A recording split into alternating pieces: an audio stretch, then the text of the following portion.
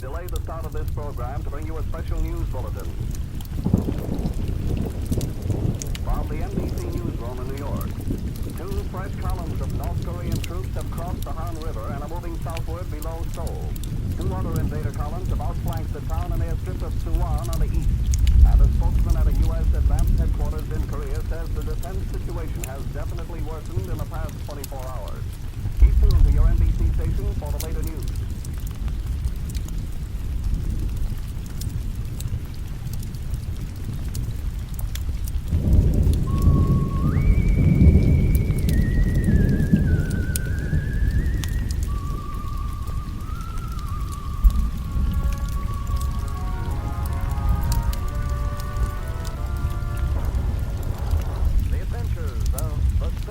Starring Vincent Price.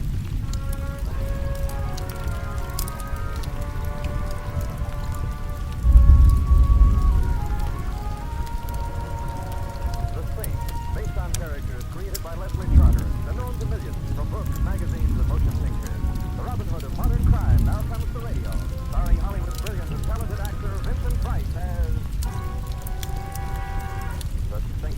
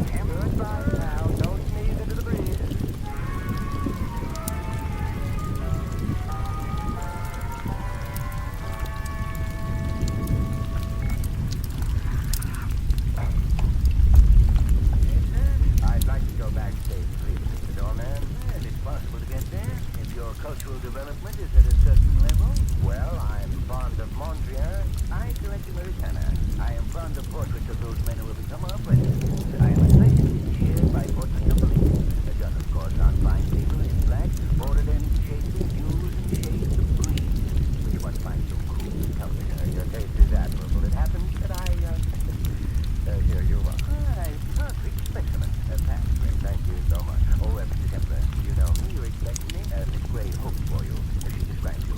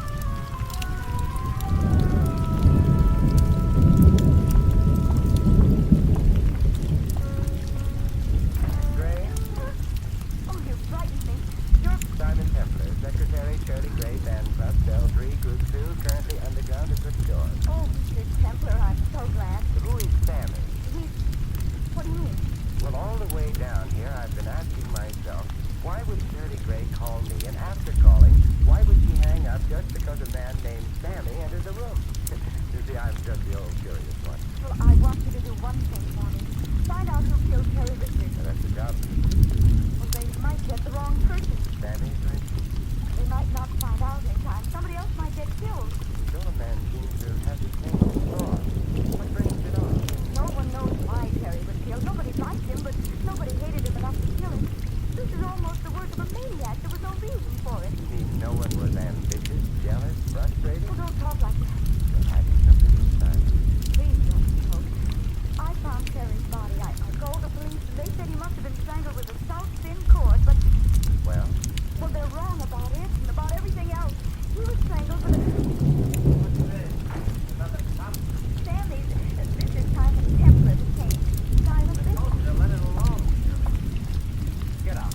I'm happy to know you too, friendly one. Look, template. We're being held in this off-leash burg and we can't get out. I'm spending all my time at the jail answering the silly questions of these cornball cops. And now you. I've got rehearsals to do. Now, when you get out... Oh, no, Sammy, no, not rehearsals already. Wait, Terry hasn't even been... Yes, Sammy, why are you so anxious to get to rehearsal? We've got a contract for a concert. That's what we were doing in this corn pallet, warming up for the tour. The band's got to be in shape in a week and the contractor's canceled. No contract, no tour, no tour, no band, no band. We're in a panic, do you see? No. Just where do you fit in? I like money. I eat it. Keep it in prudence. Besides, if we make out, the agency is giving me the band. I got it coming. Why, Terry has what happened coming to him. Oh, Sammy. Well, Terry was a flower from nowadays. You are a man of grace and charm, Sammy. Send him away. Get him out of here. Gentle psychotic, isn't he? As we jazz lovers say, this was his murder. Oh, I'll talk to him. Will you wait for me, Simon?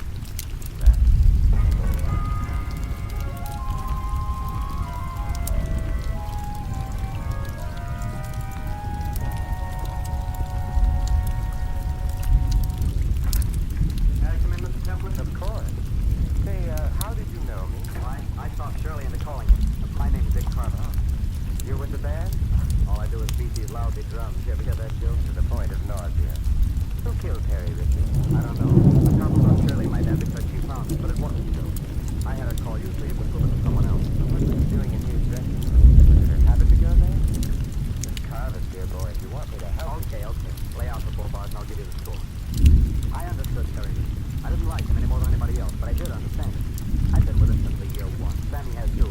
Only he played a 3-year job with the Army. Sammy called Terry a slob. Yeah. Before the war, Sammy and Terry started this band. Terry funded it and Sammy arranged it to touch with them. The man sent a greeting even as the paratroops and came back not too hard. But he killed Terry when he found out Terry had cut in for 100% of the band. I remember his hands were just Why aching. did he come back with him? Terry was up there, Mac. Number 1. He was willing to pay for Sammy's talent and pay good. That's the only way to keep anybody, including Shirley. Foolish kid. It wasn't enough she had to work for, and she had to go along with him a little way if she wanted her job. And she did. Why? Why, she used to be the biggest name on radio without Terry Richards. How did he ever become a band singer? Canaries are hard to figure. Maybe that's the question you got then. Terry Richards seems to have been a different kind of singer. Well, I admired him, Mr. Templar, for one reason. He knew how to fight, cheat, steal, hit below the belt, but stay on top. He had one philosophy, and it fit this world great. Hooray for me, and nothing for you. If I could have had that, I'd have done all right. I'd have been bigger than Terry Richards. But I haven't. I admired the man who had it. He's been an enchanting recital of the foibles of humanity, but who killed Terry Richards? I wish you'd find out. Why are you so anxious? Because without Terry, this band can still go places. Oh, we needed him like the Mexican economist boss. Now Samuel will be in charge, don't you see? And he'll give everybody a chance, even me. But Terry wouldn't give any of us a chance to shine. We always had to beat the his guitar. Well, we got a real gone arrangement of temptation. Just me on him and Shirley on board. Real gone. But Terry wouldn't even What listen. I've heard of progressive music as a sample, I'd say it hasn't gone quite far enough. It's still in the range of hearing. On him, Mr. Templar. Shirley, Come on, let's go. this way. The green room. Shirley, out of the way. Call the cops. Hurry. Oh, Mr. Templar.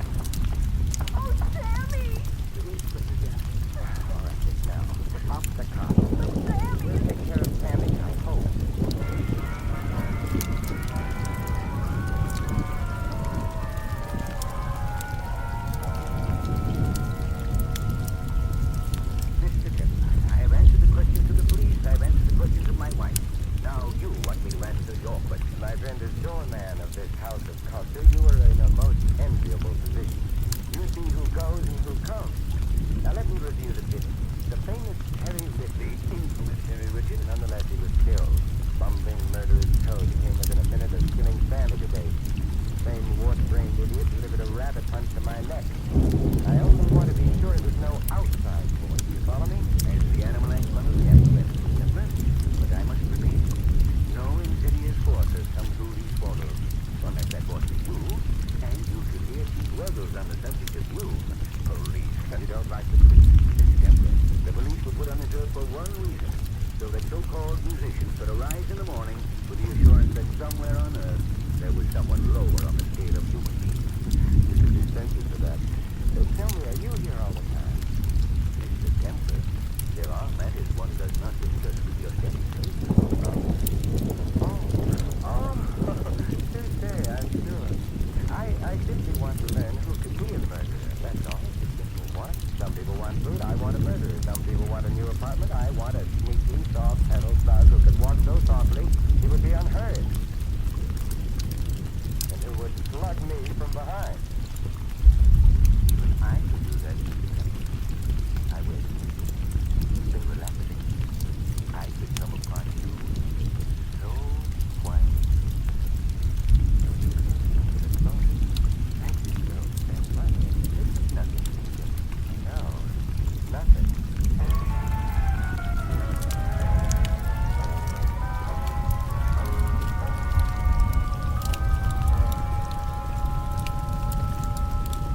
You feeling better, Sammy? Kemper, are you still around? You're not happy with me, Sammy. Sammy, please. If it weren't for Mr. Kemper, you might be dead. Oh. If he hadn't shown up, it wouldn't have happened. No, scared somebody, that's all. Whom did I frighten, Sammy? You? What do you mean? It occurs to me that if I were a person so willed and so frightened, I could hold a wire about my neck and induce unconsciousness. You've got rot in your head. Why don't you leave it alone? Let the cops have somebody blood me, Sammy, and I'm very sensitive about such things. Why don't you two stop fighting? This is serious. Somebody else is going to get hurt. Yes, and I hereby nominate Simon Temple. I must decline because this Lord, instead of us arguing like this, why don't you go rehearse? Oh, great. Now he's going to run the band, too. No, but at least you'll be out of my hair for a while. Sammy has an abrupt personality. Now, Jerry, we're alone. Simon, are you getting anywhere? The answer to that would have to come from your own love. See you as you are now as well as you've been. It's so far. Well, whoever it is gets away with it. Suppose he succeeds next time. Kills Sammy or me. Sammy, Shirley, What did you say? I said, did you kill Terry and try to kill Sammy? Simon! I'm very rude. My analyst goes. No, never mind my analyst. I hate it. You didn't answer my question. No, I didn't kill Terry. You satisfied?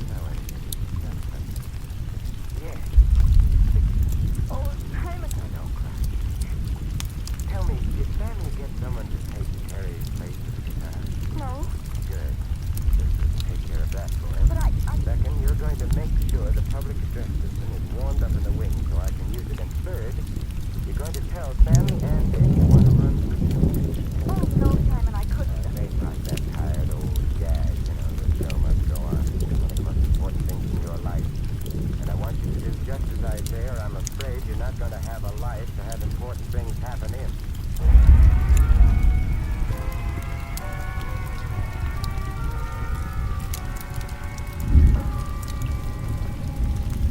Okay, let's take it once and forget it. No, Carl. It's up to you, Dick. Take it in the down seat. Yeah. Okay, now. Ready, Shirley? Yeah, Daddy. Dick, roll it.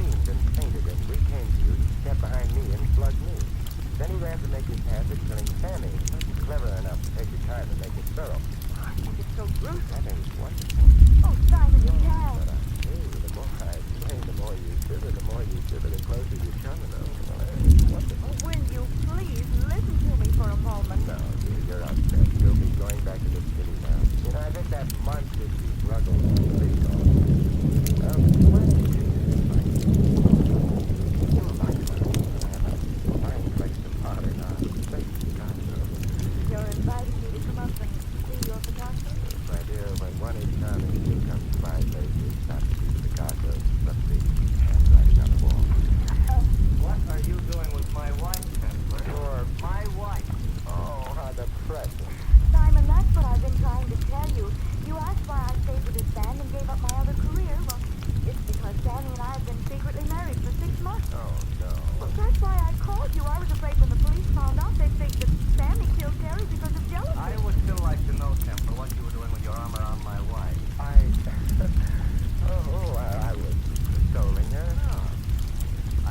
consolation for you. Sammy, I wouldn't advise violence. I'm ready. Violence? You got me all wrong. Chief Ruggles. Sammy! Now, what do you want? You still looking for Templar? What else? There he is. Oh, no. Templar. Hello, Chief. I want to talk to you. Say goodbye to the nice man. Goodbye, Simon. And thanks. We'll meet again. Over my dead body. I'll try to arrange it.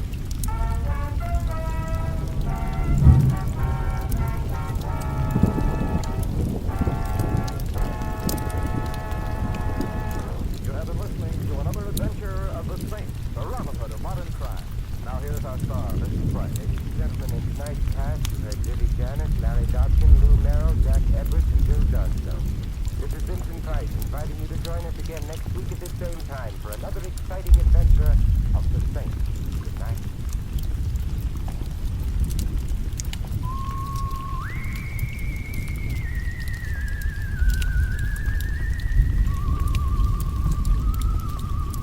Transcript of the Saint was written by Charles Glenn. Music was composed and conducted by Von Beckner. The Saint, based on characters created by Leslie Charteris, is a James L. Sapphire production and is directed by Helen Mack. Vincent Price is soon to be seen in the Universal International picture Curtain Call at Cactus Creek. And all you Saint fans will be glad to know that the Saint comic books are on sale at all newsstands. Your announcer is Don Sandler. Next, it's Sam Spade, then Summer Symphony on NBC.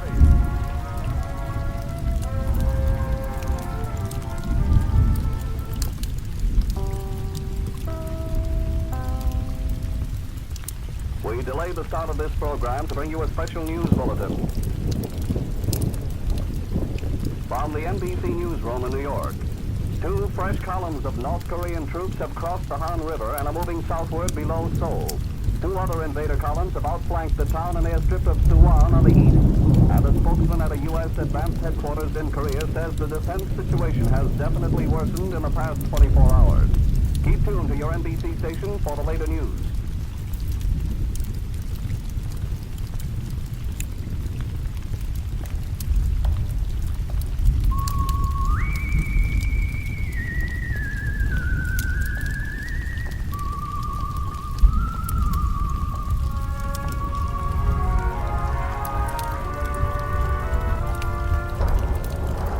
The Adventures of the Saint, starring Vincent Price.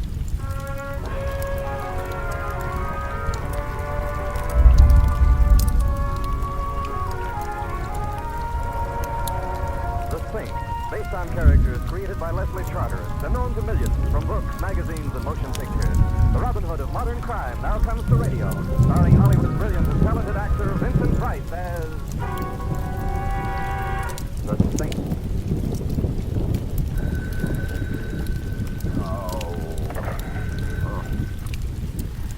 Hello.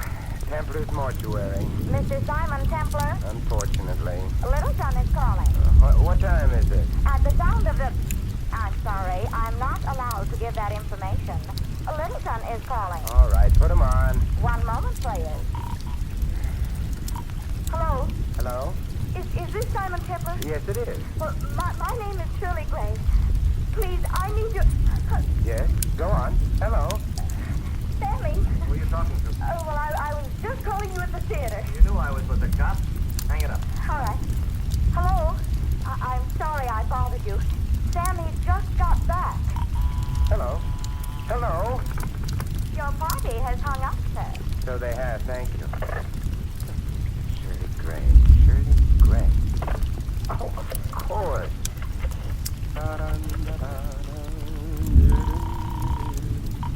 Homicide, Lieutenant Schwartz. Guess who? Oh, no. Templar? No. You hate me, don't you? Templar, this is the Homicide Bureau. I am up to the cleft of my rugged chin in work. I got maniacs confessing to murders that never happened. I got murderers caught in the act who say, who, me? And no, I got Templar. Yes, Lieutenant? Templar, you got something to say? Say it. Anyone for badminton? Templar, Okay, Lieutenant. I just want some information. Read the newspapers, Templar. They whip up the crime waves. I don't. Well, then, what do journalism's juvenile delinquents have to say about events in the city of Littleton today? You don't know. I couldn't even guess. Well, stay happy. Go back to bed. Lieutenant, I'll write a letter to the Times. Okay, Templar, have it your way. You ever hear of a band leader named Terry Richards? Of course. You mean the one they call the real gone guy? I hope to hold your half note, Templar. He's real gone, all right. So gone he's dead. He was strangled. Oh? Well, thank you, Lieutenant, for your first exclusive. Look, if you're figuring to butt in, Templar, I wouldn't. Now, you know me. You remember Lieutenant Ruggles? Old meathead? Old meathead. Well, he's now chief of police at Littleton. You'd better stay out of his way. Well, I wouldn't dream of getting in his way. Or would I? I'm not kidding, Templar. Terry Richards was a real big name. Ruggles wants this one for himself. You get in his way, he'll have you so deep in the pokey, they'll be feeding you with a pea shooter. Hey, on second thought, is that bad? Lieutenant. Yes, Templar. Did someone spike your bubble gum this morning? Yes, I... Goodbye, pal. Don't sneeze into the breeze.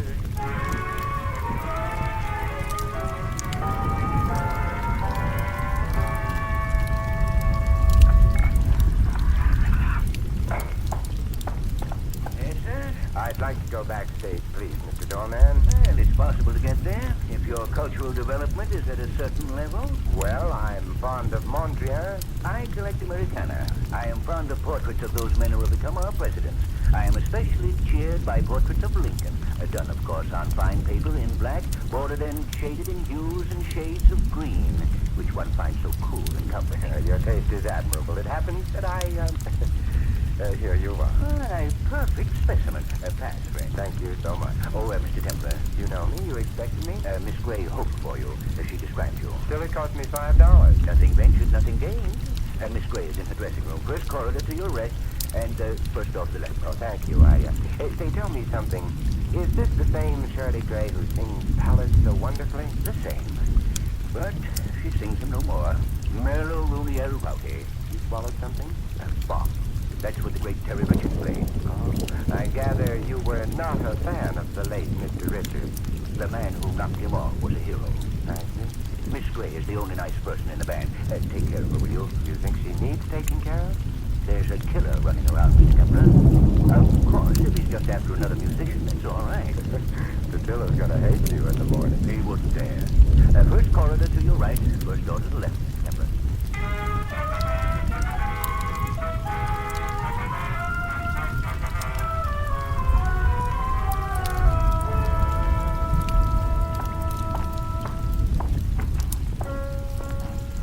Gray? Oh, you frightened me. You're... Simon Templar, Secretary, Shirley Gray, Fan Club, Cell 3, Group 2, currently underground at Rich Shores. Oh, Mr. Templar, I'm so glad. Who is Sammy? He's... What do you mean? Well, all the way down here, I've been asking myself, why would Shirley Gray call me? And after calling, why would she hang up just because a man named Sammy entered the room? You see, I'm just the old curious one. Well, I want you to do one thing for me. Find out who killed Terry Richards. Now, that's a job for the police. Well, they might get the wrong person. Sammy, for instance? They might not find out in time. Somebody else might get killed. The doorman seems to have had the same thought. What brings it on? No one knows why Terry was killed. Nobody liked him, but nobody hated him enough to kill him. This is almost the work of a maniac. There was no reason for it. You mean no one was ambitious, jealous, frustrated? Oh, don't talk like that. You're hiding something from Simon. Please don't joke. I found Terry's body. I called the police, and they said he must have been strangled with a stout, thin cord, but... Well? Well, they're wrong about it and about everything else. He was strangled with a... What's this? Another cop? Sammy, this is Simon Templar, the saint. Simon, I this... told you to let it alone, Shirley. Get out, Templar. I'm happy to know you too, friendly one. Look, Templar, we're being held in this offbeat burg and we can't get out. I'm spending all my time at the jail answering the silly questions of these cornball cops. And now you. I've got rehearsals to do. Now, when you get out... Oh, no, Sammy, no, not rehearsals already. Why, Terry hasn't even been... Yes, Sammy, why are you so anxious to get in rehearsal? We've got a contract for a concert tour. That's what we were doing in this corn palace, warming up for the tour. The band's got to be in shape in a week or the contract is canceled.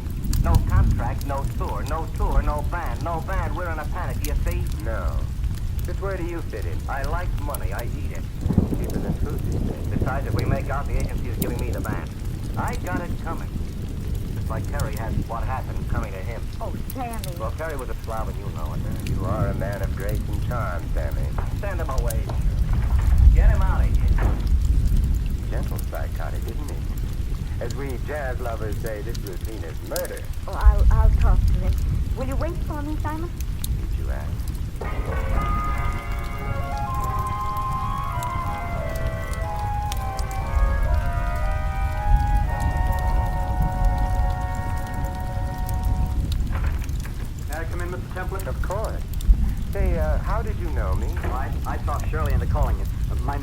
bravo. You with the band? All I do is beat these lousy drums. You ever hear that joke? To the point of nausea. Who killed Terry, Richard? I don't know. The cops thought Shirley might have because she found it, but it wasn't Shirley. I had her call you so you could prove it was someone else. Well, what was she doing in his dressing room? Was it her habit to go there? Just carve it, dear boy, if you want me to help. Okay. Lay out the 4 bars and I'll give you the score. I understood Terry Richard. I didn't like him any more than anybody else, but I did understand him. I've been with him since the year 1. Sammy has too, only he played a 3-year job with the Army. Sammy called Terry a slob. Yeah. Before the war, Sammy and Terry started this band. Terry fronted it, Sammy arranged and conducted rehearsals. The man sent him greetings, and he went into the paratroops and came back top of polished. I thought he'd kill Terry when he found out Terry had cut in for 100% of the band. I remember his hands were just aching. Why did he come back with Terry? Terry was up here, Mac, number 1. He was willing to pay for Sammy's talent and pay good. That's the only way he could keep anybody, including Shirley. Poor kid, it wasn't enough she had to work for him. She had to go along with him a little way if she wanted her job. And she did. Why, she used to be the biggest name on radio without Terry Richard. How did she ever become a band singer? Canaries are hard to figure. Maybe that's the question you've got to answer. Terry Richard seems to have been a dismal kind of snail. Well, I admired him, Mr. Templar, for one reason. He knew how to compete. Fight, cheat, steal, hit below the belt, but stay on top. He had one philosophy, and it fit this world great. Hooray for me and nuts to you. If I could have had that, I'd have done all right.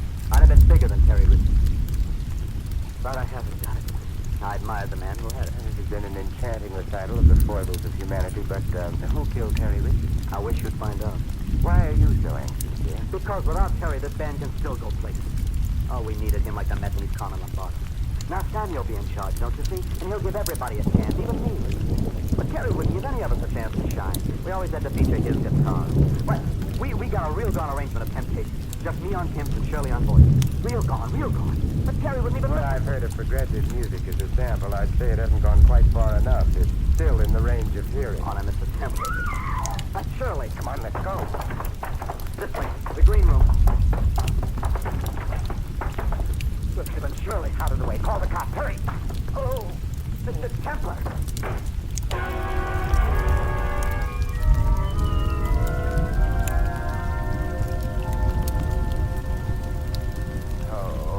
Are you all right, Simon? Oh, yes, Angel, I'll be all right. Hey, I thought you were dead. She just fainted, Templar. Did you call the police, Dick? Between giving her smelling salts, bathing your head, I haven't had much of a chance. What did they say in the whodunit happened? Somebody slugged you from behind and pushed me through the door and slammed it. Oh, my neck. It must have been a rabbit punch. Do you want a doctor, Simon? Dear heart, I want an answer. By the way, what did happen to you? Well, I argued with Sammy for a while, and then I came over here, and I picked up Sammy's baton, and this was wrapped around it. Wait till I stand up. Oh, that floor was so comfortable. Hey, what is this? It's an E-string to a guitar. It's what was used to kill Terry. Probably from his own guitar. Probably someone had a sense of poetic justice, a guitar string for a guitarist. Let me see that thing. Ow! What's the matter? I pulled it tight, it cut into my hand. Hey, wait a minute. Did you know Terry was killed with an E-string, Shirley? Well, it was beside him when I found him. Between the time I called the police and the time they got here, someone had taken him. Shirley, my sweet, Emily Post has it that when one is in possession of evidence or information about evidence, one tells the cops or one suffers one does. Oh, I was afraid. See, you are more afraid now. This thing is a warning. For Sammy, for you, or for everybody. Hey, by the way, where is Sammy? Why didn't he come running when he heard you scream? Same reason I knew she was in the green room and not his dressing room. His room is soundproof. Well, I moved that we adjourn to Sammy's little cell and see. No. Shirley, you're not going to be stubborn. All right, let's go.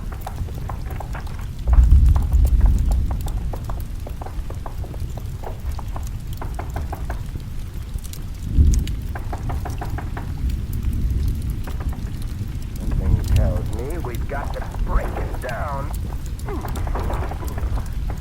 Oh, Sammy! The E-string again. All right, now, the cops. But Sammy We'll is... take care of Sammy, I hope.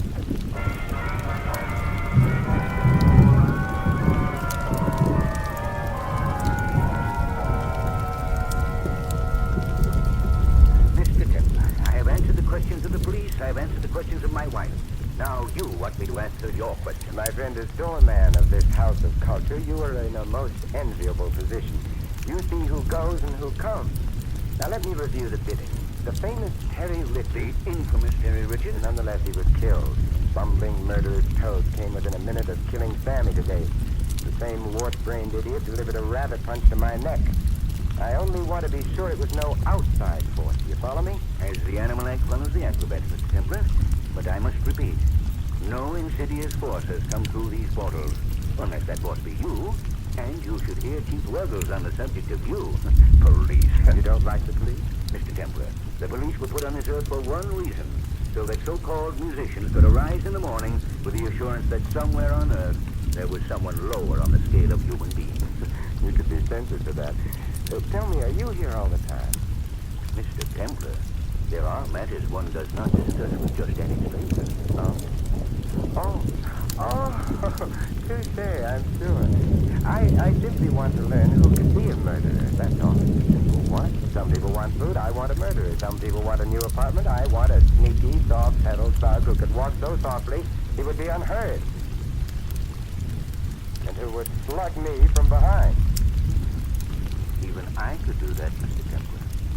I wear sneakers. They're relaxing. I could come upon you so quiet. Oh, you could. I'll give it thought. Thank you so very much. This is nothing, Mr. Templar. I know. Nothing.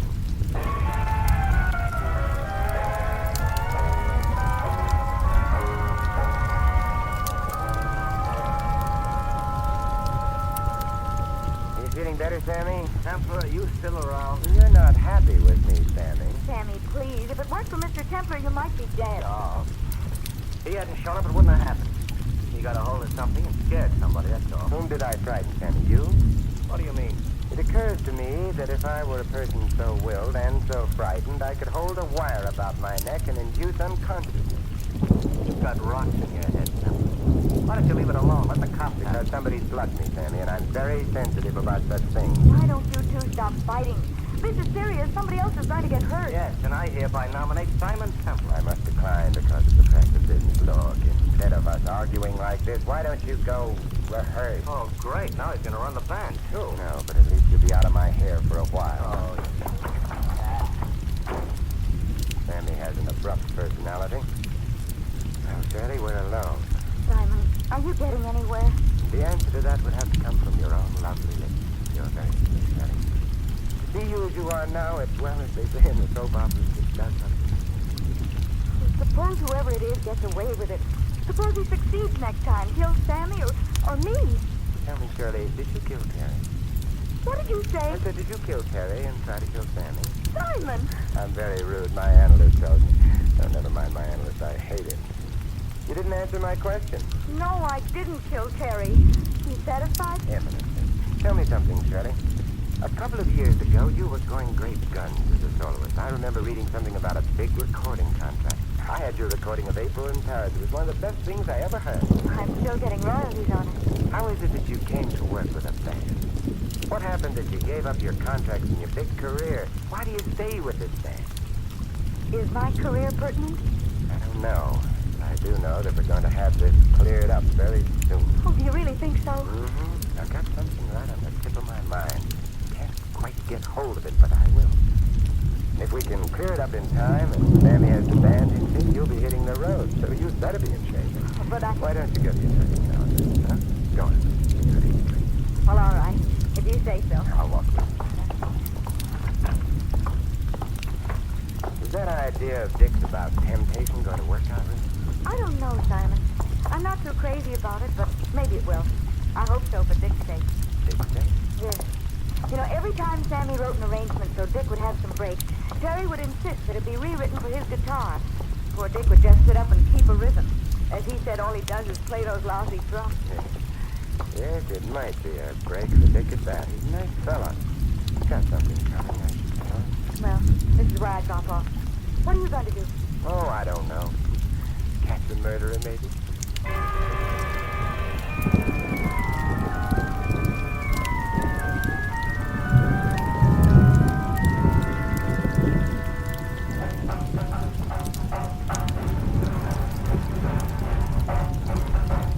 Hello, Dick. Oh, hello, Mr. Templar. Oh, no, don't stop playing. Go right ahead, Dick. How's it past the time of day? Fun. Have any luck? Well, I'm about to step out of the store window and call for Philip Marlowe. Well, if there's anything I can do, or any of the fellas for that matter, I know they'll help. I thought they were all happy to see your late maestro go. That was the impression I had. Now, Sammy might give you that impression, or that whacked-up doorkeeper out there. But I don't think anybody likes to see somebody murdered.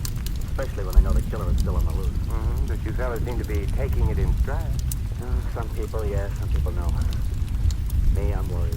No, take it easy now. Hey, you certainly need a lot of paraphernalia in your trade. Yeah.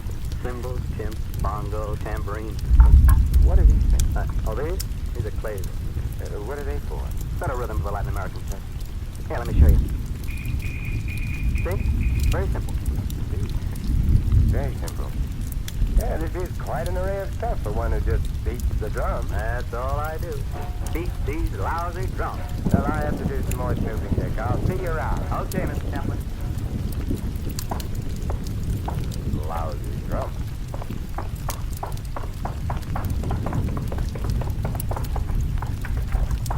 Hey, what's got you busting in here? Sammy, I've got two questions for you if you're interested in finding Terry Richards' killer. I'm not. Number one, you were in the paratroop?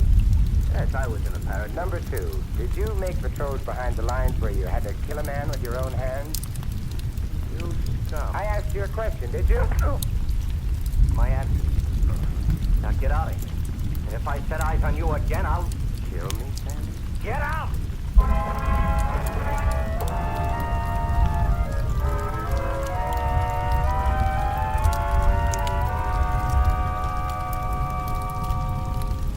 You know, I think I'd feel much better if you'd take my head in your lap and bathe my face. I'd feel much better. Oh, Simon, stop it. You know, you shouldn't have just barged in on Sammy like that. He has a temper, and he doesn't like to be reminded of... Well, you just should have been more diplomatic. I was. Diplomacy, my dear girl, is not always a matter of kid gloves. Oh, Simon, why don't you give it up? I'm awfully sorry I got nervous. I'm not at all. It's well worth everything just to sit here and have your sympathy. Simon, what's the matter? That dress. Round the neck of it. And eat. Oh, Simon, Never mind, Shirley. I think I know what it means now. But why me? Do I know something? What is it? No, you don't know anything, but you've done something. Yes, that's it. Oh, Simon. Now, don't cry, Shirley. Tell me, did Sammy get someone to take Terry's place with the guitar? No, Good. This will take care of that for him. but I... Second, you're going to make sure the public address system is warmed up in the wing so I can use it. And third, you're going to tell Sammy and Dick you want to run through temptation. Oh, no, Simon, I couldn't. Make like that tired old gag, you know, the show must go on. One of the most important things in your life. And I want you to do just as I say, or I'm afraid you're not going to have a life to have important things happen in.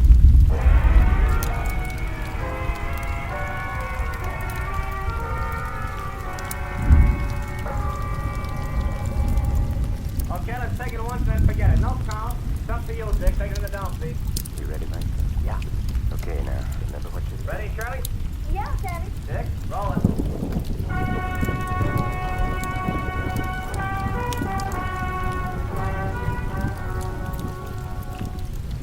You came, I was alone. I should have known you were temptation. You smiled, luring me on. My heart was gone. You were temptation. Okay, Mike, so it's yours.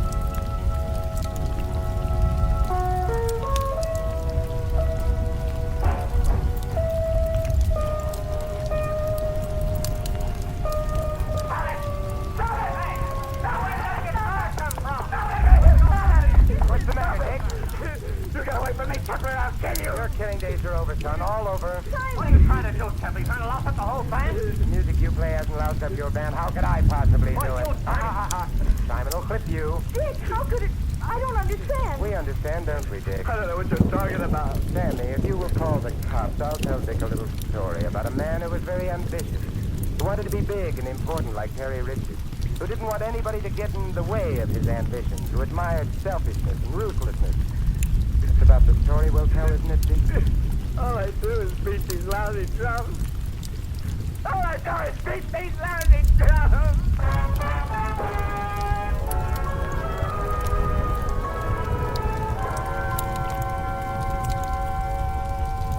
But why did he try to kill me, Simon? Quiet, dear, just remain as you are. Isn't it so bad? Simon, you should know Oh, that... I do know. He killed Terry because, as you said, Terry took all the licks. Which is to say that Dick thought belonged to him. Then he got real ambitious. He wanted to be like Cooper, had his own band, and he tried to kill Sandy. Then he could fight for the leadership of a band that was already great. Oh, it's so awful. Dear heart, for what? Simon. I mean, meeting you.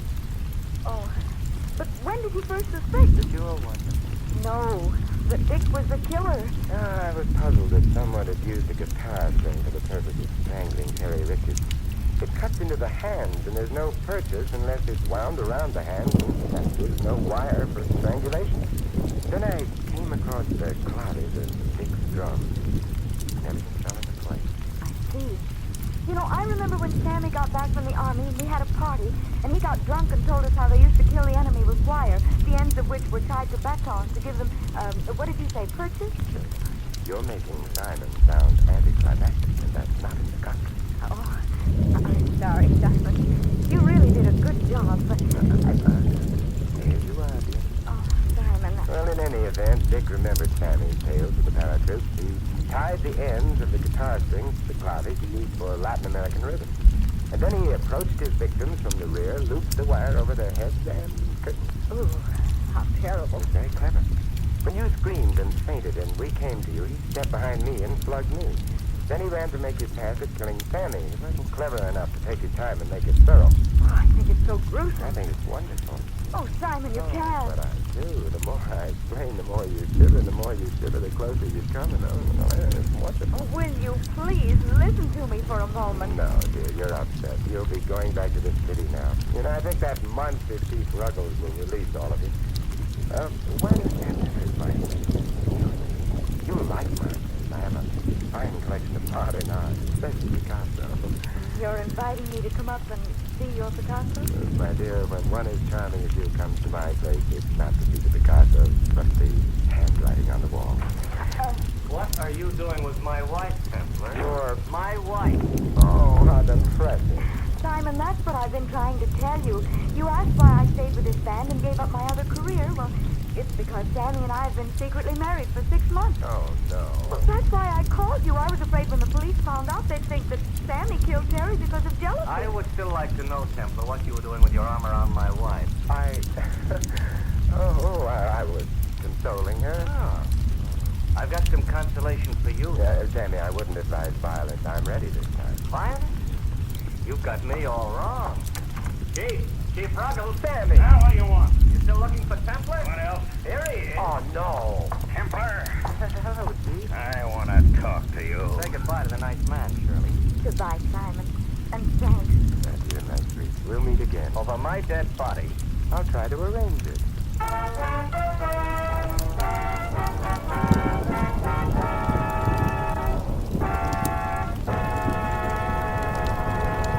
You have been listening to another adventure of the Saint, the Robin Hood of modern crime. Now here's our star, Vincent Price. Ladies and gentlemen, in tonight's cast, you heard Vivi Janis, Larry Dobkin, Lou Merrill, Jack Edwards, and Bill Johnstone. This is Vincent Price inviting you to join us again next week at this same time for another exciting adventure of the Saint. Good night.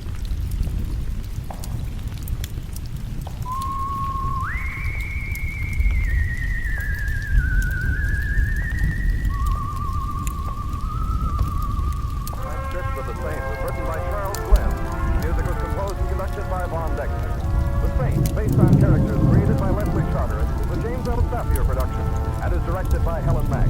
Vincent Price is soon to be seen in the Universal International picture Curtain Call at Cactus Creek. And all you Saint fans will be glad to know that the Saint comic books are on sale at all newsstands. Your announcer is Don Sandler. Next, it's Sam Spade and Summer Symphony on NBC. The National Broadcasting Company delays the start of this program to bring you a special bulletin. From the NBC newsroom in New York, a display of perfect teamwork by American ground and air forces has stalled the communist drive on the Chunan front. One dispatch says the North Koreans have suffered their first real thrashing of the invasion. And their push on Taoyuan with 50,000 troops has been halted, at least for the moment, at a point some 35 miles from Taoyuan. Keep tuned to your NBC station for the later news.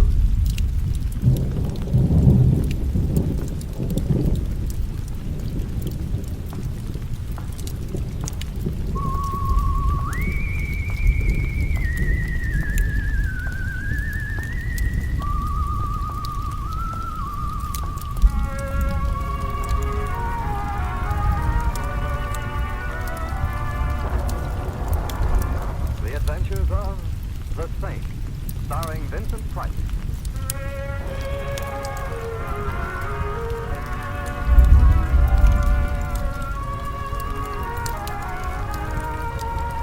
The Saint, based on characters created by Leslie Charteris and known to millions from books, magazines, and motion pictures.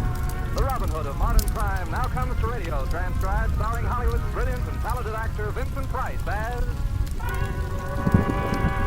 the Saint.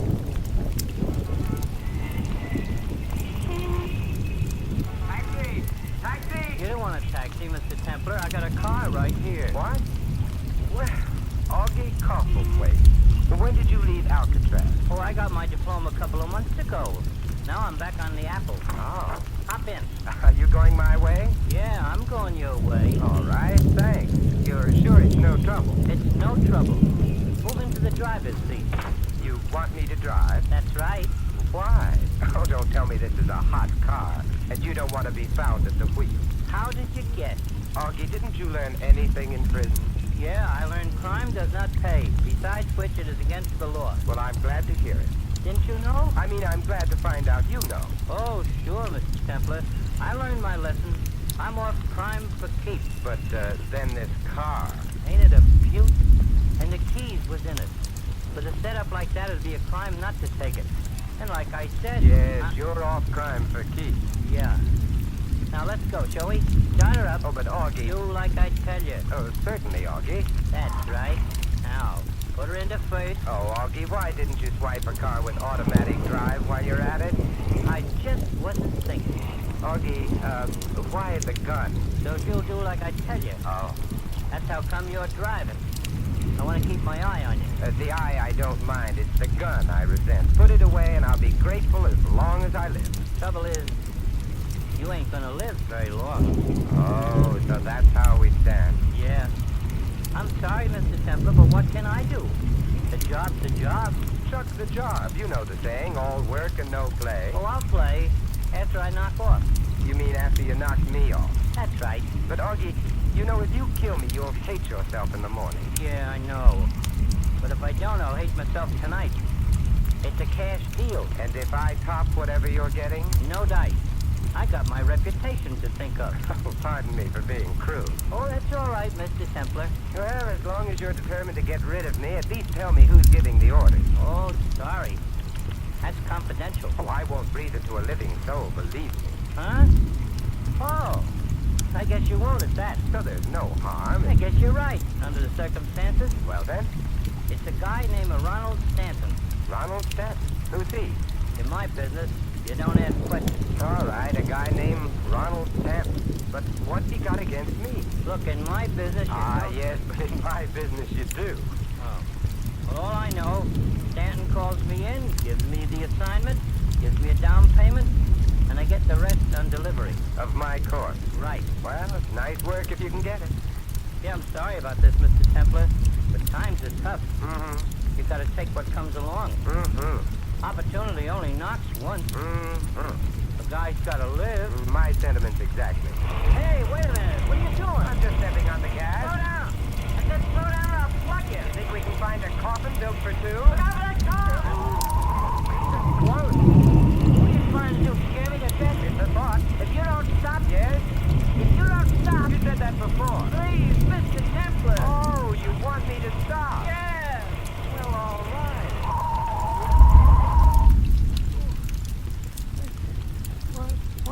What hit me? The windshield, and now I'll take that gun. Come on, Augie, snap out of it.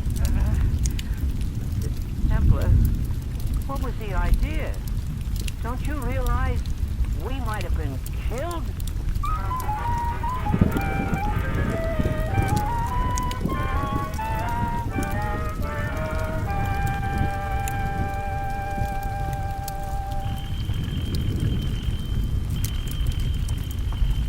Never mind, Johnson. I'll get it. I'm expecting visitors. Very good, sir. Yes? Are you Ronald Stanton? Yes? And you? Simon Templar, Simon Templar. As I live and breathe. No, as I do. Surprise, isn't it? Where's Augie? Nursing a headache? Oh, dear me, I should have known. May I come in? I want to talk to you. Certainly, certainly. This is spider to the fly, but before you get any ideas, Mr. Stanton, I've left word I was coming here, so for your I sake... quite understand. Come in. Right. Now, you have nothing to worry about, Mr. Templar. I am constitutionally incapable of violence. That's why I'm forced to depend upon dullards like Augie. Mm-hmm. As a matter of fact, I'm really in every way unsuited for the sort of work I've engaged in. I should have been an artist. I have the soul of an artist, the temperament of an artist, the intellect of an artist. Then why aren't you an artist? My paintings stink. Oh. So you find me a swindler instead. Degrading, but a man must do. So I've heard. And at least it does involve the intelligence. Matching one's wits, as it were. Oh, dear me. What's the matter? I just remembered. I must make a note to call the florist in the morning and cancel the flowers. What flowers? For your funeral. You won't be needing them, will you? Not if I can help it. Pity. They were gorgeous. You'd have loved them. Well, I'll try to bear up. Well, now, to business. I suppose you've come here for your money. Have I? Since Augie failed me, I'm afraid I'll have to pay. By the way, you're not going to hold this unpleasantness with Augie against me, are you? A little thing like that, don't be silly. I knew you'd understand. It was a natural move on my part. Anyone would have done the same, rather than pay. You would have yourself. I wouldn't have used Augie. Neither shall I next time. But since you and I understand each other, it won't affect our dealing. Not in the least. Good. Then it's still just the agreed upon amount. Yes, the agreed upon amount. Excellent. I may not have it all here, though. We'll see how much is in the safe there just a moment. Afraid this isn't quite enough. Let me count it. Don't you ever keep that safe locked? Never can remember the combination. No, this is only 12,000. Only 12,000. Yes. You see, I really didn't expect you. If you come to the office in the morning, I'll give you the other 3. Will you be there? Unless I wake up in the meantime. Good night, Mr. Stanton.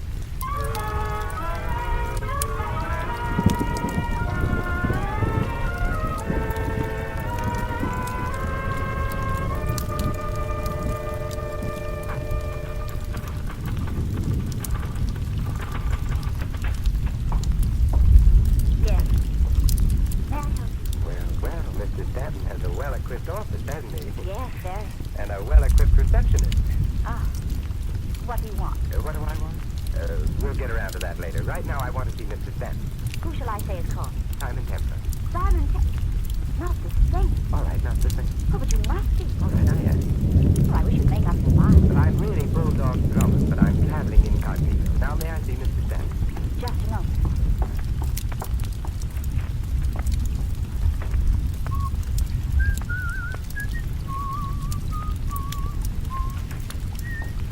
Mr. Templar, this is Mr. Price, Mr. Stanton's secretary. Oh, hello.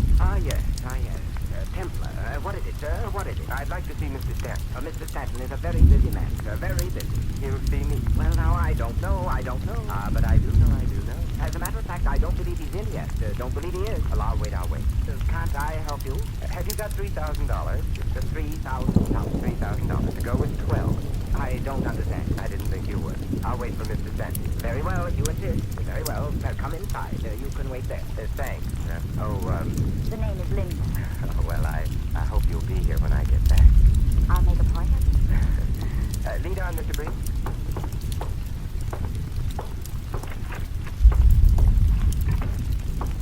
You can wait in my office. This door right here. Go on in. Thanks. Do you?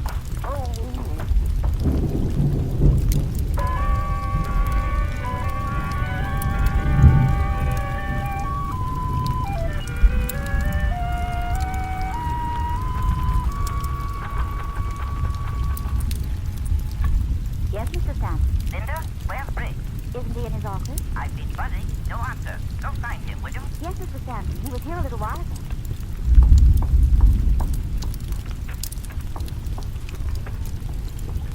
Mr. Stanton? What's the matter? I've just been put to sleep.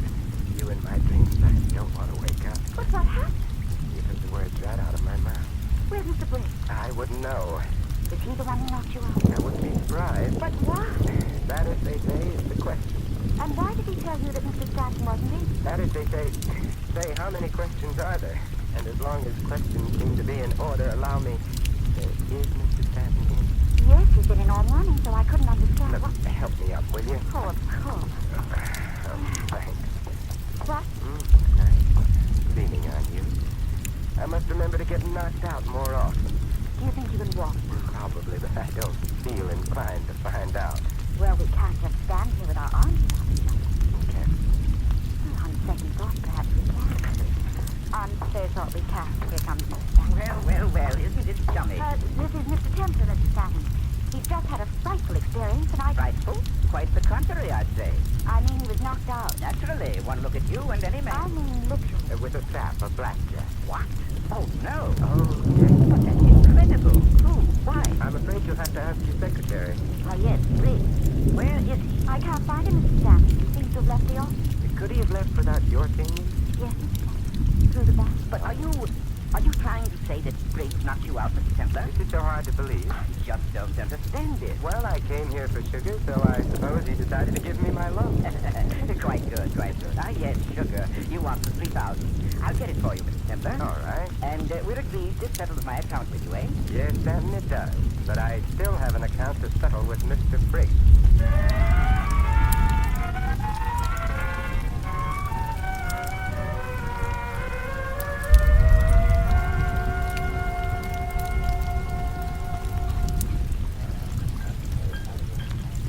Hello, Linda. Oh, Templar. I didn't expect it. I invited you for dinner. Did you think I'd stand you up? I mean, under the circumstances. What circumstance? Haven't you heard? They've found Briggs. Good. I'll settle with him later. Right now. Aren't you afraid you'll be sued? Now, don't tell me you have a jealous husband. I don't have a husband. See, life can be beautiful. But the police. Are a very dull topic of conversation. I prefer... But they're looking for For me? you. Yes. So I'll buy a dog license. It's not about a dog license. I told you they've found Briggs. So you did. What's he been saying about me? Nothing. Dead men never do. Well, then I'm dead man. Yes, didn't you know? He's been murdered. I beg your pardon, monsieur. Would you care to order now, sir? I'll be very honest with you, Captain. I'm not a bit hungry. But, monsieur, may I suggest? No, thank you. But the chef has prepared presents on the blood. Tell the chef to have one on me. Very well, Now, Linda, what were we talking about? Oh, Simon. So I'm suspect number one. Yes. Did you do it? Kill Briggs? I hardly knew him. I only kill old friends. You don't seem to realize how serious this is. My conscience is clear, and I've got a good lawyer. Tell me something about Stanton, Linda. What about him? What's his racket? Well, he's in the real estate business. So it says on his door, but what's his racket? I don't understand. I wonder. All I know is Mr. Stanton has some big project underway. He's been selling stock in it. So that's What? the racket. I don't know about it being a racket. It's a business deal. I thought it was legitimate. Look, you don't pay off somebody to the tune of $15,000 to shut him up about a legitimate business deal. Did Mr. Stanton do that? Mm-hmm. Well, I don't know much about it. I've only worked for him a short while. Who did he pay off? Me? You? But you said you didn't know. I didn't. But then we all make mistakes. You mean Mr. Stanton is a swindler? And he thought you found out, so he paid you to shut up. That's right. And you accepted his money? Well, it seems a shame to spoil his fun, but I'll contribute it to a worthy cause. Do you feel like a worthy cause? But what made Mr. Stanton think that you knew? Briggs, obviously. He must have been blackmailing Stanton in my name. Why your name? If I say so myself, Linda, and I do, it's a name that carries weight with the underworld. So why didn't he use his own name? He anticipated Augie. What? Blackmail is a hazardous occupation. Briggs wanted to avoid the hazards, so he used my name, probably intending to send a messenger for the money. But Stanton jumped the gun by sending Augie after me. Who is Augie?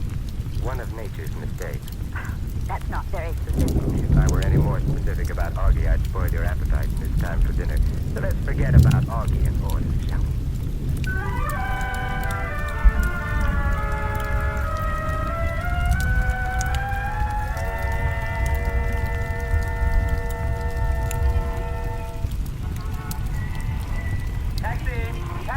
You don't want a taxi, Mr. Templar. I got a car right here. Well, speak of the devil. Were you speaking of the devil, Mr. Templar? Figuratively, Augie. Oh, Linda, This is Augie. I see. Likewise. I am charming to have met you. It is a pleasure. Now scram. What? Scram. I'm afraid you'd better scram, Linda. But will you go? Yes, I'm sure Augie will take care of me, won't you, Augie? Yeah. Now look, sister, you don't scram so good. You want I should show you how? No, she don't want you to show her how. Go on, Linda. I'll call you later. All right. I'll be waiting. And you, Mr. Templar, get in the car. But Augie, you heard me. Me a gun again. Augie, this is where I came in. You mean this is where you get in? Go ahead. Oh, all right, Augie. Only this time, I drive. Oh, I'm hurt. You didn't like my driving. So you're hurt. I let you drive, we'll both be hurt. My left hand stays in my lap with the gun. So just sit quiet. I see Stanton changed his mind. About what? Firing you. Why should he fire me? He was very upset by last night's fiasco. Well, Mr. Stanton is not a man to hold a grudge. Oh, I see. Besides which, I know too much. About what? Things. Well, I'm glad you kept your job. I'd hate to be taken for a ride by a really efficient hoodlum. That's no way to talk, Mr. Templar. I'll have you know I ain't no hoodlum. I'm sorry, I stand corrected. You'll sit. Right where you are. Yes, Augie. And no tricks this time. No, Augie. We ain't gonna have another Fabasco. No, Augie. I am a careful driver. So I see. But now let's see how you do with my foot on yours. Hey! Just watch where you're going, Augie. Get off my foot! All right, Augie. Hey! Congratulations, Augie. You're really alert. The way you grab that wheel, of course, when you grab the wheel, I grab the gun. Oh, this is getting monotonous. Well, I'm willing to quit if you are. Believe me, Mr. Templar, I am giving it serious consideration.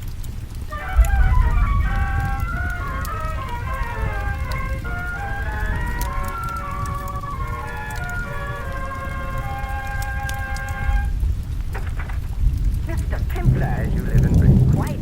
But where's Augie? He met with another Fabasco. I beg your pardon.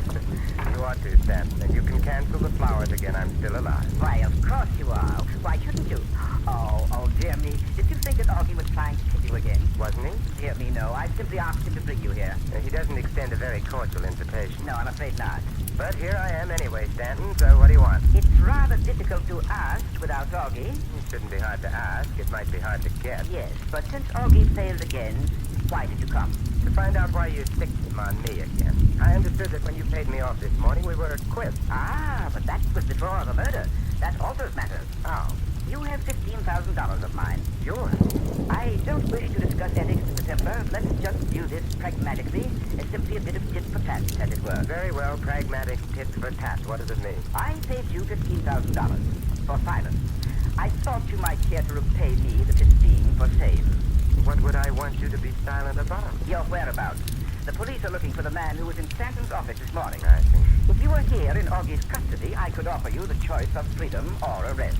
But since Augie once again failed me, the whole matter becomes an academic question. Mm-hmm. But you can't blame me for trying. After all, you would have done the same. In fact, you did the same, eh? Every man for himself, and no hard feelings, right? Quite. Good night, Mr. Stanton.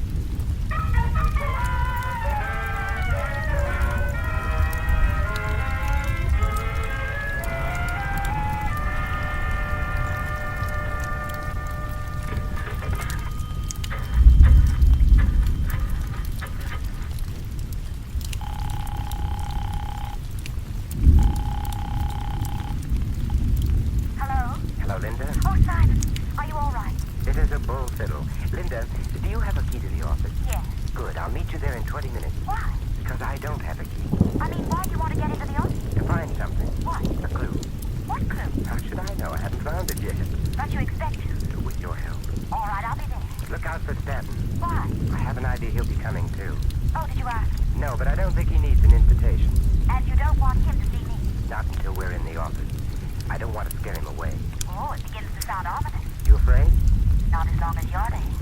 I wonder how I ought to take that. As it comes. All right. I'll be waiting, Linda. Hurry.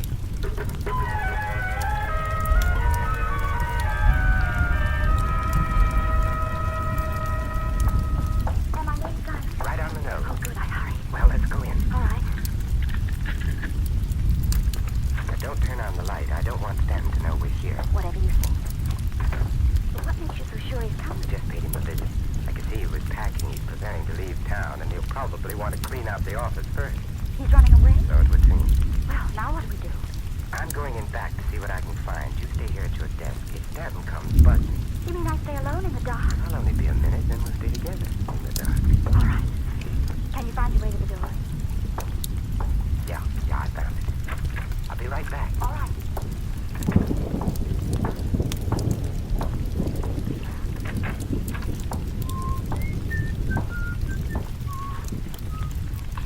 Yes, Simon? You want something? Has Stanton showed up? Not yet.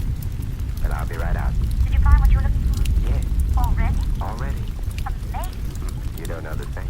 I'll be right out and give you a chance to learn.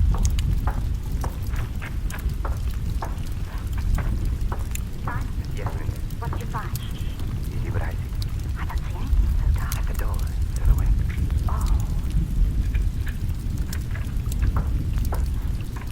Hello, Stanton. What? Here, let me turn the light on for you. Oh, Templar and Linda. Yes, we've been waiting for you, Stanton. How did you know? Elementary, my dear Stanton. Seems you've beaten me, Templar, to everything except the draw. Put up your hand. I thought gunplay was out of your line, Mr. Stanton. Sometimes one is forced to take matters into one's own hands. But I assure you I don't relish it, so please do as I say, both of you. Because if I'm forced to shoot you, I know I shall be quite ill. What are you going to do? If you two will just stand quietly with your hands raised. I have a better idea. He's between us, Linda. He can't watch us both at the same time. Get over next to her, Templar. Ordinarily, there's nothing I'd rather do, but under the circumstances... If you don't obey me, much as I hate the sight of blood, I shall be forced to shoot you. In other words, Stanton, there comes a time when even you are willing to commit murder. Only when absolutely necessary. It's a nice distinction. I don't care to discuss it. Now, will you get over next to Linda? On the contrary, Linda, while he's watching me, now's your chance. Clout him with that standing ashtray. No, you don't. All right, Stanton, now that you've turned to her, I've got you covered. Drop your gun. All right. Don't shoot. As I've told you, I can't stand the sight of blood, especially my own. Pick up his gun, Linda. I've got it. Dear me. Perhaps Augie isn't so incompetent after all. Gunplay can be quite complicated. Well, we'll send you where you can learn the art from experts. Let me have his gun, Linda, and then you can call the police. All right. The police?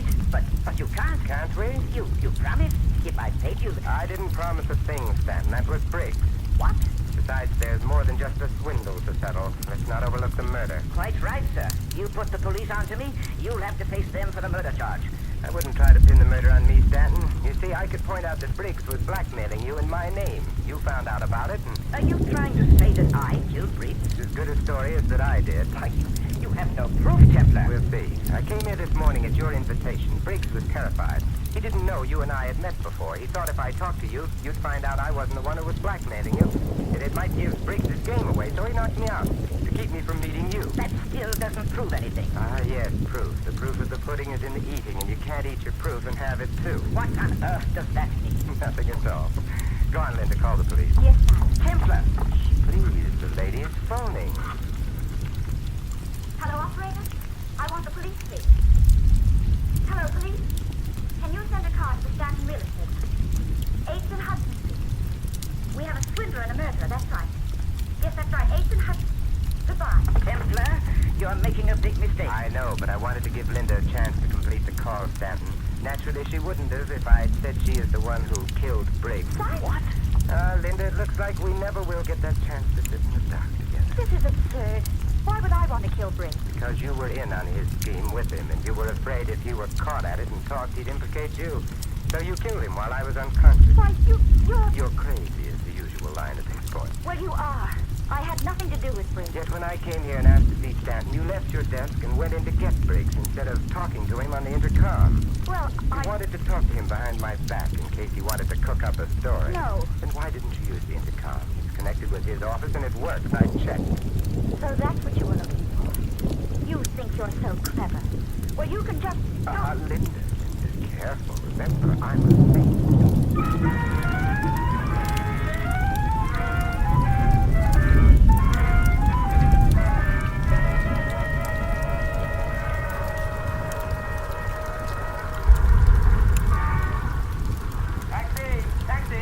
You don't want a taxi, Mr. Templar. I got a car here. No, Augie, not again. What's the matter, Mr. Templar? Don't you like my company? It's not that, Augie, but I'm warning you, if you keep driving a hot car around town, some nice policeman is going to speak harshly to you and pull you in. Mr. Templar. Yes, Augie? To tell you the truth, it ain't a hot car. Not even slightly warm. Nope. I bought it. Paid cash. But... yeah, I wouldn't like it to go no further. Oh, I understand, Augie. Don't worry. I won't say a word.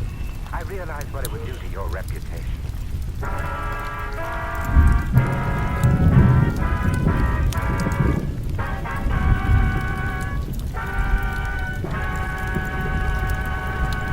You have been listening to another adventure of the Saint, the Robin Hood of modern crime.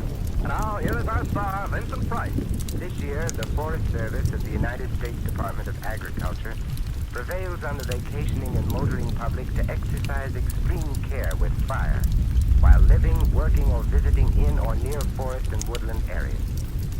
Remember, friends, it only takes a moment's carelessness or thoughtlessness to set fire loose in the forest. So let's all be careful. This is Vincent Price inviting you to join us again next week at this same time for another exciting adventure of the Saint. Good night.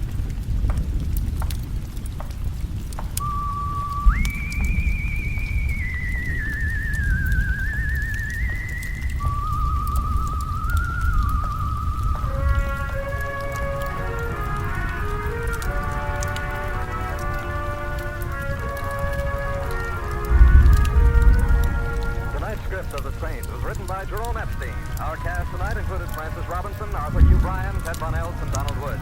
The music was composed and conducted by Vaughn Dexter. The Saint, transcribed based on characters created by Leslie Charters, is a James L. Sapir production and is directed by Helen Mack. Vincent Price can now be seen in the Universal International picture Curtain Call at Cactus Creek. And all you Saint fans will be glad to know that the Saint comic books are on sale at all newsstands. Your announcer is Don Stanley. Night Feed and Top Secret, two suspense-filled, action-packed shows come to you tomorrow night on NBC. Make a date. Hear Top Secret with Mona Massey as a counter-espionage agent, and Night Feed, the story of Chicago after dark. Both top shows tomorrow night on NBC. Next, the National Broadcasting Company delays the start of this program to bring you a special bulletin. From the NBC newsroom in New York. A display of perfect teamwork by American ground and air forces has stalled the communist drive on the Chunan front. One dispatch says the North Koreans have suffered their first real thrashing of the invasion. And their push on Taoyuan with 50,000 troops has been halted, at least for the moment, at a point some 35 miles from Taoyuan. Keep tuned to your NBC station for the later news.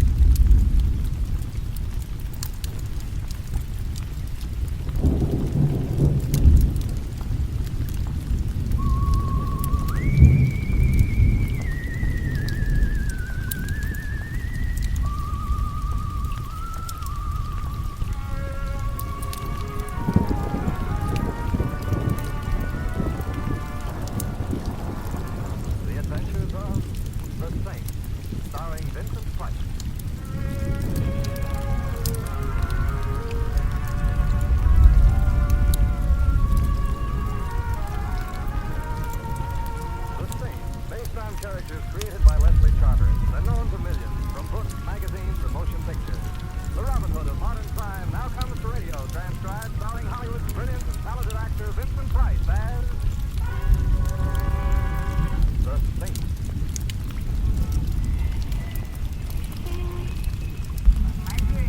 Taxi! You don't want a taxi, Mr. Templar. I got a car right here. What? Well, Augie Cofflewaite.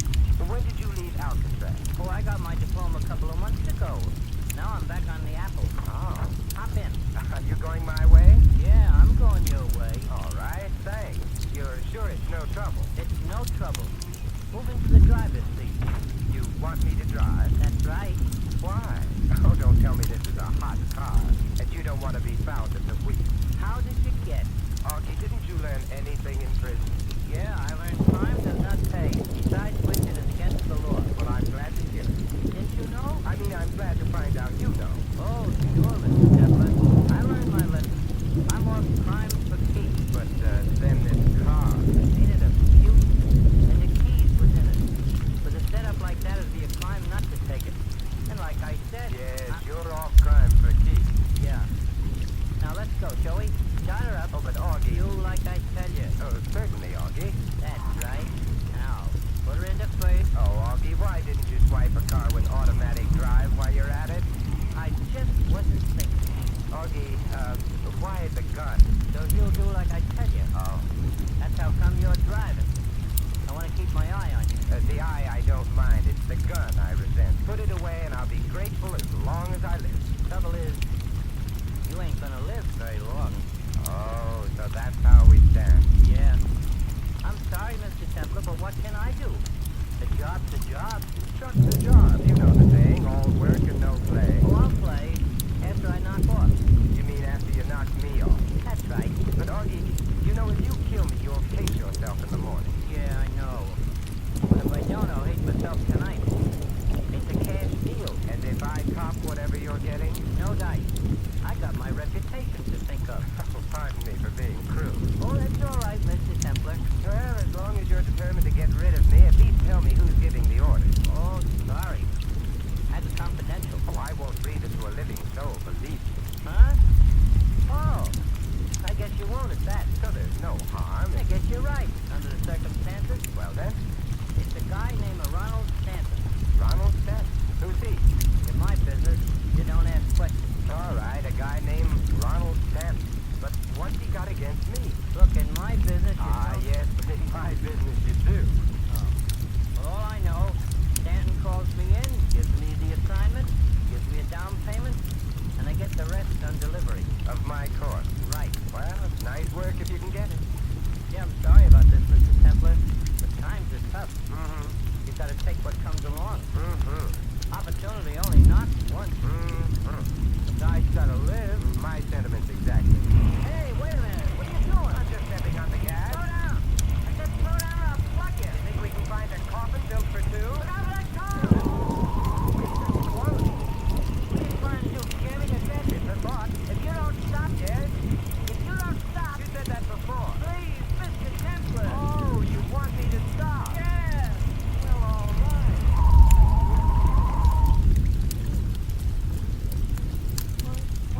What hit me? The windshield, and now I'll take that gun. Come on, Augie, snap out of it.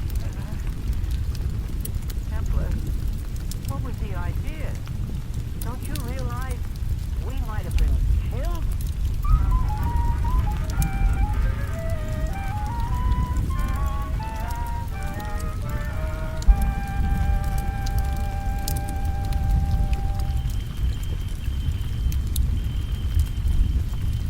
Never mind, Johnson. I'll get it. I'm expecting visitors. Very good. Yes? Are you Ronald Stanton? Yes? And you? Simon Templar, Simon Templar, as I live and breathe. No, as I do. Right. Where's Augie? Nursing a headache. Oh, dear me, I should have known. May I come in? I want to talk. Certainly, certainly. There's a spider to the fly, but before you get any ideas, Mr. Stanton, I've left word I was coming here, so for your I sake... quite understand. Come in. Right. Now, you have nothing to worry about, Mr. Templar. I am constitutionally incapable of violence. That's why I'm forced to depend upon dullards like Augie. Mm-hmm. As a matter of fact, I'm really in every way unsuited for the sort of work I've engaged in. I should have been an artist. I have the soul of an artist, the temperament of an artist, the intellect of an artist. Then why aren't you an artist? My paintings stink. Oh. So, you find me a swindler, incidentally. Degrading, but a man must live. So I've heard. And at least it does involve the intelligence. Matching one's wits, as it were. Oh, dear me. What's the matter? I just remembered. I must make a note to call the florist in the morning and cancel the flowers. What flowers? For your funeral. You won't be needing them, will you? Not if I can help it. Pity. They were gorgeous. You'd have loved them. Well, I'll try to bear up. Well, now, you didn't. I suppose you've come here for your money. Have I? Since Augie failed me, I'm afraid I'll have to pay. By the way, you're not going to hold this unpleasantness with Augie against me, are you? A little thing like that, don't be silly. I knew you'd understand. It was a natural move on my part. Anyone would have done the same, rather than pay. You would have yourself. I wouldn't have used Augie. Neither shall I next time. But since you and I understand each other, it won't affect our daily stuff. Good. Then it's still just the agreed upon amount. Agreed upon amount. Excellent. I may not have it all here, though. We'll see how much in the safe there just a moment. Afraid it isn't quite enough. Let me count it. Don't you ever keep that safe locked? Never can remember the combination. No.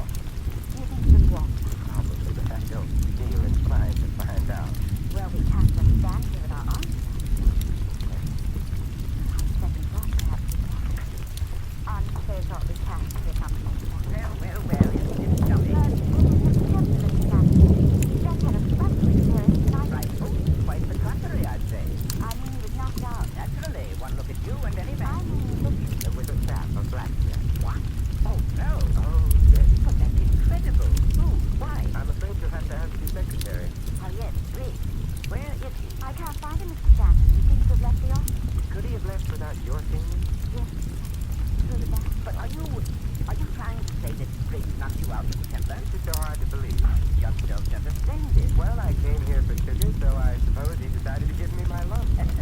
Quite good, quite good. Ah, yes, sugar. You want the 3,000. I'll get it for you, Mr. Templar. All right. And will it be this settles my account anyway? Yes, Stanton, it does. But I still have an account to settle with Mr. Frick.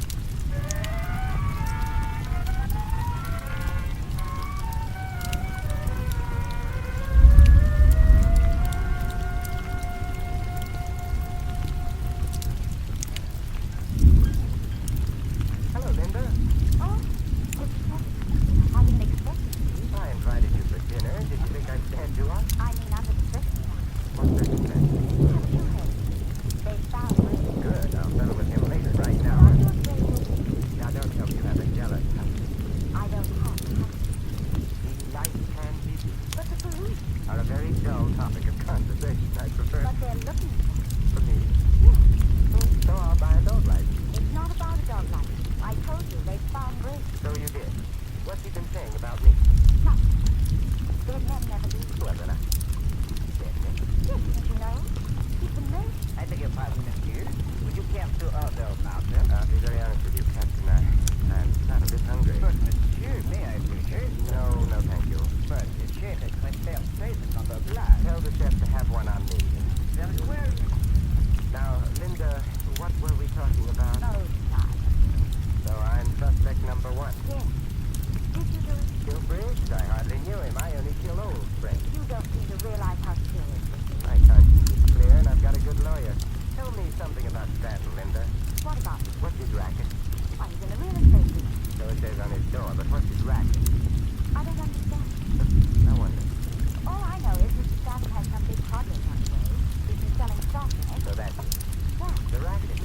I don't know about the big racket. It's a business. I thought it was But you don't pay off somebody to the tune of $15,000 to shut him up about a legitimate business. business. Why do you do that? Well, I don't know much about it. I've only worked for him a short while. Who did he pay off? You? But you said you didn't know. I didn't. But then we all met. You mean Mr. Stanton is a citizen, and he thought you found out so he gave you to shut up. That's right. And you accepted his money. It seems a shame to spoil his fun, but I'll contribute it to a worthy cause. Do you feel like a worthy cause? But what made Mr. Stanton think that you knew? Briggs, obviously. He must have been blackmailing Stanton in my name. Why your name? If I say so myself, Linda, and I do, it's a name that carries weight with the underworld. So why didn't he use his own name? He anticipated Augie. What? Blackmail is a hazardous occupation. Briggs wanted to avoid the hazards, so he used my name, probably intending to send a messenger for the money. But Stanton jumped the gun by sending Augie after me. Who is on? One of nature's mistakes. That's not very specific. If I were any more specific about Augie, I'd spoil your appetite. It's time for dinner. So let's forget about Augie and order, shall we?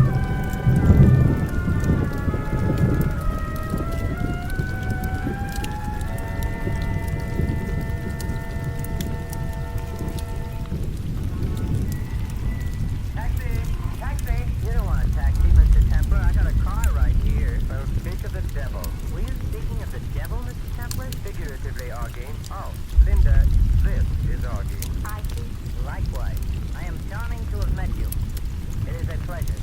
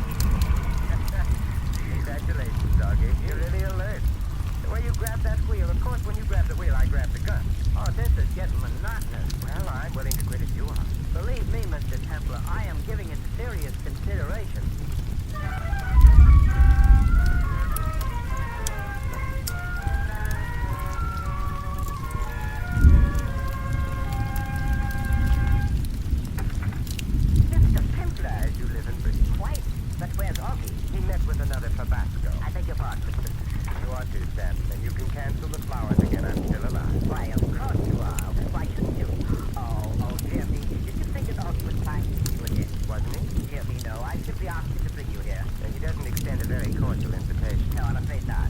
But here I am anyway, Stanton, so what do you want? It's rather difficult to ask without Augie. It shouldn't be hard to ask. It might be hard to get. Yes, but since Augie failed again, why did you come? To find out why you sicked him on me again. I understood that when you paid me off this morning, we were quits. Ah, but that was before the murder. That alters matters. Oh, You have $15,000 of mine. yours? I don't wish to discuss ethics with the temper. Let's just view this pragmatically, as simply a bit of tit for tat, as it were. Very well, pragmatic tit for tat. What does it mean? I paid you $15,000 for silence. I thought you might care to repay me the 15 for safe. What would I want you to be silent about? Your whereabouts. The police are looking for the man who was in Stanton's office this morning. If you were here in Augie's custody, I could offer you the choice of freedom or arrest. But since Augie once again failed me, the whole matter becomes an academic question. But you can't blame me for trying. After all, you would have done the same. In fact, you did the same, eh? Every man for himself, and no hard feelings, right? Right. Good night.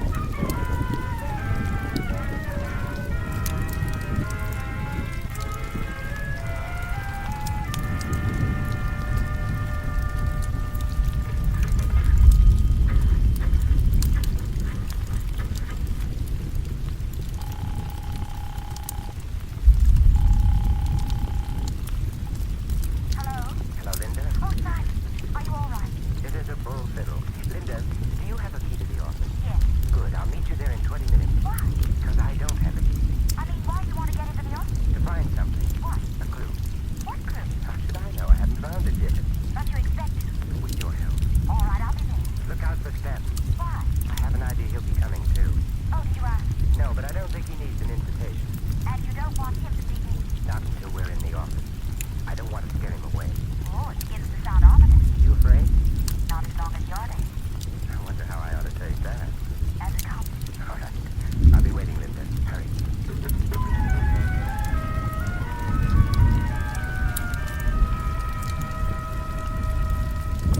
Right out the railroad. Well, let's go in. Don't turn on the light. I don't want Stanton to know we're here. Whatever you think. What makes you so sure he's coming? Just paid publicity. I could see he was packing, preparing to leave town, and he'll probably want to clean out the office first. He's running away? So it would seem. Well, now what do we do?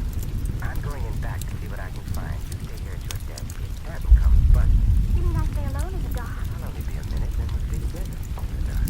All right. Can you find your way to the building? Yeah, I found it. I'll be right back. All right.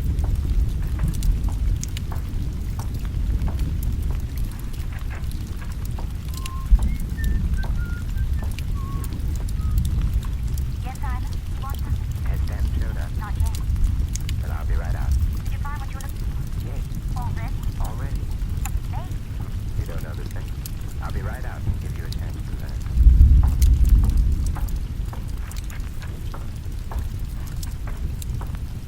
Yes, what did you find? see what I see. I don't see anything. At the door. To the west. Hello, Stanton. What? Here, let me turn the light on for you. Oh, Kempster and Victor. Yes, we've been waiting for you, Stanton. How did you know? Elementary, my dear Stanton. Seems you've beaten me, Kempster, to everything except the draw. Put up your hand. I thought gunplay was out of your line, Mr. Stanton. Sometimes one is forced to take matters into one's own hands. But I assure you I don't relish it, so please do as I say, both of you. Because if I'm forced to shoot you, I know I shall be quite ill. What are you going to do? If you two will just stand quietly with your hands raised, I have a better idea. He's between us, Linda. You can't watch us both at the same time. get over next to her, Templar. Ordinarily, there's nothing I'd rather do, but under the circumstances. If you don't obey me, much as I hate the sight of blood, I shall be forced to shoot you. In other words, Stanton, there comes a time when even you are willing to commit murder. Only when absolutely necessary. Nice distinction. I don't care to discuss it. Now, will you get over next to Linda? On the contrary, Linda, while he's watching me, now's your chance. Clout him with that standing ashtray.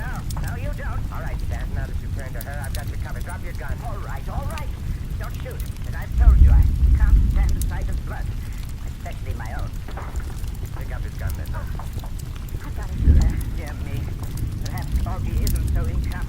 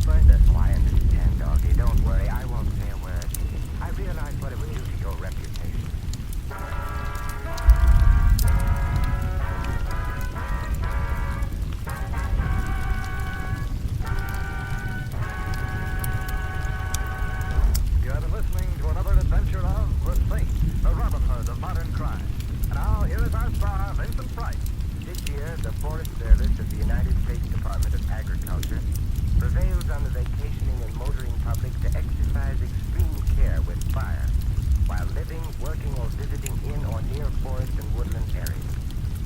Remember, friends, it only takes moments of carelessness or thoughtlessness to set fire loose in the forest. So let's all be careful. This is Vincent Price inviting you to join us again next week at this same time for another exciting adventure of the Saint. Good night.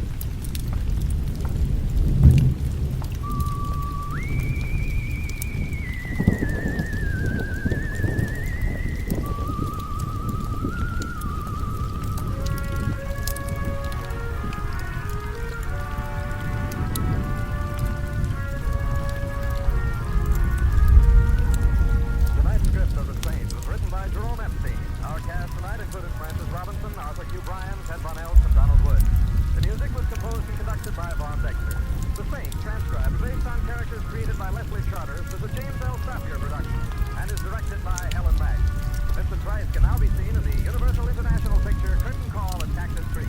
And all you Saint fans will be glad to know that the Saint comic books are on sale at all newsstands. Your announcer is Don Stanley.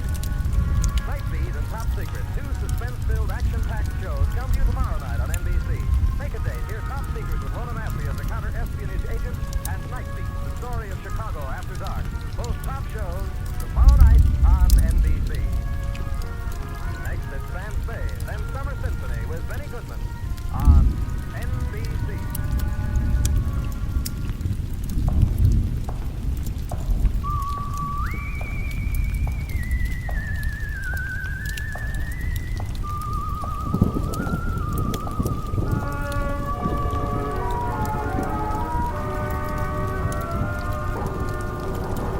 The Adventures of the Saint, starring Vincent Price.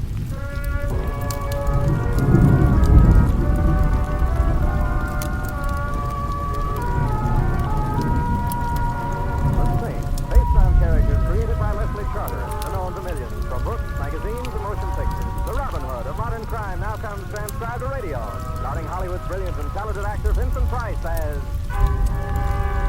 the Saint. Oh, open up, please. Hurry. Well, to what do I owe this? Close the door. I've been followed. Naturally, you're a blonde. I assure you, the men who followed me weren't interested in the color of my hair. Don't tell me they were chasing you for your money. No, dear, not my money, my life. Well, it's good to be here finally. I've come a long way to see you, Simon. Well, if I'd known you were coming. No, you didn't expect me. You're as unexpected as Yankee bean soup on a menu in Moscow, but infinitely more welcome. You weren't contacted? You didn't speak to Maxine? The only Maxime I know happens to be a restaurant in Paris. Oh, she intercepted. And we were so sure he wasn't even known to. That he'd cover with you.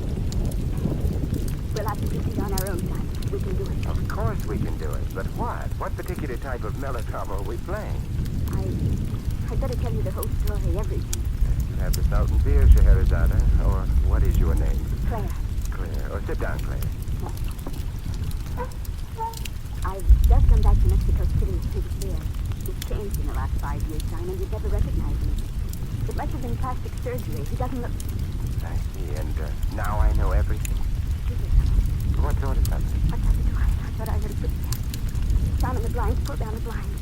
How stupid of me not to have done it immediately. Why are you staring outside? Is someone... Is one of them a little man in a badly fitting suit? These two sizes too large for him and a large floppy hat? He's there? Yeah, he's there. And the other one. The large one. They're all of them. Come away from the window, Simon. Don't even bother pulling the other blind down now.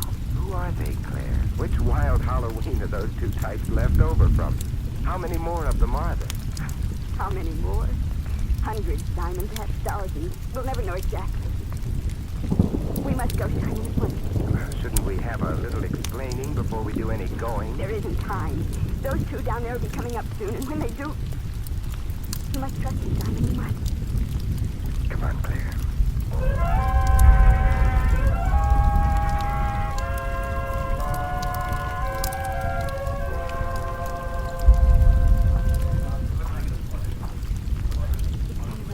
Do you think we were followed, Simon? Is there anyone behind us? Look, in Grand Central Station, there are always people behind you.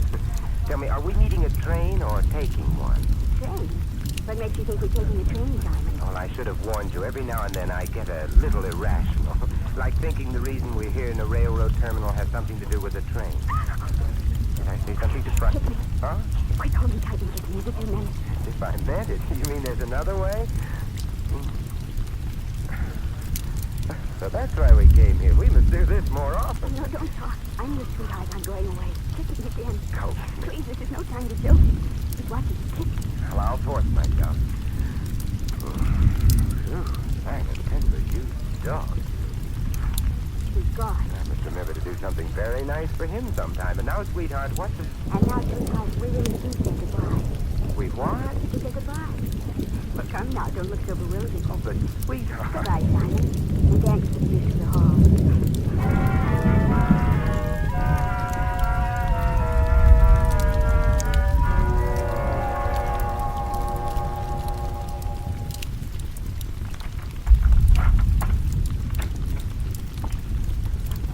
You forgot to close the door, Miss Templar. What? Oh, yes, so I did, but since it's my door, I think I'll leave it open this time. Especially since you're just about ready to leave. You are wrong, Saint. I am not ready to leave. I have a few things I must do before I go. What sort of thing? Perhaps I shall kill you first. In fact, I am quite sure that I shall. But that's the least of what I must do here in your apartment. Here, if you insist on killing me, I'm afraid that I'll have to insist that you regard it as important. Oh, it is important only to you, and to the policeman who will have the tiresome task of finding out who did it. You will shut the door, please, Saint. I will shut the door. As for your new friend, Saint, the matter of your death will be to them merely a temporary inconvenience. And for me, the matter of my death will be, I'm afraid, a rather permanent inconvenience. Well, so I'm to be killed by a Luger, I see. So glad it isn't one of the cheaper guns. Splendidly you whistle as you pass the graveyard. Too bad, too bad. You could have been so useful to us. You mean there are more at home like you? There are more. Perhaps there are not as many as there should be, but we make up for our numerical deficiency by knowing that the right is on our side. It should be a great comfort to me as I lie in my coffin to know that I wasn't murdered by bad men, but by good men. It is a great pity you did not think along those lines before, Templar. Before what? Before you decided to join them instead of us. It's almost midnight. I hope we shall not have to wait very much longer. We are waiting for someone? A messenger with a package for you. A package? How nice. Aren't you just dying to know what's in it? Hardly, since I am the one who sent it to you. When the boy arrives, Templar, you will go to the door and accept the package. Oh, I will, huh? Indeed you will, and I shall be right behind you. And so will this Luger. Needless to say, my friend, any attempt to seek help from the messenger will result in not only your execution, but the boy's as well. You play dirty poker, don't you? Who are you? Oh, it does not matter who I am. Well, it does to me. I always like to know who I'm being murdered by. I am called Max. Max? So you're Max? You have heard of me. Oh, but of course. She learned about me in Mexico City. I despise people who are abnormally inquisitive just as you must, but by she, I suppose you mean Claire? Ah, that's what she calls herself now, eh? Claire. She's very beautiful, is she not? When I saw you kissing in the railroad station before, I almost envied you, until I realized that you would soon be dead. What is it, Saint? No more whistling past the graveyard? I was just thinking. So you were the one we put on the little performance for in the railroad station, eh? Performance. And until you saw Claire and me together, you imagined for some reason or other that I was at bat for your team. Oh, please, Saint, do not waste the last moments of your life in resorting to childish ruses. I think prayer is much more fitting to the occasion. Don't you see, Maxine? Claire's reason for getting me to the railroad station was to make you think that she and I were on the same side. Yes, of course. And she was the one who knew that my train was due at that time, eh? Not you, she.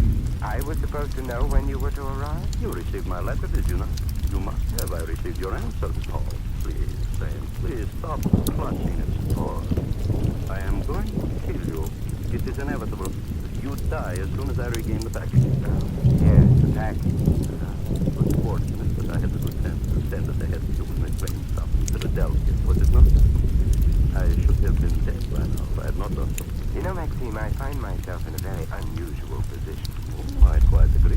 It isn't every day that one gets I meant it's unusual because if I weren't going to die by means of that efficient-looking little Luger of yours, I think I'd probably drop dead from a case of acute curiosity. Just wait, the messenger. My death knell, eh? That's not for whom the bell tolls. It tolls for thee.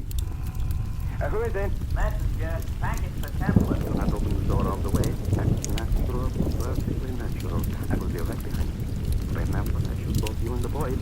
Come on, you're gonna open up a ranger. I wanna go home. Coming, Henry. It's about time, and my name ain't Henry, it's Morris. Oh, mine's Simon. But in a few minutes, someone is going to change it to mine. What's the matter? What'd you jump like that for? Something jabbed into your back? Jabbed into my back. No. It's an old family affliction, spasms of the Calabasas. You must let me tell you about it. It always comes out of... Not me, you don't tell about it. Tell your doctor. I gotta get home and get some sleep. I'm pitching tomorrow. Pitching? Say, are you a pitcher? I'll say I am. I'm the best pitcher we got. Maybe you heard of our team, the Brooklyn Beavers? The Brooklyn Beavers? Of course I've heard of them. Yeah? Where? Where? Why? Well, everybody's heard of the Brooklyn Beavers, especially an old Yankee pitcher like me. You pitch for the Yankees? Hey, look, maybe you can help me with something. Gee, another spasm of the Calahoosas, huh? Too bad the things that happened to former pitchers. Hey, look, mister, can you show me how to develop a good wind-up? Wind-up? You want me to show you how I used to wind up for a pitch? Gee, would you? Why, sure. Now, first you put this foot, the left one, out about 2 feet. 2 feet, huh? Next, clasp the ball in both hands and raise your arms up over your head toward the back. As far back as they'll go. Like this. That's right, you're getting it. Then using all the strength from your legs, all the strength, now you suddenly kick back. Hey, what's that? Hey, what's that noise in there? It sounds like somebody got hurt and then fell down. What's this? Mine. Mine? Yes, big one. You're nuts. And furthermore, you never pitched for no Yankees. I know so. I never seen such a lousy wind-up.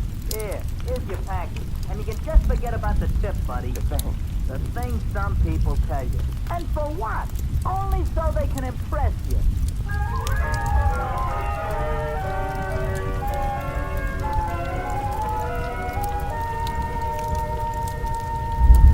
Come on, Max. Wake up. Come now, it's time to be alive again. Here now, sip some of this. There, that's... Hey, wait a minute, that's Napoleon brandy. If you spill it, Napoleon and I will never forgive you. You don't feel very well, do you, Max? Is that any kind of a look now to throw at a man who's just been feeding you Napoleon brandy? You hold the gun now. You mean shoot you? Oh, I wouldn't dream of shooting you, Max. Why, I'd be lonesome without you. Besides, I can't tell you how much I've been looking forward to an inch-by-inch travelogue based on your trip to Mexico. You will get nothing from me, Sam. Go ahead, shoot. I will not be the first man to die for something to bring again. Thank you, Nathan Hale. Oh, yes, I know, and you must try to forgive me, but after all, what's a little kick in the pit of the stomach between friends? Tomorrow, perhaps you'll be kicking me in the stomach. What? I'll get you water, but I won't give you water. You'll have to buy it. Buy it? By answering the question. The thing I found in the package. What makes it so valuable? No, I will not tell you. I give not water. Maybe you can buy yourself a glass of water with the answer to this. I shall not answer any question. Have courage, my friend, but here's the question anyhow. There's a little man in a floppy hat that's used to too large for him, and another man roughly patterned after the Empire State Building. Do you know him? Yes. Your son? Our side. No, never not our side. Satan's. Well, you have just won yourself a glass of water. Would you like to try for two? I will not answer any more questions. Stubborn little fellow, aren't you? I'll get you water. Then I will make sure that you will be here when I get back. You're Then... going out? Just down to the corner. I want to ask those two curious employees of Satan's just why they prefer to spend the night on the street staring up at my windows when beds are so much more comfortable.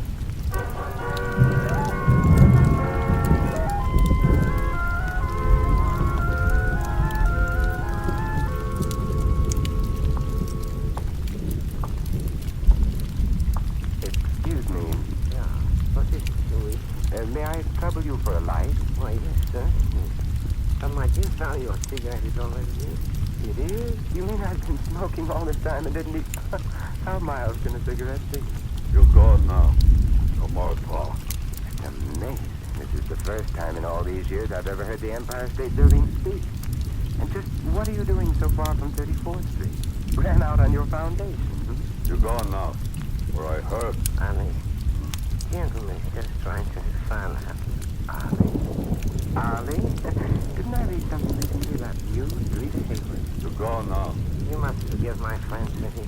He's very sensitive and very inhospitable. Now, if you were visiting me in my home, or haven't you acquired squatter's rights to this stretch of sidewalk yet? I do not understand. But then I will be blunt. Exactly what about my windows is so fascinating to you and this Near Eastern gargantua that you make a career out of observing them? I'm afraid you are mistaken. My friend and I arrived at this particular place only a moment ago. We were standing here ready to breathe fresh air, not to watch anyone swing down. I make him to go now, Victor. He's good. It's quite all right. Gentleman is just making talk. That's right, Harvey. I'm just making talk. As I was telling a friend of mine before, a fellow named Maxime who recently returned from Mexico City, I said, Max, this thing you brought back from Mexico with you seems so absolutely worthless. But it must actually be very valuable since so many people are willing to commit murder for it. And Max says, oh. It's good. I was just in my Victor. I think I see you keep signal. It's the right thing I do. Exactly right, my dear Army. And now if you will be so kind as to carry me to the car, I have a feeling the leader would like to have a talk with this man who calls himself the Saint.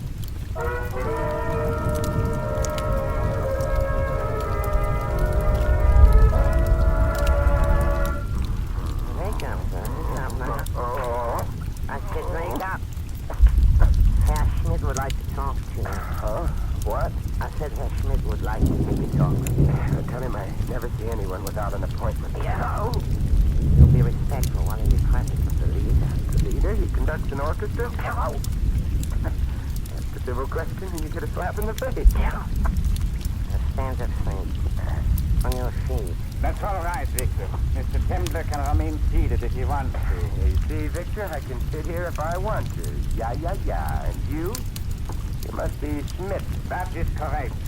And now, Tembler, we will immediately get down to the business at hand. Where is it? You mean you live here and you don't know? I have no intention of wasting time listening to your misguided attempts at humor, Templar. You know the object to which I refer. I must have it at once. You hear? I hear, and 2 will get you 5. There are people in Germany who can also hear. You're starting that face-slapping business again? I told you before. You have to be more respectful when you leave it. If you'll just untie my hands for a moment, I'll show both you and the leader exactly how much respect I have for both of you. For the last time, Templar, where is it? What? The glass, you swine. The little whiskey glass that other pigs brought to you from Mexico. Oh, that. Huh? You know, I had a feeling it was that whiskey glass you were after. Well, where is it? Try the 5 and 10. Oh. You know, Victor, someone's going to have to cure you of that habit. You're going to hurt that hand someday. We'll answer the leader first. Where is the whiskey glass? I give the correct answer. Do I get to try for the giant jackpot? If you give the correct answer, son, you get to die simply and quickly. And without any of your knowing the touches my friend asks of you. You make it sound so attractive. The glass is in my apartment. You lie. Alien picked the searched all over your apartment. The glass you're looking for is mixed in with all my other whiskey glasses. They all look alike. Again, you lie. I brought it back here, all of your whiskey glass. Now, that's bizarre. And the one we want is not the mouse. For the last time, Saint, what did you do with it? Very well, Dick. I guess I know what I've left. Now you're getting live. The glass is in a check locker at Grand Central Station. Check locker?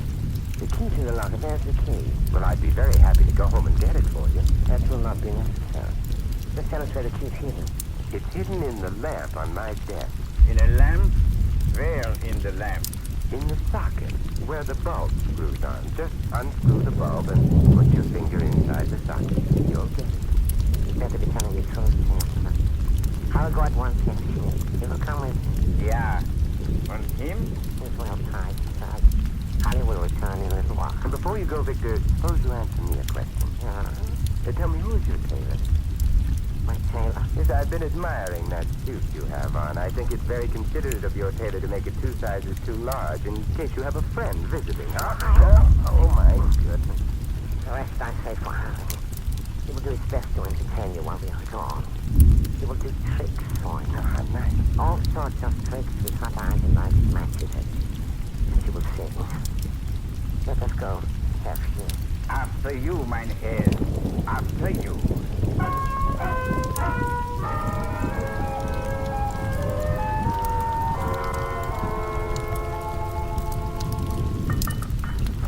Soon. Iron will get hot. Iron will get very hot. Oh, I send my laundry out, Ollie. It burns proof skin. You like that, huh? Love it, but I'm a little disappointed in you, Ollie. Your friend Victor claimed that you had some fresh and original ideas. That hot iron stuff goes back to the Middle Ages. Where I wouldn't mind going back to right now. I know business. Best torture man in all world. You? You know better one. Sure. Me. You torture man. The best. I know business. You mean to say you've never heard of Terrible Templar? The trouble with you is you just haven't been attending the annual Torturers Convention. Would you mind turning your head the other way next time you say pa? That's the kind of torture I don't do. I not believe you not torture tree. Ollie, you just ignorant, that's all. Why, my butterfly twist is famous everywhere torture is practiced. Won first prize at the Iowa State Fair. Iron soon be hot now. Then I show you. Hot iron. High school stuff. Tell me, how many lighted matches can you put under a fingernail? 3 under each nail. 3? Only 3? You do better. How many you put? 14. 14 under one fingernail. Yes, sir. I no believe. You big soft. So I'm a liar, huh? I suppose now you want me to prove that. You prove. You show me. Untie my hands from behind this chair and I'll show you. 14 matches. Big soft liar. There. You untie the chair. Now, you show me. With the greatest of pleasure. Sorry, I broke the chair on your head, Ollie. I was getting sort of fond of that chair.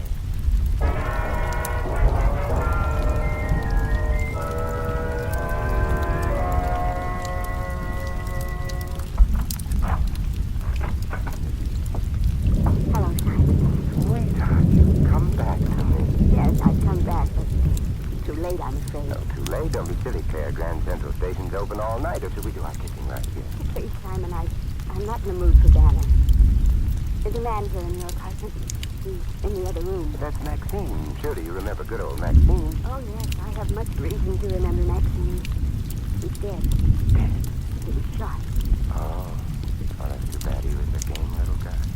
You killed him? No, the unholy twosome was here looking for the glass lady. Little man in the badly fitting coat in the giant yard? Yes. I should have guessed. But the whiskey glass, Simon. What happened to the whiskey glass? They have it. Victor and the man he calls the leader. The leader? He's in New York? Schmidt is here, all right, but believe me, not to stay. Nor is Victor long for this world. Now I'm going to ask some questions, and what's more, I'm going to get some answers. Yes, Simon, I think you're entitled to some answers. You don't know why the glass is so important, do you? Obviously, it carries somebody's fingerprints. I can't think of any other reason why a 10-cent whiskey glass would be important, but who? You have heard of Carl Bruder? Carl Bruder. Bruder, yes. Hitler's heir apparent. The man selected most likely to see. But he's dead. It was never completely proven. He was thought to be dead. Go on, Claire. We have an organization among some of my countrymen that's sworn to track these beasts down. Well, we found Carl Bruder, our biggest prize, in Mexico City. He had his face changed by surgery. He no longer was the fancy dresser he used to be. They used to call him the Nazi Beau Brummel. But still, adding together 100 unique facts and clues, we knew it was Bruder. Well, why didn't you tell the government, Claire? They'd have taken over from there on. Well, because everyone now takes for granted that Bruder's dead. They can't conceive that he's alive. So you got his fingerprints, the one thing that couldn't change. It would prove that Bruder was alive. Yes. We were going to send the glass to Germany to have the prints compared with a set of prints known to be Bruder's that exist here. Then they would have believed it. Then they'd have to arrest him and make him answer for his crimes. But Bruder got wise. Oh, he knew that someone had gotten hold of the glass with his fingerprints. It was life or death to him to get it back. I was charged with bringing the glass here. And Maxine? Maxine. Maxine. I was stupid. I didn't know. Know what? Ours is not a very closely knit organization, Simon. The members seldom meet each other, and, well... You mean you and poor Maxine were playing on the same team? But we didn't know. Neither of us knew. We each thought... Too bad. When you heard that Max was coming to me to help him, you staged that scene in the station to make him think that I'd joined up on your varsity. Yes, I was stupid. Max would still be alive if I... What did you... It isn't Maxine's life that bothers me so much now. It's losing the glass. That is the unforgivable part of it. Now Bruder will get away. Well, you bet he doesn't. A long evening in Grand Central Station.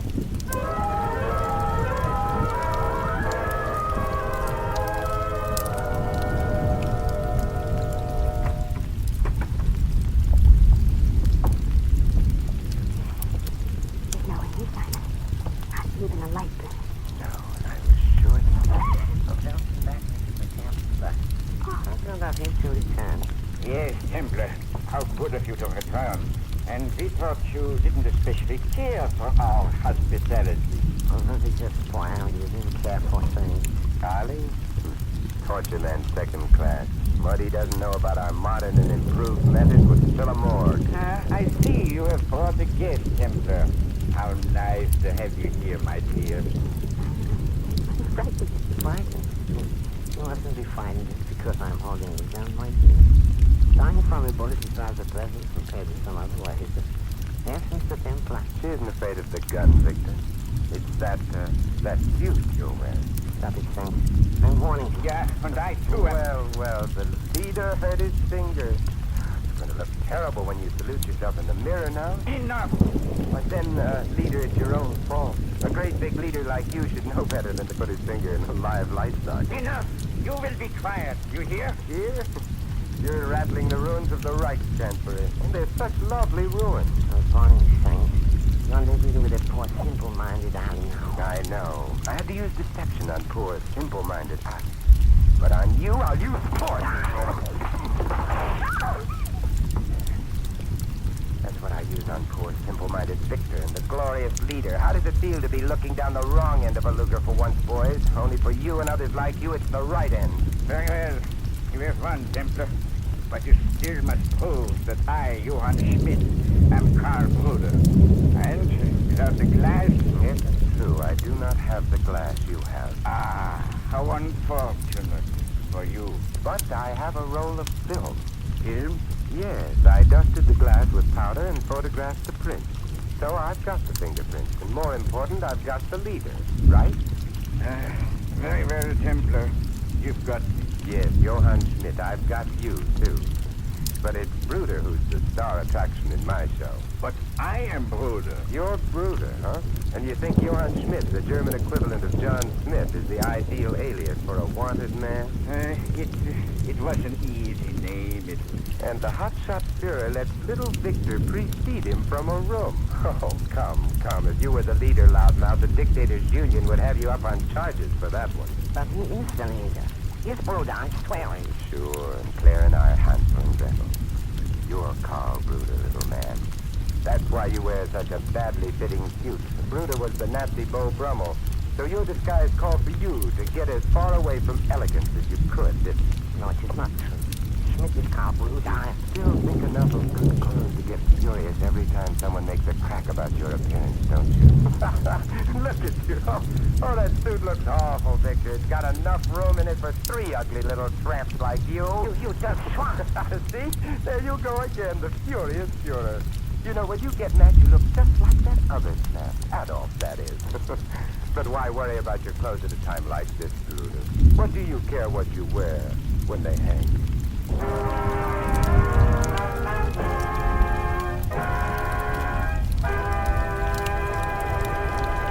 You've been listening to another transcribed adventure of the Saint, the Robin Hood of modern crime. Now here's our star, Vincent Price. Ladies and gentlemen, in tonight's cast, you heard Sammy Hill, Lou Merrill, Gil Stratton Jr., Charlie Lung, Ed Max, and Ted Von Elm. This is Vincent Price inviting you to join us again next week at this same time for another exciting adventure of the Saint. Good night.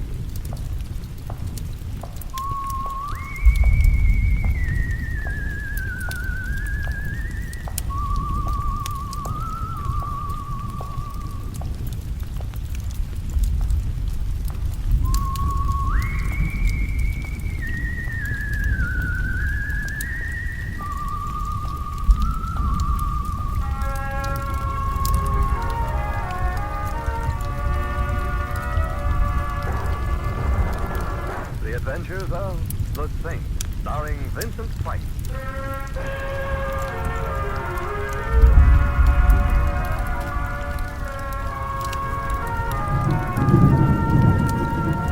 Saint, based on characters created by Leslie Charteris and known to millions from books, magazines, and motion pictures.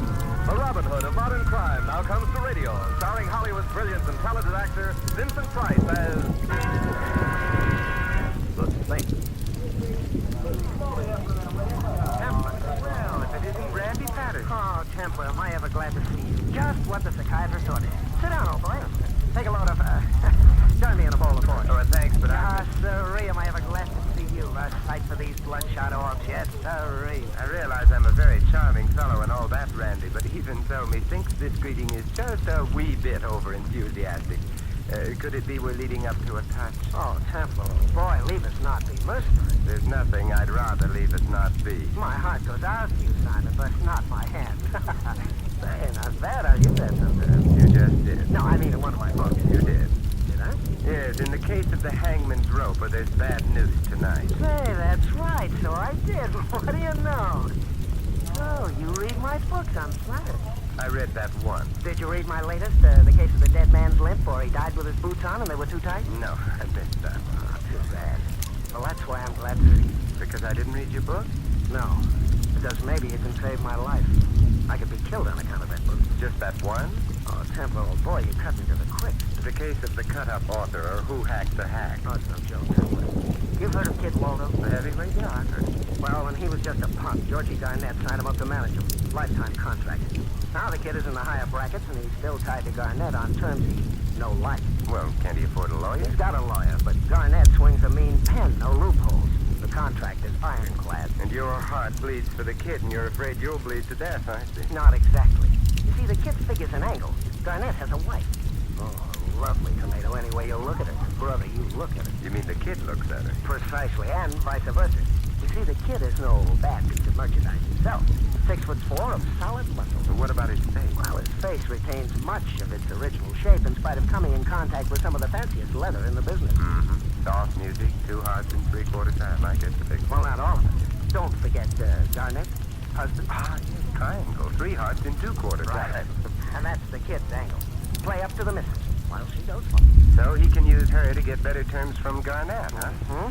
Only the way I wrote it, the kid and the missus slipped the manager a dose of rap. The way you wrote it. That's what I'm talking about. You wrote a book based on Kid Waldo shenanigans with Mrs. Garnett, added murder, and put it on the newsstand? I did, so help me. And I do mean help. I see. One of your real-life characters has read the book. One of them, all of them. Uh-oh. Garnett wants to know, are his wife and his spider really giving them the business? And if so, how do I know? My wife wants to know, how do I know? And the kid wants to know, how do I know? Well, how do you know? Templar, please. A writer protects his source. He better start protecting himself. That's where you come in. How big did you say the kid is? 6'4". That's where I go out. Oh, now wait a minute. I don't want any Templar. part of it, Randy. You deserve what you're getting. You should have known better than to use a real situation. Well, I didn't use their real names. You think I'm crazy? No comment. And I used a disclaimer. Any similarity, etc., you know. Yeah, I don't know how they caught on. But I used a switcheroo. The kid is a top heavyweight contender, but not in the book. I changed all that. Oh, you changed all that. Yeah, in the book, he's a lightweight. Now, that's what I call a switcheroo. Well, they're after my hide, so you've got to help me. Well, what do you want me to do? Expect me to tell the Saint his business? Oh, he'll think of something. I already have. Oh, great, what? I'm out of shaving cream, so I better go right down to the Templar, I drugstore. appeal to you in the name of our friendship. I'm not... You know, Randy, I'm beginning to think of a few names for our friendship that aren't exactly appealing. Oh, you wouldn't let me down. You couldn't. I could try. Is this Simon Templar speaking, my old pal, my buddy? Oh. The Simon Templar who saw me through the darkest hours of deadly literary heat? Oh, Randy. Who stood by me when the critics descended upon my first poor, defenseless brainchild? Who was the... Stop it, Randy. You're breaking my heart. I'll do what I can for you, Randy. Oh, good old Templar. I knew you'd come through. But I still don't know just what you want. Well, it's simple, old man. These jokers are sore, all of them. Maybe they're after my hide. Well, that's what I've got to find out. In other words, one and all would thoroughly be delighted to see you dead. And you want to know if any of them are making specific plans for such delight, huh? Exactly. If we know what they're planning, maybe we can stop it. If not... You have a feeling all of a sudden any resemblance between you and a living person will be strictly coincidental. Right.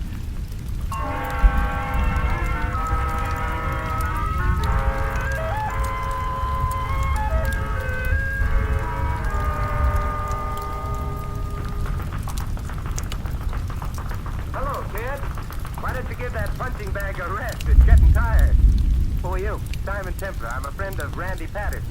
Oh? Oh, please, kid, I want to talk to you. I got nothing to say. Well, then allow me. Look, mister, my lawyers are Smith & McCormick. It's in their hands. You want to talk to them. Oh, lawyers. Yeah, lawyers. I've been liable. I never did none of the things it says in that book. You didn't? No. Well, then how do you know that the book's about you? How do I know? How do I know? Yeah, how do you know? Why, everything that happens in that book is just exactly like it. Go chase yourself, will you? Oh, kid, you're looking the wrong way. This is my head. That's the punching bag there, see? Yeah. So long, kid.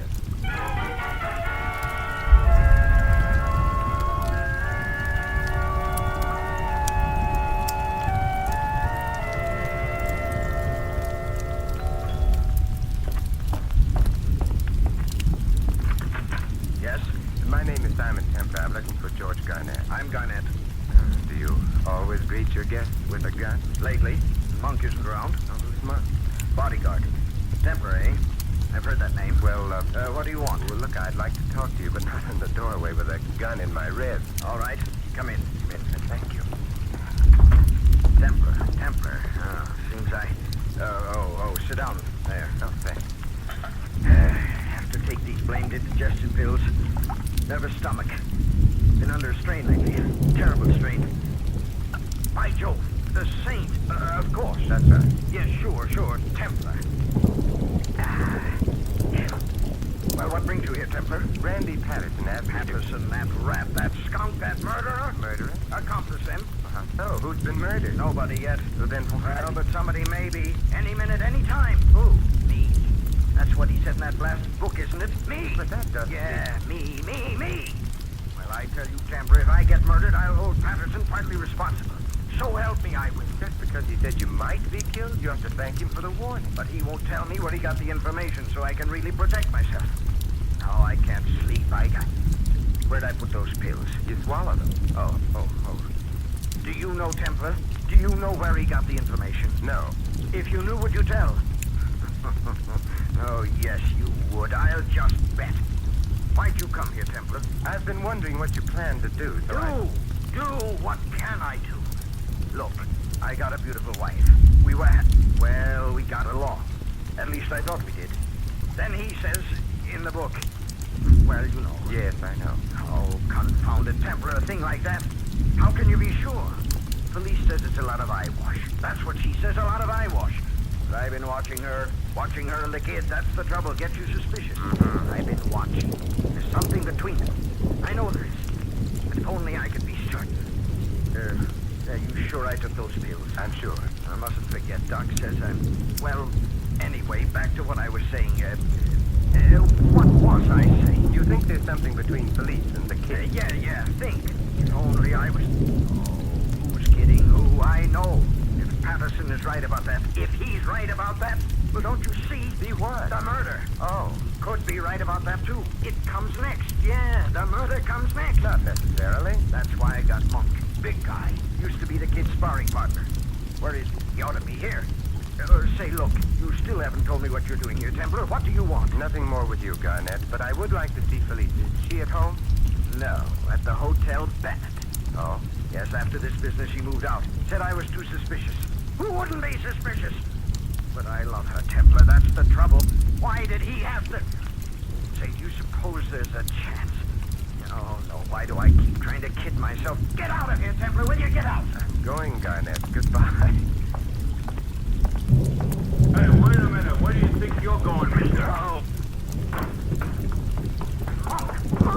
Oh, Mr. Garnett, I didn't know you was here. I seen this fella come out of the living room. I didn't know who he was. You might have asked before you broke my jaw. Is it broke? In at least 3 places. Ah, you kid. Is she a friend of yours, Mr. Garnett? Friend? Is anyone a friend in this dog-eat-dog world? I don't know. Help him up. I'll help myself up, thanks. Oh.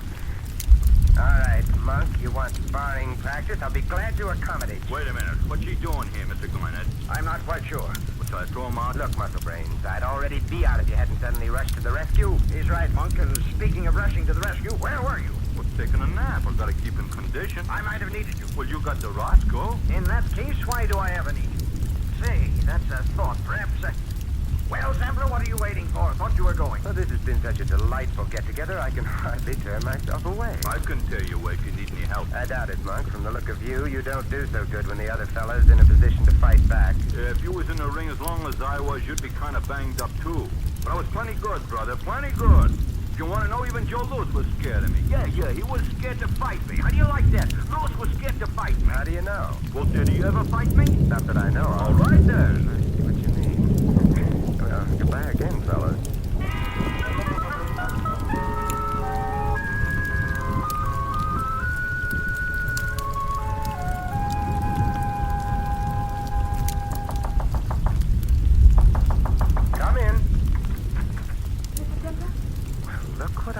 I didn't even send in any box stuff. What? I was expecting Randy Patterson, but he can wait. In fact, I hope he does. Come in, come in. Mr. Templer, you've got to help me. Well, in that case, you'd better call me Simon. All right. And what do I call you? Felice Garnett. Oh, I'm so glad to meet you, Felice. In fact, I've tried to reach you several times today. Really? Why? Well, you see, I'm a friend of Randy Patterson. I didn't know he had any friends. Well, live and learn. Yes, and I want to keep on living. That's why I came here. You're a friend of Patterson's. Maybe I made a mistake. Not necessarily. What brings you here? I heard you'd been to see my husband. I wondered what your interest in us was. I'm afraid I found out. You said you wanted me to help you. I did. When I heard you were involved, I thought you might be just the one to turn to. Well, that was before you told me about Patterson. Any friend of his is an enemy of mine. Of course, but Felice, I believe in the old saying, love your enemy. It's rather difficult. Apparently you need someone to help you. Why not give me a try? Just, what help do you need? Well, it can't hurt to tell you. I'm being framed. For what? My husband's murder. Has he been murdered? Well, not yet, but... You know, it's funny how everyone seems to take it for granted that he will be. He will. How do you know? Well, that's what it's all about. What? Didn't you read the book? Just because Randy wrote a book. But that's why he wrote it, so my husband could be murdered. Is that a fact? Of course. Patterson wrote a book, thinly disguised, about me and my husband and Kid Waldo. In it, the kid and I plot to kill my husband. So George read it, got frightened. Now he suspects maybe we really are planning to kill him. He's even hired a bodyguard. Mm-hmm. But don't you see, it's all a build-up. If George really is killed, naturally it looked like the kid and I did it. That's the whole idea. And Randy's in on the plot. Of course. The real killer hired him to throw suspicion on us. Just who is the real killer? I don't know. That's what I wanted you to find out. Well, it's an interesting theory, Felice. Theory? I'll check to see if it's anything more than that. You will? But if Patterson's your friend, If he's pocketing blood money, this is the end of a not-so-beautiful friendship. And then, Felice, you and I could be friends. Oh, Simon, if you help me, we'll be more than friends. Aren't you forgetting just one small little item? Oh, you don't forget. You don't really believe there's anything between him and me. Perish the thought. But isn't there anything else now? Think on. Oh, I'm no good at guessing things, John. What about your husband? He isn't either. I mean, before you and I give way to mad raptures, shouldn't we think about him? Oh, so that's what's fun. But we don't have to worry about him. He's going to be murdered. Now, don't look now, but isn't that what you want me to prevent? His murder? Heavens, no. I just want you to prove I had nothing to do with it. You'd better run along, Felice. All right. No. Well, then what? I feel a previous engagement coming on. Don't tell me you're afraid of my husband. No, Felice. Then I don't understand. I'm afraid of you.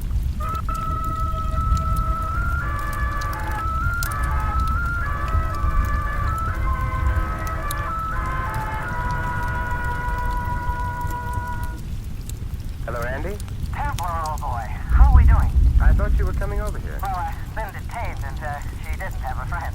But I'll be right over now if you've got something for me. Well, I can tell you over the phone. It seems each of your opposition has picked up reinforcements. Oh? Well, the kid has a couple of lawyers. Uh-oh. I was afraid of that. And Garnett has a bodyguard. Uh-huh.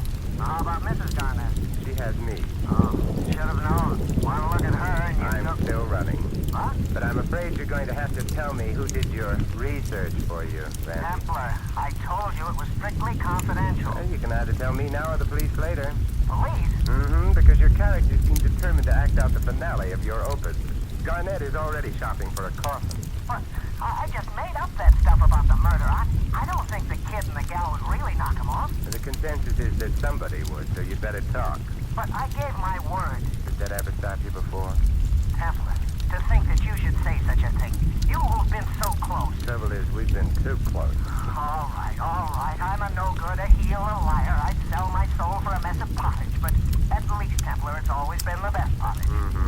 please stop talking and talk? You want me to betray a confidence? I thought we'd agreed it's in character. How true.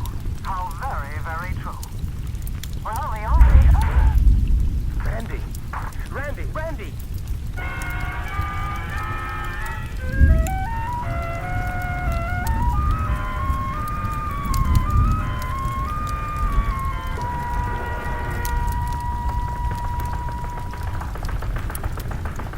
You really believe in keeping in shape, don't you, kid? Oh, you again, Temple. Yeah.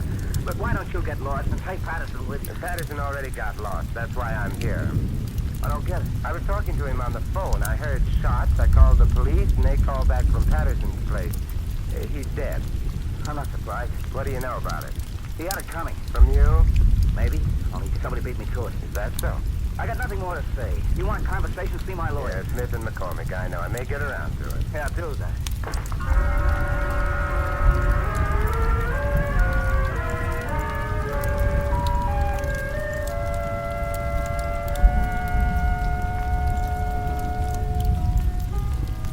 Hello, police. Oh, hello, Simon. I asked at the desk. They said I'd find you here in the bar. That's where I am. Here is the bar. Isn't that funny? Very. Well, it isn't, and I'm off. So nobody's been here all afternoon except my friend Tony. Tony's my favorite bartender. Tony! Hey, Mr. Simpson. Hi, Miss Denver. Charm. Police. Simon, bartender.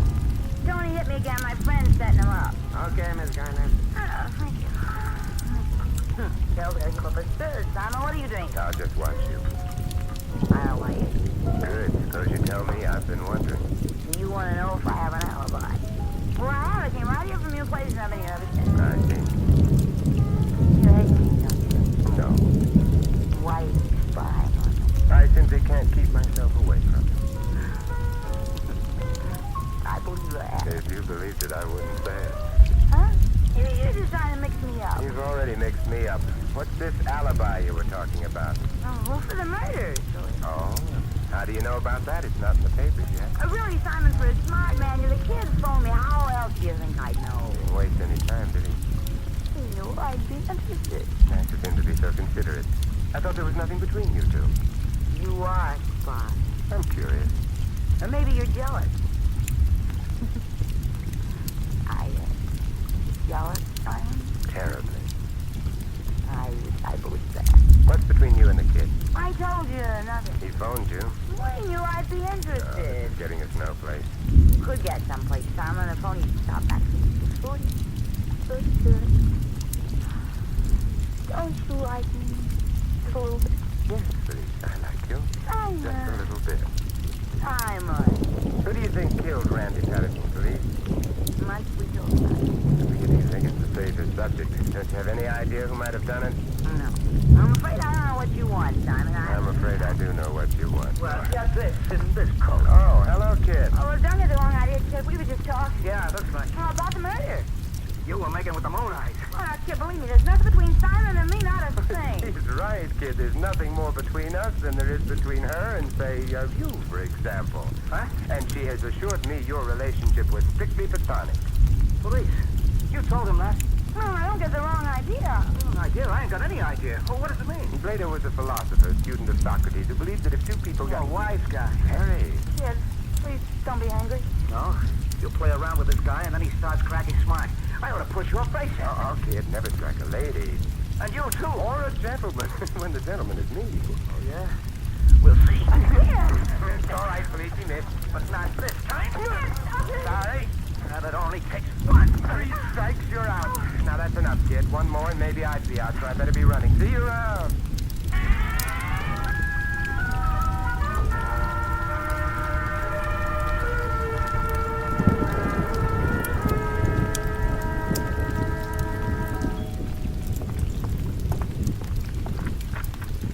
Oh, you. You greet me with a gun too, Monk. That's what I like about this place. So friendly. You got no idea how friendly. Just the guy we want to see. Come in, pal. Come right in. Now, that's a switch. Last time you were all for throwing me out. Oh, that's before I learned what a sweet guy you was. Now come on in. Oh, with such a hearty invitation, I don't see how I can refuse. You can. You know, Monk, this is an unexpected pleasure. When I was here before, I got the impression Garnett was considering firing you. Oh, he couldn't do that. Where is he? He's back. You'll be in a minute. Now, you want to see why he couldn't fire me? Why? On account of this. Some things I can do so much better. Like, for instance, this. When you kick so beautifully, Monk, your mother must have been a rocket. Don't try to hit back. This Roscoe's looking at your belly. All of a sudden, I'm everybody's target for tonight. What's the idea? Mr. Garnett wanted to know how much Patterson told you. He asked you nice, real nice. I don't ask so nice, but I get answers. Well, you want to talk now, or shall we dance? I have nothing to say. We'll see about that. Still got nothing to say? I'm beginning to think of a few things, but I have an idea you wouldn't care for them. You hillbilly. Maybe I can do the same for you sometime, like right now, for instance, like you're ready to talk. I'll think about it. Well, while you're thinking, put up your hands over your head. Hurry up, don't forget the Roscoe. My old friend, how could I? That's it. And now, just to help you make up your mind, here's... Oh, well, hello, Mr. Garnett. What's going on here? Hello, Templar. Greetings, Mr. Garnett. You don't want to talk, Mr. Garnett. I've been trying to change his mind. I'll go right ahead. Don't let me stop you. I'm afraid it's no use. He's a stubborn type. Yes, so it would seem, Monk, so it would seem.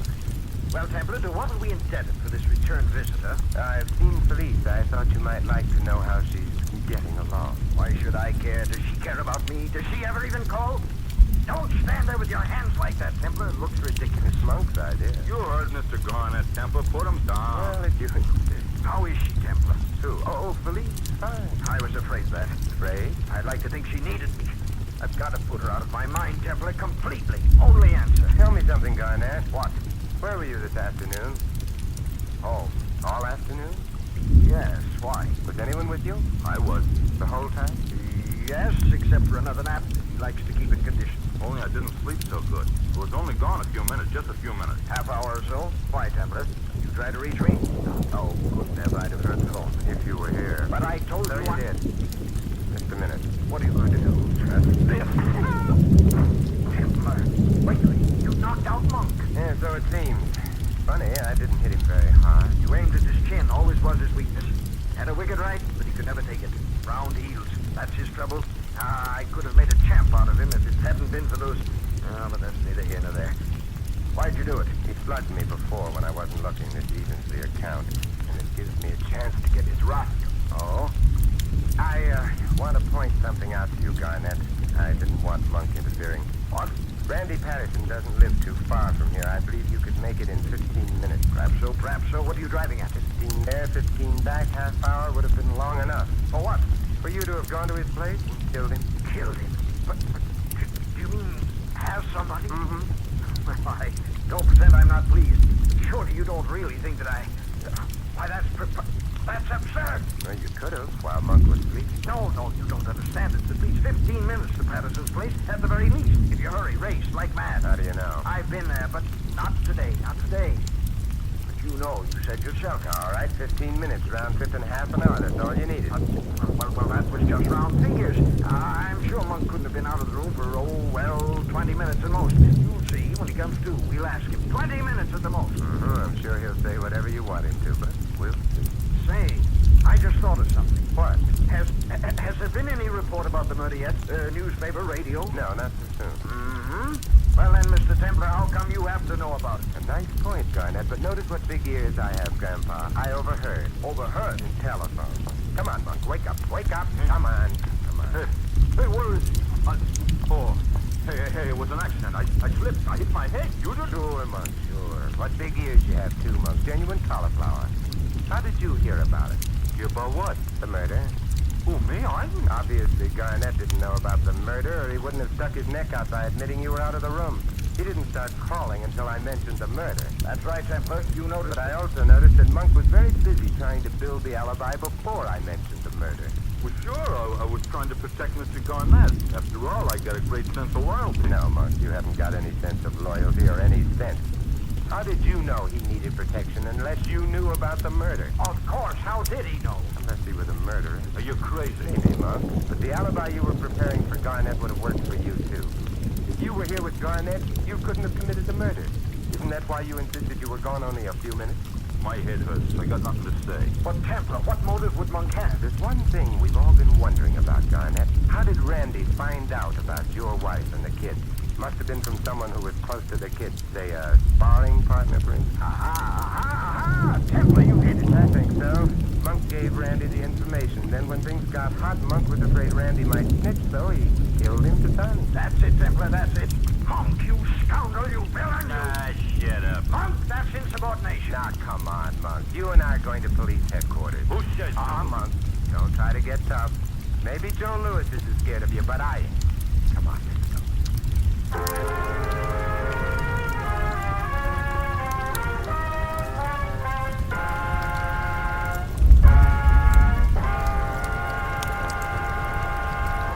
You have been listening to another adventure of the Saint, the Robin Hood of modern crime. And now here is our star, Vincent Price. Ladies and gentlemen, take a memo to the future. The date, make it 1958. The message, cash in your United States savings bond. Take your savings plus the additional $1 for every 3 invested, and, well, you'll finish the memo. Perhaps you'll end it with a home or a business of your own, with a college education for the children, with financial security. Whatever your dream for the future, you can make it come true with a program of regular savings. And there is no surer, more profitable way of saving than through the purchase of United States savings bonds. Remember these points. United States savings bonds are safe, they are profitable, they are convenient to buy, and they are redeemable at any time at the purchase price plus accumulated interest. If employed, you can buy United States savings bonds where you work, by having your employer set aside an amount each week. If self-employed, buy your savings bonds through your bank on a bond-a-month basis. Make that dream come true. Remember, automatic saving is sure saving. This is Vincent Price inviting you to join us again next week at this same time for another exciting adventure of the Saint. Good night.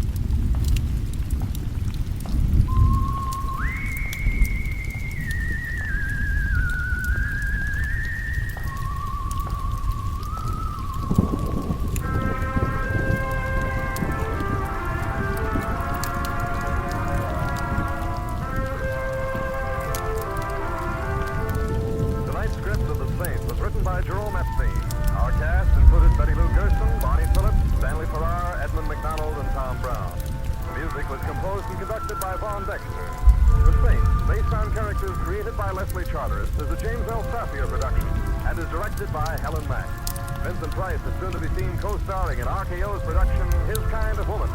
All you Saint fans will be glad to know that the Saint comic books are on sale at all newsstands.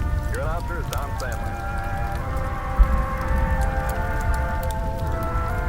Tomorrow night, hear Night Beat, the story of Chicago after dark. Listen as Randy Stone searches the city for adventure and a story of mystery and intrigue.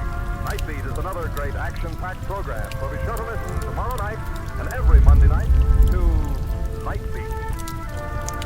Next, Sam Spade cuts the cable.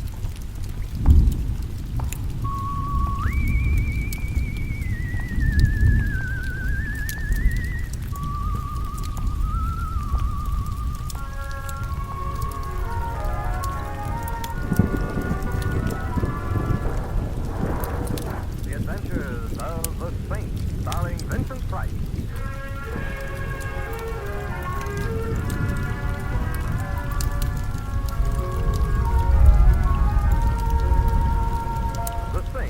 Based on characters created by Leslie Charteris and known to millions from books, magazines, and motion pictures. The Robin Hood of modern crime now comes transcribed to radio, starring Hollywood's brilliant and talented actor Vincent Price as the Saint. Templar? Mr. Templar. I'm asleep. Mr. Templar. Noisy dream. You're not dreaming, That's Mr. what Templar. you say. I'm alone in my bedroom. I'm in bed. It's dark. But you're not alone. I'm here. Go away. I'm sorry. I didn't climb into your bedroom in the middle of the night merely to go away again. What did you expect? A 21-gun salute? I expect your attention. You can't see me, can you? No, I'd be even happier if I couldn't hear you. But I can see you, however. You're silhouetted against the window behind you. That was cunning of me. It helps me aim the gun I'm pointing at you. I'm so glad. I'd hate to have your aim suffer. Well, what do I do now? Get up, put the lights on? You don't do anything of the kind. No? Why? Are you shy? Yes. Let's say I'm shy. That's why you insist on holding this conversation with me in the dark. The conversation, obviously, that wouldn't be about the weather. What would it be about? Well, I'm a writer. A A writer and shy? Nonsense. I need some advice. The only advice I can give all writers is don't. I'm writing a book about murder. I'm calling it The Story of a Perfect Crime. Sounds interesting. Thank you. What I came here for was to have you tell me whether or not the murder my book deals with is really a perfect crime. Go on. The man to be murdered, in my book that is, suffers from heart disease. He's a completely unpleasant character, a financier and a crooked one, a man who deserves to die. And he suffers from heart disease. For this condition, he takes daily at stated hours capsules containing medicine, capsules upon which his life depends. Now then, the murderer, in my book that is, decides to poison the financier. Well, that's not cricket. No, it's murder. Murder that will be poisoning without poison. I'm waiting breathlessly for the next chapter. The murderer steals one of the capsules, pours the medicine out, and replaces the medicine with powdered sugar. He returns the capsule to the financier's pillbox. In due course, the financier reaches the capsule, takes it. His weak heart, lacking the medicine he needs, fails. And there you have poisoning without poison. Very ingenious. I think so. The poisoner can't be traced to the poison he purchased because he didn't purchase any. The murdered man is assumed to have died a natural death. An autopsy will show no poison in his body since there wasn't any. Well, is this a perfect crime? I can't see any flaws in it. Good. And if you can't, I don't imagine the critics will. Don't you mean the police? Why should the police be interested in a book I'm writing? Why should the critics be interested in the murder you're committing? You're not serious. You are. I rather think I must leave now. Be getting light soon. No, don't move. I still have the gun pointing at you. If I had to shoot you, it wouldn't be a perfect crime, but you'd be dead nonetheless. But that's well, good night, Mr. Templar, and pleasant dreams. Thanks. Love.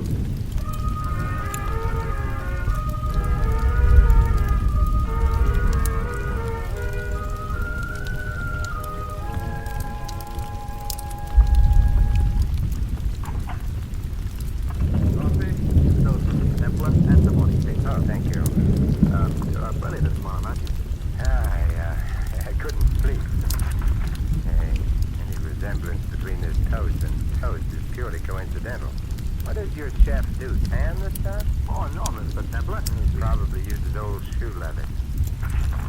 What's the matter? Don't you like the headline? Can't say that I do. Frank A. Clark, noted financier, dies of heart attack as police arrest him for alleged embezzlement. Oh, was he a friend of yours, Mr. Templar? No, but he was a financier, he was crooked, and he had a weak heart. No wonder he died when he got arrested. Depends on whether he took medicine in capsule. What depends on that? Murder, my friend. Murder.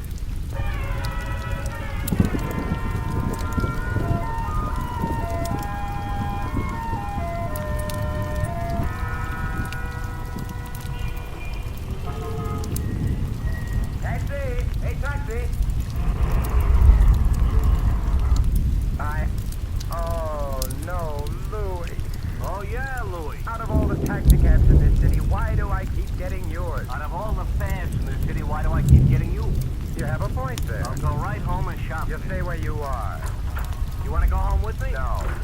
What's the matter with my home? Nothing. I live there, don't I? My wife lives there. My kids live there. You have no children. Don't get personal. I'm sorry. Man spends every spare minute he's got hoping. Louis.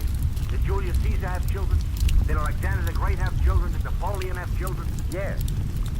Me, they didn't send an announcement to. Louis, will you please drive me to 1893 Waterview Drive? I'm in a hurry. Okay. 1893 Waterview Drive. Who lives there? A gentleman named Frank A. Clark. Except that he doesn't live there, Louis. He's, dead there.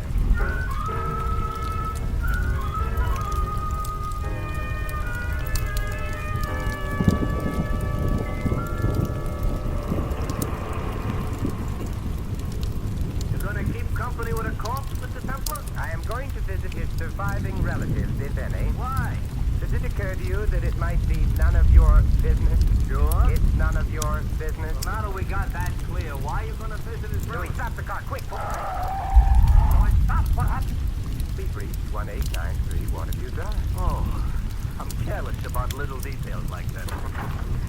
Here, Louis, and don't forget to mention it to your income tax collector. I'll write to him. Hey, don't you want me to wait? No, but you will, Louis. You will.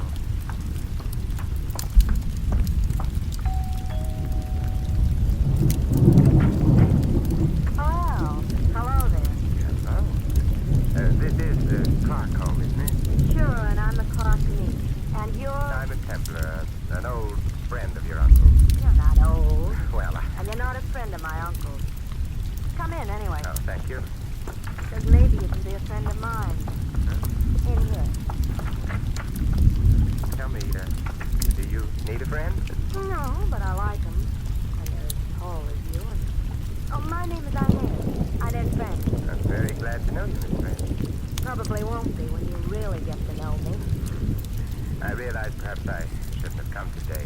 You must be all broken up by your uncle's death. Who, me? Well, perhaps the family. Well, that's me. I'm the family. Your uncle must have been a lonely man. No, he didn't mind. He had me in the market and all those people he was swindling. Oh, and of course he had Mr. Hansel and Charlie Melvin. Poor Hansel and Charlie Melvin. Charlie's sort of a weedy youth. Uncle's secretary, very anemic. I ignore him. And Hansel? Uncle's a lawyer. But I fondly suspect as big a crook as Uncle was. But very spatted, you know. Spatted? On the shoe. And gardenia'd in the buttonhole. And I've a sneaking suspicion whiskeyed in the liver. Oh, untidy. Nobody else close to Uncle? Nope. Well, then it boils down to one of you three. What does? Who's happy now that Uncle's dead? I am heartful as Charlie is. That covers the field. Why? Uncle had a lot of money. I get it now. Hansel stole some money from Uncle. He won't go to jail now. Charlie was implicated in Uncle's crooked deal. Charlie won't go to jail now. And, who has a deep, slightly hoarse voice? I don't. No. Which means that you're not the one who came to my room last night. No, but if you ask prettily, I'll come tonight. I never. Look at your edging. I don't have any edging. I'll bring some with me. Are the others around? Mm-hmm. Sitting around practicing grief-stricken looks for the funeral. That's half the event is this afternoon.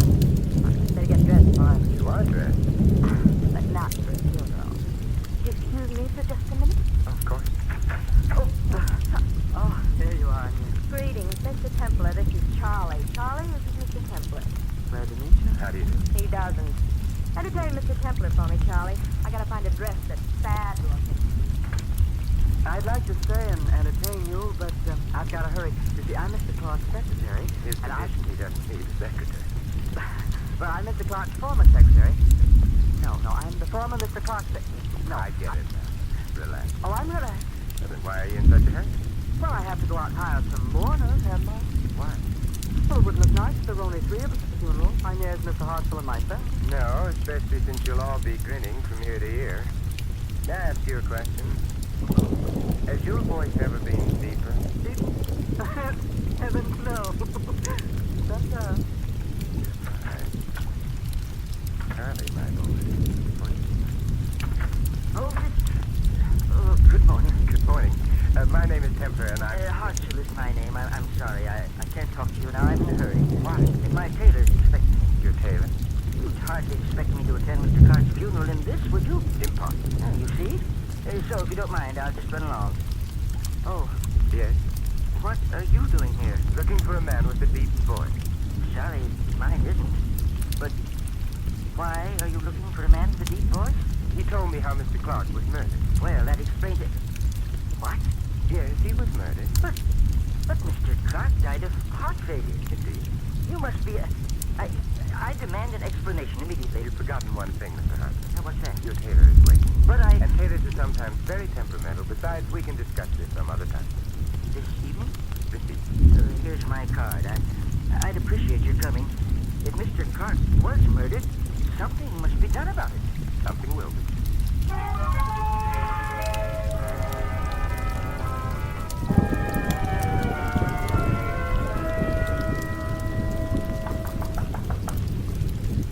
Who knocks at my gate? Enter. Templar, as I live on substance and breathe with difficulty, Templar. Hello, Desmond. What happy winds waft you hither, Simon the Subtle? Desmond, I'm not an audience. No, Templar, I'm an old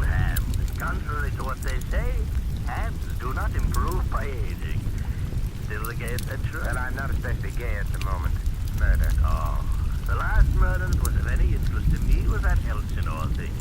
You know, when Claudius and Gertrude put their heads together and slipped Gertrude's royal husband a slug of poison in the ear. I remember it well. And the fat prince, Hamlet, I think his name was, mooned about like a ninny, sending Ophelia to a watery grave and the rest of the cast to a most bloody one.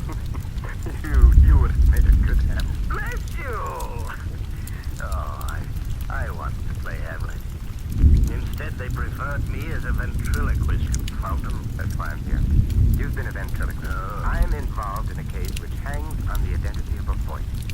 Desmond, could anyone change his voice so that it would be completely different from his real voice? Oh, yes. But you'd always know that the second voice wasn't natural. That's understood. Just what's that? Look, Desmond, 3 people wanted a man named Clark dead. Clark is dead. Presumably, therefore, one of the 3 killed Clark. Yes. Now, I was told of the method whereby Clark was going to be killed. By a very distinctive voice in the dark. Therefore, the problem was simple. Find which of my 3 suspects had a voice like that and go on from there. Well, not one of the 3 has that kind of voice, which leaves me with an interesting problem, but leaves the murderer free to go unmurdered.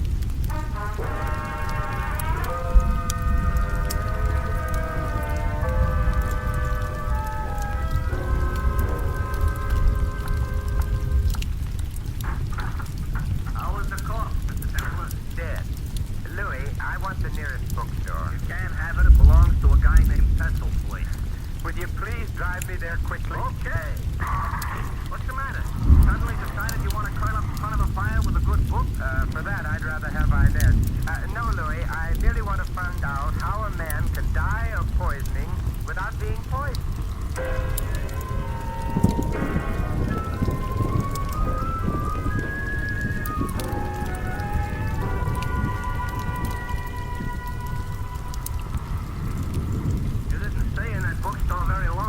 What's the matter? He didn't like Pestlethwaite?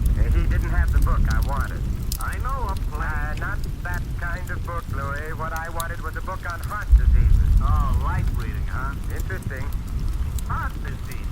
These stores had one book on heart disease in stock till yesterday. No? Yesterday, the book was sold to a man, Pestlethwaite told me, who behaved in a strenuously agitated fashion. A man named Hartzell. Maybe the name was bothering. Which reminds me, where am I taking you? Naturally, Louis, to a man named Hartzell.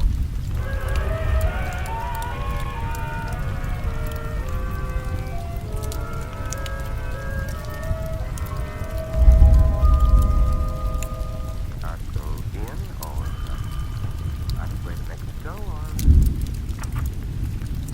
Mr. Templar? Yes, Come in at once. Oh, thank you. Oh, I'm jittery. That funeral this afternoon. I see. Well, have you tried reading? Very soon. I have no patience with books. Now, please. Not even books on heart disease. Oh, why? Hello? Oh, yes, Inez. What? Oh, how dreadful. Oh, yes, it was. Goodbye. You're pale. I'm shocked. Charlie Melvin. You know him? Mr. Clark's secretary. Yes, well, it seems that something's happened to him. What? He's dead.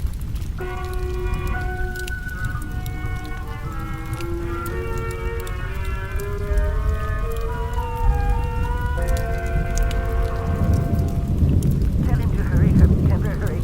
We're almost there. Mr. Hartzell, did Inez say who discovered the body? Oh, yes, she did. She'd been visiting some friends, returned home, and... Couldn't have been an accidental death. Coincidence doesn't stretch that far. You know, if he was murdered... You still think the police believe Clark was murdered, too? Not the police, me. Oh, Mr. Hartzell. Oh, Cyrus. Hello, Inez. Oh, come in. It's getting to be embarrassing, all of a sudden death. It might be more than embarrassing. It might be fatal. It was for Charlie. How did it happen? He shot himself. The police... I just phoned Well, him. then we'd better hurry. The room in here. I heard the shot When? about an hour ago. But you phoned Hartzell here only 15 minutes ago. I didn't know it was a shot at first. Charlie was supposed to come upstairs. When he didn't, I realized... there he is. Yes. He's definitely dead, and note. Imagine that boy committing suicide. See what the note says. I killed Clark because if he'd been arrested, I would have gone to jail too. But now the police suspect he was murdered, and they suspect me.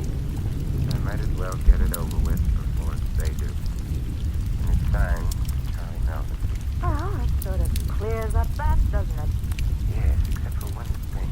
What's that? Charlie's voice wasn't deep enough.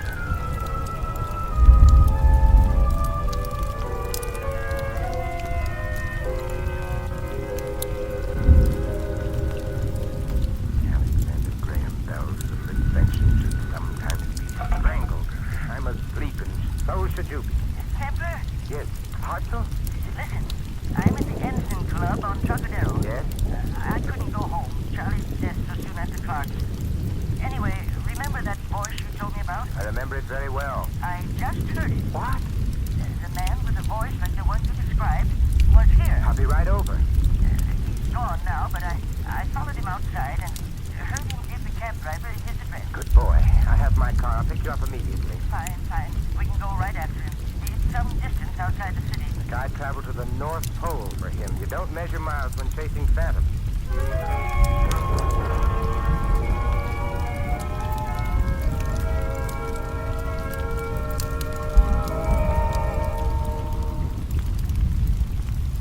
Of course, I can't be absolutely sure it's the man you want, Me, I'm grabbing at straws. but his voice did sound like your description. It was at a club to which Clark belonged. I'll make it worth a try. All I need is to hear him say something, anything, a word, a phrase, and I'll know. Oh, that shouldn't be difficult once we get to him. Once we get to him. The only thing worries me is Yes? that his voice can still be heard by the time we get to him.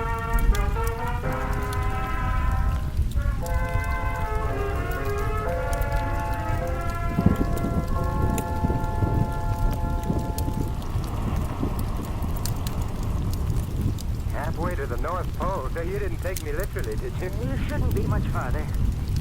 Templar, Yes? I don't understand about Charlie. I can't see him murdering Clark somehow. You don't believe he did it? Do you? Not especially. Oh, why not? I don't know. Intuition, maybe. Ooh, our little stranger likes seclusion, doesn't he? Evidently.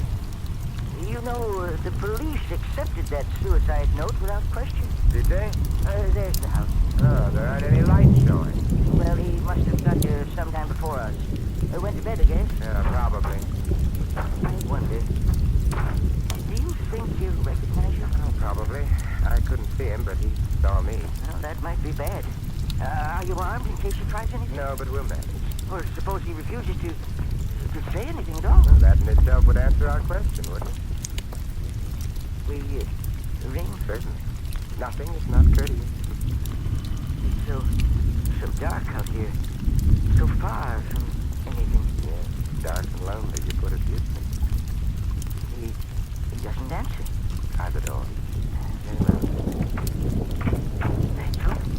Then we can walk right in. I can't see a thing. Now, wait a minute, I'll light a match. There, the light switch to your left, Hartzell. Oh, yes, of course. Oh, that's much better. Now then,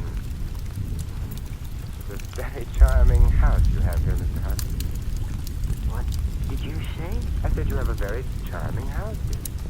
My house? Well, you didn't really think I was fooled, did you? That voice you heard in your club was a fiction. It had to be. Our trip here was planned by you, so that we'd be alone. Why would I want that? The better to kill me, my friend. Kill you, you say? Why would I want to kill you? Because, like yourself, I think that suicide note of Charlie's was a fake. Oh, I never said... I did. It is a fake. How did you know? The note ran to the effect that Charlie was committing suicide because the police suspected him of murdering Clark. But the police didn't suspect Clark of being murdered. Perhaps not, but you did. But Charlie didn't know that, Mr. Hartzell. I didn't tell him. Very well. Just stay right where you are. What a handsome revolver. I did kill Charlie, so that there wouldn't be any investigation into Clark's death. I couldn't afford that. If you kill me, there will be an investigation. No, because no one knows you came here with me. So you're not going to die. You're going to disappear. Oh? In my front. I wouldn't like that, too warm. I'm afraid your likes can no longer be considered. Well, in that case, I'll have a cigarette. Which pocket? Hey, hold on. Mr. Hartzell, you want... Oh, my, you got the revolver.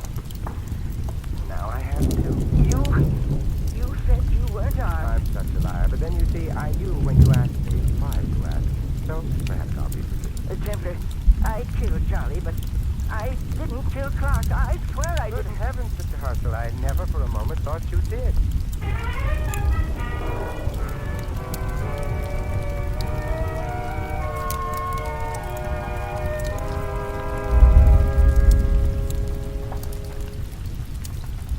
It's a beautiful night, Todd.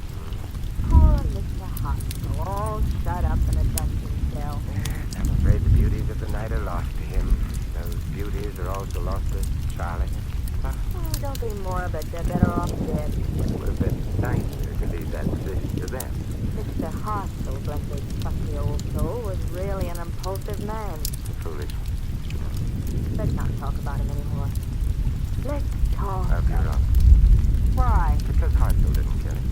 Oh? A man came to me in the middle of the night, in the darkness, so that I never saw him, and told me of a plan to murder Mr. Clark. It was a good plan, absolutely undetectable. The man left. All through this case, I've been looking for a man with a voice like the one that told me of murder. And? There were three people involved. Yourself would get the money if Clark died. Charlie would be saved from jail.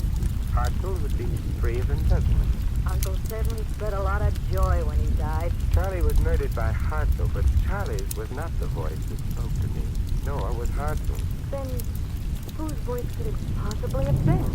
That's the problem. All right, why did the man come to me in the first place? According to you, to make sure his method of murder would never be detected. But in coming to me, my dear, didn't he make sure of the very opposite? Oh.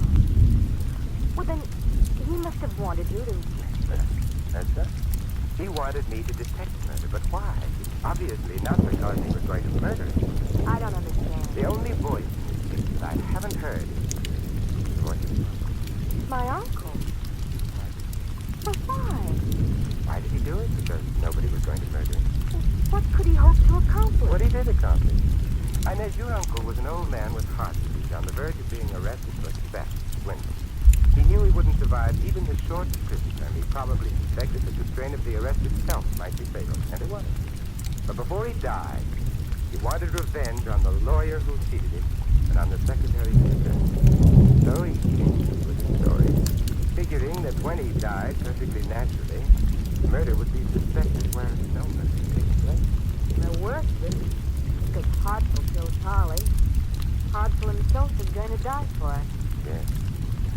Your uncle must have been quite... Simon, there's a moon. We've talked about happy things long enough. Got any answers? Mm-hmm. Wait a minute. I thought you didn't have any the last time I asked. Last time you asked me, my dear, you were a suspect for murder. Now, you're beautiful, you're blonde. Just wonderful.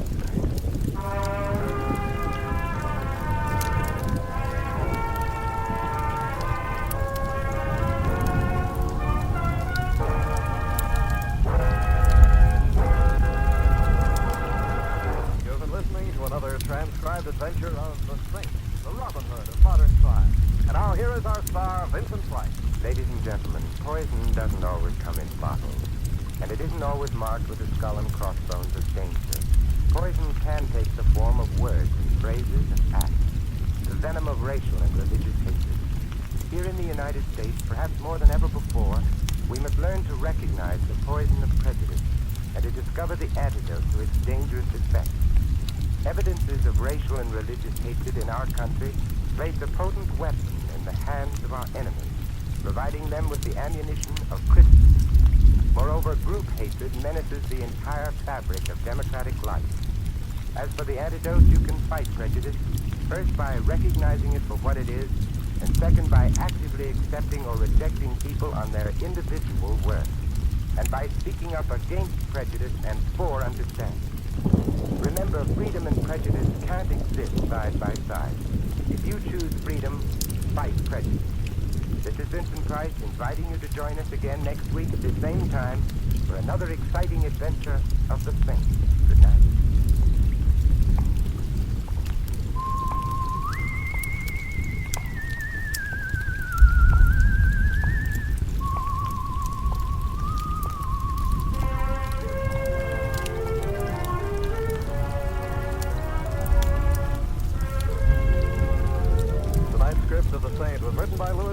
Our cast included Gene Bates, Lou Merrill, Fred Howard, Jack Edwards Jr., and Larry Dobkin. The music was composed and conducted by Vaughn Dexter. The Saint, based on characters created by Leslie Charteris, is a James L. Safier production and is directed by Helen Mack. Vincent Price is soon to be seen co-starring in RKO's production of His Kind of Woman. All you Saint fans will be glad to know that the Saint comic books are now on sale at all newsstands. Your announcer is Don Stanley. Programs, get your programs here. Tomorrow night, here's Nightbeat, the adventures of newspaper reporter Randy Stone, as portrayed by Frank Lovejoy. Listen as Randy works the Nightbeat of a newspaper in search of unusual, interesting stories. That's Nightbeat tomorrow night. Next, Sam Spade cuts the cape.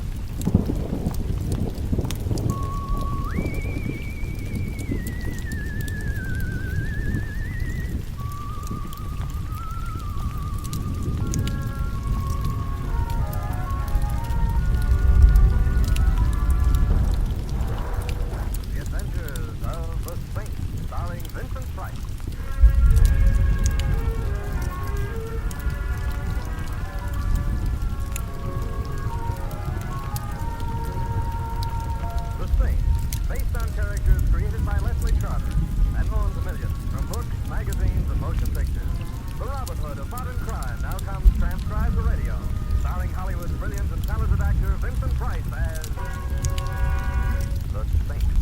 Templar. Mr. Templar. Mr. Templar. Noisy dream. You're not dreaming, That's Mr. what you Templar. say. I'm alone in my bedroom on the bed. It's Oh, dark. but you're not alone. I'm here. Go away. I'm sorry. I didn't climb into your bedroom in the middle of the night merely to go away again. What did you expect? A 21 gun salute? I expect your attention.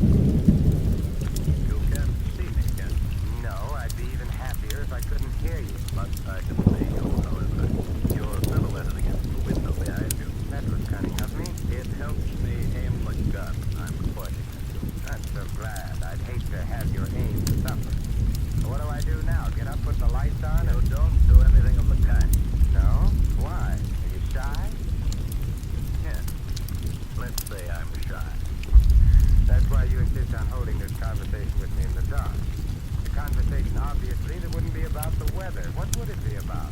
Well, I'm a writer. A writer and shy? None. I need some advice. The only advice I can give all writers is don't. I'm writing a book about murder.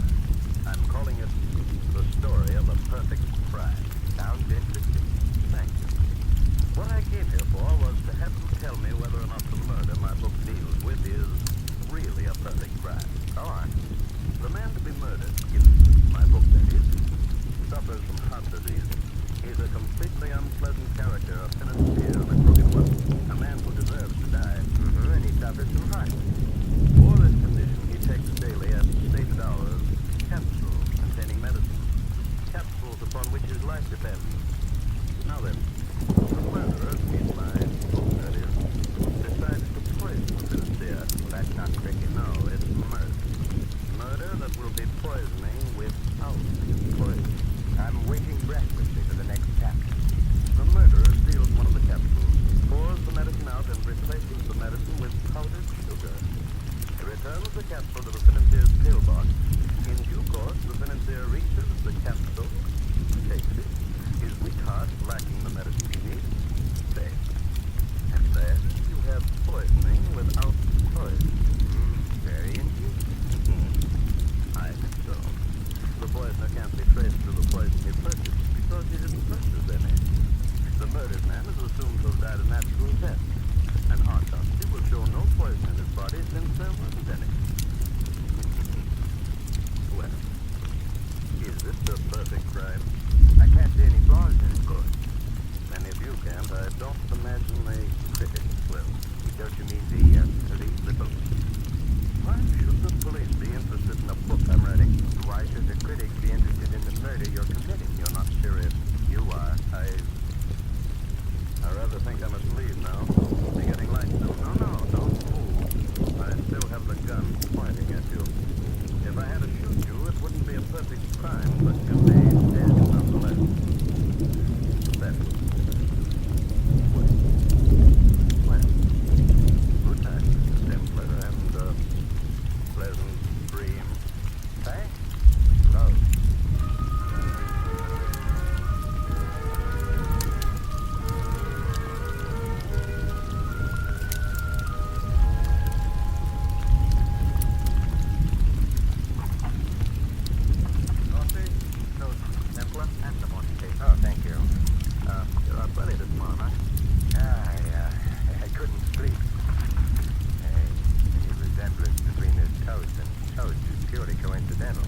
What does your chef do? Tan the stuff? Oh, no, Mr. Templar. He probably uses old shoe leather.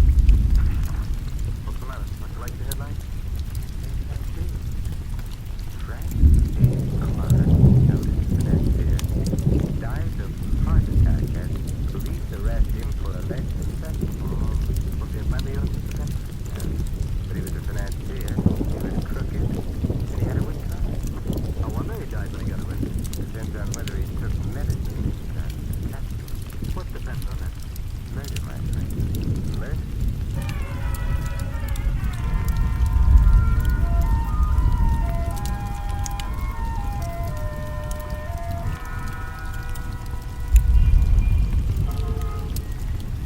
Taxi! Hey, taxi! Oh, no, Louis. Oh, yeah, Louis. Out of all the taxicabs in this city, why do I keep getting yours? Out of all the fares in the city, why do I keep getting you? You have a point there. I'll go right home and shop. Just stay where you are. You want to go home with me? No. What's the matter with my home? Nothing. I live there, don't I? My wife lives there, my kids live there. You have no children. Don't get personal. I'm sorry. Man spends every spare minute he's got hoping. Louis. Did Julius Caesar have children? Did Alexander the Great have children? Did Napoleon have children? Yes. See, they didn't send an announcement to. Louis. Will you please drive me to 1893 Waterview Drive? I'm in a hurry. Okay. 1893 Waterview Drive. Who lives there? A gentleman named Frank A. Clark. Except that he doesn't live there, Louis. He's, dead there.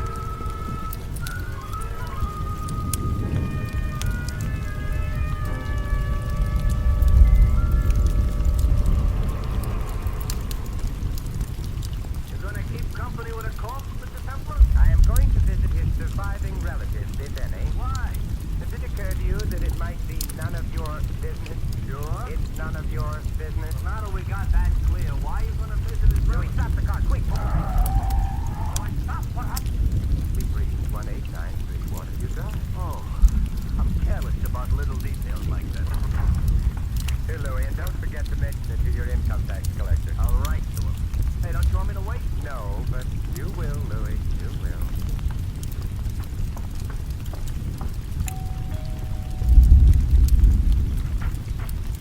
Oh, hello there. This is the Clark home, isn't it? Sure, and I'm the Clark niece. And you're... I'm a Templar, an old friend of your uncle. You're not old. Well, And you're not a friend of my uncle's. Come in, anyway. oh, thank you. Because maybe you could be a friend of mine. In here. Tell me, do you need a friend? No, but I like him. Oh, my name is Inez. Inez Francis. I'm very glad to know you, Miss Frank. Probably won't be when you really get to know me. I realize perhaps I shouldn't have come today. You must be all broken up by your uncle's death. Who, me? Well, perhaps. Well, that's me. I'm the family. Your uncle must have been a lonely man. No, he didn't mind. He had me and the market and all those people he was swindling. Oh, and of course he had Mr. Hansel and Charlie Melvin. Poor Hansel and Charlie Melvin. Charlie's sort of a weedy youth. Uncle's secretary, very anemic. I ignore him. And Hansel? Uncle's lawyer. But I fondly suspect he's bigger crook as Uncle was. But very spatted, you know. Spatted? On the shoe. And gardeniaed in the buttonhole. And I've a sleeping suspicion whiskeyed in the liver. Oh, untidy. Nobody else close to Uncle? Nope. Then it boils down to one of you three. What does? Who's happy now that Uncle's dead? I am heartful as Charlie is. Covering the field. Why? Uncle had a lot of money. I get it now. Hansel stole some money from Uncle. He won't go to jail now. Charlie was implicated in Uncle's crooked deal. Charlie will not get something. And, who has that deep, slightly hoarse voice? I don't. No. Which means that you're not the one who came to my room last night. No, but if you ask prettily, that's how come tonight. I never. Look at your eggs. I don't have any. I'll bring some with me. Are the others around? Sitting around practicing Greek thickened looks for the funeral. Half the event is this afternoon. Better get dressed for it. You are dressed. But not for a funeral. Excuse me for just a minute.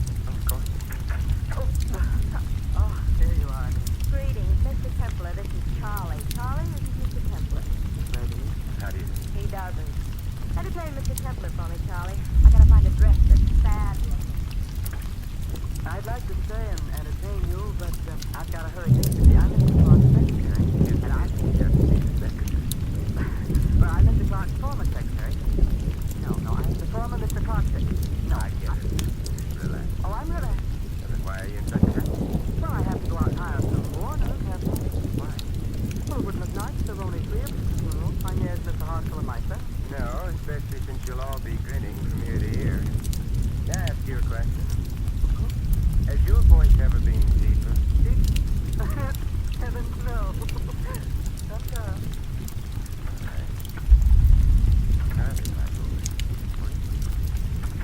Oh, good morning. Good morning.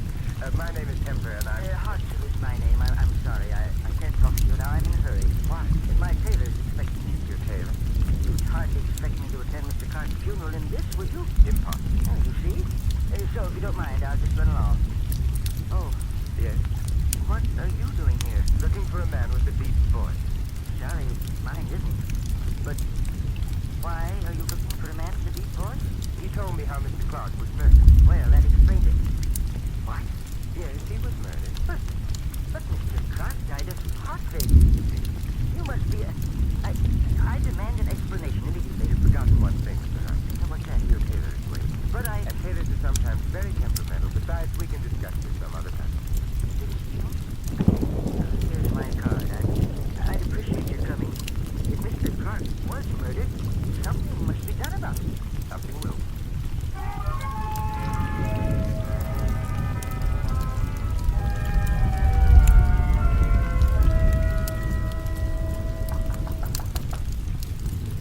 Who knocked at my gate?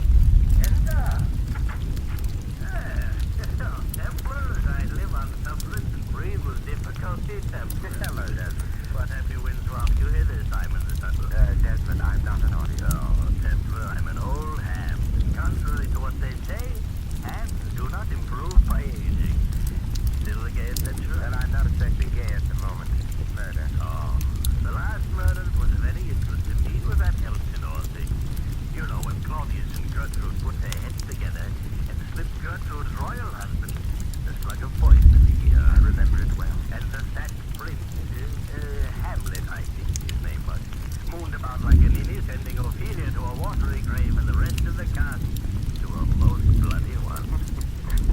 You would have been as good as Hamlet. Bless you! Oh, I wanted to play Hamlet. Instead, they preferred me as a ventriloquist consultant. That's why I'm here. You've been a ventriloquist. I am involved in a case which hangs on the identity of a voice. Desmond, could anyone change his voice so that it would be completely different from his real voice? Oh, yes. But you'd always know that the second voice wasn't natural. Does what's that? Look, Desmond, 3 people wanted a man named Clark dead. Clark is dead.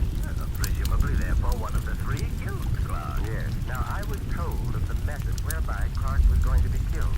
By a very distinctive voice in the dark. Therefore, the problem was simple. Find which of my 3 suspects had a voice like that and go on from there. Well, Not one of the 3 has that kind of voice, which leaves me with an interesting problem, but leaves the murderer free to go unmurdered.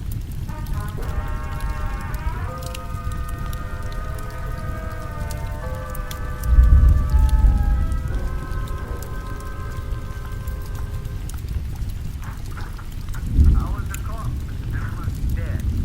Louis, I want the nearest bookstore. You can't have it. It belongs to a guy named Cecilthwaite.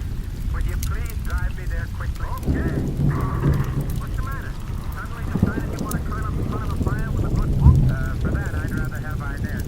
No, Louis, I really want to find out how a man can die of poisoning without being poisoned.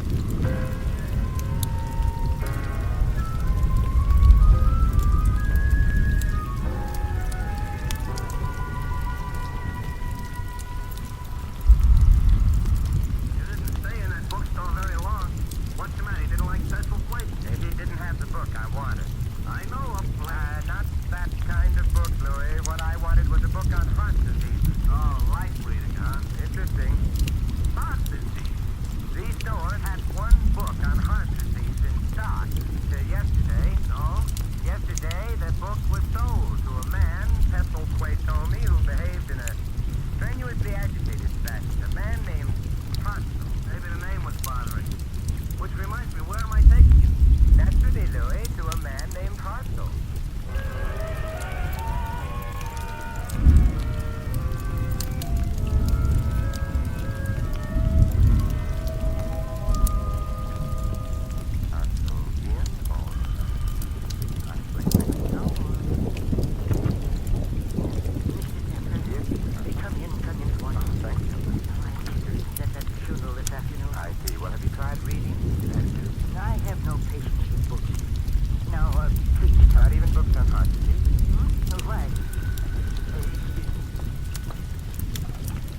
Oh, yes, I did. What? Oh, how dreadful. Oh, yes, it was. Goodbye. You're pale. I'm shocked. Charlie Melvin. You know him? Mr. Clark's secretary. Yes, well, it seems that something's happened to him. What? He's dead.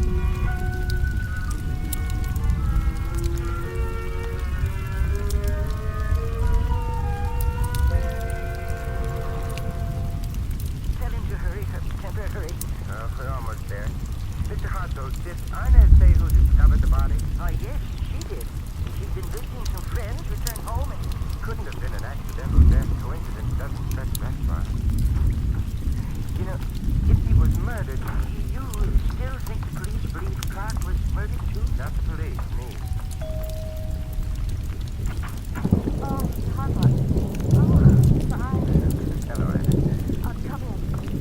It's getting to be embarrassing, all of a sudden death. Might be more than embarrassing. Might be fatal. It was for Charlie. How did it happen? He shot himself. The police. I just phoned him. Well, then we'd better hurry. Well, this is his room. In here. I heard the shot When? about an hour ago. But you phoned Hartzell here only 15 minutes ago. I didn't know it was a shot at first. Thought he was supposed to come upstairs. When he didn't, I realized... there he is. He's definitely dead, and... note. Magic, boy, suicide. See what the note says.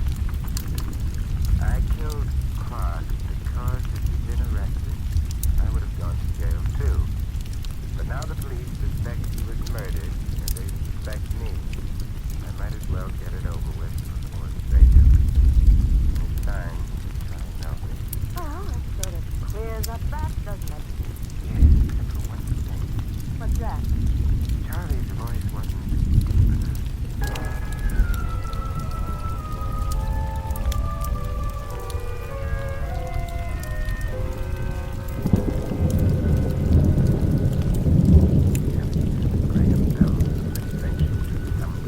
I'm asleep, and so should you. Templar, Yes, Hartzell? listen. I'm at the Ensign Club on Trocadero. Yes? I couldn't go home. Charlie's dead so soon after Clark.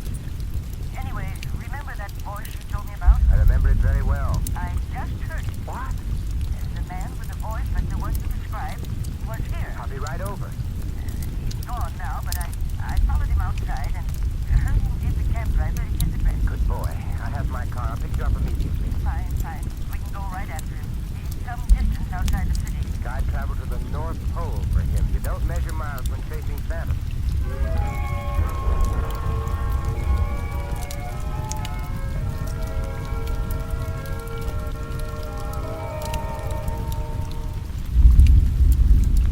Of course, I can't be absolutely sure it's the man you want. Me, I'm grabbing at straws. But his voice did sound like yours. It was at a club to which Clark belonged. I'll make it worth a try. All I need is to hear him say something, anything, a word, a phrase, and I'll know. Oh, that shouldn't be difficult once we get to him. Once we get to him, the only thing worries me is Yes? that his voice can still be heard by the time we get to it.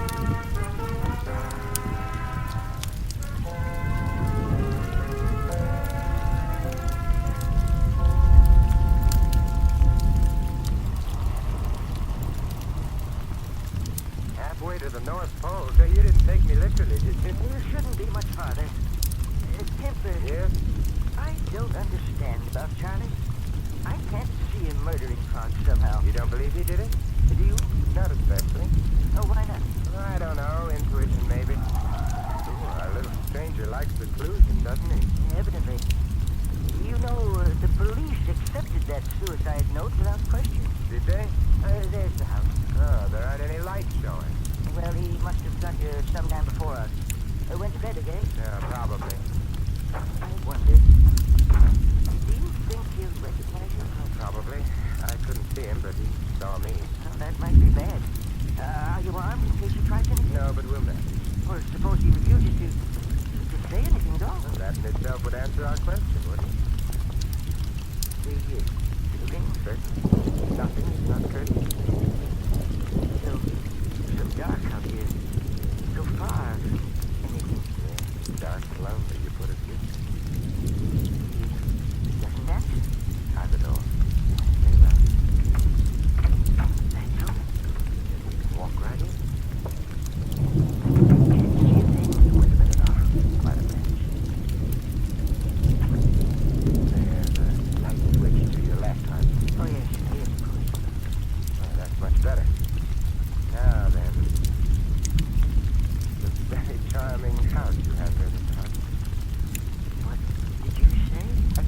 very charming house.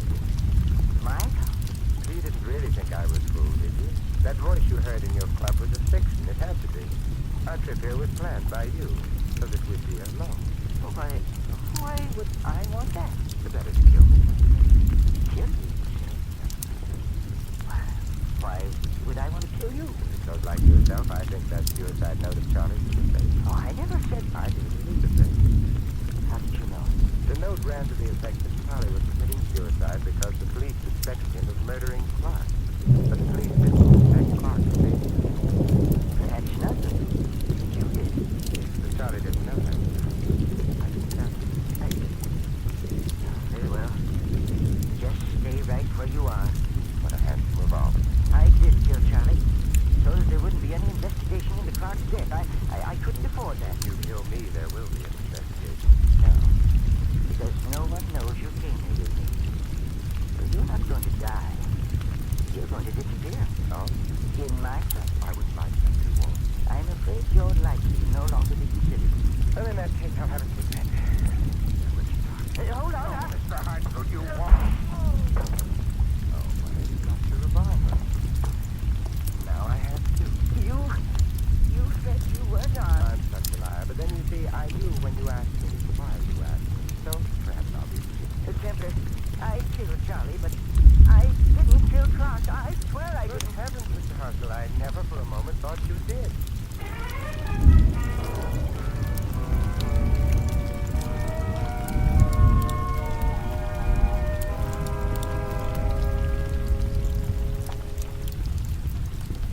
It's a beautiful night.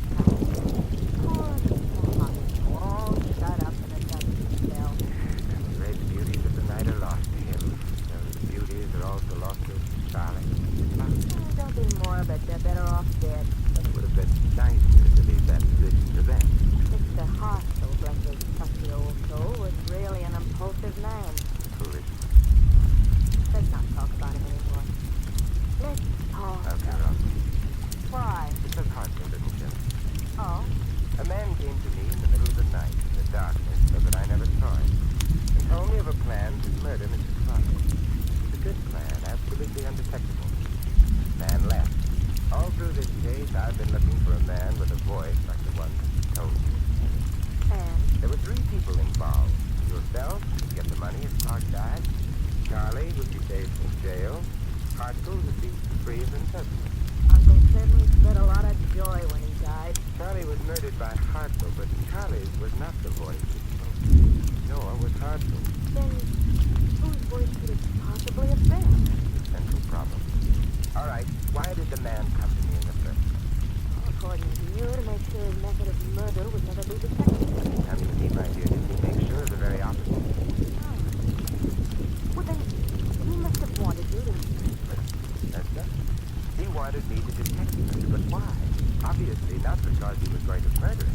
I don't understand. The only voice in this case that I haven't heard is his voice. My uncle. But why? Why did he do it? Because nobody was going to murder him. What could he hope to accomplish? What he did accomplish. Inez, your uncle was an old man with heart disease on the verge of being arrested for theft, swindling. He knew he wouldn't survive even the shortest distance, and he probably suspected that the strain of the arrest itself might be fatal. And it wasn't. But before he died, he wanted revenge on the lawyer who cheated him and on the secretary who betrayed him. So he came to me with his story, figuring that when he died, perfectly naturally, murder would be suspected where no murder was taking place. The worst is, because Hartzell killed Charlie, Hartzell himself is going to die for us. Yes. Your uncle must have been quite... There's a moon. We've talked about happy things long enough. Got any answers? Wait a minute. I thought you didn't have any the last time I asked you. Last time you asked me, my dear, you were a suspect for murder. Now, nothing. You think you're lost. Just plain.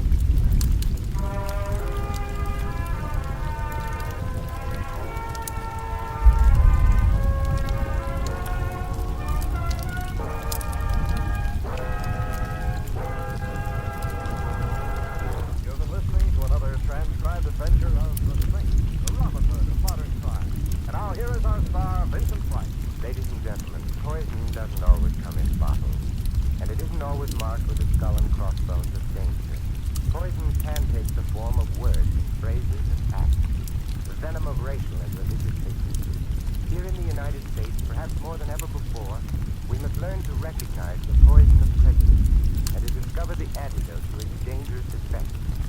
Evidences of racial and religious hatred in our country place a potent weapon in the hands of our enemies, providing them with the ammunition of criticism.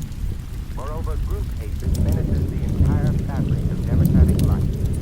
As for the antidote, you can fight prejudice, first by recognizing it for what it is, and second by actively accepting or rejecting people on their indivisible worth, and by speaking up against prejudice and for understanding. Remember, freedom and prejudice can't exist side by side. If you choose freedom, fight prejudice. This is Vincent Price inviting you to join us again next week at the same time for another exciting adventure of the Saint. Good night.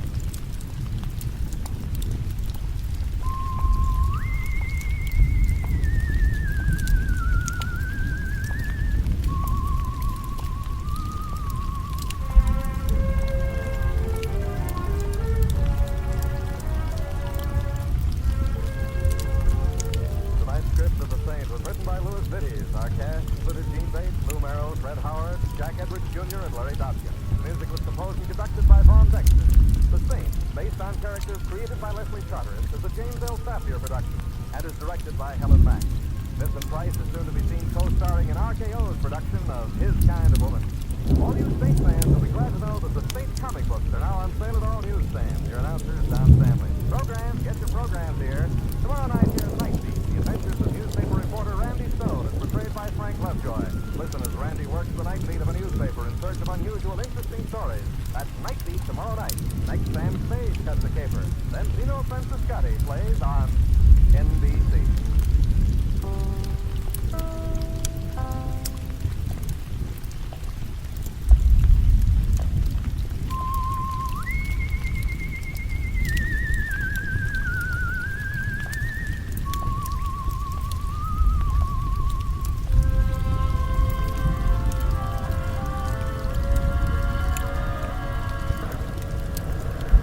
The Adventures of the Saint, starring Vincent Price.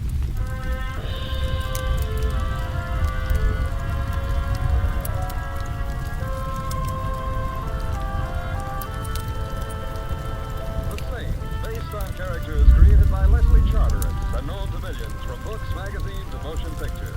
The Robin Hood of modern crime now comes transcribed to radio, starring Hollywood's brilliant and talented actor Vincent Price as the Saint. I'm not home. It's the middle of the night and I'm asleep. I'm in Schenectady, sitting up with a sick aunt.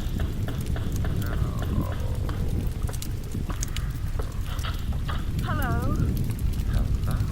Are you Simon Templar? Well, come in and we'll compare social security cards. Thank you. I thought you were in Schenectady. Never heard of the place. Sitting up with a sick aunt. She recovered suddenly. Simon, I need help. Desperately. Why? Because I'm dead. You're what? Dead. Oh, well, of course, some of my best friends. Simon, my name is Francis Blake. Here, read it. Read? That little item down in the corner, under obituaries. Obituaries? Says here that the body of Francis Blake is at the Restwell Chapel. Burial at noon tomorrow. You see, the newspapers say that I'm dead. Yeah, but I don't know whether to believe them or not. You are Francis Blake? Oh, of course I am. Come here a moment. All right. Thank you. Now... Simon, what are you... Ow! I beg your pardon. You pinched me. Yeah. But... Well, I had to make sure I wasn't dreaming.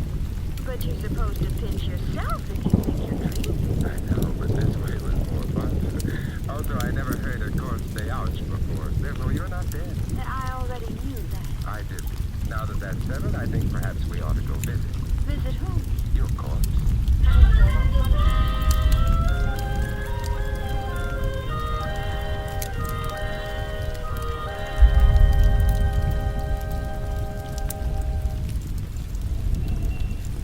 Taxi! Taxi! Hey, a nice rain upright. Never mind, Louis. Oh, Mr. Templar, had I have known it was you, I wouldn't have bothered with the windows. Had I known it was you, I just wouldn't have bothered. However, Francis... Thank you. should perhaps be explained. He's a cab driver I try to avoid. I rarely succeed. Which proves to me that my life isn't all that it should be. Keep it clean. And where at this hour of the night are you going? The Restwell Chapel. Get another cab. Louis. Okay. Some sport. Takes a girl to see a funeral parlor in the middle of the night. I'm merely taking her home. She lives in a funeral parlor? She's dead in a funeral parlor. Who's dead? Miss Blake. Huh? Me. Excuse me, but Louis, don't take I your was hands just off the gonna- wheel. I already did. Yeah, so? She said ouch. Personally, I would like to find out for myself, but if you say so, I do. I'll take your word for it. Only how are you going to explain to the funeral parlor her riding around in cabs with you? Simple. I am apparently the kind of a man a girl wouldn't mind being seen dead with.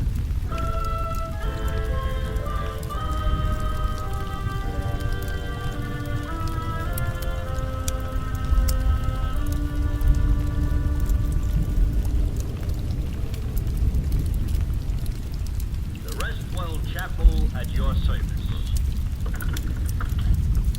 Louis. I know. Wait. But I'm telling you one thing, considering the type of company you're keeping. I ain't waiting till nobody plays no hot licks on the trumpets. I don't think you'll have to. Come along, Francis. I've been trying to pretend to myself that it's all some kind of a joke, but that funeral parlor looks too real. We'll find out soon enough. One nice thing about funeral parlors, they're always open. That you call nice? You have a point there. Listen to that doorbell. Chopin, please. I beg your pardon? I should... Come in, Frank. This is an hour comes to all. Except in states that don't have daylight savings. I, sir, was referring to your bereavement. Who are you wanting? We would like to look at Francis Blake. The hour is late. Grief knows no clock. Good heavens, an epigram. Will we try, sir? Will you follow me? Thank you.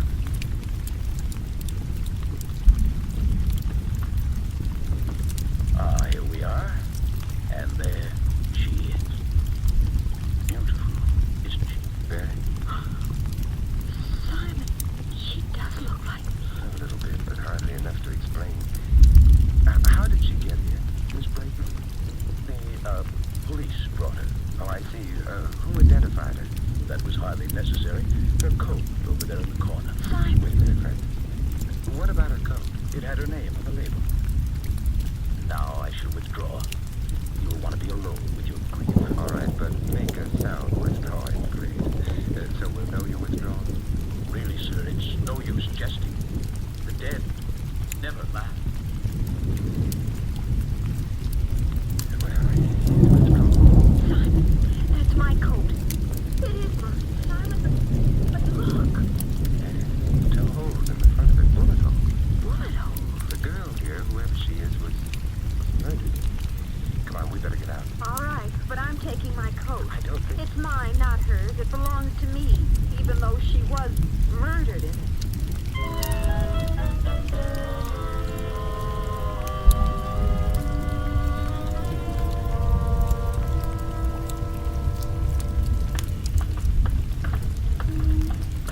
Simon, what was that girl doing with my coat? Wearing it when she was shot, presumably. There's another question, perhaps a more important one.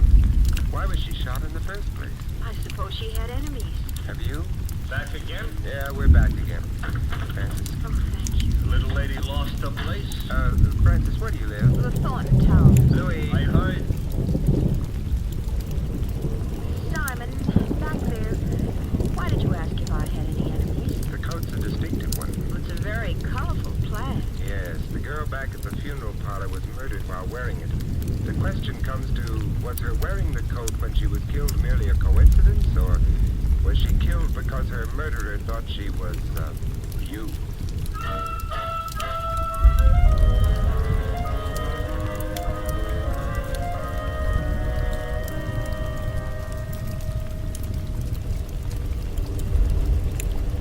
The Thornton Towers. Yeah, here you are, Louis, and, I know. Don't wait. On account of your sitting up with the friend. Good night, Louie. Good night. Good night, folks. Oh, Simon, it's so good to be back home. My apartment's down the east corridor. Simon, I feel terrible. No, you needn't. But what you said in the cab, she was wearing my coat, a very distinctive one, and then she was shot to death. That girl is dead because of me. No, we don't really know that. Well, it must be so. Somebody thought she was me and killed her. That's possible. Then that means that somebody wants to kill me. Yeah, is this your door? Oh, yes. Of course, it's also possible that someone didn't like the coat and, hey, did you leave your lights on when you left? No, There's a light in the room ahead. that's the living room. You stay here in the hall. I'll go ahead and see who it is. But I just want to make sure they're neutral on the subject of plaid coats, or you. Shh. Oh, hello. Hello. Ah, how she was beautiful. Your wife. My what? Your wife? It's her picture on the desk there, no? Well, there does seem to be a picture of Francis. And your name, she's... And my name's Simon. Ah, it is a name that paints herself with the soul, no? No. I knew that tonight of all nights you would be lonely. Believe me, I'm not So lonely. I am here.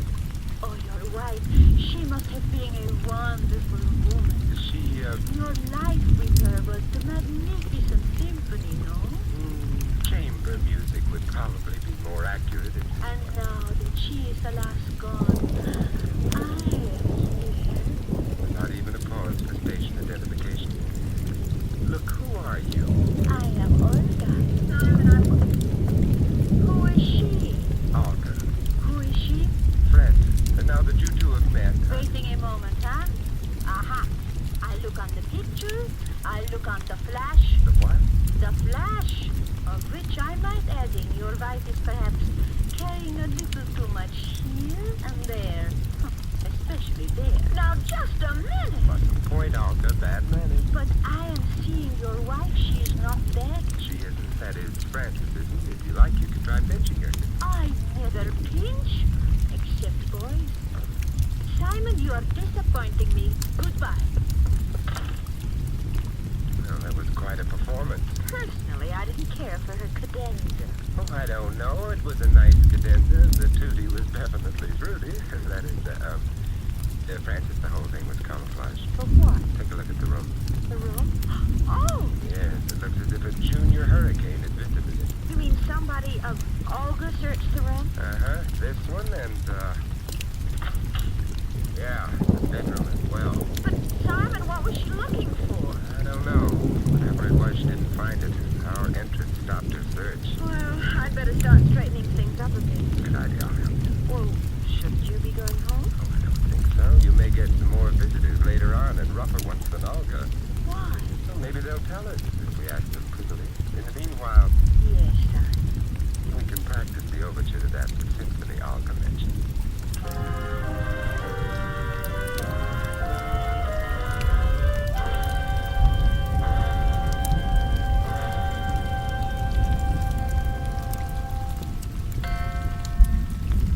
Simon, Yes. it's getting awfully late. Yes, I know. Well, you really can't sit up all night waiting for someone to come. We don't even know for sure that someone will. Olga got into this apartment and someone else did before her.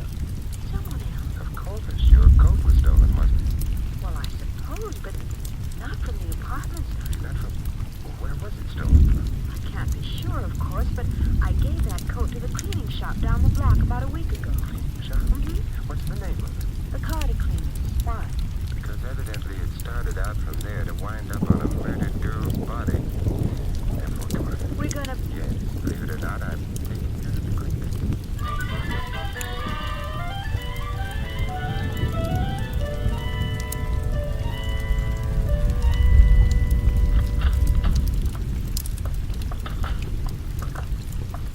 Hey! What?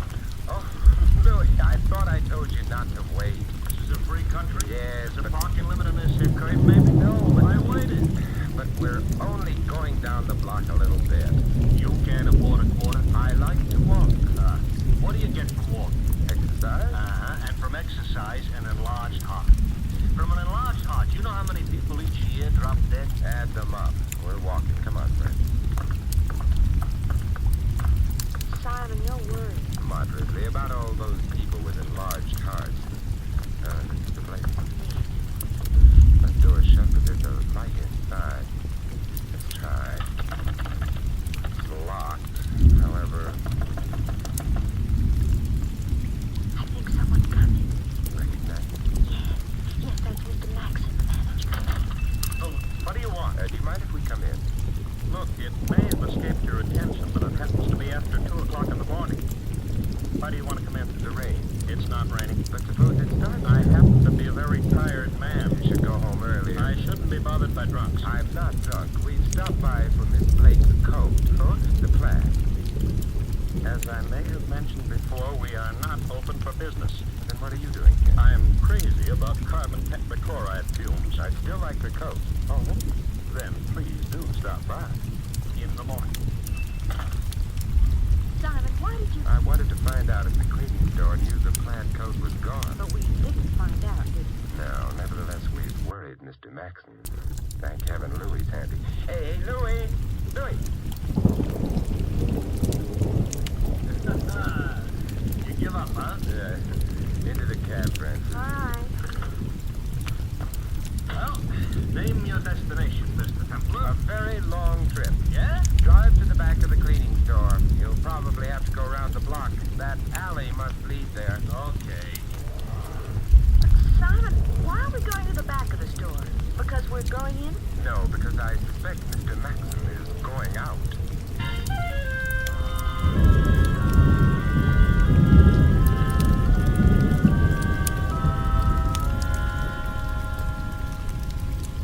All this here is maybe none of my business. It is. Oh, you know, a remark like that could easily hurt a fella's feelings. I'm sorry. No, it didn't hurt mine. I'm sorry still. But you're not spending this PM in the way a PM should be spent. Nonsense. So far, it's all been good, clean fun. That's what I mean.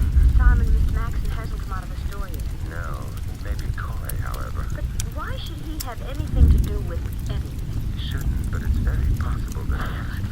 Yeah, Mr. Maxon is shutting up shop. Coming down the back alley, which concerns something or other. You mean if he weren't hiding something, he wouldn't use the back way? Perhaps we're far enough away from the alley for him not to notice. Turning the corner. Louis. I am alert. Not for nothing was I a Boy Scout. Although actually, what I was a Boy Scout for was a certain Girl Scout. Hold it a minute. He's getting into that... He's a villain. That's a convertible. Everybody knows only villains ride around in convertibles. Started. Louis. Here we go.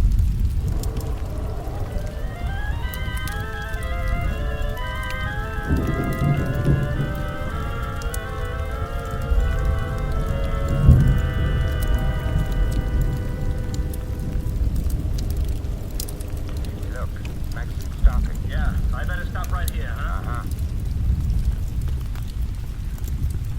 Simon, he's going into that nightclub. Interesting place for a store manager to finish his evening's work. Let's go, Francis.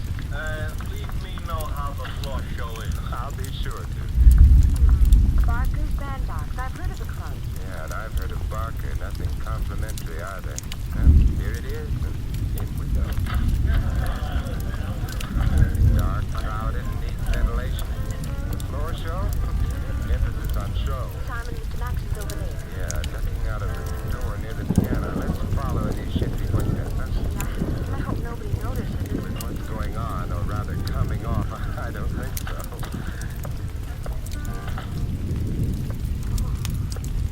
So dark in this hallway. Yeah, listen. I can't hear what you're saying. Get a little closer.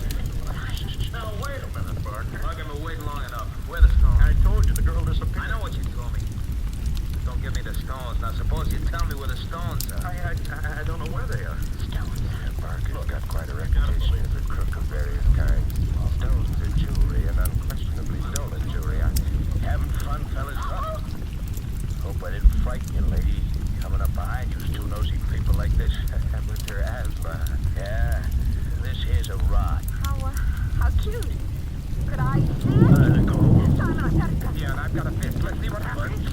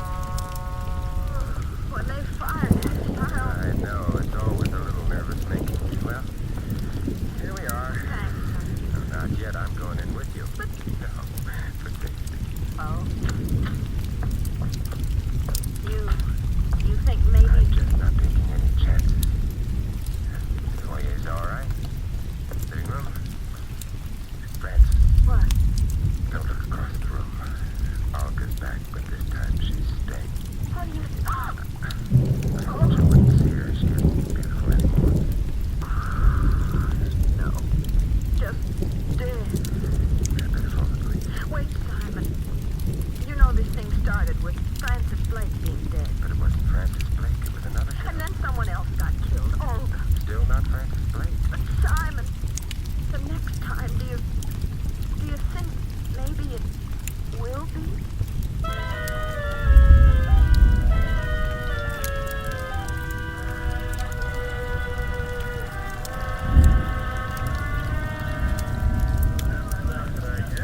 Come on, boys, let's get out of here.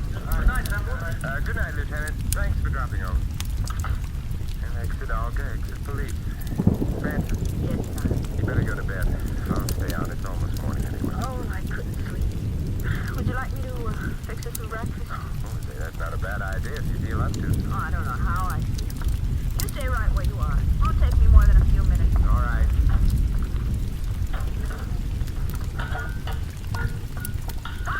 Okay, that's all the sound you're gonna make, sister. The gun's loaded. You got ideas about yelling for help? Remember this. Bullets get to you quicker than help. Now let's get out of here. By the service door like I come in. But Simon, Boyfriend, you write him a letter from where you're going. If you're lucky, sister. And I hope you're lucky. You're too pretty to enjoy dying so quick.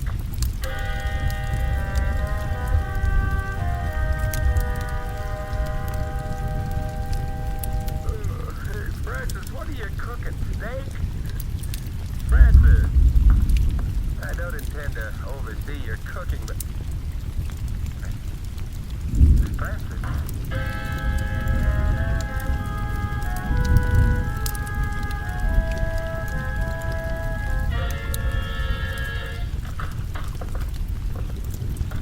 Oh, here she is, Mr. Parker. Yeah. Nice work. I want to know what this is all about. Yeah, I bet you do. You and me both. What'd you do with the stones? Stone? Yeah, the chorus girl's delight, the old man's charm, the stones. Oh, you mean jewels? I don't have any. Maybe not on you, but you're gonna tell us where they are, wouldn't you? Suppose I don't know. I wouldn't care to believe that. Well, you'd better start because I don't know. All right. I'll start not believing. Jake. Yeah? I don't believe her. I don't think she's behaving right. You don't, huh? I don't. Okay, Mr. Parker. What are you gonna do? I'll slap you around a bit. It's gonna hurt you more than it hurts me, too. Oh no, you can't. Wanna bet? Hold it a minute, Jake. I'll get it. Yeah, Parker, who are you? Simon Templar. You've got Francis Blake to have too. It's your phone call. You must have. Listen, if you don't hurt her in any way, I'll get you the stones you're looking for. She doesn't know where they are. Matter of fact, where are the stones? The Carter Cleaner's shop. Look, don't hand me that. We already been through the joint. You didn't know where to look. Yeah? That could be a deal. Okay. But your girlfriend will be under a gun all the time. First funny move she gets. No funny moves. Be safe. Okay, Jake. Go and visit. Maybe we'll trade in a bay for the stones. If the stones are handed over. If they ain't, we'll just trade her in.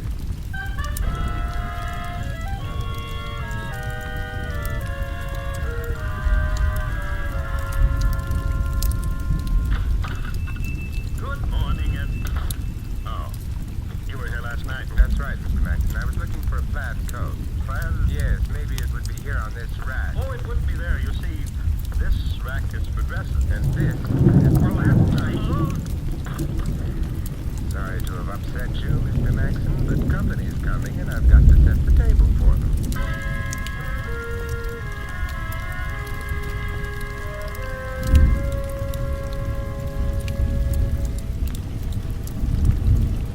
Joint looks clean. No blue uniforms around. Parker, Jake. Okay. Here we go, baby. I can walk by myself. Yeah, I know, but I enjoy your company.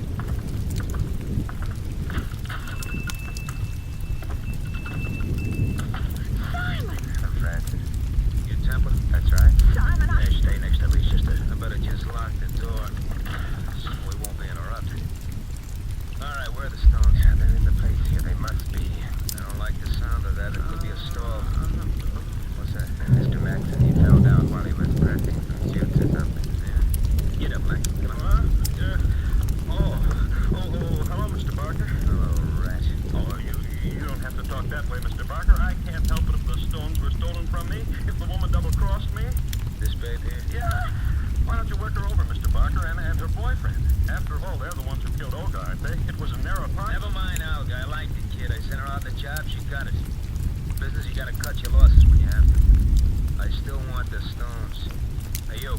They are here. They have to be. Then find them. I'd look, but they're hidden cleverly. You sound like a guy up a tree, mister, and in just a couple of seconds, I'm gonna cut that tree down. Tree? Wait a minute, tree? Suppose you wanted to hide a tree so you couldn't find it.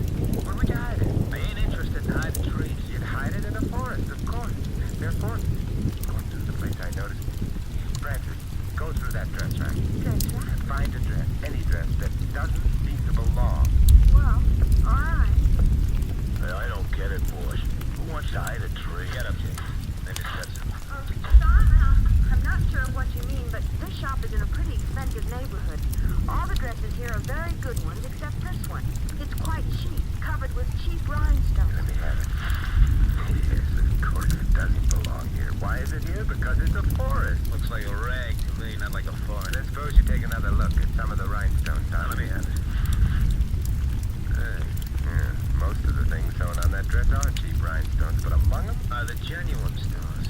The ones we've been looking for. Wow, nice work, Max. I didn't know anything about it. Somebody else must have done it. The frame here. No kidding. Wait a minute, Bucker. Wait. For what? I'm gonna tell you something, Max. No, Buck, You sure told me. Never did like a double crosser. Hey, you, where you going? Well, it occurred to me you mightn't like witnesses either.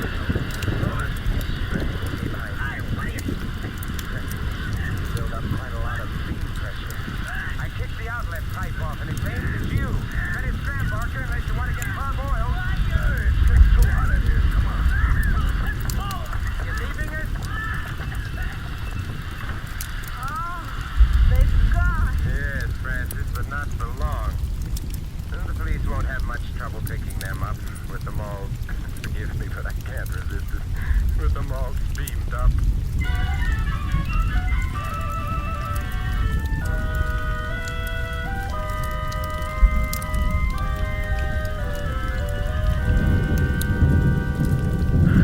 Simon, I'm terribly grateful, but I can't resist asking you what it was all about.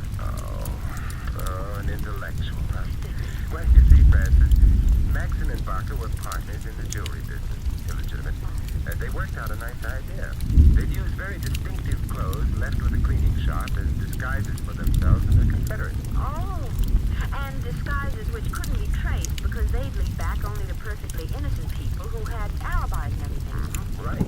And the last job they did involved the girl who wore your plaid coat while stealing the jewels.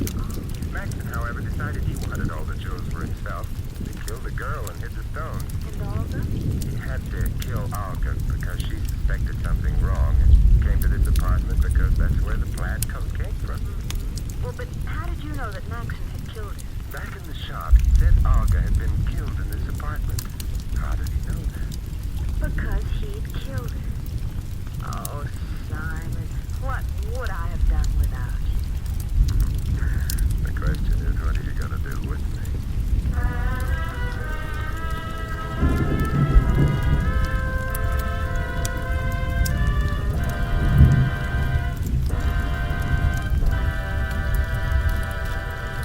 You've been listening to another transcribed adventure of the Saint, the Robin Hood of modern crime. Now here is our star, Vincent Price. Ladies and gentlemen, our cast tonight included Shirley Mitchell, Viola Vaughn, Larry Dobkin, Lou Merrill, Tony Barrett, and Jack Moyle. This is Vincent Price inviting you to join us again next week at the same time for another exciting adventure of the Saint. Good night.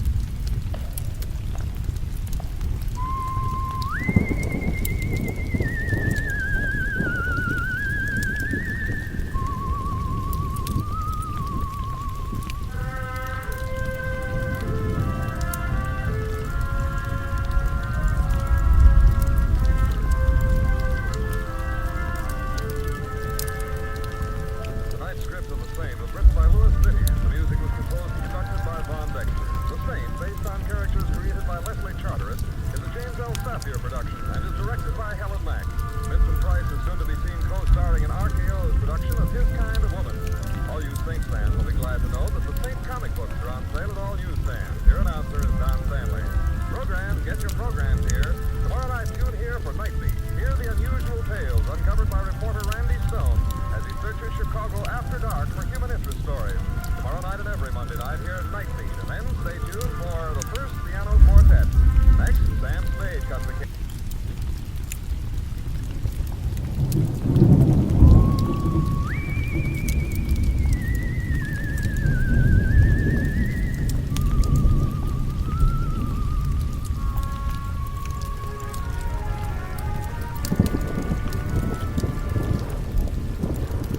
The Adventures of the Saint, starring Vincent Price.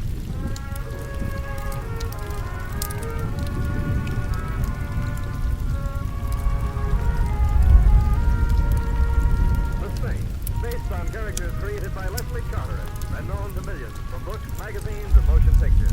The Robin Hood of modern crime now comes transcribed to radio, starring Hollywood's brilliant and talented actor Vincent Price as the Saint.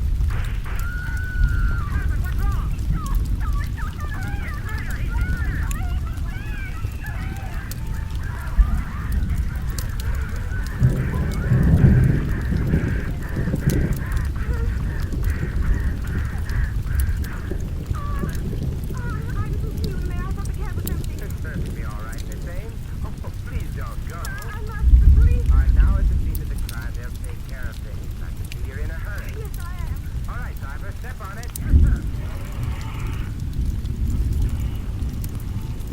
Comfortable, Miss Ames? I don't know you, do I?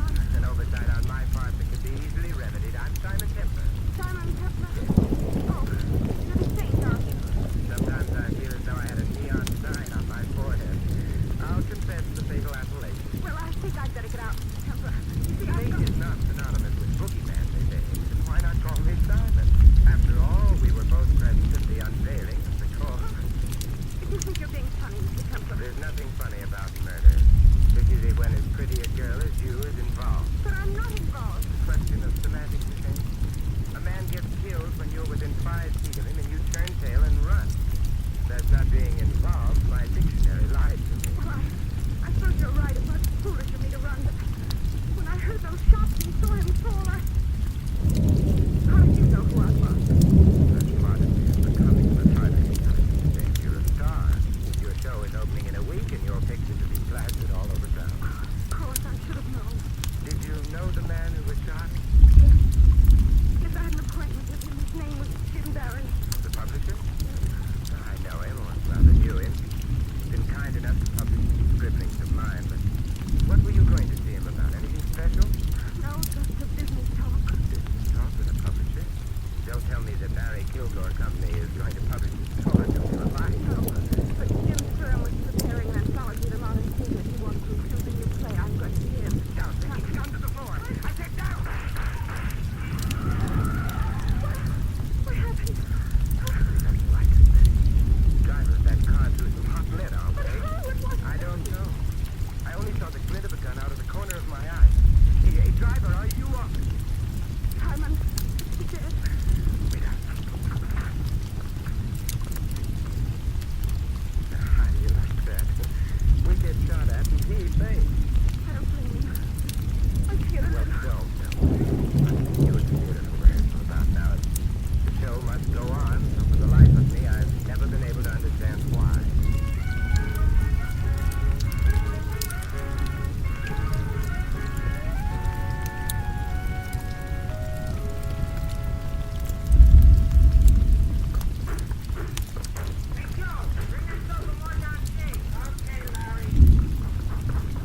Here's my dressing room, Simon.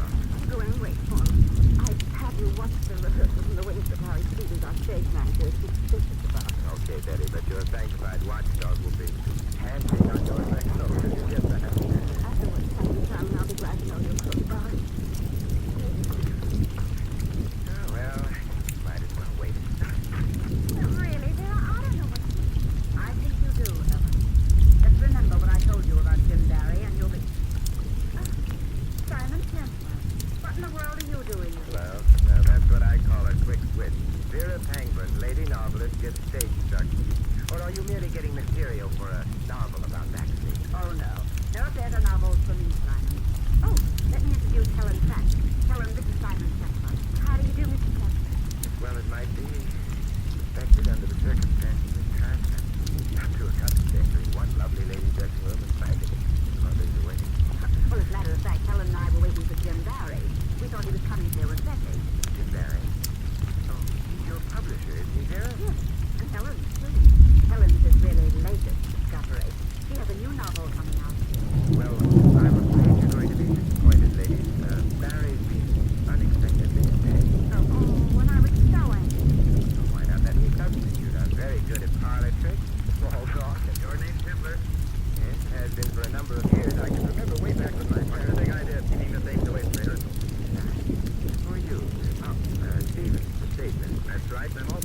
doesn't like State Store John.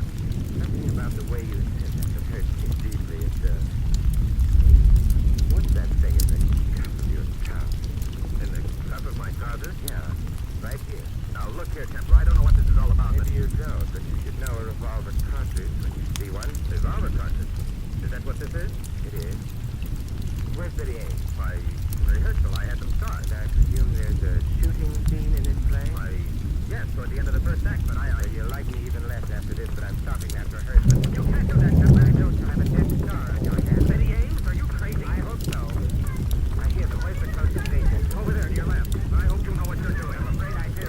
They're at the shooting. See now. Stop it. Don't shoot. What is it, Simon? What's the matter? Apparently nothing, but I'm a little amazed at finding you all right. Why shouldn't I be, Simon? Now, there you have it. Quiet, everybody. Templar, I've had enough of this nonsense. You've held up the rehearsal by keeping Betty away, and now you've broken up the end of the first act. Either you get out of this theater, or I'll have you thrown out. You know, Stevens, I must be super sensitive. Why else would I get the idea that you don't like me? No, don't ask. Something I want to do first. Where's the gun your leading man fired just now? First, over there on the floor, just a pop gun with blank cartridges. Cartridges? That's it. I've always wondered how people shot in plays had so many lives.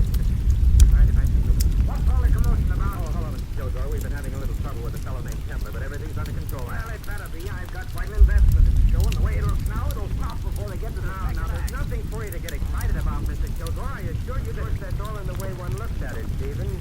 And I suggest that you look at this gun. I see it, Templar. So what? So this. Break it open. Simon, those aren't blank cartridges. They're real. Real? But that's impossible. Perhaps you better take a second look.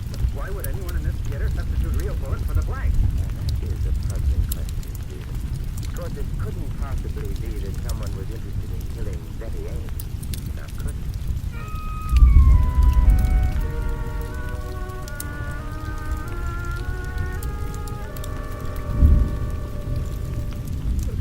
Well, theatrical people may dress somewhat unconventionally, but I thought that Stevens, with revolver cartridges in his trouser cuffs, was going a bit overboard.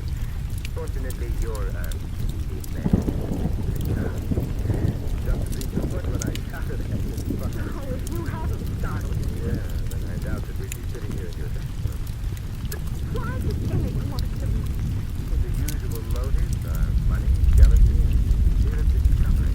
I'm not rich, and there's no reason for anyone being jealous of me, and I don't know a thing about anyone. You certain of that, Betty? Of course I am. You were pretty much in evidence when Jim Barry was So were a dozen other people. but perhaps they didn't see I didn't see anything. killing, perhaps.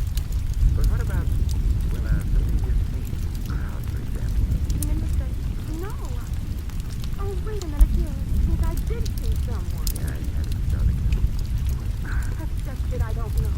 Let me remind you that a familiar face belongs to someone you know or have seen before. I know that, Simon, but I just caught a flash of the face, and I was thinking it looked familiar and was starting to identify it in my mind, and then the shots were fired and Barry was killed, and then it was gone.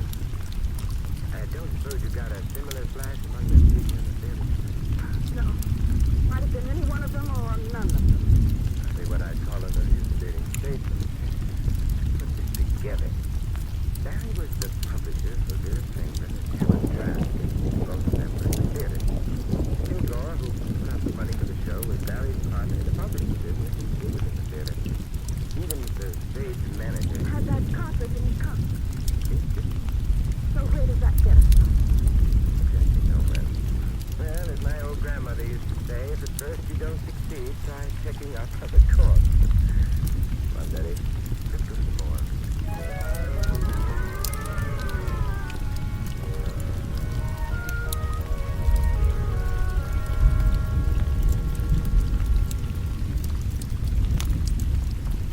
This place gives me the creeps, Simon. Strangely enough, the morgue never was noticed for being most suspectable, but You see her teamwork? how optimistic can one man be? Look in the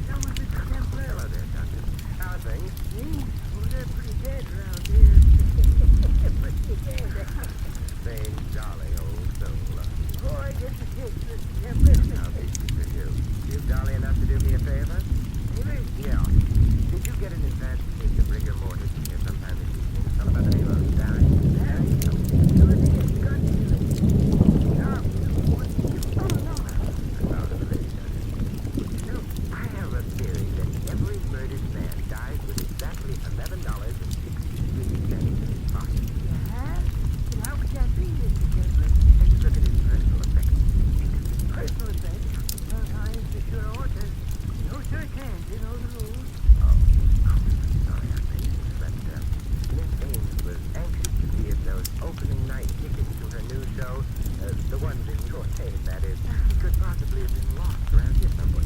Oh. $11.63 a day. Well, that's interesting theory, Mr. Kemper. And we can't block the progress of science, can we?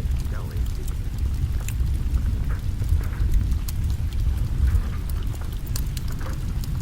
There you are.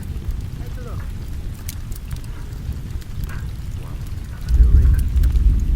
There's a couple of $100 in the wallet. Passes on theory all the time, don't he? Is that all there was on it? Think so? I told you that. Hey, look out, Brad. I'm going to faint. It's okay. I don't know what happened. Suddenly everything turned black. All right. I'll get you outside. Even an old fool like Duncan gets crazy here sometimes. No, I don't think so. You sure you're okay, baby? Yes, thank you. I'm all right now. Thanks very much, Mr. Duncan. Well, you're welcome. And, them open night tickets, find anything lost? Oh, you'll find them at the box office in your name, Mr. Duncan. Well, glad you folks stopped in.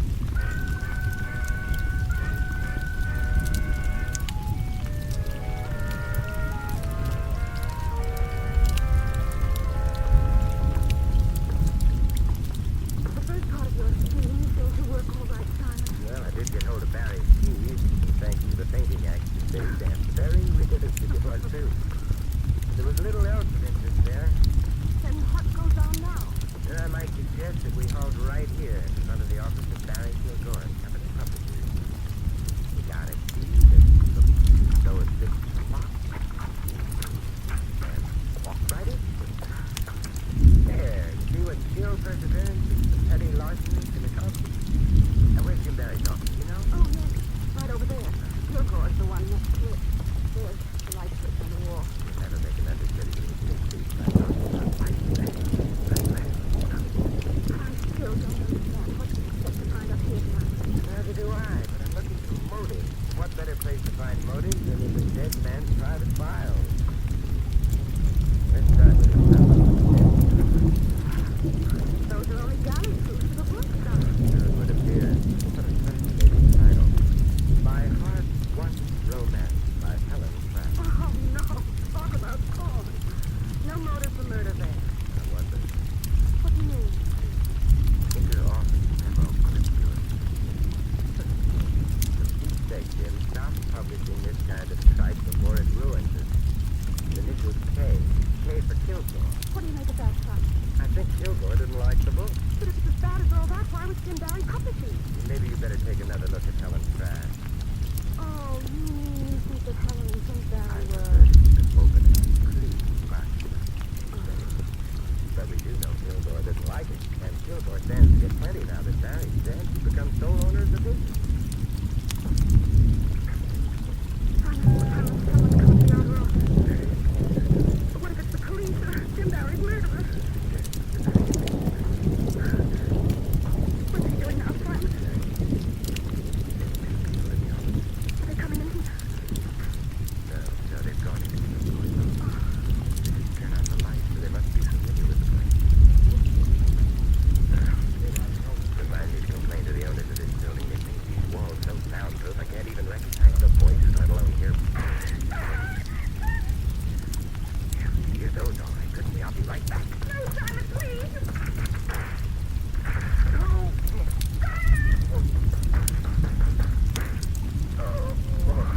Whoever it was got away. Simon, are you all right? I'll get a doctor. Better make it a carpenter's death, Eddie. Carpenter? Yeah, the shots missed, but I certainly smashed up that desk I ran into. Find the light, see how much damage was done. Does it? Simon! Damage was quite extensive, Mr. Kilgore. Our chief suspect has been crossed off the list by a bullet between his eyes.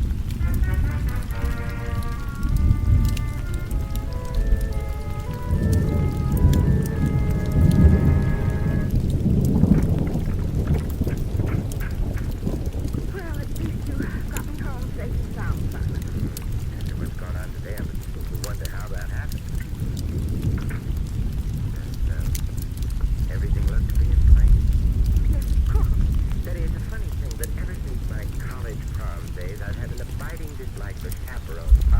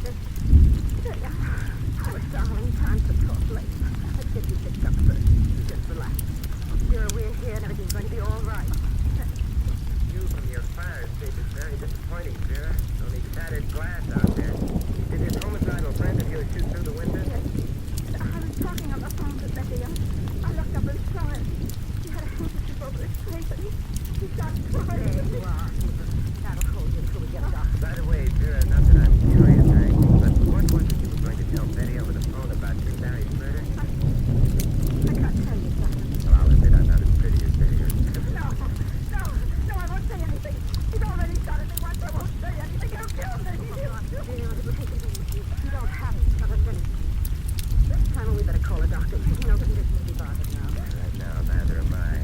Suppose you take care of the medical details and then meet me at Helen's house.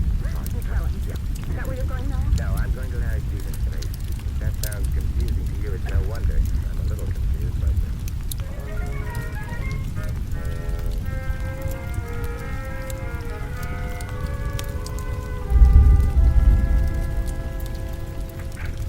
Yes? Hello, Stevens.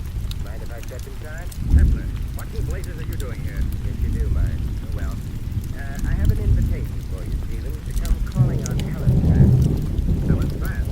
Why should I go to her place? I thought it would be sweet if we all chewed over a few explanations together. You'll get no explanation from me. Now get out, Kepler. Okay. But if you don't mind, I would like to teach you something first. Yes, what's that? Know something, Stevens? I think you're coming with me whether you want to or not.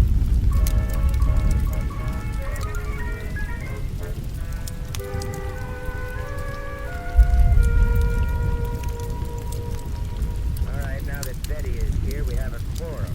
But I don't understand, Mr. Kepler. Why are you all here at my apartment? There's no sense asking him, Helen. He's completely crazy. Stevens, I think you're prejudiced because your jaw still aches a little. Miss Trask, when I entered Betty's dressing room tonight, Vera was saying something to you about Jim Barry. What was it? Well, she was merely warning me against him, that he had a weakness for young women writers. In your case, that's understandable. Would you say his weakness could account for a rather poor manuscript being discussed? You're insinuating anything, Mr. Kepler? Oh, Helen, of course not. You didn't listen to Vera, did you? Not. Mr. Barry always acted like a perfect. What are you driving at anyway, Kepler? I say I'm a perfectionist, Stevens. I don't like ragged details hanging over, and that snatch of conversation intrigued me. Something else intrigued me, too. That cartridge in the town. You really are determined to play Sherlock Holmes, aren't you? Well, if it'll relieve your mind any, on my way to Betty's dressing room, I bumped into a pop table. Box of what I thought were blank cartridges spilled against me and onto the floor.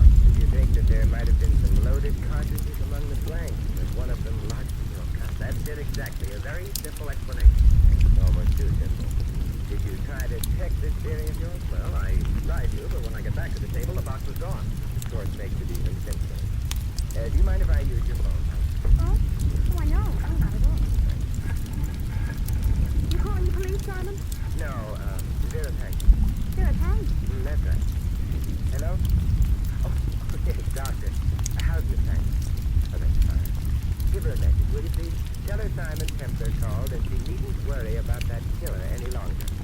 That's right. Betty Ames has remembered who it was she saw at the scene of the murder, and that's all the evidence.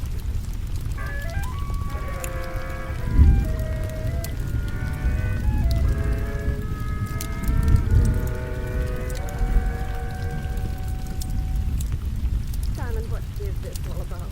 Beautiful here in the park. You know very well that I haven't forgotten the face I saw with you. A brilliant moon, soft starlight, and nice romance. What are we doing out here anyway? Take a cue from you, just killing time. I think we've killed enough. Simon, for the last time, will you give me a direct answer? Where are we going? Oh, didn't I tell you, Betty? Why, I'm merely taking you home.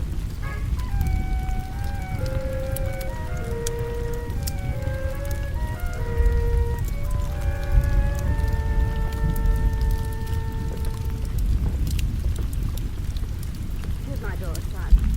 I can find my way alone. Don't you think the least I can do is to search the apartment for you again? That would be very thanks. Good night. Oh, I think it's allowing me to turn the lights on. There, you satisfied? Now you can see for yourself that there's... Yes, I can see quite well. Hello, Vera. Up that door, Simon, quickly. I never argue with the lady, Vera, particularly when she's got a gun in her hand. That's better. I thought that phone call of yours might have been a trap, Simon, but I had to make sure.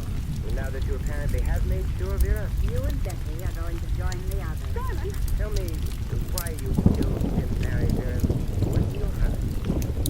Smart, aren't you, Simon? That's right. Jim was my husband. I thought so. Jealousy was the only motive I could figure for you. Every young woman who came along and thought she could write turned his head. That Helen Trask. A high school girl could write a better book than she did. But Jim Barry was going to divorce you and marry her, wasn't he? Yes. And now Jim's dead. And Kilgore's dead because he suspects You're going to die soon. Right now. No, you don't. Give me that.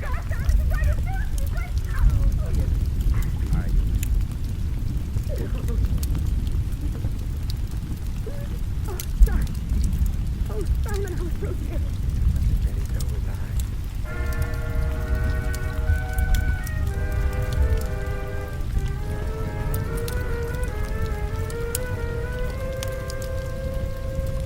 Still don't understand, Simon. That business of Vera's being shot. Now, how did you know that she faked that? You know, Betty, that's one thing I always dislike about solving a murder. I have to explain things. And if you won't let well enough alone. No, Simon, I won't. All right. There was the glass in the fire. Now get back to that. Simon, what about the glass? Came from the shattered window. And there was no glass within the room, therefore the shot was fired from within, scattering the glass outward. And who was inside the apartment of John? Vera. We have to keep it moving in the mud. Now, if we can carry that a bit further while we But I heard 2 shots fired over the phone. Did she use the second one to give herself that flesh wound? If you were afraid someone was closing in, you'd make a last desperate attempt to throw something else. She was the one who put the real bullet in the gun and fired at me in the cab. But Simon, why me?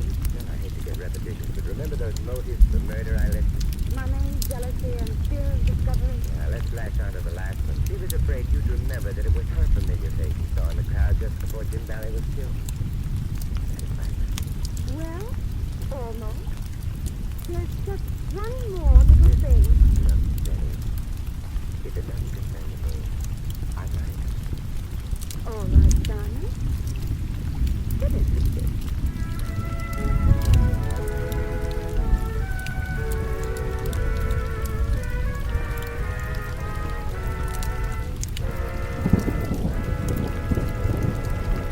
You've been listening to another transcribed adventure of the Saint, the Robin Hood of modern crime. Now here's our star, Vincent Price. Ladies and gentlemen, as good citizens, we have the entire sphere of American life in which we lose our heritage.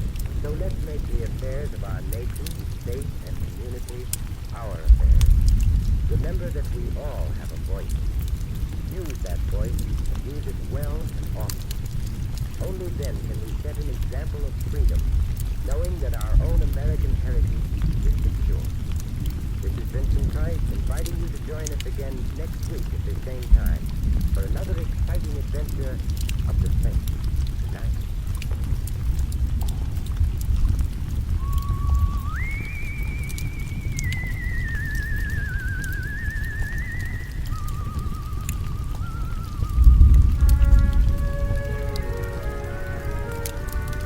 Tonight's script of the Saint was written by Sidney Marshall. Our cast included Francis Caney, Barbara Eiler, Eleanor Audley, Frank Driscoll, Stanley Farrar, and Arthur Hugh Bryan. Music was composed and conducted by Von Dexter. The Saint, based on characters created by Leslie Charteris, is a James L. Safier production and is directed by Helen Banks. Vincent Price is soon to be seen co-starring in RKO's production of His Kind of Woman. All you Saint fans will be glad to know that the Saint comic books are on sale at all newsstands. Your announcer is Don Stanley. Program, get your program, dear. Following now on NBC are 2 stellar programs you want to stay tuned for. Listen next for another exciting adventure mystery on the adventures of Sam Spade. Then hear the NBC Symphony's summer concerts with guest artists Helen Traubel and Vladimir Goldsman. And congratulations to station WWJ Detroit on this, their 30th anniversary.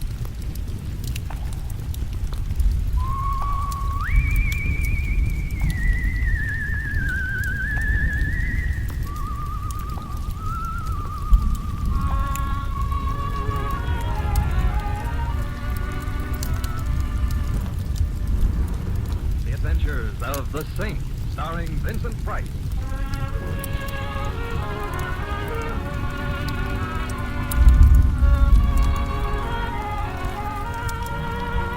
The Saint, based on characters created by Leslie Charteris and known to millions from books, magazines, and motion pictures. The Robin Hood of modern crime now comes transcribed to radio, starring Hollywood's brilliant and talented actor Vincent Price as the Saint. What's wrong? Someone shot the police! He's murder! He's murder!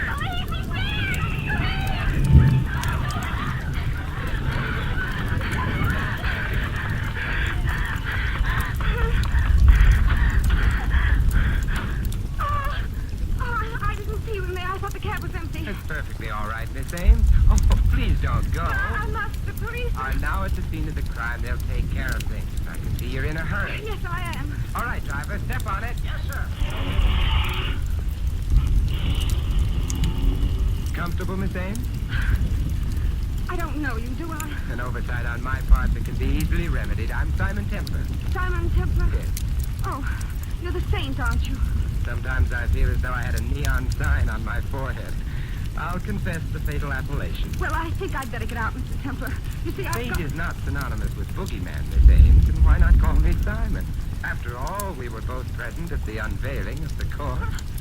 If you think you're being funny, Mr. Templar. There's nothing funny about murder, particularly when as pretty a girl as you is involved. But I'm not involved. A question of semantics, Miss Ames. A man gets killed when you're within 5 feet of him and you turn tail and run. If that's not being involved, my dictionary lied to me. Well, I suppose you're right. It was foolish of me to run, but when I heard those shots and saw him fall, How did you know who I was? Such modesty is becoming, but hardly intelligent, Miss Ames. You're a star. Your show is opening in a week, and your pictures will be plastered all over town. Oh, of course, I should have known. Did you know the man who was shot? Yes. Yes, I had an appointment with him. His name was Jim Barry. The publisher? Yes. Oh, I know him, or rather knew him. He's been kind enough to publish some scribblings of mine, but what were you going to see him about? Anything special?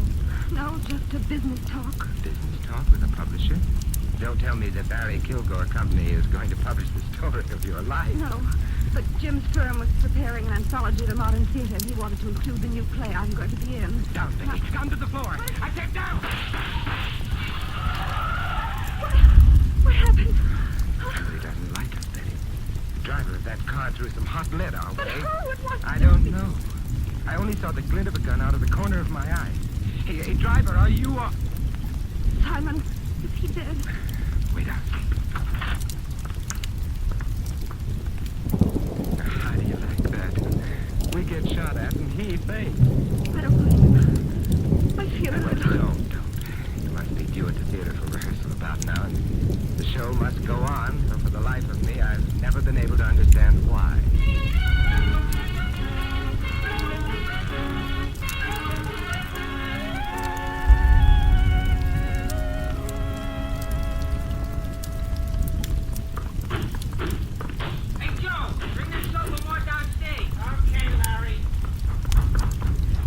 Dressing room, son. You go in and wait for me. I'd have you watch the rehearsal from the wings, but Larry Stevens, our stage manager, is suspicious about it. Okay, Betty, but your sanctified watchdog will be panting on your threshold as you get back. After what's happened, Simon, I'll be glad to know you're close by. See you later. Oh, well, might as well wait in sight. But really, Vera, I don't know what you... I think you do, Helen. Just remember what I told you about Jim Barry, and you'll be... Simon Templar, what in the world are you doing here? Well, that's what I call a quick switch. Vera Pangburn, lady novelist, gets stage struck. Or are you merely getting material for a novel about backstage? Oh, no. No theater novels for me, Simon. Oh, let me introduce Helen Trask. Helen, this is Simon Templar. How do you do, Mr. Templar? As well as might be expected under the circumstances. Trask, I'm not too accustomed to entering one lovely lady's dressing room and finding two others waiting. Well, as a matter of fact, Helen and I were waiting for Jim Barry. We thought he was coming here with Cecily. Jim Barry? Oh, he's your publisher, isn't he, Vera? Yes, and Helen's, too. Helen's is really latest discovery. She has a new novel coming out. Well, I'm afraid you're going to be disappointed, ladies. Barry's been unexpectedly detained. Oh, and I was so anxious to see you. Well, why not let me substitute? I'm very good at parlor tricks, small talk, and... Your name's Templar? Yes, it has been for a number of years. I can remember way back when my What's parents... the big idea of keeping Miss Ames away from rehearsal? Did I? Who are you? Oh, Stevens, the stage manager. That's right, and I'm also the guy who doesn't like stage door John. Something about the way you said that hurts me deeply. Hey, what's that thing in the cuff of your trousers? In the cuff of my trousers? Yeah, right here. Now, look here, Templar, I don't know what this is all about. Maybe you don't, but you should know a revolver cartridge when you see one. Revolver cartridge? Is that what this is? It is. Where's Betty Ames? Why, in rehearsal, I had them start. I presume there's a shooting scene in this play? Why, yes, toward the end of the first act, but You'll like me even less after this, but I'm stopping that rehearsal. You can't do that, Templar. If I don't, you'll have a dead star on your hand. Betty Ames, are you crazy? I hope so. I hear them. Where's the closest stage entrance? Over there to your left. I hope you know what you're doing. I'm afraid I do. They're at the shooting scene now. Stop it. Don't shoot. What is it, Simon? What's the matter? Apparently nothing, but I'm a little amazed at finding you all right. Why shouldn't I be, Simon? Now, there you have me. Quiet, everybody. After I've had enough of this nonsense, you've held up the rehearsal by keeping Betty away, and now you've broken up the end of the first act. Either you get out of this theater, or I'll have you thrown out. You know, Stevens, I must be super sensitive. Why else would I get the idea that you don't like me? No, don't ask. There's something I want to do first. Where's the gun your leading man fired just now, Betty? Why, it's over there on the floor, just a prop gun with blank cartridges. Cartridges? That's it. I've always wondered how people shot in plays had so many lives. You mind if I take a look? What's all the commotion about? Oh, hello, Mr. Kilgore. We've been having a little trouble with a fellow named Templar, but everything's under control. Well, it better be. I've got quite an investment in the show, and the way it looks now, it'll pop before they get to the second Now, there's nothing for you to get excited about, Mr. Kilgore. Are you sure you Of course, did? that's all in the way one looks at it, Stevens. And I suggest that you look at this gun. I see it, Templar. So what? So this. Break it open. Simon, those aren't blank cartridges. They're real. Real. But that's impossible. Perhaps you better take a second look. Why would anyone in this theater substitute real bullets for the blank? Now, that is a puzzling question, Stevens. Of course, it couldn't possibly be that someone was interested in killing Betty Ames. Now, could it?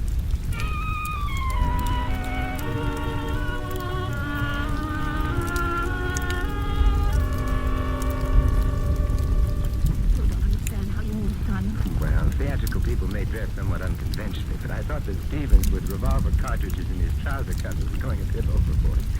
Fortunately, your leading man is a sensitive fellow. He jumped at least a foot when I shouted at him as he fought. Oh, if you hadn't startled him. Yeah, then I doubt that we'd be sitting here in your dressing room. But why should anyone want to kill me?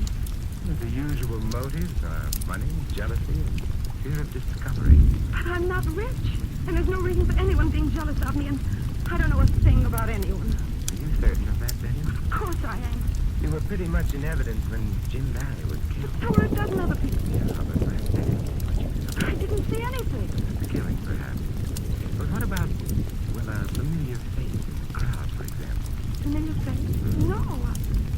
Oh, wait a minute. Yes, I did see someone. The eyes had it, you saw the killing. That's just it. I don't know. Let me remind you that a familiar face belongs to someone you know or have seen before. I know that, Simon, but I just caught a flash of the face, and I was thinking it looked familiar and was starting to identify it in my mind, and then the shots were fired and Jim Barry was killed. And then it was gone. I don't suppose you got a similar flash among the people in the theater tonight? No. Might have been any one of them or none of them. Hardly what I'd call an elucidating statement. Put this together. Barry was the publisher for Vera Penguin and Helen Trout. Both of them were in the theater. Mm-hmm. Kilgore, who put up the money for the show, was Barry's partner in the publishing business, and he was in the theater. Stevens, the stage manager. Had that cartridge in his cup. Yes, he did, didn't he? So where does that get us, Simon? Exactly nowhere. Well, as my old grandmother used to say, if at first you don't succeed, try checking up on the course. Come on, Betty. Let's go to the morgue.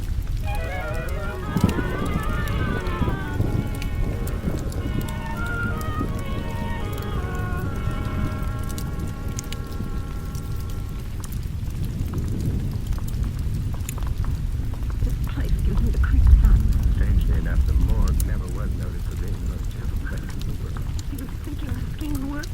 How optimistic can one man be? Let's try. Looking for someone, Mr. Templar. Hello there, Doctor. How are things? So they're pretty dead around here. Pretty dead. Same jolly old soul. Oh, I get my kicks, Mr. Templar. How easy for you. You jolly enough to do me a favor? Maybe. Yeah. Did you get an advance case of rigor mortis here sometime this evening? Tell about the name of Barry. Harry? You sure did. Gun killing. Neat job, too. You want to see him? Oh, no. I bow to the lady, Duncan. But you know, I have a theory that every murdered man dies with exactly $11.63 in his pocket. Yeah? But how could that be, Mr. Templar? Let's look at his personal effects. Personal effects? Well, I ain't so sure I want to. No search hands, you know the rules. Oh, of course. I'm sorry I mentioned it. But Miss Ames was anxious to see if those opening night tickets to her new show, the ones in your name, that is, could possibly have been lost around here somewhere. Oh. $11.63. Well, that's an interesting theory, Mr. Kepler. And we can't block the profits of science, can we? No, indeed.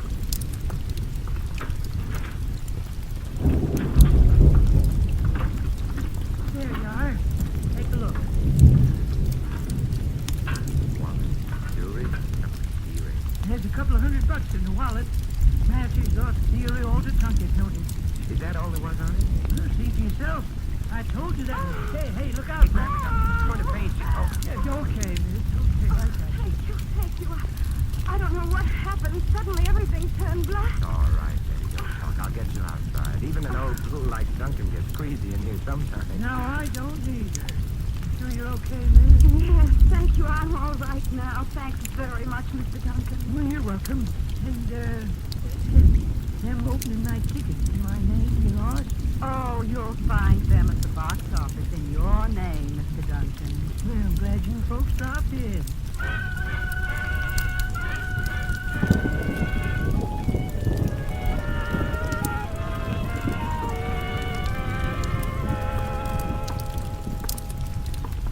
The first part of your scheme seemed to work all right, Simon. Well, I did get hold of Barry's keys. Thanks to the painting action, they stand very realistic for us, too. There was little else of interest there. Then what goes on now? Sure, I might suggest that we halt right here in front of the office of Barry Kilgore and Company Publishers. We got a key that looks as though it fits the box. And walk right in. There, see what skill, perseverance, and some petty larceny can accomplish. Now, where's Jim Barry's office, you know? Oh, yes. Right over there. Kilgore's the one next to it. There's the light switch on the wall. So that they can understand it to be deeply by talking about light flashes and stuff. But I still don't understand what you expect to find up here, Simon. Neither do I, but I'm looking for motives. What better place to find motives than in the dead man's private files? Let's start with this stuff on the desk. Those are only galley proofs of a book, Simon. So it would appear. What a fascinating title. My Heart Once Romance by Helen Clark. Oh, no. Talk about cause. No motive for murder there. I wonder. What do you mean? Inter-office memo clipped to us. For Pete's sake, Jim, stop publishing this kind of tripe before it ruins us. It's initially K. K for Kilgore. What do you make of that, Simon? I think Kilgore didn't like the book. But if it's as bad as all that, why was Jim Barry publishing it? Maybe you better take another look at Helen's trash. Oh, you mean you think that Helen and Jim Barry I were... prefer to keep it open and clean, blood. You probably do know Kilgore didn't like it. And Kilgore stands to get plenty now that Barry's dead. He becomes sole owner of the business. Simon, someone's coming to the outer office. Very inconsiderate of him. But what if it's the police or Jim Barry's murderer? Suggestions are very inconsiderate of you. What's he doing now, Simon? There's two people in the office. Are they coming in here? No, they've gone into Kilgore's office. They didn't turn on the light, so they must be familiar with the place. Remind me to complain to the owners of this building. They've made these walls so soundproof I can't even recognize the voices, let alone hear them. Yeah, we could hear those all right, couldn't we? I'll be right back. No, Simon, please!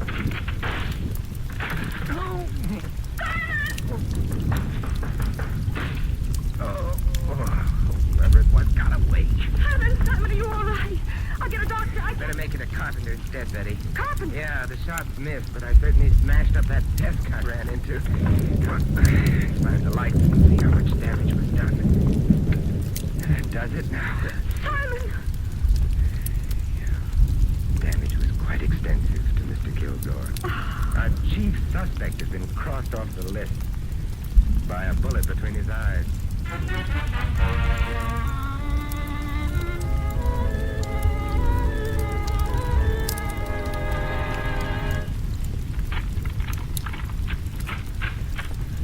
Well, at least you got me home safe and sound, Simon.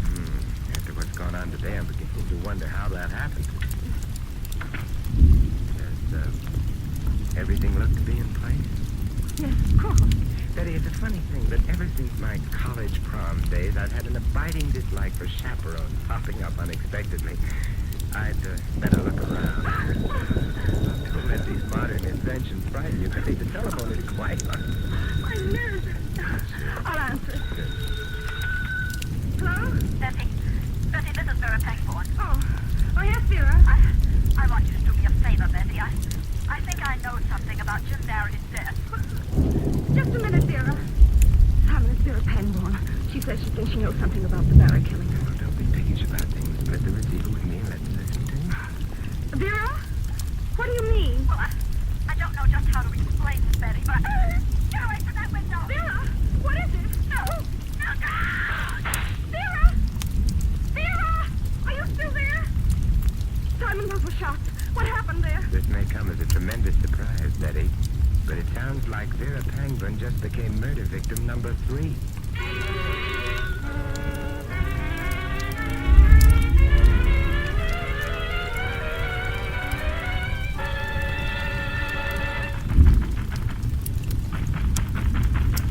Vera doesn't answer, Simon. I must use brawn instead of brain.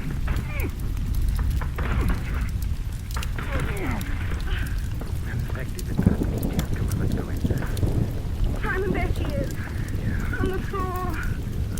Is she? She's luckier than Barry or Kilgore. Shot in the upper part of the arm.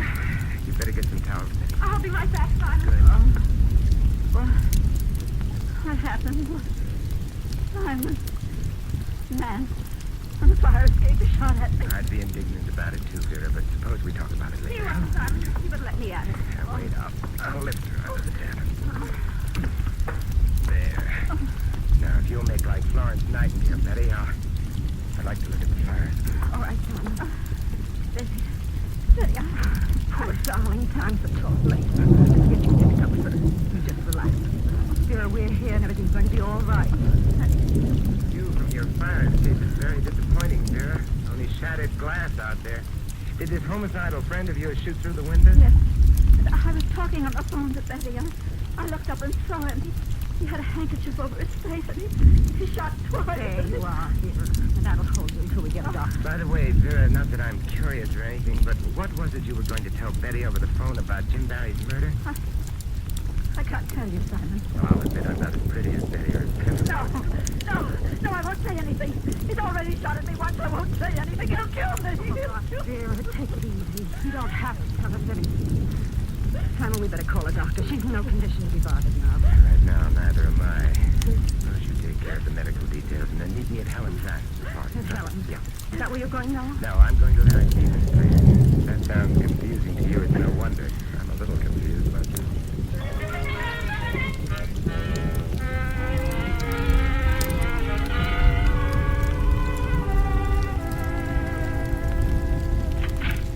Yes? Hello, Stephen. Mind if I step inside? Templar, what in blazes are you doing here? Yes, you do mind. Oh, well. I have an invitation for you, Stephen, to come calling on Helen Trask. Helen Trask? Why should I go to her place? Oh, I thought it would be sweet if we all chewed over a few explanations together. You'll get no explanations from me. Now get out, Templar. Okay, Stephen. But if you don't mind, I would like to leave you something first. Yes, what's that? You know something, Stephen? I think you're coming with me whether you want to or not.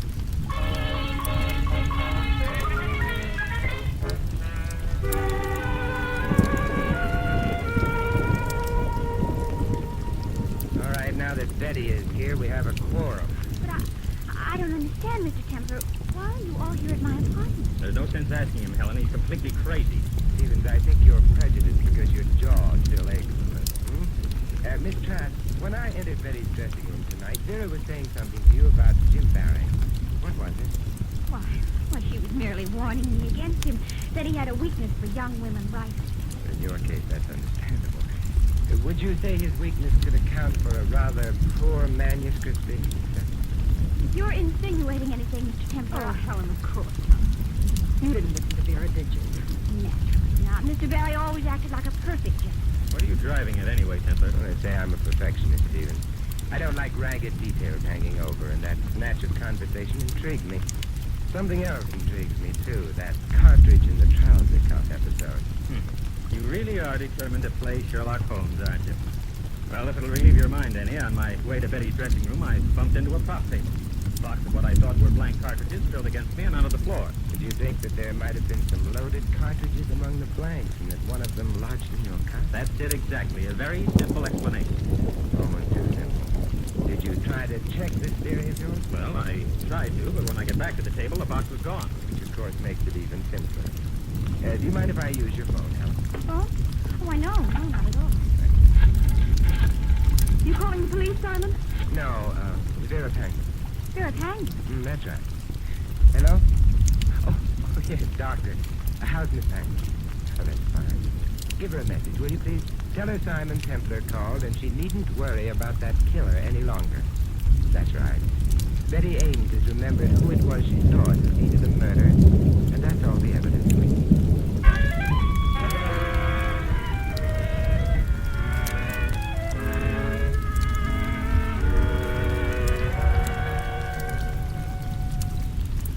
Simon, what is this all about? Beautiful here in the park, isn't it?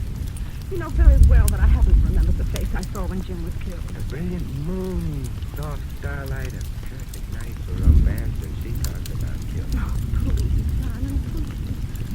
What are we doing out here anyway? To take a cue from you, just killing time. I think we've killed enough. Let's get going. Simon, for the last time, will you give me a direct answer? Where are we going? Oh, didn't I tell you, Benny? Why, I'm merely taking you home.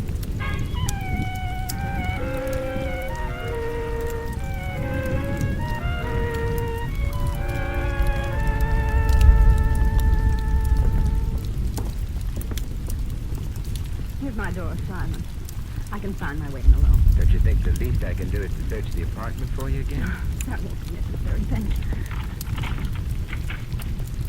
Good night. Well, at least allow me to turn the lights on. There, you're satisfied.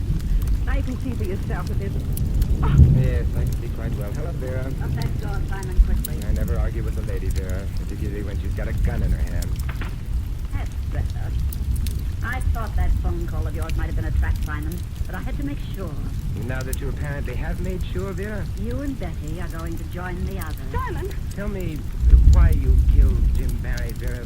Was he your husband? Pretty smart, aren't you, Simon? That's right. Jim was my husband. I thought so. Jealousy was the only motive I could figure for you. Every young woman who came along and thought she could write turned his head. The Helen Trask. A high school girl could write a better book than she did. Jim Barry was going to divorce you and marry her, wasn't he? Yes. And now Jim's dead. And Kilgore's dead because he suspected me. And you're going to die, too. Right now. No, you don't. Give me that gun. Simon is going to shoot! He's going to... No, she isn't. Are you?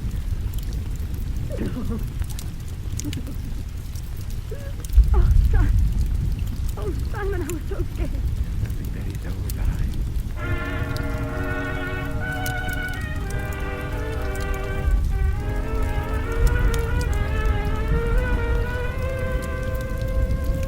I still don't understand, Simon. That business of Vera's being shot. Now, how did you know that she faked that? You know, Betty, that's one thing I always dislike about solving a murder. I have to explain things. But if you won't let well enough alone... No, Simon, I won't. All right. It was the glass in the fire. Now, shall we get back to that one? Simon, what about the glass? It came from the shattered window. And there was no glass within the room, therefore the shot was fired from within, scattering the glass outward. And who was inside the apartment at the start? Vera. We have achieved the meeting of the mind. Now, if we can carry that a bit further, well, But I heard 2 shots fired over the phone. Did she use the second one to give herself that flesh wound? If you were afraid someone was closing in, you'd make a last desperate attempt to throw suspicion elsewhere, wouldn't you? And she was the one who put the real bullet in the gun in the seat. And fired at me in the cab. But Simon, why me? No, I hate to get repetitious, but remember those motives for murder I listed? Money, jealousy, and fear of discovery. Now, let's latch on to the last one. She was afraid you'd remember that it was her familiar face she saw in the crowd just before Jim Barry was killed. Well, almost. There's just one more little thing. If it doesn't concern you, I'm not interested. All right, Simon. Get interested.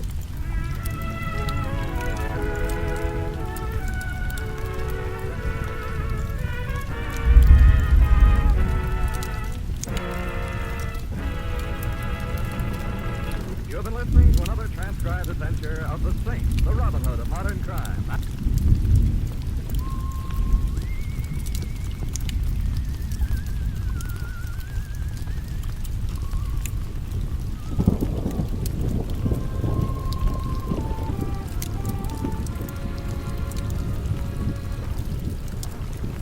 The Adventures of the Saint, starring Vincent Price.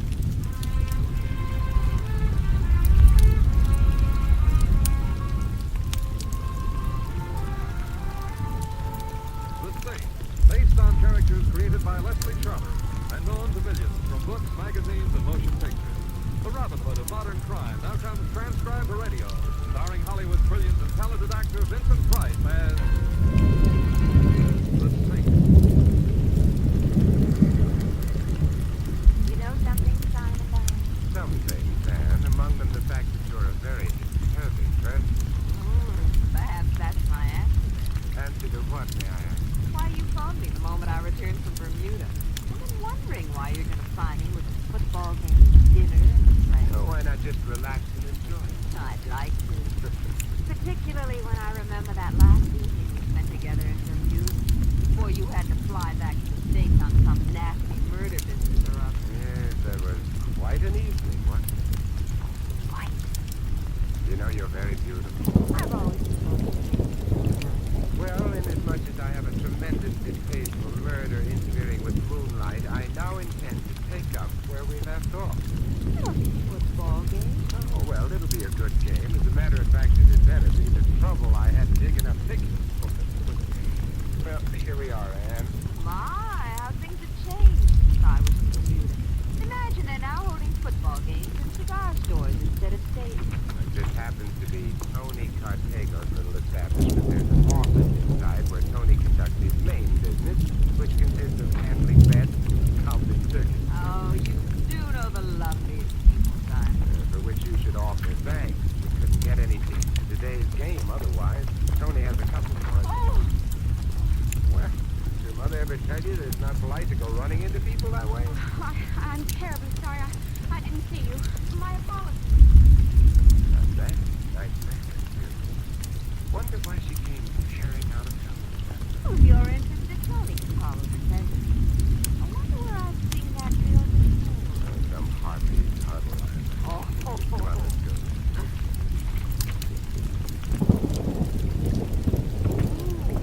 Some place. I bet you couldn't buy cigars in here for love of money. I'm not sucker enough to lay odds against that. The real thing. Right. Hey, Tony, I want you to meet... My old grandmother was often saying,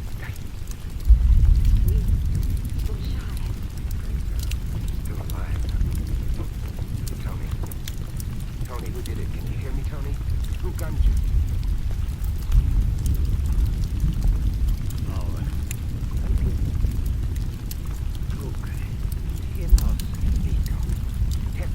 Who shot you?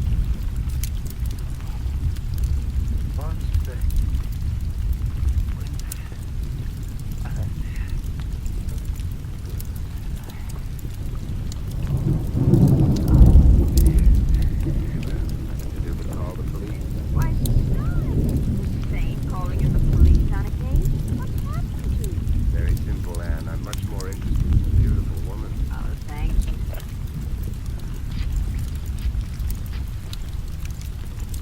Well, why don't you call? Oh,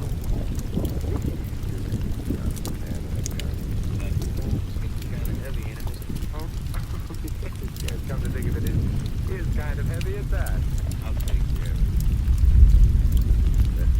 You know, you're the second person we've met today who should read Emily's approach. Don't you know it isn't polite to point at people, particularly with a gun? Shut up. And it's also impolite to tell people. Shut up. you see what he means, darling. He wants you to check.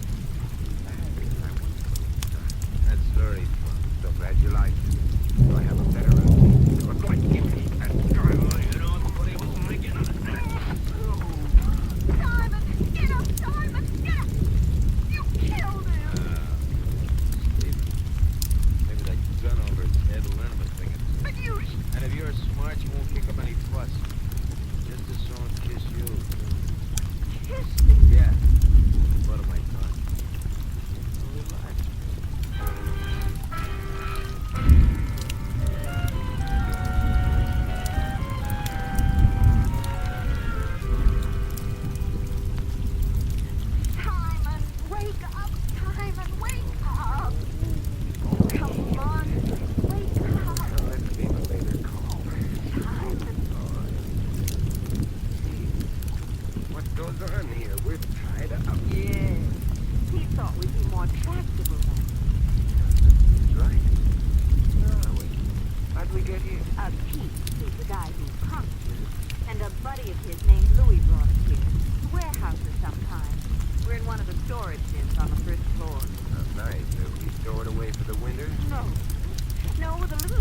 We'll be out of here in 5 minutes.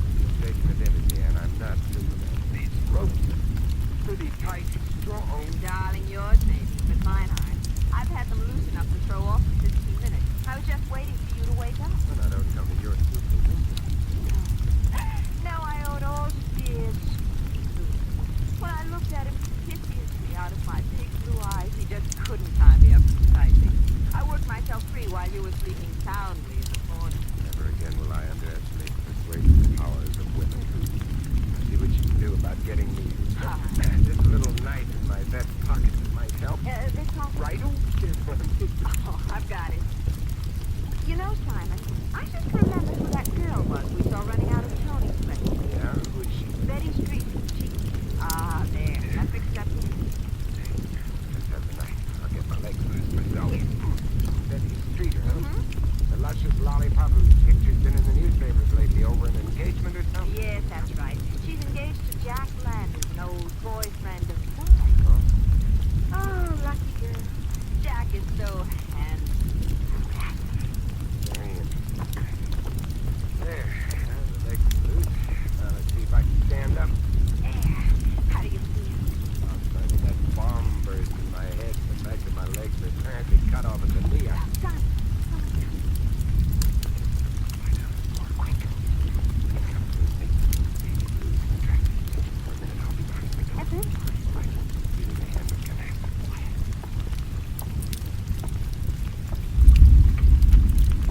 well, hello, Kiki. How do you feel? Fine, baby, fine. Just come back.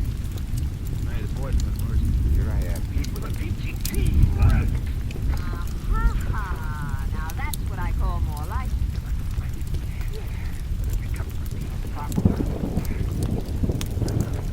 That's the first sensible thing you've said today. What's that noise? Oh, but it sounds like my head feels. No time to delve into strange noises now, my come on, let's go quietly.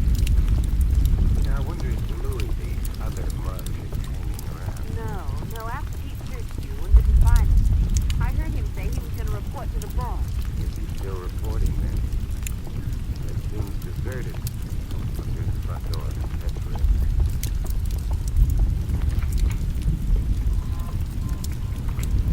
Well, it's certainly nice to be out of bed. Hey, what was the name of that girl again? Girl? Oh, Betty Street is wild. Simon? It says Street is warehouse. That's what it says, doesn't it? Come on, Ann, let's find out what this is all about. Simon, darling, I thought you were going to call the police. And, darling, that was before Petey hit me over the head with his gun barrel. Oh, I'm afraid of that. Okay, what's our first stop? First, we find ourselves a nice telephone directory. May I ask why? To find out what street the streeters live on.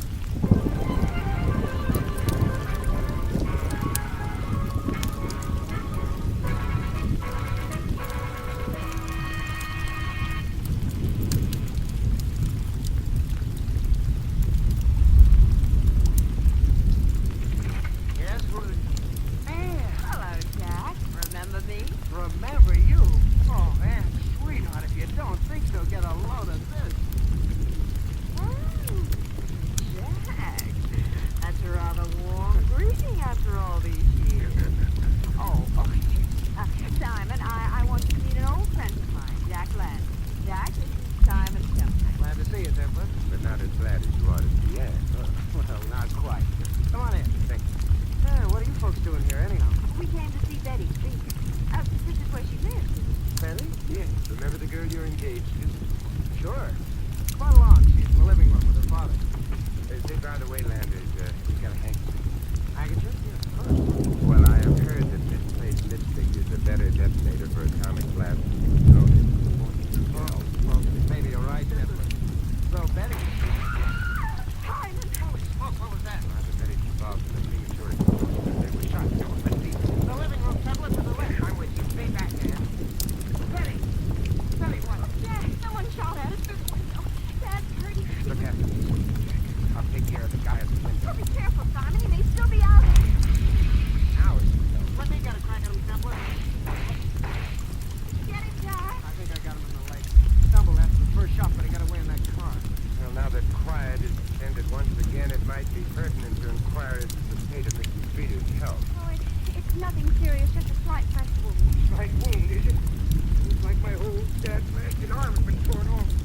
idea who was so interested in perforating the Streeter's skin, Mr. Streeter? I'll say I have. It was one of... Yeah, Dad, there's no need to talk like that now. Basket, Betty, there's no reason for me to hide things. The cook's been trying to chisel in on my warehouse business for over a year. Taken one of them over already. You couldn't possibly be talking about Duke Raymond, could you? That's right, Templar. He threatened Mr. Streeter before. Looks as though he sent one of his gunmen around to enforce that threat. Oh, you've got to give in to him, Dad. The next time you won't be so lucky. You ought to realize now that he won't stop at anything. Give in? Nonsense. I hate to sound mercenary, Mr. Streeter, but how much would it be worth to you to get your skirt cleared of Duke Raymond? How much would it be worth? Who are you? My name's Simon Templar, Betty. That startled you, Mr. Streeter? Oh, why, no, not at all. I expect... Of course, after all, only sinners need to be tonight. So, Mr. Streeter, what do you say? All right, I'll make you an offer. $10,000 if you get Duke Raymond out of the way.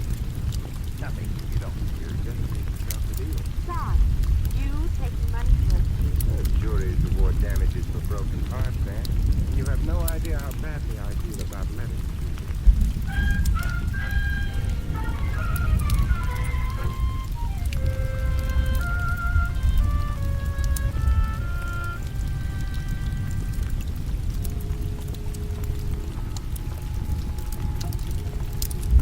Well, Miss Morley, this is our famous riverfront. How do you like it? I do. Now, there's the spot we're heading for. Do you see it? I think the steamboat wooded it off. That's any particular reason for coming here? The usual reason. We're going for a little boat ride. How much for the ride, buddy? 12 miles down, 12 miles back. That's fair enough. Come on in, let's get it. You know, the more I think about this, Simon, the crazier I think you are. Why would anyone want to travel 12 miles out into the ocean? You do Raymond, of course. Oh, I see. Hey, he's playing Father Neptune on top of the wave, I presume. Not exactly. You'll see when we get out there. And I'll expect a great big apology for those words when we get back. You mean, if you get back. See, that band's here again. Tell me, Petey, my friend, what are you doing here? You coming along for a ride? That's right. You know, after paying $1 for 12 miles out and 12 miles back, I think I've got a right to be particular about the kind of company I have. Well, don't let it bother you, pal. There's a gun in my hand, like you see. Besides, you better pay only half. Why only $50? Because it's cheaper by the dozen, right, Petey? Yeah, you'll get the idea. You may be going 12 miles out, but I don't think you're ever coming back.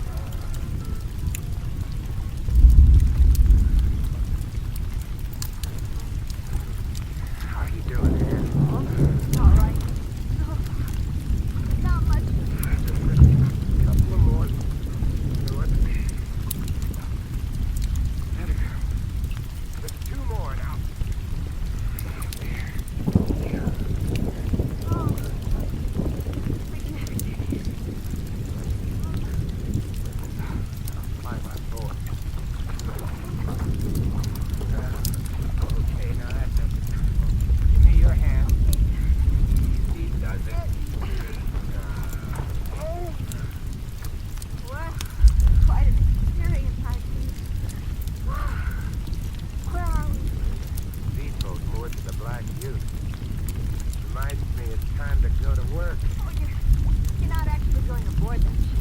That was my original intention, wasn't it? Besides, Pete and his boyfriend will drown if I don't get help out. You've got to earn that power. Yes, I know. Right as usual. Now listen, look. You know how to run a speedboat? Yes, I do. Well, I've got a funny idea you're going to have to run one in a very few minutes.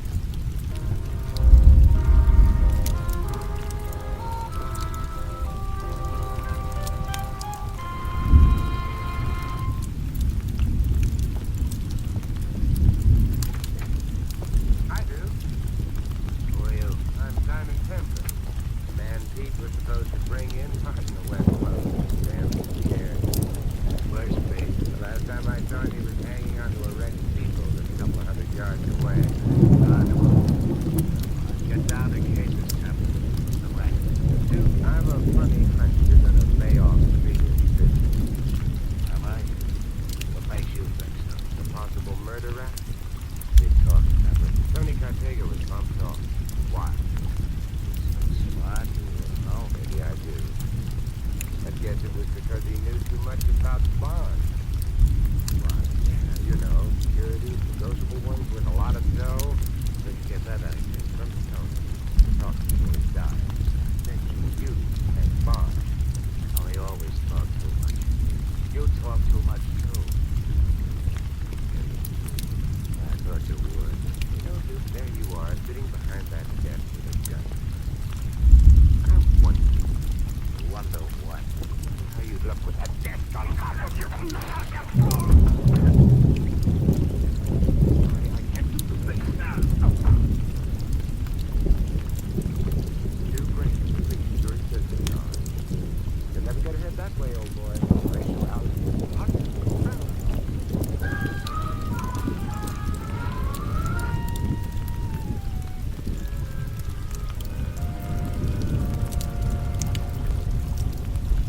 Nice going, Ann. Thank you kindly for picking me up out of the water. If I'd known what was going to happen, I wouldn't have. When I saw you dive off that rail and all those people started shooting at you. Oh, just a necessary unpleasantness, my sweet. I had to get some information from Duke about bonds. Bob, play the market? Right now I'm playing the field. There's a murderer in it. And I'm going to start at Mrs. Peter's warehouse.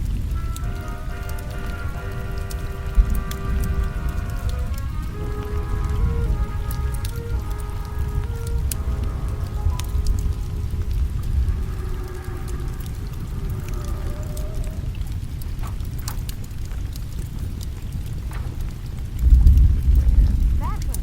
The warehouse is over to the left one. Sure, but we're going next door. And just what do you expect to find there, Shirley? I'm pretty impressed, boy.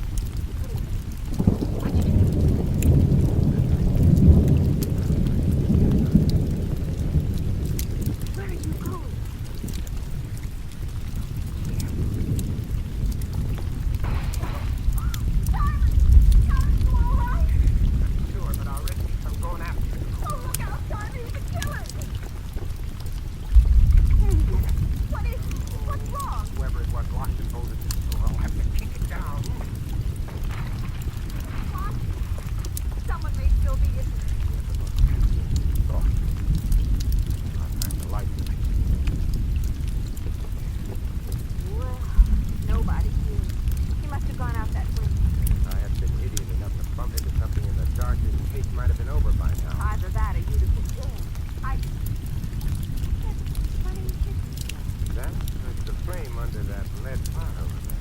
What could be? No, critters use them to melt their old linotype slugs. But why would that be going now? Do you think the killer left it? Just think of it. There's the type. See those engraved copper and zinc plates on that work table? We covered a few minutes later, they'd have been in that lead pot. That's so good, it's leaning upside down and...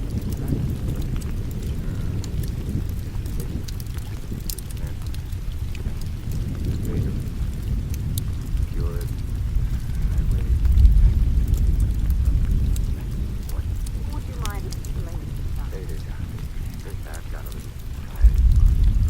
Surprise! Yeah, as soon as I remove the handkerchief gag from Mrs. Travers, send a message to Duke Raymond and make a few phone calls, we'll go to the scene of the party. How nice. Now what's gonna happen later? What usually happens at a surprise party? Oh, don't tell me, I know. One very foxy murderer is gonna get a great big surprise.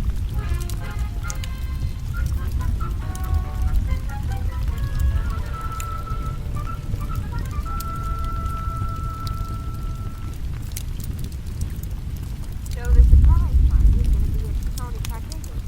Right you are, Ann. I didn't know. What's gonna happen, Simon? All I know is that you called a lot of people in a disguise voice and told them something about bonds and stormy. Why? And if you'll look inside the cigar store, Well, there's a light. one of the five.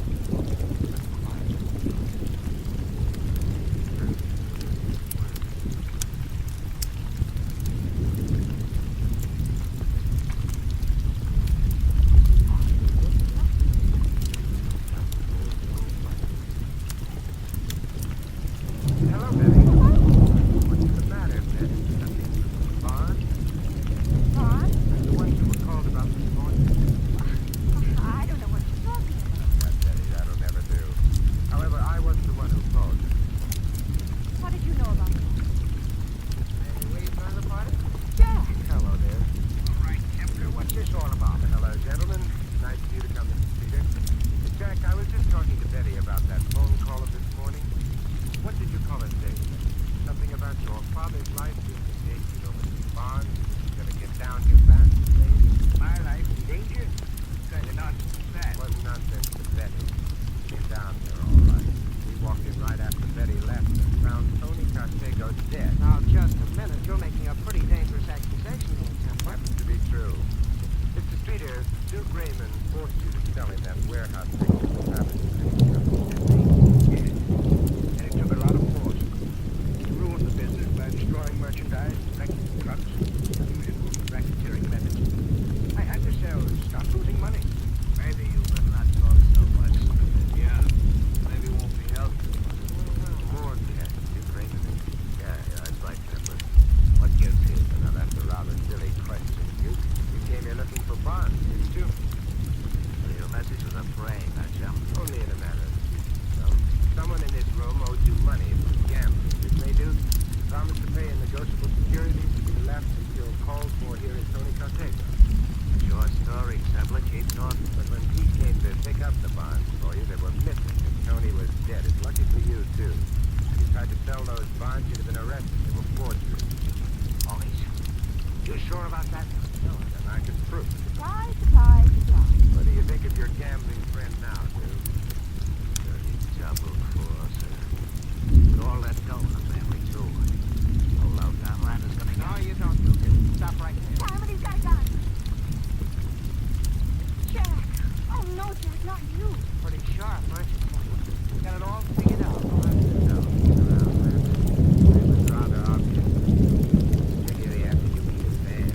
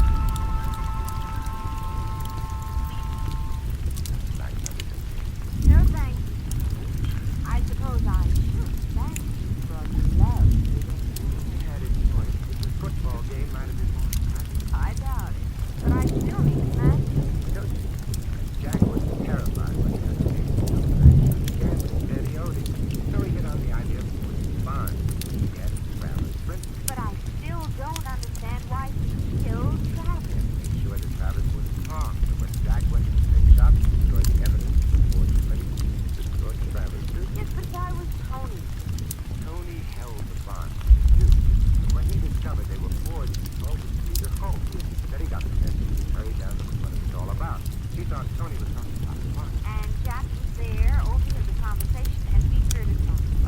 And he tried to kill us with a cruiser to stop us from getting huge storms. Okay, that's fine. I guess I've got it. Except for that crack about the ship. How come you knew Jack Landon was guilty of this?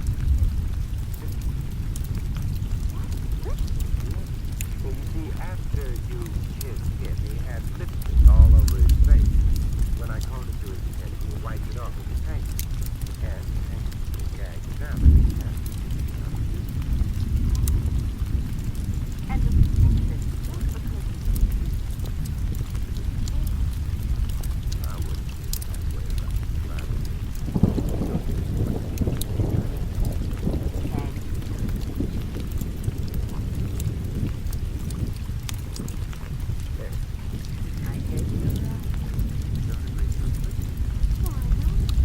I'm seriously considering making a lifetime work out of proving it.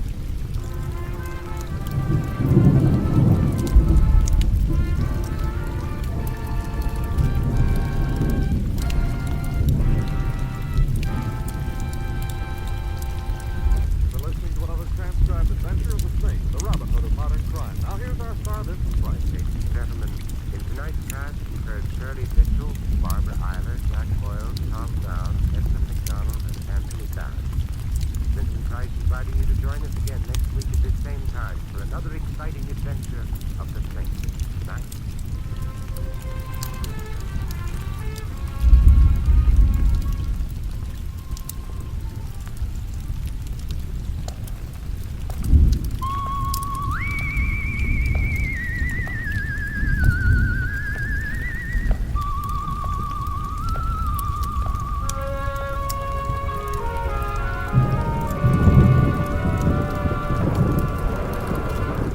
The Adventures of the Saint, starring Vincent Price. The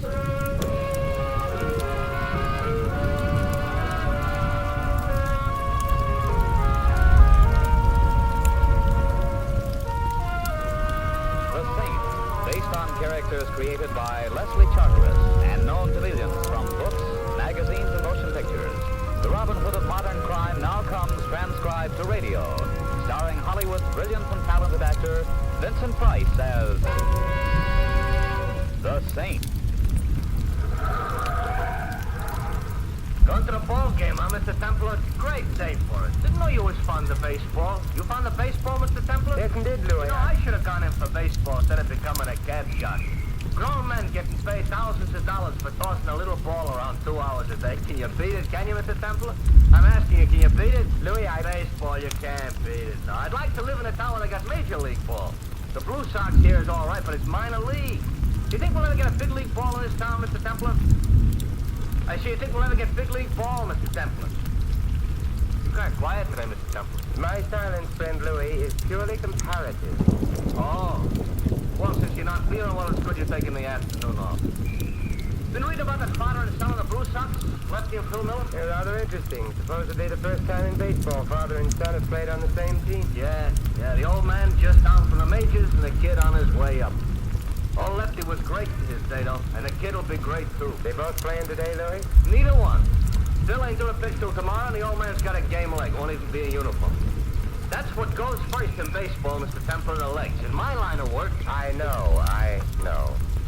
Mr. Templar, you know something funny? There's rumors out about the Blue Sox. What kind of rumors, Louis? The rumors say the Sox are gonna do business. Lose a ball game that maybe they should win. Oh, nonsense, Louis. Baseball is honest, you know that. Maybe so, but it's still gotta be played by humans. You'd better step on it, my cynical friend. We're late. Sure, Mr. Templar. Most likely nothing to the rumors anyway. You know how it is driving a cab, you pick up all sorts of things. Me, it don't do no good to pick nothing up. I'm married. Hey! Yeah, did you hear that, Mr. Templar? I said, me, it don't do no good to pick nothing up. I heard, Louis, I heard. Pretty funny, huh? Louis, take me out to the ball game.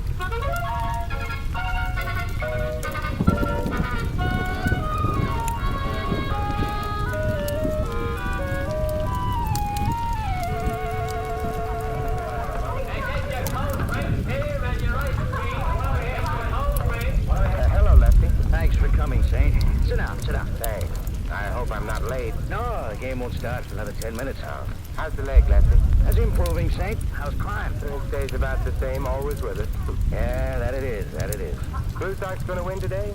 You know something, Saint? I don't much care. Oh, don't get me wrong. When I'm in there myself, I play to win. That's the only way I know. But after the majors, you don't get very excited over the Blue Sox. I guess not. I'm just playing out the string. What comes after that, I don't know. A manager's job? No chance. I was too busy spending my money while the smart boys were learning the inside of the game. But I had fun, I guess. Did you? Nah. Saint, there's only one thing in baseball I care about. There's only one thing in the world I care about. He's sitting across the field in the dugout wearing number 33. My son. I hear Phil's a great pitcher, Lefty. He's good. He'll be great. He's going up next year. Maybe this. Here, take a look at him through the binoculars. Yeah. He looks like you, Lefty. You really think so? Saint, I'm worried sick about him. That's why I asked you. I know, that's why I'm here. What are you worried about? Well, I think they're after him, Saint. The crowd with the dirty money's after him. I never handled any dirty money, but I've been around it and I can smell it. I can smell it now. What does Bill say? Have you talked to him? I can't talk to him. Maybe you read in the papers about a wonderful father and son relationship, huh? The kid hates me. How come, Lefty? He was brought up by his mother, and he was brought up to hate me. I got a divorce from her when the kid was 2 years old. I gave her a raw deal. He should hate me. You say you smell dirty money. Do you have anything else to go on, Lefty? Rumors and a girl. No, I take that back. A woman. Take another look through the glasses, Saint. She's sitting in a box behind Phil, bending over to talk to him. She's there every day. Yeah, yes, indeed. Perhaps I should have taken up baseball. Well, that's just it. There's a woman who's got what she has go for a 21-year-old kid just because he plays baseball good? Ordinarily, no. But she's got Phil hooked so hard and so deep I hurt all over for her. He thinks it's romance. What do you think it is? I don't know. Not exactly. Saint, could you see if you could find out? Try. What's her name, Lefty? Diane Courtney. She's staying at the Regent, same hotel the ball club puts up at. I happened to hear the kid making a cocktail date with her there for 6 this evening. Good. You see if you can get him delayed a few minutes. I will. Find out what she's trying to do, Saint. Find out who's in back of her. If they spoil that kid, They won't. They won't, Lefty. Thanks, Saint. And if there's anything I can ever do... Don't worry about it. In fact, I'm looking forward to meeting Miss Courtney. I'm sure we'll have a lot in common. Baseball and... well, we'll find something.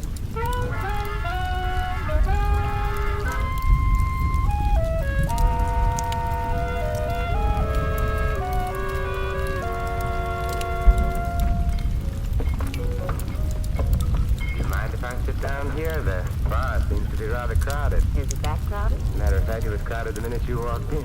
Sit down. But I am waiting for someone. He might be late. That's very true, but he won't be. So what are we drinking, martinis? You say so. Waiter, 2 martinis, extra dry. Yes. I see that you're a devotee of the national pastime. That could very well be. Which national pastime? I saw you at the ball game today. Yes, I go every day. Business or pleasure? What's that supposed to mean? Baseball is a business for some. Yes, sir. Oh, thank you, lady. Let's drink to pleasure. Let's just drink. I found that you run out of toast long before you run out of drink. Comment on human frailty. Well, what is it you want, friend? I appreciate your frankness. It's one of your concealed assets. I'd like some answers about Phil Miller. Who are you? Don't you know? No. I'm the man who wants the answers about Phil Miller. Should I start asking questions? Phil just came in. We can't talk now. Come up to my room in 15 minutes, 8:08. Will you? I need help. Believe me, I need help. Hey, I thought we had a date, Diana. Or was I wrong? My friend's just leaving, Phil. And I don't care for your tone. Oh, I'm sorry, Diane. I just thought that... Well, don't. Remember, I don't care for the jealousy routine. You're too young for it. Yeah. Okay, Diane. Well, it's been charming, but I have a cab waiting, so I'll see you again? Definitely. Yes, definitely, Diane.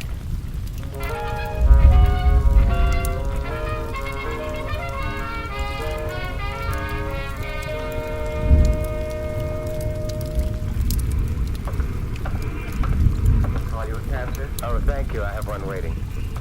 Hey, here he is. Where to, Mr. Templar? Nowhere, Louis. I have a date in the hotel here in 15 minutes. You got a friend? I'm afraid not.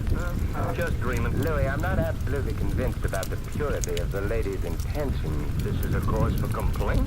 misinterpret.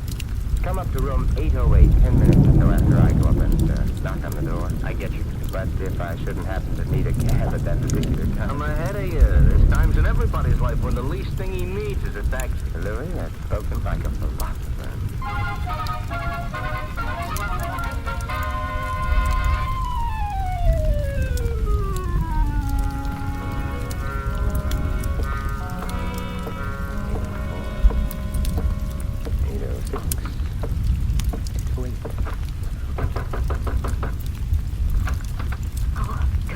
Come in quickly. Someone may see you. Someone's already seen him. Frank. Go ahead in, Jack.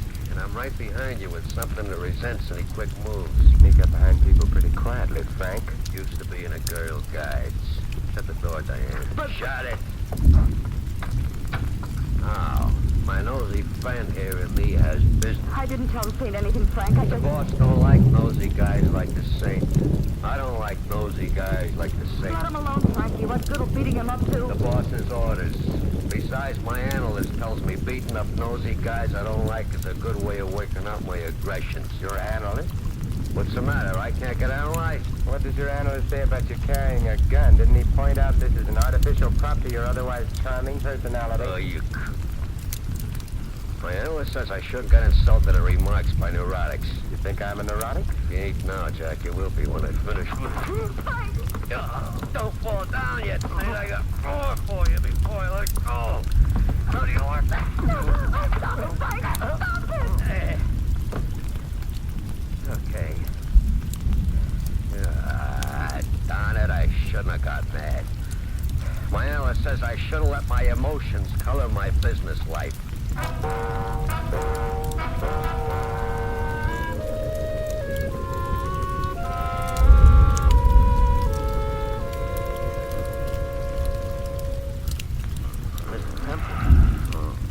Mr. Templar. Oh, Louis. Mr. Templar, you all right? Should I call a doctor? No. I'm all right. What happened, Mr. Templar? I knocked on the door just like you said. When nobody answered, I come in, you was on the floor. You're still on the floor. Yeah, and I think I'll stay here. Ooh. Got myself worked over, Louis, by a psychoanalytical muscle boy. Oh, he sure gave you some beautiful lumps. Yeah. Real neat professional job. Hey, what's this business card in your chest, yours? No. Let's see. Frankie must have put it there. This is part of the warning, I guess. What's it say? It says the fixer. I fix anything. He ain't what you'd call modest, is he? No, but fixers rarely are. Look, I think we better have a doctor spray you with some mercurochrome. No, Louis, I'm gonna be too busy. Doing what? Sleeping.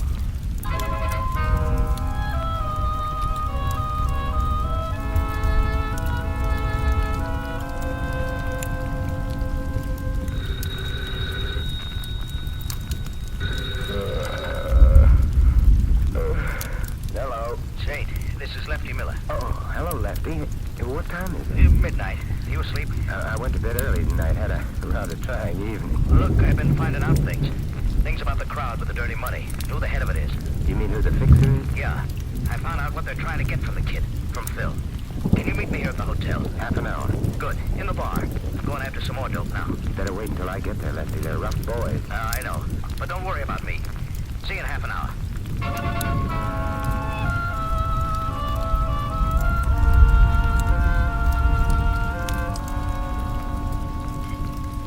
Waiter, another Johnny Walker over ice, please. Yes? Thanks. Look, you're Simon Temple, aren't you? The one they call the Saint? Sit down, Phil. I'm not sitting down. Got some things to tell you. I've heard that you've been asking questions about me, and I can guess who sent you. It was my father. Look, isn't it kind of late for you, Phil? You're supposed to pitch tomorrow. I don't need anybody to run my life for me. You or my father either. Where is he? Well, I was to meet him here, but he hasn't shown up yet. Most likely up in his room. All right, come on, let's go up and see him. I want to straighten you both out together. You know what room he's in? Sure. 908. Right come with on. you, Phil. Oh, waiter. Yes?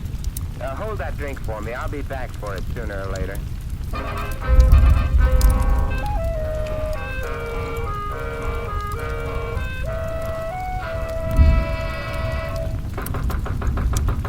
Hey, Dad.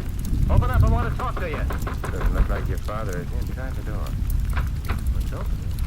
What? But there's no... Dad. Let me help, Phil. Look, I told you not to look. He shot himself. Why? Why? Dead, son. There's a gun in his hand, but he didn't pull the trigger. What are you trying to prove? Who did?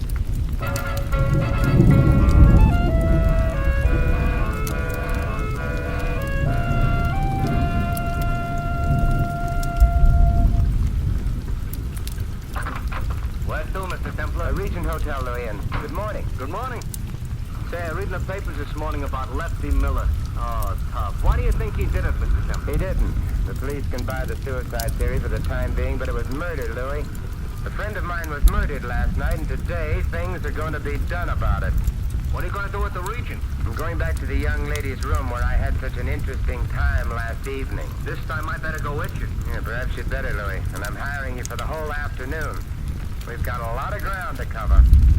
Lefty was a great ball player, Mr. Templar. Seen him in the World Series once at Yankee Stadium. Hard to believe he's dead. A man can be killed in a lot of ways, Louis. He can be killed fast, or he can be killed through what happens to his son. I'm glad at least that didn't happen to Lefty.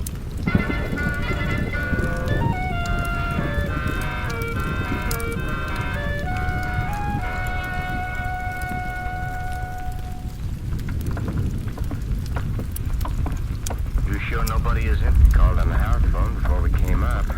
I think this key will fit. Hey, how did you get a key? I remember to make an impression of the lock after that beating last evening. There. We're in. Nobody here, all right. Shut the door, Louis, and lock it. Okay. What are you looking for, Mr. Templar? The truth, Louis. As my friend Philip Marlowe would say, crime detection is an adventure in search of the hidden truth. Gonna find the hidden truth looking out that window on the fire escape? Perhaps, Louis, perhaps. Mr. Templar, somebody's at the door. Hey, Louis, I'll handle this. If I need help, You need help, we're in trouble. Good morning, Miss Courtney. Hey, what are you doing Come in, here? Diane. Miss Courtney, my good friend Louis. Ah, charm. You want I should leave, Mr. Templar? No, we'll both be leaving in a minute, Louis. Just as soon as we ask Miss Courtney some questions, she probably won't answer. What questions? Like who killed Lefty Miller? I don't know. I thought it was suicide. You see, Louis? Who's the fixer, Diane? I can't tell you. I'm afraid. Think, if you believe me, if you'd help me. Why are you working on Phil Miller to throw a ball game? Why? I can't tell you. I'm frightened. Look, I don't care how frightened you are. A man's been killed. Why? I can't. I'm afraid. The lady's afraid. Come on, Louis. Let's go back to the ballpark and see if we can throw a few curves.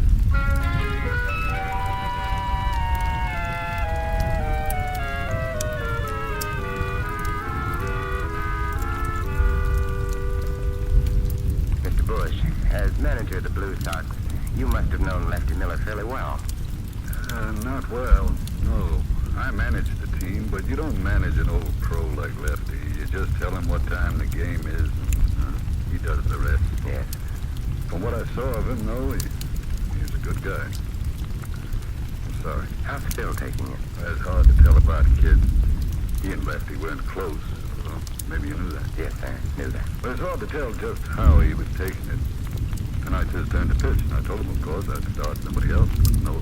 He's going to pitch tonight? Insisted on it. Said he had it. He'll pitch. Do you think he should? Well, he's the best we got. And I might get a phone call tomorrow telling me he's sold to the Major League. Anytime he wants to pitch, he'll pitch. Mr. Bush, have you heard any rumors about a fix on your ball club? Mr. Templar, there's always rumors around any kind of sport. I've never been in a phony ball game, and as far as I know, I've never seen one. So, I don't listen to them. Thanks, Mr. Bush, and good luck tonight. To you and Phil both.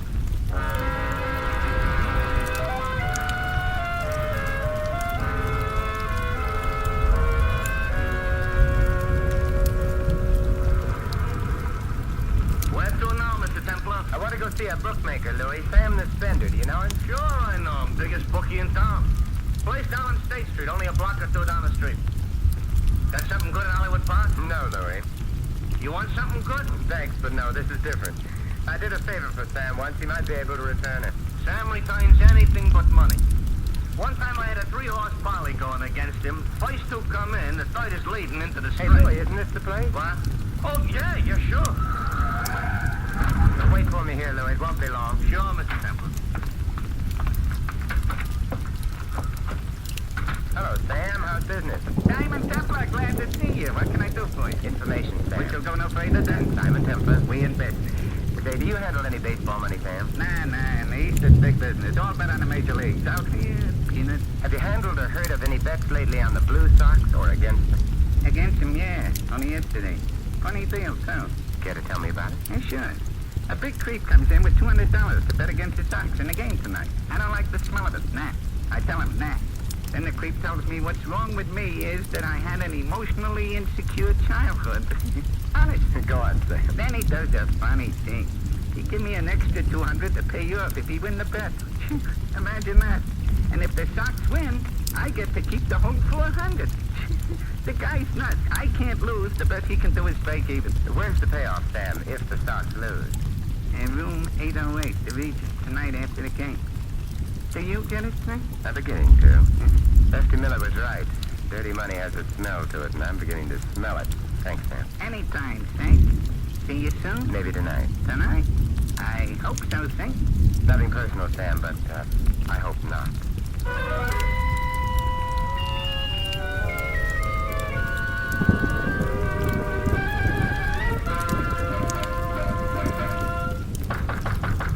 Who is it? Good evening, Diane. Well, it's our old friend Jack. How are you, Frankie? What is this room, Mr. Templar? You're home, away from home? Diane, let me throw the bum out. Easy, Frankie. Your aggressions are showing. Anything in particular you wanted, Saint? Frankie and I are busy. Yeah, I can see that. Busy packing. Too busy to go to the ball game tonight. Or did you know beforehand how it would come out? Let me throw the bum out. I hate schizophrenics. But he looks like such an interesting one, Frankie.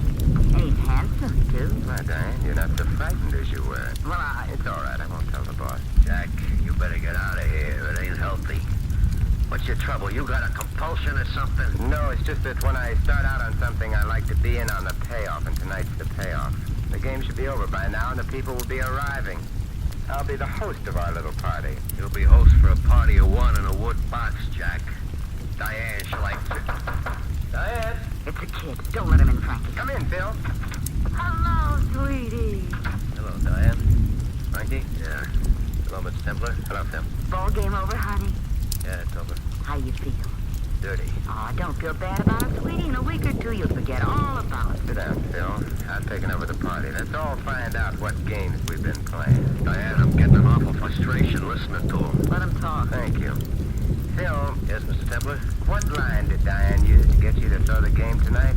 The fixer had something on her she was afraid of him? Something would happen to her if you didn't do as he wanted? No, it doesn't matter. You know the real reason? Go on. Tell him, Jack. I will, Frankie. It was a trap for you, Phil. This outfit is big and smart. They're willing to make an investment and wait a while to cash in. It's too tough to get next to a major league player. You'll be up there this year and next. And when you get there, you'll do what the fixer tells you, because there's a club over your head. Yeah? Yeah. A certain payoff you took in a hotel room at the Regent for throwing a game with the Blue Sox. You understand that? I understand. Your father found out about it. He had the room right over this one, 908, and he listened on the fire escape. He was seen from in here, and he was killed. Then they took him back up the fire escape to his room and rigged the suicide. But they forgot to wash all the blood off the iron outside this window. You gonna listen to him, kid? He's a neurotic. Diane, aren't you gonna say something? I didn't have anything to do with it, honey. It was the fixer who did it. Yeah, I believed in the fixer too at first, Diane, until I came to your room the first time. Down the bar, you said you didn't know me. Up here, you told Frankie I was the saint. You made other slips tonight. No? So I know who the fixer is. Who is he? You mean, who is she? Fixer is a very beautiful woman, Diane. The fixer is you. What is this, a filibuster or something? Let's assume you're right, Mr. Templar. Where does it get you? Where does it change things? I'm turning you over to the police, and Frankie can hardly shoot both Phil and myself. You won't have to, just you. Yeah. You underestimate me, Saint. We should have had more time alone together. Bill will do whatever I tell him in spite of what's happened. Won't you, sweetie? Will you, Phil? Diane, See? I made sure of Phil, Saint. I made sure of him first. He'll crawl on his hands and knees if I tell him to. Because if he doesn't, I might stop being nice to him. And he couldn't stand that. You should have thought of that, Saint. They got a mental block or something. Finish with Mr. Templar, Frank. We've got to finish packing. This gun says get over to the window, Saint. This time there won't be no blood in the fire escape. Just a lot on the sidewalk. Pretty messy that way, Frankie. Your subconscious will hate you. I won't look down. Now, you going over to the window quiet? Phil, sit down. Stand back, kid. I ain't playing with this thing. Phil, I told you to Keep sit back. down. Watch out, Phil. He's going to... You my father.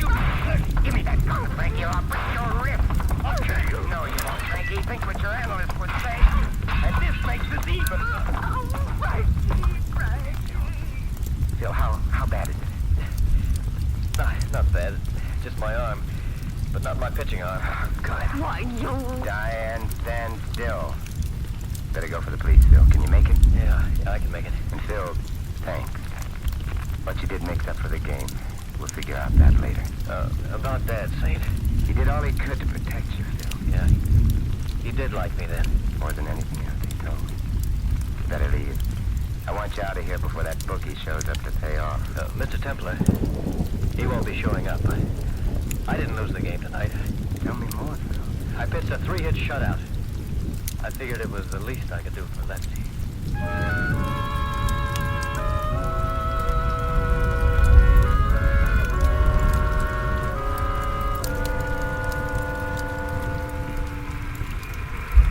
The kid's gonna be all right, Mr. Temple? Phil will be all right, definitely. You know, I can't blame him for getting tangled up with that Diane. Now, there is real apes-in-the-woods stuff. She won't be quite as attractive when she gets out, Louis. 20 years does something to a woman. Should have seen what it done to my wife if she was no prize to begin with. What do you think was wrong with Diane, Mr. Temper? An emotionally insecure childhood? You've been talking to Frankie. I think Diane felt an urge to corrupt, Louis, to feel power. Revenge, perhaps, for something hidden in her past. It might have been her childhood. Might have been society. So, now society exacts further toll. 20 years. I feel like a drink, Louis.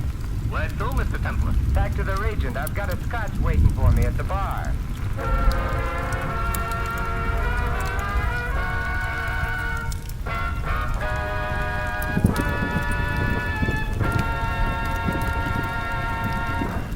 You have been listening to another transcribed adventure of The Saint, the Robin Hood of modern crime. And now here is our star, Vincent Price. Ladies and gentlemen, the most priceless gift which a community can give its children is a fine education. Here in America, your parents have been able to take that education pretty well for granted. But that won't be true of the future, unless we plan now to cope with the educational problems of the future. There are going to be lots of them, we know that for sure. Because of the increased birth rate during and since the war, an extra 7 million children are going to be enrolling in our public schools. And the way things stand, our schools just aren't ready to handle them. The problem varies from district to district, but it's always a problem of shortages. In some localities, there aren't enough classrooms, and in others, not enough books and equipment. And overall, we're suffering from a shortage of teachers. In order to meet the challenge and make sure that our youngsters will get the education they deserve, we'll have to lay down an educational blueprint for the years ahead. Our local school boards are doing that right now, but they can't do it alone. They need everyone's efforts to build a stronger educational system. If you wish to help, simply contact your local school board. And for further information, write to the National Citizens Commission for the Public Schools, New York, New York. That's the National Citizens Commission for the Public Schools, New York, New York. Good citizens everywhere are helping, for they know that better schools make better communities. This is Vincent Price inviting you to join us again next week at this same time for another exciting adventure of the Saint. Good night.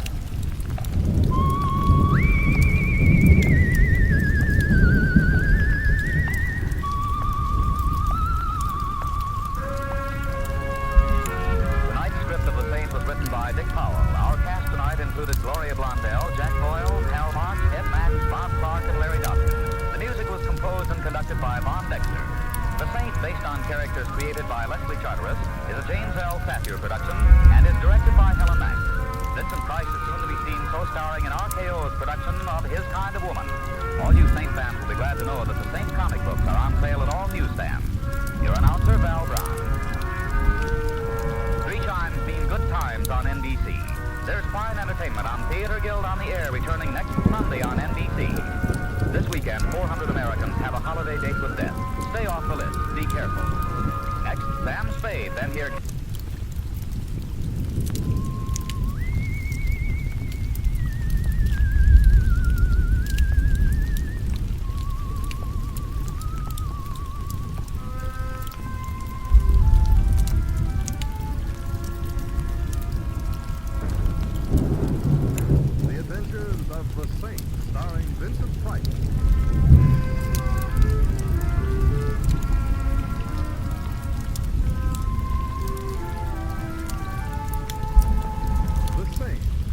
characters created by Leslie Charter and known to millions from books, magazines, and motion pictures. The Robin Hood of modern crime now comes transcribed to radio, starring Hollywood's brilliant and talented actor Vincent Price as the Saint. Taxi! Taxi! I'm on men with no locomotion. That's Louis, 3 to 1. Hello, Louis. Hi, Mr. Templar. Climb in. Thank you. And whither can I walk you this beautiful evening? Whither can you ask me? Louis, what's wrong? Nothing has to be wrong before I use a political type of speech. No, but there's a law which says cab drivers can't use good English. Well, no, but so whither can I walk? Walk me to Spring Lake Road, if you please. Spring Lake Road? I never heard of it. There's nothing better to do than go around making up new streets. Louis, Spring Lake Road is in Westchester. Good, let it stay there. Louis, I want to go there. Why? I've been invited to dinner by some friends. The food tastes better in Westchester? No, but my friends live there. Okay. Oh, please don't talk, Louis. Lots of people live in Westchester. Lots of people are crazy. Westchester happens to be a very lovely place. Full of trees, ain't it? The trees are attractive. To who? Apes. I'd better tell you how to go. You don't have to tell me. I'll find it. I know, but not you. The cab drivers. Cab drivers never get bored.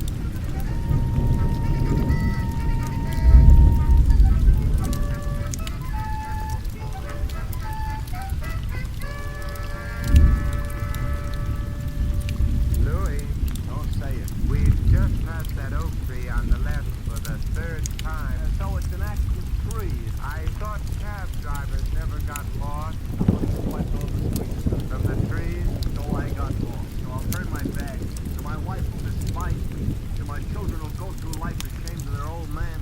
So Louis, it's 10 o'clock. My dinner invitation was for 8:30. You'll never make it. I don't doubt that, but I'm hungry. Next time you get to an eating place... Don't say any more. Right up the road. Oh, yeah, the Happy Hamburger. Ben Lawson, proprietor. Doesn't look very happy. Got to look happy about. I meant the place itself. No, maybe it looks a little like the wolf came around and humped the pump. It wouldn't have destroyed a lump before it fell down, but food is food. Except when it's a Happy Hamburger, perhaps. However, hey, it must be the wolf, huh? Maybe the puppy. There he is. Yeah, savage looking at you. Some wolf. The poor dog looked as if he hadn't eaten for a week. Let's get into the judge before he mistakes me for a T-bone steak. Ooh, I must Happy Hamburger is not having a busy night. What can I do for you? We'd like some dinner. Well, we're kind of closing. But you haven't closed yet. Oh, I guess we ain't. Said anywhere. I guess the business will dish up. I'll go tell her. Very enthusiastic. I hope. Never mind that. I hope they have a well-stocked larder. I hope it further occurs to me that they don't have to go out and catch that dog before they have a larder at all. Stop hoping a man can get seasick. This place may be an undiscovered gourmet's delight, but I wouldn't bet on it.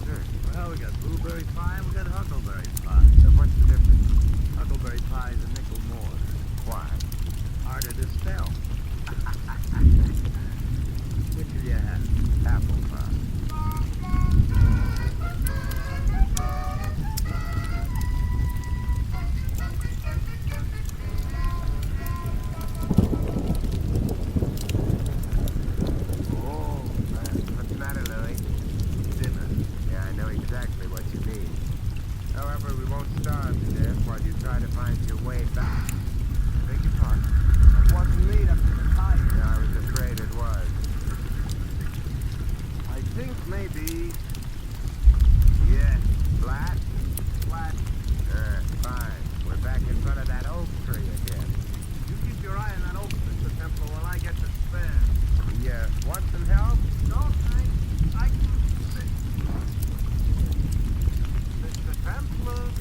Louie. Come in. Don't tell me you can't lift this pair all by yourself. There I could lift something else. See? Yes.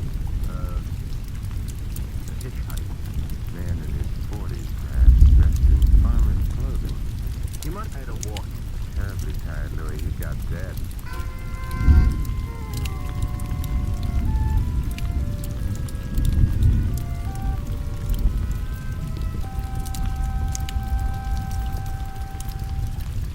Somebody shoots the guy, all right. Maybe you don't like it. Why did you have to stuff the corpse in the trunk of my cab? I don't know.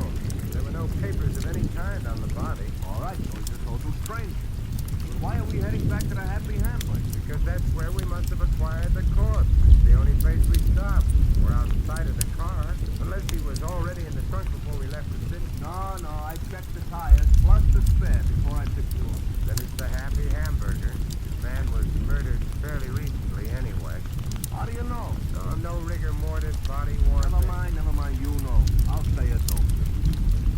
Mr. Temple. Yes, Louis? What kind of a welcome you think we're gonna get at the Hamlet?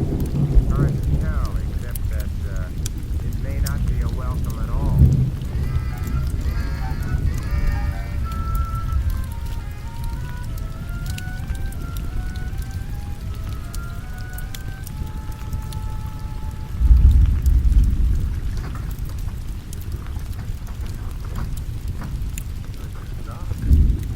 Looks like maybe they went out of business. There's a house behind the restaurant. Dark too. Well, they have gone to bed. It's after 11.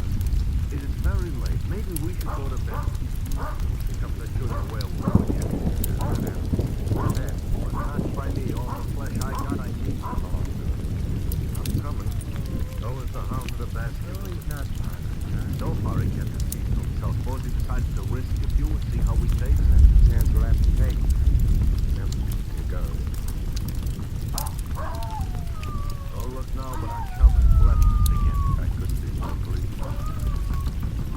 You know, if they're asleep, then I'm gonna love it with a great love, and I'm not at the moment seeking affection. Yeah, Mrs. Lawton? that's right. My name is Simon Kemper. This is Louis. What do you want? You cooked dinner for us a little while ago. So I cooked dinner for you. Well, since that time, we've had a little trouble. We had a flat tire. This ain't a garage. I wasn't referring to the tire when I said trouble. Why don't you say what you're referring to? Well, I would rather your husband was here when I did. Wait, What for? it's a matter of some importance. Still ain't said it. The matter might be murder. Murder? That's right.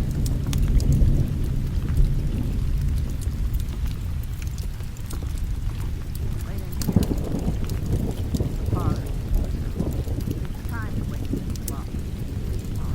I'm sorry, but I'm afraid it's necessary. That'll make it easier. Beth, I'll get him up in a minute. Maybe the word for her? Great. You women are at their best in the middle of the night, Lou. That's what you think. Would you like now? Okay. Hey, Mr. Kemper, you figuring deceased we got in the camp was put there by the law? Not necessarily. They did have the opportunity, but so would anyone else who might have been around the place while we were there. No, stop complicating things. It's bad enough. This is some problem. Is that a radio out? No, television. Got that. Mr. Temple, what do you think of television? I think of it as infrequently as I can. Lawton is apparently having difficulty waking her husband. What we've seen of the guy, how can she tell when he's awake?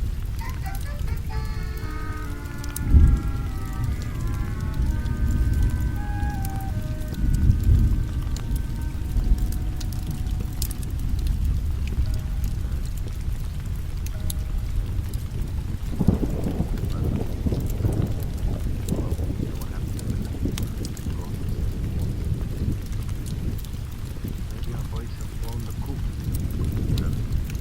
How can a bird fly a coop?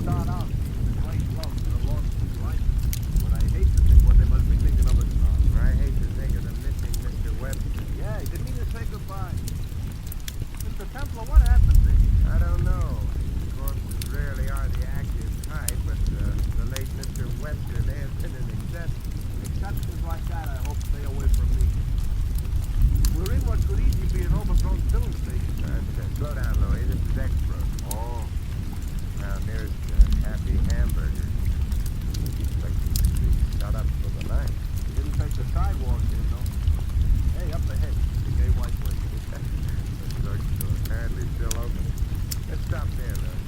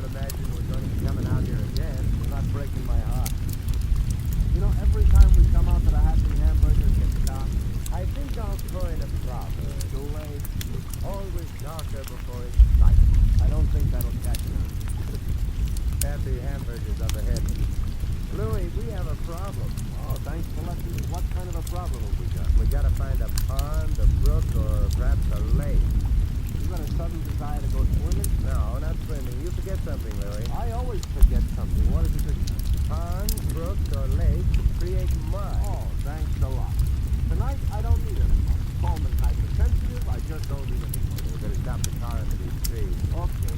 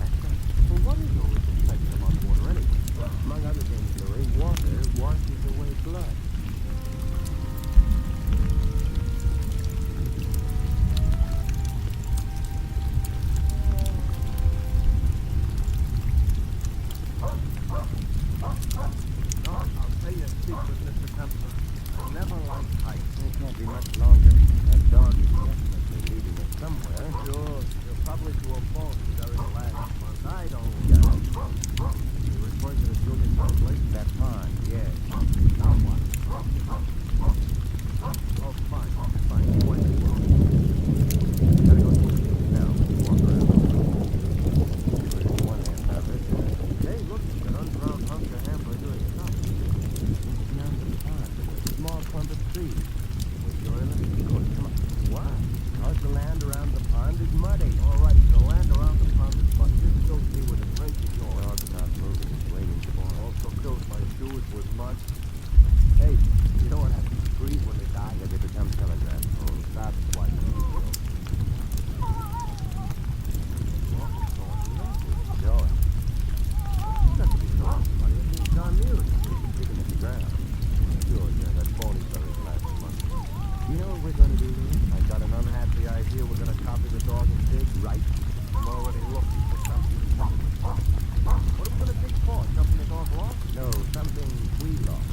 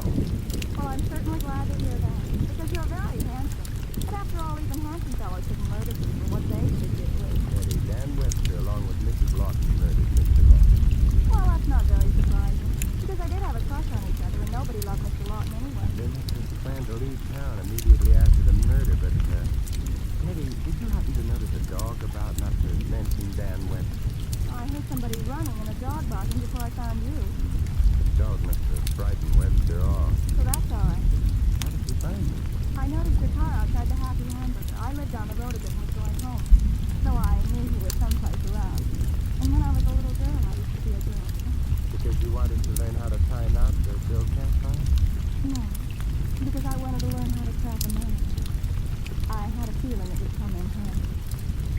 Take hand. Did anybody call for a cab? Louis. Oh, excuse me, Betty. Hello, Louis. Hello, Louis. I thought you'd gone to town for help. Think it would take too long. I didn't get behind the village. Right.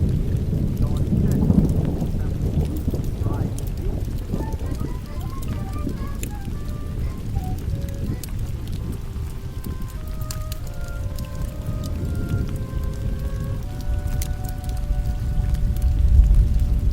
Back to the hamburger.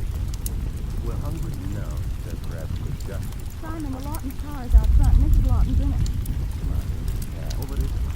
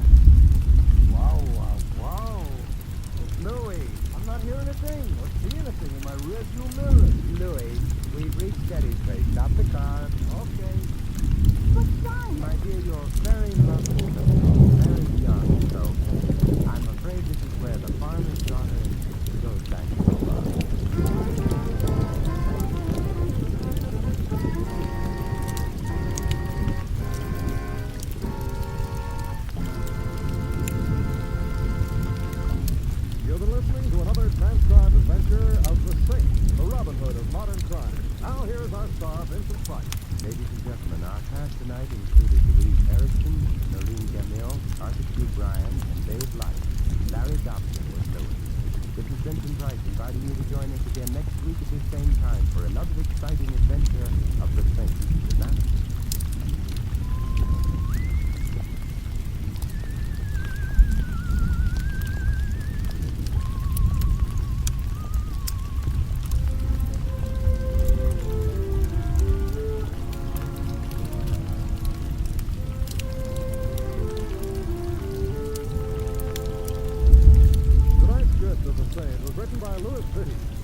music was composed and conducted by Von Dexter. The Saint, based on characters created by Leslie Charteris, is a James L. Safier production and is directed by Helen Mack. Vincent Price is soon to be seen co-starring in RKO's production of His Kind of Woman. All you Saint fans will be glad to know that the Saint comic books are on sale at all good fairs. Your announcer is Don Stanley. 3 chimes mean good times on NBC. Wednesday marks the return to the air of that delightful couple, Mr. and Mrs. Ronald Colman. There's more good times when the Halls of Ivy with Mr. and Mrs. Ronald Colman returns to NBC next Wednesday. Take a day, hear the Halls of Ivy next Wednesday evening. The chimes are your invitation. Next is Sam Spade, then an hour-long drama on Theater Guild on NBC.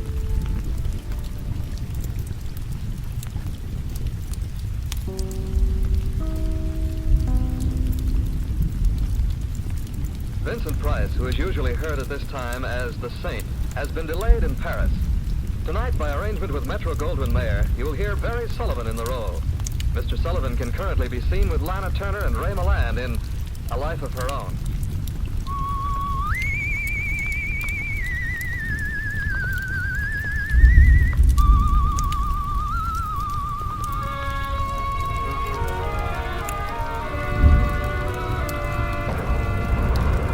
The Adventures of the Saint, starring Barry Sullivan.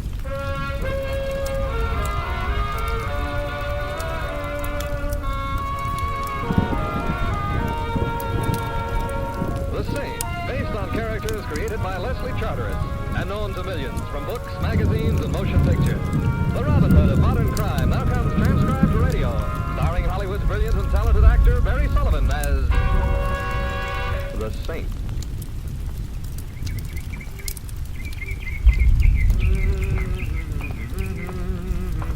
Oh, I beg your pardon, sir, or madam, as the case may be. Young man. Yes? I saw you. Well, I'm never invisible in September. You kicked that bird. Oh, no, I didn't. He or she was grousing on the park path. Do you realize what our native wild bird life means to America? No. Think of the ruby-throated warbler, the scarlet tanager, the great crested grebe. Come to think of it, I used to know a great crested...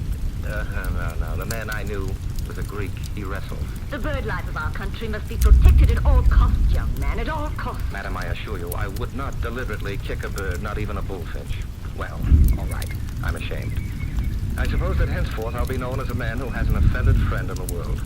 The beat of tiny wings will never brighten the declining years of Simon Templar's life. Did you say your name was Simon Templar? Not exactly, but it is. You're the Saint? After our unfortunate introduction to each other, you may find that hard to believe. But I was on my way to visit you. Oh? I wanted to ask you to help my brother. Your brother, he kicks birds? Or perhaps birds kick him? Warburton has nothing to do with birds. Warburton. His trouble is, well, a little different. What is his trouble? He's haunted. Madam, I have a feeling James Thurber is the man you want. Don't be irreverent. I beg your pardon. Warburton is haunted by a ghost. That sounds reasonable. This Warburton, he's older than you are? If you're implying by that, is he senile? The answer is no. You're older than I am, but perfectly sane. Nevertheless, he's haunted, I know. How do you know? I've heard the ghost myself. It giggles. Giggles? Giggles. I'm strongly tempted to murmur happy haunting, but I'll resist temptation. And what is even more dreadful, Mr. Templar, and of course you're coming with me at once to investigate the matter. Not only is my brother haunted, but he likes it.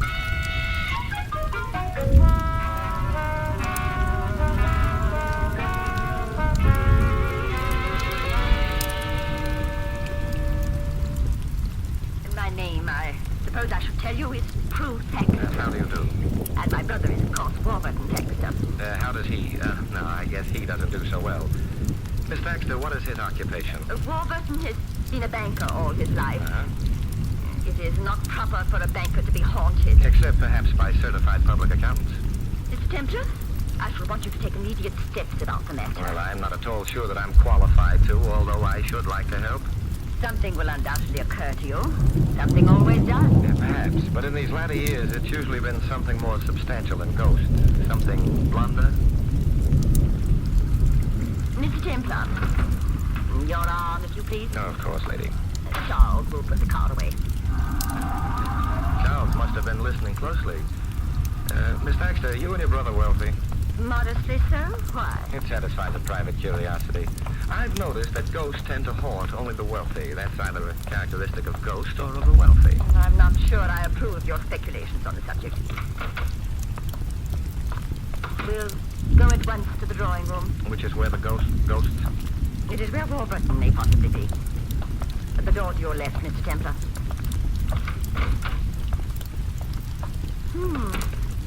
Warburton is not here. Mr. Templar, this is the room where we spend most of our evenings.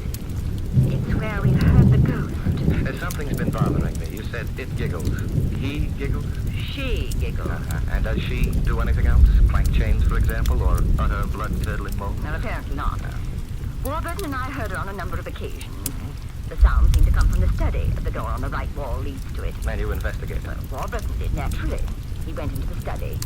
He felt a man should look after such matters. I see. He went in and shut the door behind him to spare me. He stayed on each occasion some little while. I heard the giggle again and insisted on being let into the study. You were perfectly right, I imagine. Warburton let me in. There was no one there. I was momentarily unnerved, of course. Of course. But Warburton seemed quite undisturbed. As a matter of fact, he seemed positively happy about it all. Did you ask him why? His reply was frivolous. He said that at his age it was flattering to be haunted by a ghost whose giggle was so youthful. This happened how many times? Perhaps half a dozen. I wonder where Warburton is. Perhaps in the study.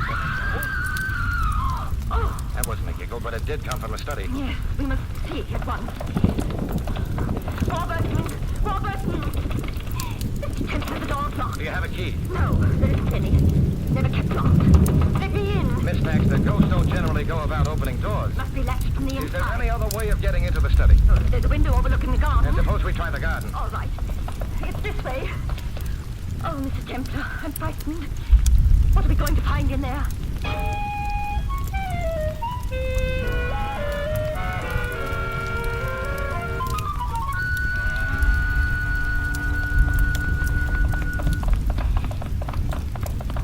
Mr. Templar, do you think... I don't know. I've never believed in those things. You needn't start now. Whoever it was that screamed, it wasn't a ghost. You're sure of that? Yes, in a way I wish I weren't, but... I don't think I quite understand. Well, let's wait and find out before... Now, this would be the window of the study. Yes. It's quite a bit higher than my head. Concrete walk directly underneath the window. Oh, what on earth does it matter if the walk is concrete? There wouldn't be any footprints on concrete. Perhaps not, Mr. Templar, but do ghosts leave footprints? I suppose not. However, is there a ladder about? The gardener's shed over there. Yes. Is it open? I think so. We can try. There's a ladder. A ladder. Oh, yes, here's one. Now, back to that study window. Hurry, Mr. Templar, hurry. Ladder against the window. Now, you know, I've always envied firemen climbing up and down ladders all day long. Mr. Templar, why are you delaying? All right. Up the ladder it is. Can you see into the study? Yes. What? Better stand out of the way. I'm coming down. My brother is in there. Is. I think perhaps we'd better go inside. We have a couple of phone calls to make. Phone call? Yes, to a doctor and the police. A doctor? I suspect from what I could see that a doctor won't be too necessary, but your calling him will at least show the proper solicitude. Something happened to Warburton. He's dead. I'm afraid he is. Oh, no. Here, you'd better take my arm. No. Thank you very much. I don't need help. We had better make those calls. All right. By the way, Miss Baxter. Yes? While the police are on their way here, if I were you, I'd try to think up something to tell them besides a ghost story. What do you mean? Ghosts aren't generally capable of beating a man's head to a pulp.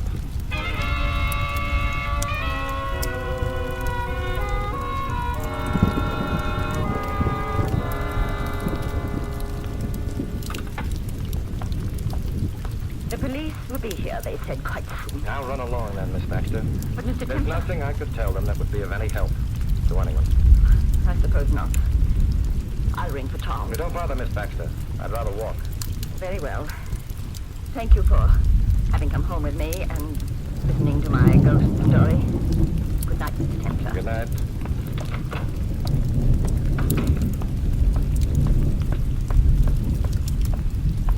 Here you are, sir. Huh? I ride whether I want to or not, eh? Yes, sir. Thank Thank you. You're welcome, sir. Now, look, Charles, I beg your pardon. I seem to be sitting on you. Not entirely, of course, but enough to know that you're not a ghost. Look, I don't like to seem inquisitive, but you can speak. Of course I can. What's your name? Simon Templar? Oh? Do saints often go around sitting on girls' laps? I am not sitting on your lap. No, but you didn't miss by much. As a matter of fact, I am now at the opposite end of the seat. Afraid? What's your name? Serene. I think Proof Nexter thinks you're a ghost. Now, you needn't slide any closer to me. I already have sufficient evidence that you're not. Are you glad? I'll admit that you have a delightful way of not being ghostly. However, I would like to know why Miss Baxter thought that you were. Oh, that's because she hoped I was. Or would be. Is that right? I'm not very good on grammar. Well, what are you good on? No, ignore that, please. Why does she dislike you? I make Warburton laugh. Oh. You'll have a difficult time making him laugh now. I know. You were in that study with him? Your silence fear or discretion? I wish you wouldn't say things like that. I mightn't like you if you do. I'll survive. Will you? Oh, now you're threatening me. Yet if you hadn't waited for me in this car, I'd never have known who you are. And somehow it doesn't hang together. Because then I couldn't have been of any danger to you. You couldn't have been of any help either. How can I help you? By handing it right over. Handing what over? The key. The key, of course. The key to... Please, don't be difficult. I'm terribly sorry, but actually I don't know enough to know if I'm being difficult or foolish. Let me search. Oh, no. Why not? Well, I'm ticklish. If you don't let me search you, I'll scream. You needn't bother.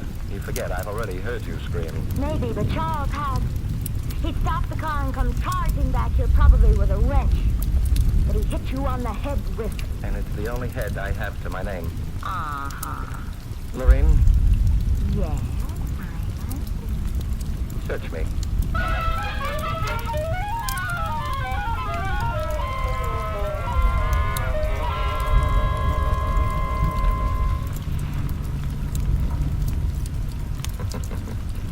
Lorraine, you look like you'd lost your last giggle. Naturally, you didn't have the key. But I told you that before you, searched me. But didn't you like it anyway? I refuse to answer that. And besides, we're at my home. Oh. Lorraine, I would suggest that immediately after I leave you, you visit the police and... Tickle them? No, you tell them of your presence in Warburton's study tonight. I can't. Because you murdered Warburton Thaxter? Because of who I am. I didn't kill Warburton, but they might not believe me. Because of who I am. Who are you? What? Mrs. Warburton Thaxter, of course.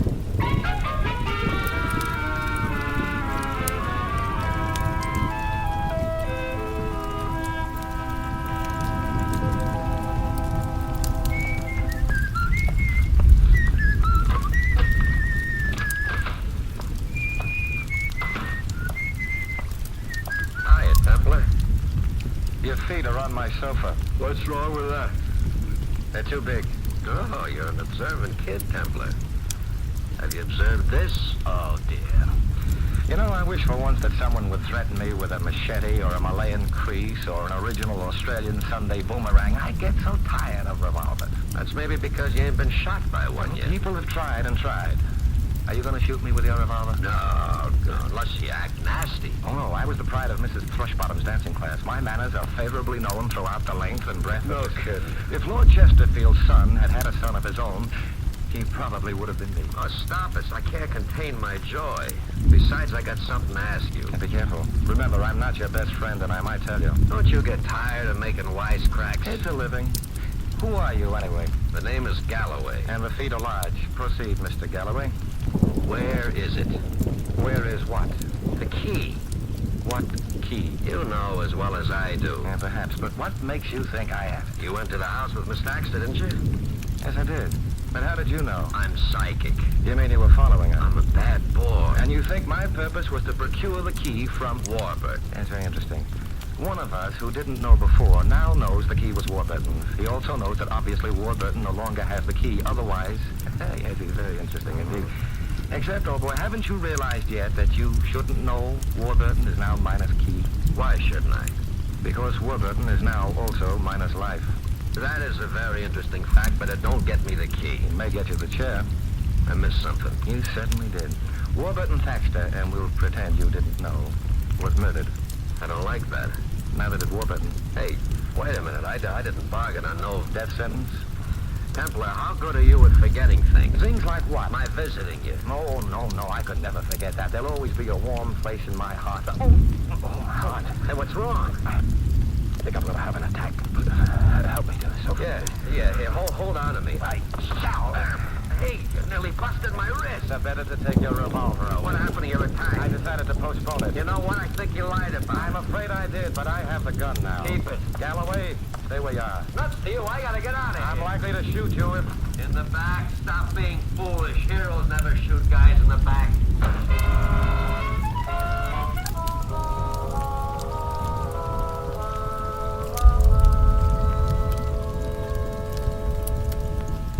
Lieutenant Cool, I'll bet you never knew I was a hero. Go away, Templar. I was just about to take my nap. No, it can't be. They must have put you on the Thaxter case. I'll tell you all about it next spring. Were any keys found on his body? Sure. So? Was a safe deposit key among them? Sister wanted to know the same thing. And? No safe deposit key. I see. Cool, did you leave a policeman in the house with Miss Thaxter? This may come as a shock to you and the readers of mystery stories, but I did. I'm bracing myself. One more question, Cool. Huh? If I had a key to somebody else's safe deposit box, would the bank let me get at the box? Just because you had the key to it? No. In that event, why have people threatened me, assaulted me, tickled, well, that is, applied pressure, and involved themselves in a murder case for something that can be of no earthly use to them?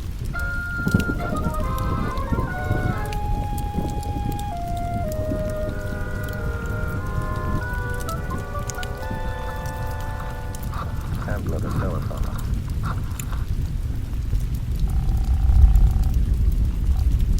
Yes? Miss Thaxter, this is Simon Templar. I hope I haven't waked you. I haven't been asleep. Not this time. I thought perhaps you might still be up. Miss Thaxter, I've had a visitor who, among other things, carried about a good deal of earth on his shoes. You know a man named Galloway? Of course I do. Who is he? My gardener.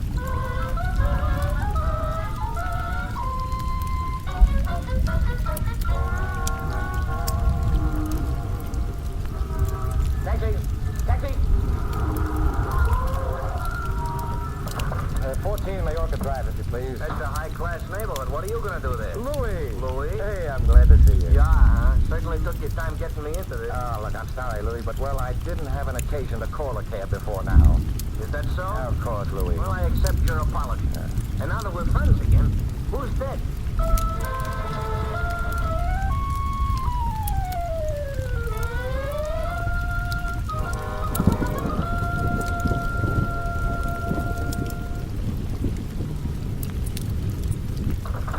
The scene of the tragedy. I wait, you wait. About how old is this Miss Thaxter? Middle 50s, I should think. Why? Oh, I just wanted to know how long I'll have to wait. Middle 50s? Not long.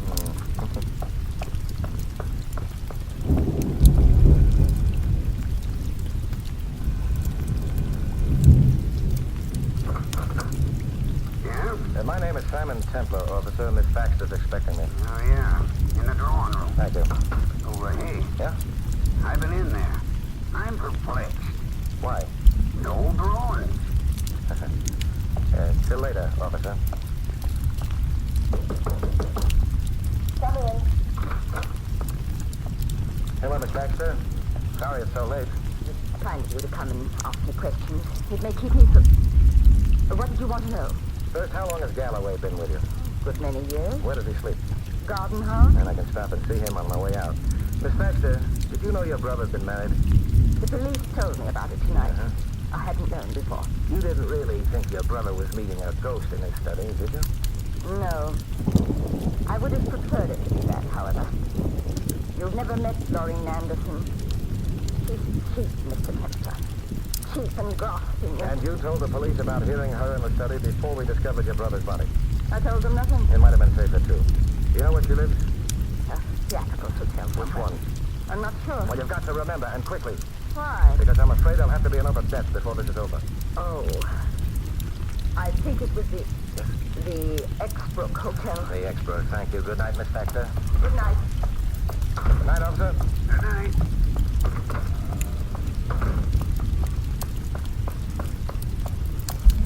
Louis? Huh? Get out of that cab. Come with me. Where you going? Around the house to the gardener's place. Want him to pick you a few flowers? No, I want a witness with me. Ooh, that gate ought to be oiled. You ought to speak to the gardener about it. Yeah, this is the place, all right? Hey, shouldn't you have not? Unnecessary, unless I'm mistaken.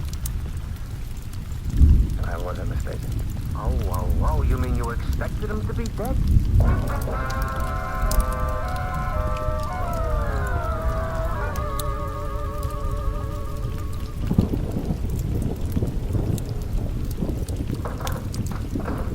Perhaps you'd better come with me, Louis. Okay, but I'd just as soon not meet near the corpses tonight. They depress me something.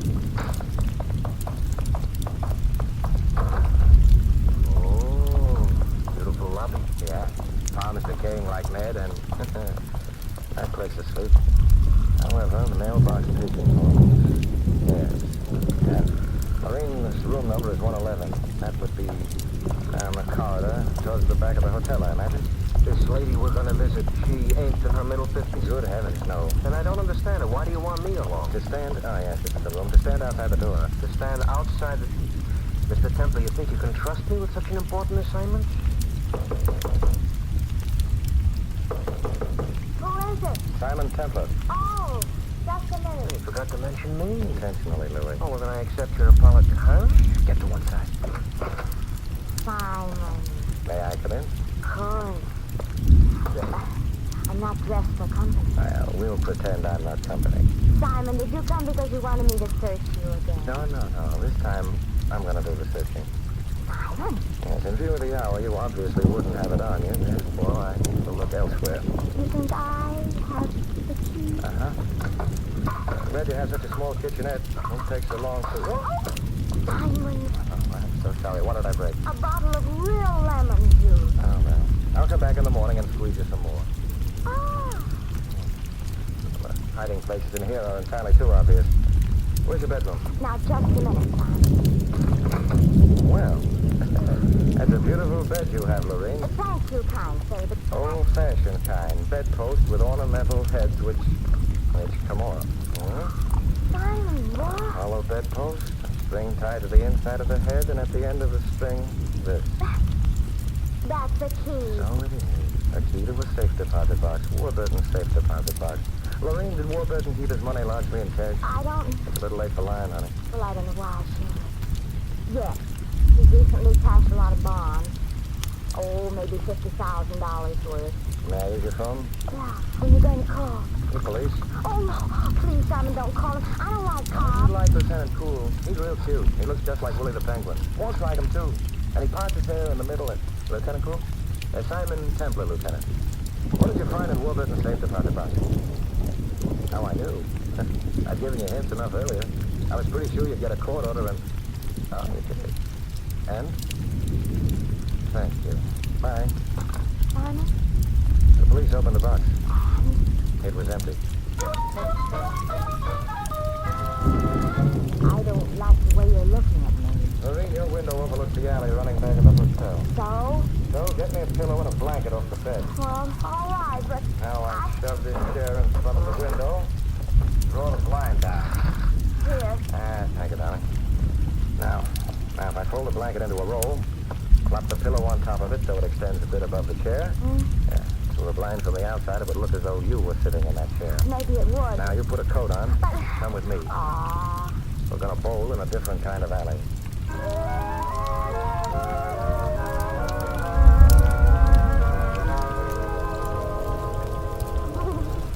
I'm cold. Why do we have to stand here? Because from where we are, we can't be seen. But we can see your window with a silhouette on the blind. And if anyone comes up the alley... Simon, I don't understand at all. Suppose you were an aging woman who owned nothing but an old house. Suppose you spent all your life with your brother who had all the money. Suppose your brother then met and married a pretty girl. And then he cashed in all his money and was preparing to leave you. How would you feel? Well, I'd be unhappy about it. You'd kill your brother if you were half insane with pride and anger. You'd try to have his wife convicted of the murder. You'd call in somebody like me, to be around when you discovered your brother dead. You'd plant a safe deposit box key someplace in your brother's wife's room. You'd hire your gardener to threaten me about the key and then kill him before he could get frightened and blow up the whole scheme. Simon! But then when you realized the man you'd been using as a blind had stumbled onto a part of the truth, what would you do? You try to wind up the case quick. I wouldn't. You try to shoot your brother's wife, then make it look like suicide, huh? Now, Louis is at the door of your room, so that won't be tried, but the alley, dear. Yeah, she's coming down the alley. Stopping outside your window. I would draw the gun. She's lifting it. That's all we needed now. Here, I'll take that gun. It's a pity that your brother and Galloway weren't there, Miss Baxter. What do you mean? They'd be alive. You were so fond of birds.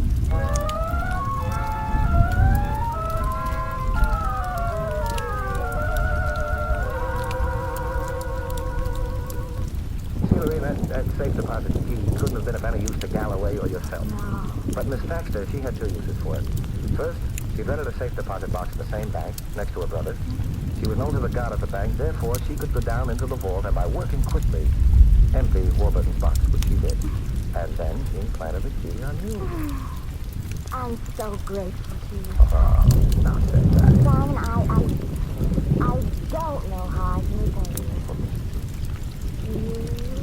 Well, children say when they don't know something, it's meaning.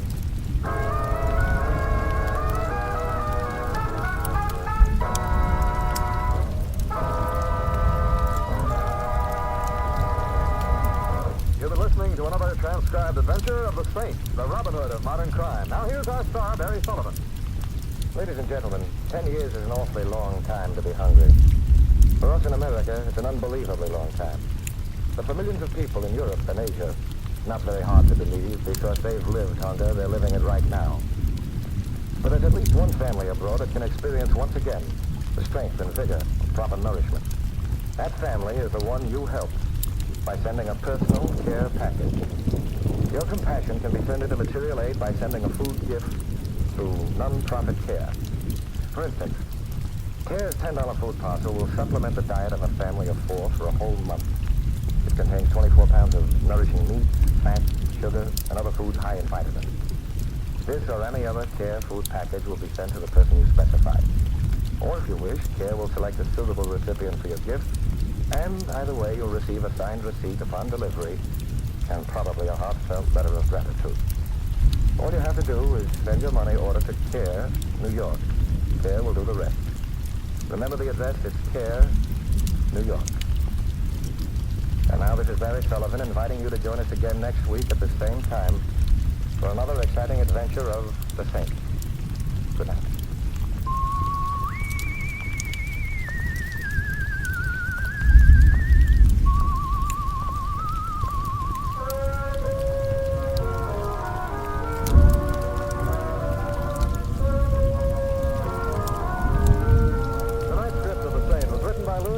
Our cast included Lorene Tuttle, Irene Tedrow, Hal March, Joe Duval, and Larry Dodkin. Music was composed and conducted by Von Dexter. The Saint, based on characters created by Leslie Charters, is a James L. Sapir production and is directed by Helen Mack. All you Saint fans will be glad to know that the Saint comic books are on sale at all newsstands. Your announcer is Don Sandler. 3 chimes means good times on NBC. There's Hope, there's Groucho. They're both returning soon to NBC. Yes, Bob Hope returns October 3rd, and you bet your life it's Groucho Marx beginning October 4th. Listen where you hear the chimes for Top Comedy by Bob Hope and Groucho Marx beginning soon on NBC. Now Sam Spade and Vincent Price, who is usually heard at this time as the Saint, has been delayed in Paris. Tonight, by arrangement with Metro-Goldwyn-Mayer, you will hear Barry Sullivan in the role. Mr. Sullivan can currently be seen with Lana Turner and Ray Milland in A Life of Her Own.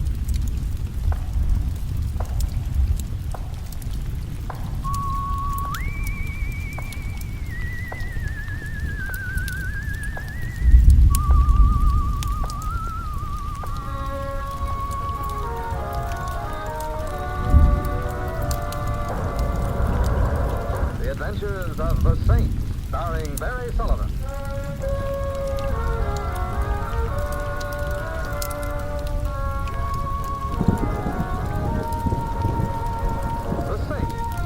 Characters created by Leslie Charters and known to millions from books, magazines, and motion pictures.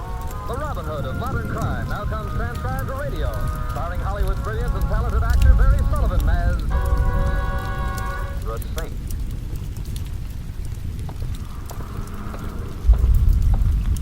Mr. Templar! Well, Louis, that's what I call service. Parked right in front of my apartment. Waiting for you, Mr. Templar. I was hoping you would be desirous of a hack. That I am, Louis. Well, where to, Mr. Templar? Well, I'm not quite sure. You see, I have a problem up in my apartment. What's her name? Well, I call her Minerva. Another dish in a jam? She won't tell me. But the way she cries, I have an idea something's wrong. How long has she been at your place? Oh, a couple of hours. And still crying? Oh, Mr. Templar, you're losing your charm. I think she wants to go home. You're definitely losing your charm. I'd like to take her home. Well, she lost her charm, too. Only I don't know where her home is. But now that you're here, I'll untie her, and maybe she can find her own way. You'll untie Mr. Templar. Louis, she's a dog. Oh, well, why didn't you say? I found her this morning. I've never seen her around here before, so I didn't want to turn her loose, because if she can't find a way home, there's no telling what'll happen to her. So what are you going to do? Turn her loose? But you just said that you That's don't... where you come in. We'll follow her in your hack. See where she goes so we can keep her out of trouble. Oh, that I should live to see the day when the Robin Hood of modern crime is nursemaid to a poop. Remember the saying, Louis, do unto other dumb animals what you would have others do unto you. Besides, she's cute. Yeah, huh? What kind is she? Pekingese. I thought you said it was a dog. Louis, that's unkind. Sorry, I didn't mean it. Stay put, Louis. I'll get Minerva and let's see where she takes us.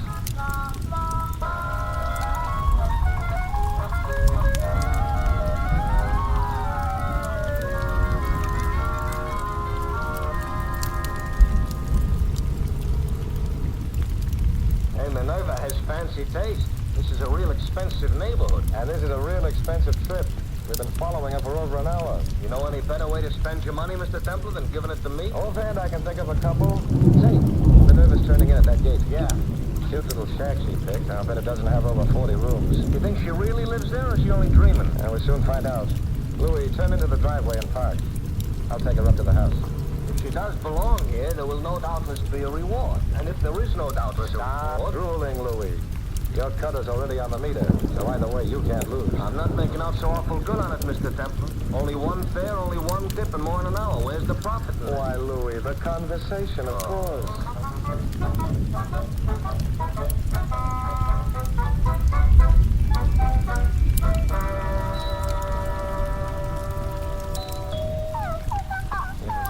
What's the matter? What's the matter? You want down?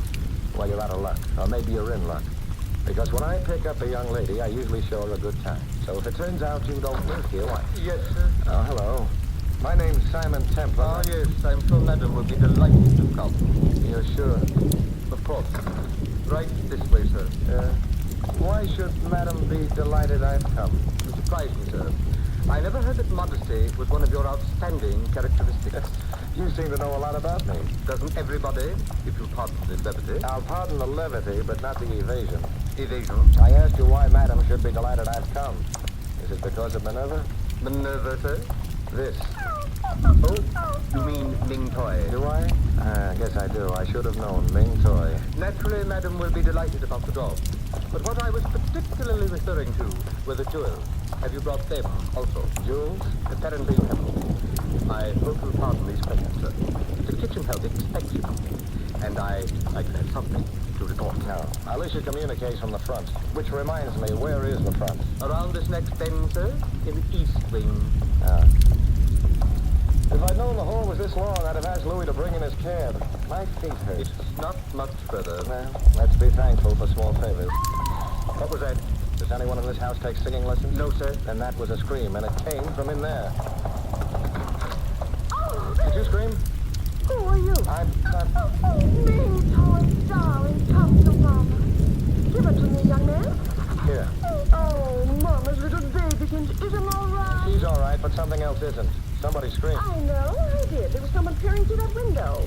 Was it you? Yeah, hardly. I was in the house. Well, you have no business barging in here unannounced. Well, it seems, lady, that I run faster than your butler. I thought you were in trouble. Well, I was startled, and now somebody better go investigate. Oh, Minnie, Angel, didn't mention What is it, madam? Is something wrong? Well, there's a prowler outside the window. Go see who it is, please. Yes, madam. Now you, young man, do you have my jewels? I was wondering when we'd get around to that. I'm also wondering... Mother, are you all right? I heard you scream. Yes, sir, Miss... Who's he? Me? Yes. What are you doing here? I just came to return your dog. Return? Yes, here she is. Mama, precious. Hey, her collar's off. That's right. How did you know she's our dog? I didn't. Well, then why? Hey, wait a minute. I'm waiting. Put up your hands. I'm sorry I waited. Ernest, I didn't know you owned a revolver. Lucky I do. Mother, call the police. Tell them we've got the thief. Oh, great. Somebody screamed. Was it you, Isabel? Yes, dear, but it's all right. I saw somebody at the window. Fitch is looking into it. Ernest, what the devil are you doing? I told you not to play with guns. I'm not playing, Father. This is the thief. So, does he have the jewels? I haven't searched him. Then how do you know? He brought back Ming Toy. Huh? Oh, yes. Morning, Ming Toy. Don't fight me, little monster. Just a minute, Father. She doesn't have her collar, so how could he know she was our dog? She told me. Oh, we're just wasting time. Mother, will you please pick up that phone and call the police? It won't do any good. The line's been cut, see? What? Thanks for looking down. Hey, what are you doing? Wait, stop immediately. I'll take the gun. Here, let me have it. That's better. That's fine. Yeah. Very good exercise. Ernest, you gave the young man the gun. Why? I asked him so nicely. Now, will somebody please tell me what's going on around here? As if you don't As know. if I don't. Just who are you anyway, young fella? Simon Templar? And you? You don't know who I am? Should I? I, sir, am C.J. Allardyce. Fancy that. Nuts. I beg your pardon? I said nuts. So you did. As in bolts. Nuts and bolts. We manufacture them. You heard of Allardyce nuts? Yes, aren't they? What's that? The whole family. Beg pardon? Skip it. Our slogan. If it's Allardyce, it's nuts. That's what I said. There's no nut like an Allardyce. This could go on all day. Father, I'm sure Mr. Templar didn't come here to talk business. Huh? Why did he come? To return Ming Toy? And now that I've been so warmly thanked, I'll just run along. I hope you won't mind my taking your revolver with me, Ernest, as a souvenir. When I'm safely out of reach, in northern Tibet, say, I'll send it back. Well, cheer-ho.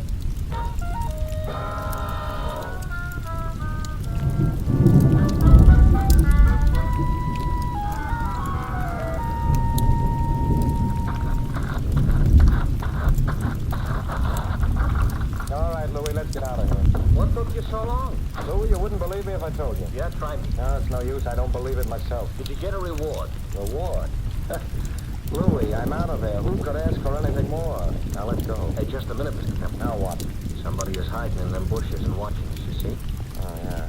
That's probably who Mrs. Allardyce saw at the window. Well, get started, Louis. You ain't gonna investigate? It's probably only a man eating a gorilla. None of our business. This is not like you, Mr. Templar. It's not like you at all. As a matter of fact, I'm not exactly feeling myself at the moment, so don't be too surprised. But where is your spirit of adventure, huh? What may lurk in them bushes? Excitement, thrills, who knows? I know. You do? Yeah. I can see him in your rear view mirror. It's a kid. Kid about 10 years old. A kid? Let's get out of here. Excitement I could stand. Mystery I could stand. Adventure. But kids, I got a net. What's wrong with this thing? Hi. Hello, kid. Hey, what's the matter, mister? Won't you stop? Oh, sure, she'll start. I'm just trying to run down the battery so the lights won't work, and I don't like night driving. Wise guy. What's your name, Sonny? It ain't sunny. Well, what is it? What's it to you? See what I mean, Mr. Templar? Yeah. Look, fella, if you don't tell me your name, I'm going to have to call you my little man. How would you like that? You win. It's Stevie. What's yours? Simon? Simon which? Simon Templar? Saint? Yeah, Stevie. Hey, wait a minute. You may not be him at all. How I know this ain't a bluff? You don't. Well, it's worth a chance. Because if you're the real Saint, you and me can do business. What sort of business, Stevie? Well, I read a lot of books about detectives. Yes, I gather. Well, we ought to make a good partnership, you and me. You help me latch onto the ice, and we'll split the reward. The ice? 50 grand worth. And that ain't peanuts. Stevie, suppose you tell me about this jewelry. Just when was it taken? You don't know? No. You're not the Saint. Believe me, Stevie, the Saint doesn't know everything. Why'd you come here? To return Ming Toy? Who are you trying to kill? No, that's on the level. Look, mister, I happen to know you couldn't return Ming Toy, see? What do you mean I couldn't? Never mind, but I know. If you don't believe me, ask Louis. I thought her name was Minerva. Oh, you're always such a help. Stevie, why do you say I couldn't return Ming Toy? I'm not talking. I don't get it. Ah, I see the look in your eye, Mr. Templar. The mystery's beginning to needle you. Stevie, if I prove I brought back Ming Toy, will you tell me why you said I couldn't? Sure. And you won't prove it. Wait here, Louie. I'll probably hate myself in the morning, but I'm going back to the Allardyces. Come on, Stevie.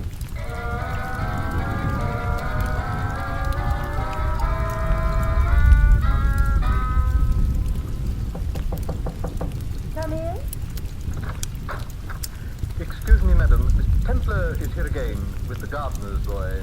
A gardener's boy? Yes, madam. Well, you can't bring that urchin into the house. I'm very sorry, madam, but he has. Shall I show them out? No, show them in. I'll tell him myself. Very good, madam. You may come in, Mr. Templar. Thank you, Jeeves. Fish, sir. I stand corrected. Well, hello again, Mrs. Allardyce. Really, Mr. Templar, this is impossible. Bringing in that... Good heavens! He's the face at the window. I was just a tech. Oh, I should have recognized him at the time. Oh, Mr. Templar, you're wonderful. Positively wonderful. First Ming Toy and now the Prowler. Fitch had no luck whatsoever. Simply none.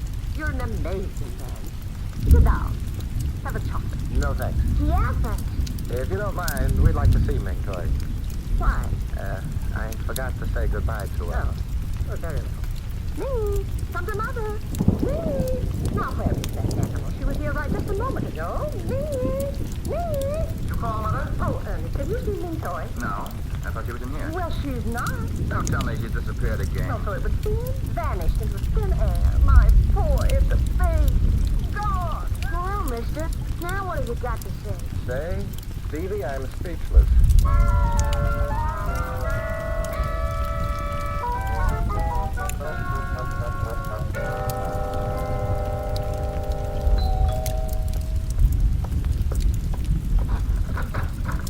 Oh, hello, Louie. Mr. Templar, how come you're answering the door? They don't have no butler? He's not around. Strange. No dog, no butler. Well, what do you want, Louie? I just come to see what's keeping you this time. My meter's getting busy going round and round. Ming Toy's missing again. We're looking for her. It's a big house. She's a little dog. Why don't you just forget the whole thing? Because, Louie, it doesn't make sense. She ought to come when we call, or at least bark. Well, what do? Go take another nap? Oh, no. Maybe, Louie... What is it, Stevie? I take it all back. You are the same. Well, what brings all this on? I found Ming Toy. You did? Yeah. Ben down front and whisper. This is top secret. Yeah, I'm Ben. Fitch has her in the garage. What's he doing? Giving her a shampoo? No, he's shaving her. Shaving her? With an electric razor. Well, let's go get her. Come on, Louie. Oh, no thanks, Mr. Templar. You and the kid go. Me, I'm going back to the hack for another nap.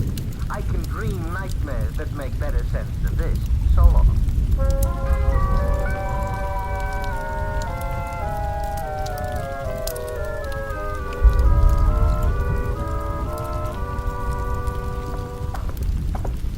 Now, Stevie, when we get near the garage, let's be quiet. We don't want Fitch to hear us.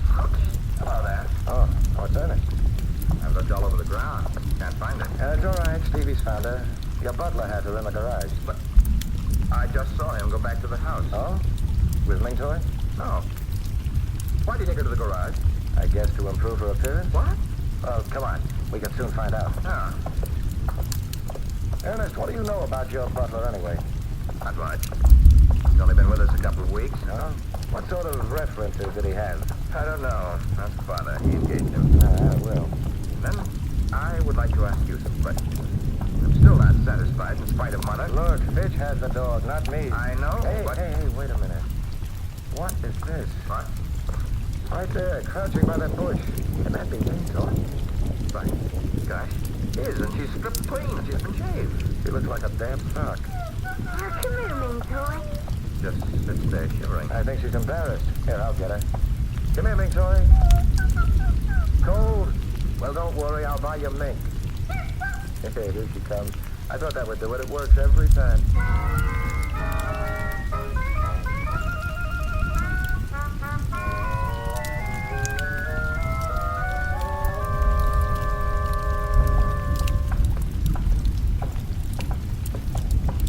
Be careful. Don't drop her. Oh, don't worry, Ernest. I shall guard Ming Toy with my life. Well, come on. What's the matter? My legs are giving out again. Oh, still the volunteer condition? I guess.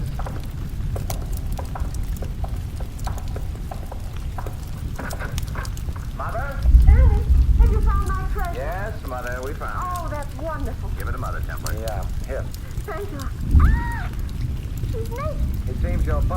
frustrated barber. What? Where's Father? Templar wants to talk to him about things. He's in the back study, but I don't understand. That makes it unanimous. Look after your mother, Ernest. She's had quite a shock. Meanwhile, I'll go see if your father can help explain why Ming Toy has been forced to become a stripteaser.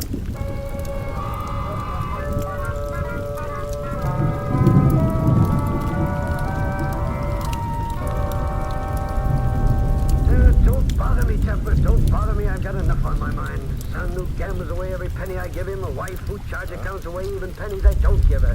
Believe me, young man, anybody ever tells you it's a picnic being a millionaire, don't you listen. Take it from me, before you make $1 million, just be sure you can afford it. I'll make a note of that. But about Ming Toy... Look, last night the dog is kidnapped, or dog-napped, or whatever you call it. The wife throws such a tizzy it takes 3 pills to get me to sleep. This morning the wife's jewels are gone. Another tizzy. Policemen, insurance adjusters, and now you. Look, I don't care if the dog has been peeled. See, I don't care. I've got enough on my mind. But maybe it all ties together. The dog is stolen, the jewels are stolen. I can add 2 and 2, Templar. I don't need your masterminding. The dog was stolen first so the thief could break in later without the dog barking. Think I couldn't figure that out? No, I think you could. And it's possible the thief thought so, too. What's that? I have a hunch the robbery was the work of some member of this household. Nonsense. And the dog napping was just a red herring to throw you off the track. To make you think just what you did think. That it was an outside rather than an inside job. Get out of here, Templar. Get out of here before I throw you. I'd just like to ask you about Fish. Shave. Fine butler, excellent. One peculiarity, that's all. Likes to shave dogs. So what? We can't all be perfect. Now get out of here, Templar, before I have him shave you, and it may be closer than you like.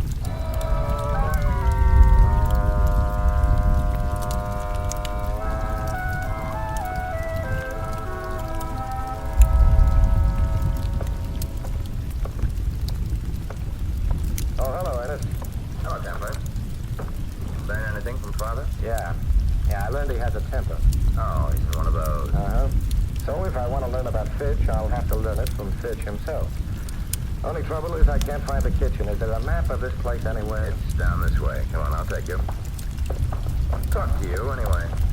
Thanks. So you don't have signposts. How's your mother?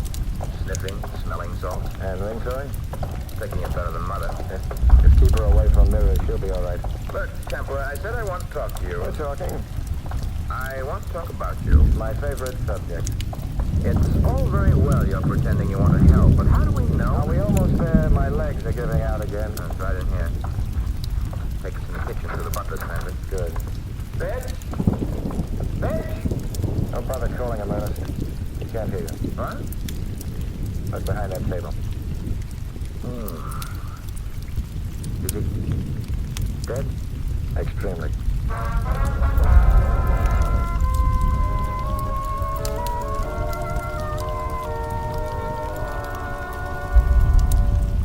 Please, dear, I can't talk now. I'm so upset about Ming Toy. Oh, hang Ming Toy. Jonathan Allardyce. Oh, Look, I'm trying to tell you something. That man Templar is getting ideas. I don't like it. He's been snooping around here. The first thing we know... Well, all we have to do is to be nice to him. Nice to him? Confound it, Isabel. I'm going to... May I come in? No. Templar, I thought I told you to get the blazes out of this house. Oh, is that what you told me? I've been trying to figure it out, but you were so incoherent. Now, see here. If you want me to go, I'll be glad to, but I thought I ought to tell you about your butler first. Yes, I know. You think he's a thief. Very well, I'll have the police. You're wrong, Mr. Allardyce. I don't think he's a thief. He's been cleared. The hard way. What? Somebody murdered him. Ernest is calling the police now. Murdered? Yep, with a knife. Oh, dear, and good butlers are so scarce these days. Jonathan! Mr. Templar, what's happened to Jonathan? Looks like he's fainted. What'll we do?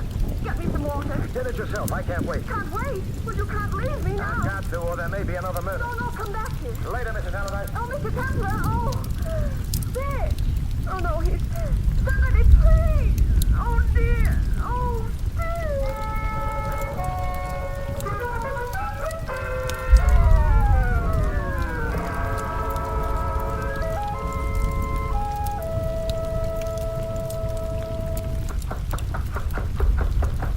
Louis, What now, Mr. Templar? have you seen Stevie? If I do, there's going to be a murder. If we don't, there's going to be a murder. Stevie? Yeah. I'm glad to hear it. You know what that kid done? He scrambled the wires in the engine while I was snoozing. That's why we wouldn't start He before. was detectiving, Louis. We were possible suspects, and he wanted to foil our getaway. Well, wasn't that cute? No, I'm not joking. His life is in danger. I'm not surprised. If I can't find Stevie, I'll have to find Ernest. Who's he? Allardyce's son. I wonder if he's the one drove away just now. Drove away? Did someone? Yeah, a car just went down the other drive. Have you got your wires unscrambled? Oh, yeah. All right, Louis, let's go.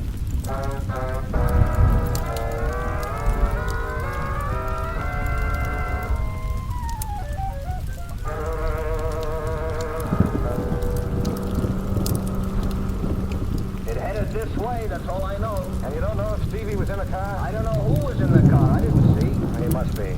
The only thing that makes sense. Now what?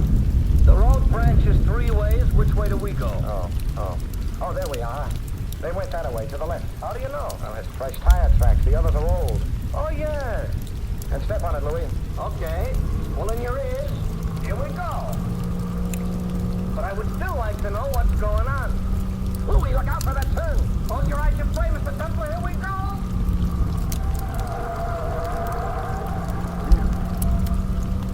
Got your eyes open, Mr. Templar? Yeah. Yeah, we made it. Oh, good. Then I can open mine. Louis.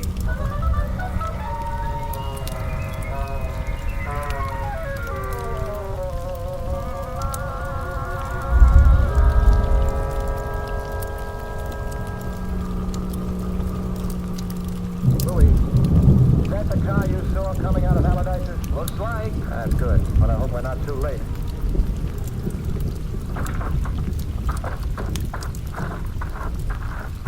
Nobody in it. No. Yeah, there's a path into the woods. Come on, yeah. Hurry up, Louis. Right through here. I'm afraid to call the kids, that's it. I'd still like to know what's going on. Well, as I see it, Louis, Yeah? Ernest ran up a gambling debt, and his papa wouldn't pay off for him. Oh. At any rate, Papa was griping about Ernest gambling. Ernest, I take it, is Allardyce Jr.? Yeah, that's right. Ernest had to get money, so he drove Ming Toy away from home and put her out of the car. Yeah. Then he swiped the family jewels, and the missing dog made it look like an outside job. Smart guy, Junior.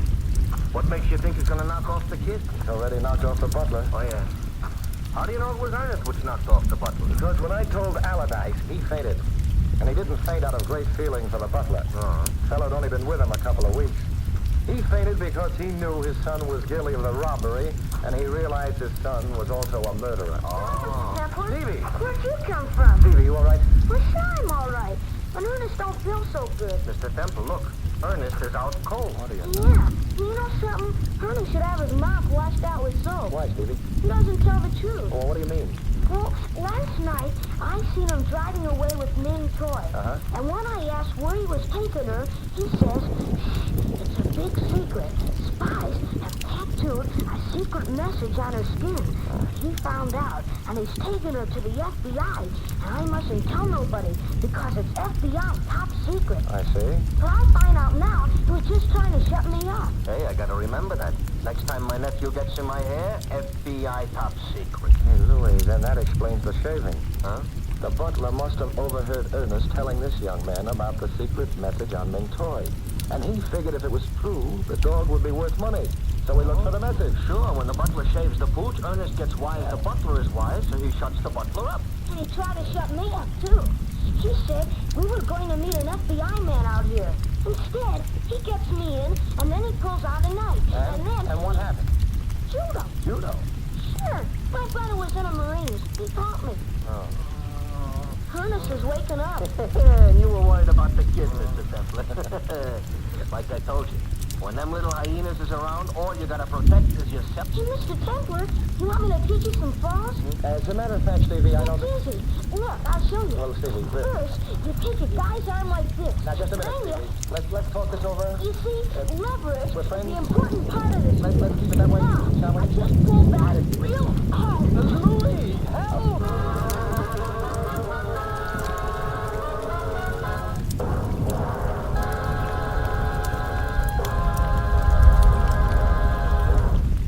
You've been listening to another transcribed adventure of the Saint, the Robin Hood of modern crime. Now, here is our star, Barry Sullivan. Ladies and gentlemen, a long time ago it was written that man shall not live by bread alone. In this often quoted line from the Bible, bread is merely a symbol of all material values. And although we in America have the greatest material advantages in the world, they are not enough to bring us complete happiness. We must find that happiness in our spiritual as well as our material lives, in faith as well as bread. In America, one of our most precious heritages is the right to worship as we please, to know the spiritual pleasures of our churches and synagogues. The doors of your places of worship stand open to you, and your religious leaders will welcome you to their services.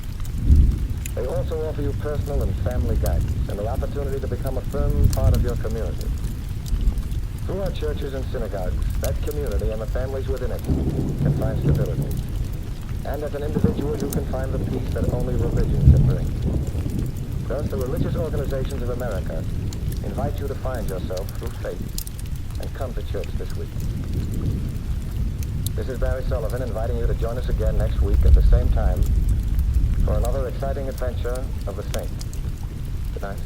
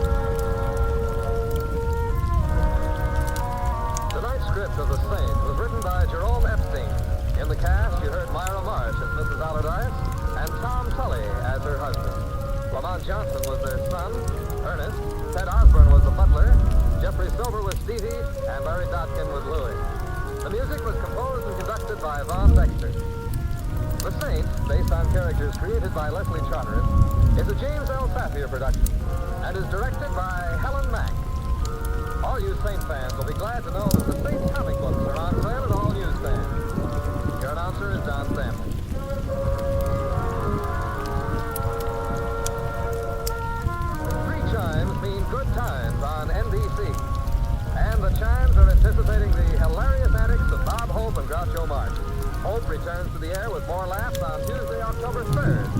Groucho Marx brings his riotous quiz, You Bet Your Life, to the air on Wednesday, October 4th. So that's Bob Hope, October 3rd, Groucho Marx, October 4th. Yes, 3 chimes mean good time.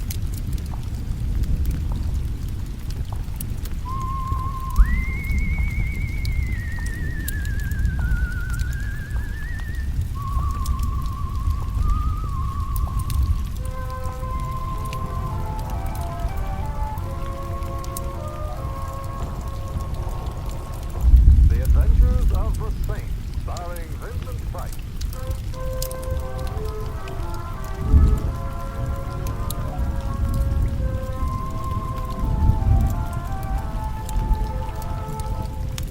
The Saint, based on characters created by Leslie Trotter and known to millions from books, magazines, and motion pictures. The Robin Hood of modern crime now comes transcribed to radio, starring Hollywood's brilliant and talented actor Vincent Price as the Saint.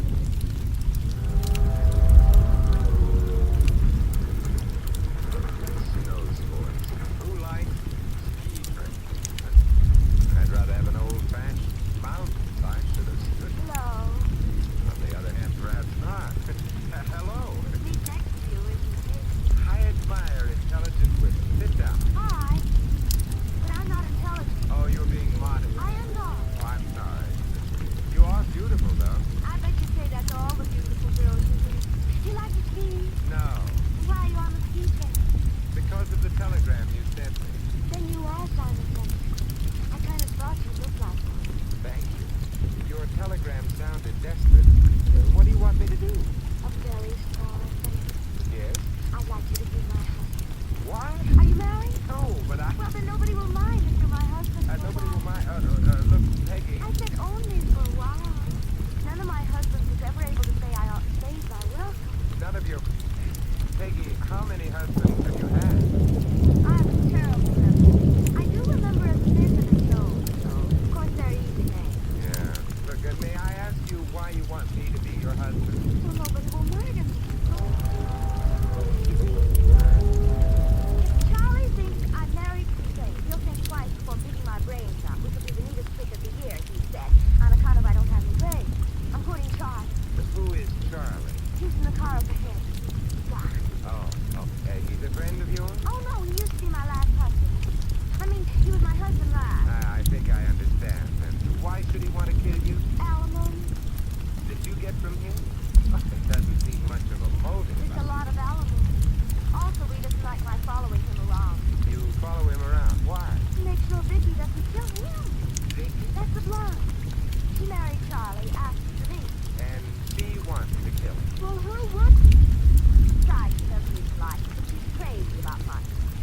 kills him, she'll get all the money.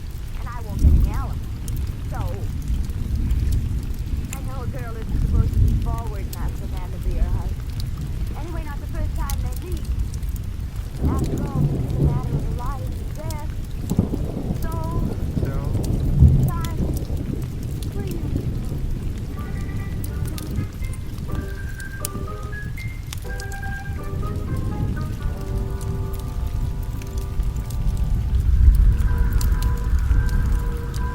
Yep, it's Snow Valley.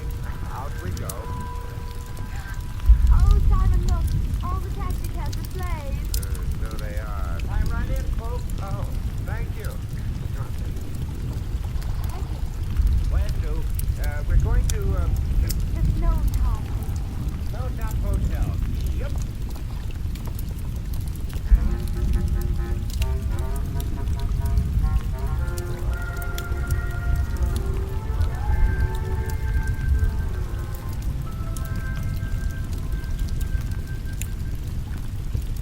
It's a nice lobby. I'd better go register. Register? Look, Peggy, let's pretend we're not married. I mean, let's not pretend we're married to the hotel clerk. I'd never marry a hotel clerk. Peggy,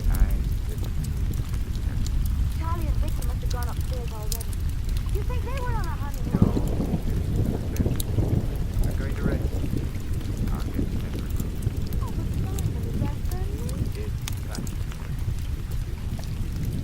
Oh, my gorgeous. Stop it! At last you come. What are you doing here? Oh, sculpting like anything. He's a snowman and sculptor, but right now I'm making a bust. What anybody can see is making you believe you're winning. I'm having now the studio in the woods. You machine, I make you a bust also. I'm going to be too busy to be sculpting. Is it sculpt? Oh, Peggy, don't say that. All my life I'm dying for you. You look fine. Pagliacci. Really, Pagliacci, you're laughing, laughing. Oh, well, I'll think about it. What to think, Peggy? It's necessary to live. Look, Sergey, I'm married. Ah, No, same as Simon. I don't mind the husband. The husbands might be mine. Oh, my beautiful. What I'm doing with my chisel is not the business of anything. Charlie doesn't mind your sculpting, making a bust so Vicky. No. She's not so beautiful like you. So I'm not admiring this job. Oh, Vicky's hard. I go what my heart pays me. You better not leave it here. Somebody might step on it. Oh, that was Sergey's papa. I don't believe it. Well, it happens in Bulgaria all the time. That's where he comes from. He's got a studio out in the woods. He's making a bust. He tries to do that with all of Charlie's wives. I never heard of it. Oh, he must have. He's a very famous business. Peggy, I've got us a couple of rooms. Yours is 218. We can pretend we're married for your husband's former benefit. Vic the clerk will show you up to your room. What are you going to do? I'm going to find the bar and drink myself to death.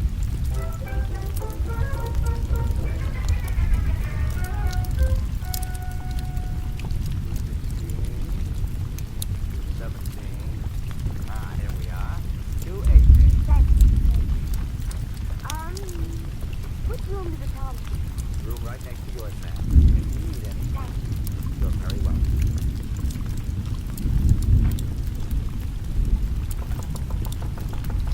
Coming, Simon.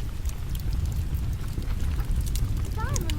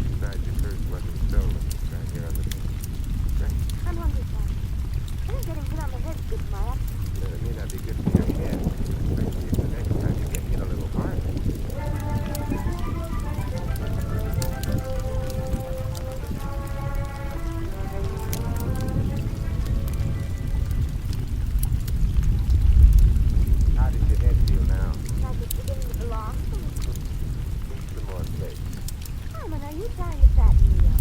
Of course not. Since I top off, Mrs. Scott, you know. Yeah. Well, he's crazy about my figure. But so am I. And he isn't even married to me. Look, neither am I. You don't have to shout. You know, I did throw myself at your head. It doesn't mean I have to have a figure like a flower. I didn't say. Good evening. Good evening. Simon, this is Thursday. Papa. No, I see you. That's debatable, but... Oh, my beautiful little sounds like you. A husband. Well, yes, he's my husband. His name is Simon. Your husband. No, don't apologize. It also is not necessary sending out. I'm being courteous, and I'm not inviting you to the job. This is a way to treat great sculptor like myself. You want the Michelangelo right now? There's one thing you unquestionably have in common with Michelangelo.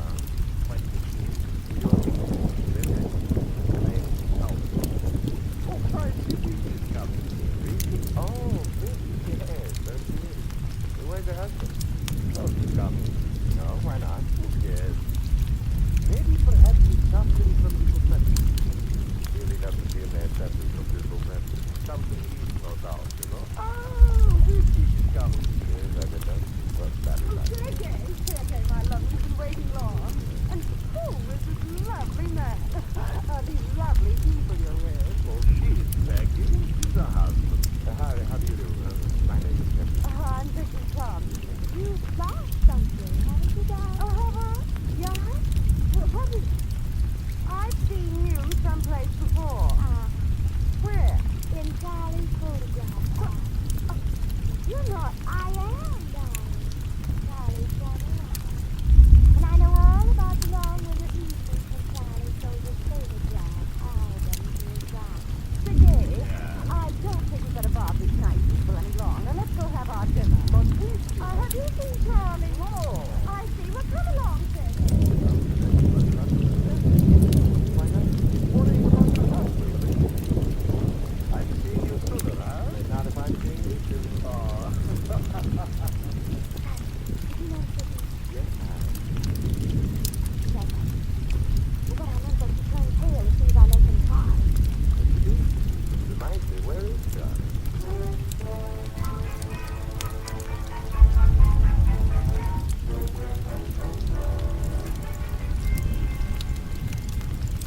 Oh, so pretty, Abby. A very high tide snow. Of course, none of my former husbands ever took me for a walk. I mean, Good. It's funny Charlie didn't show up also, did he? Simon, Yeah? would you mind not discussing everything? Well, what happened to that snowman? No.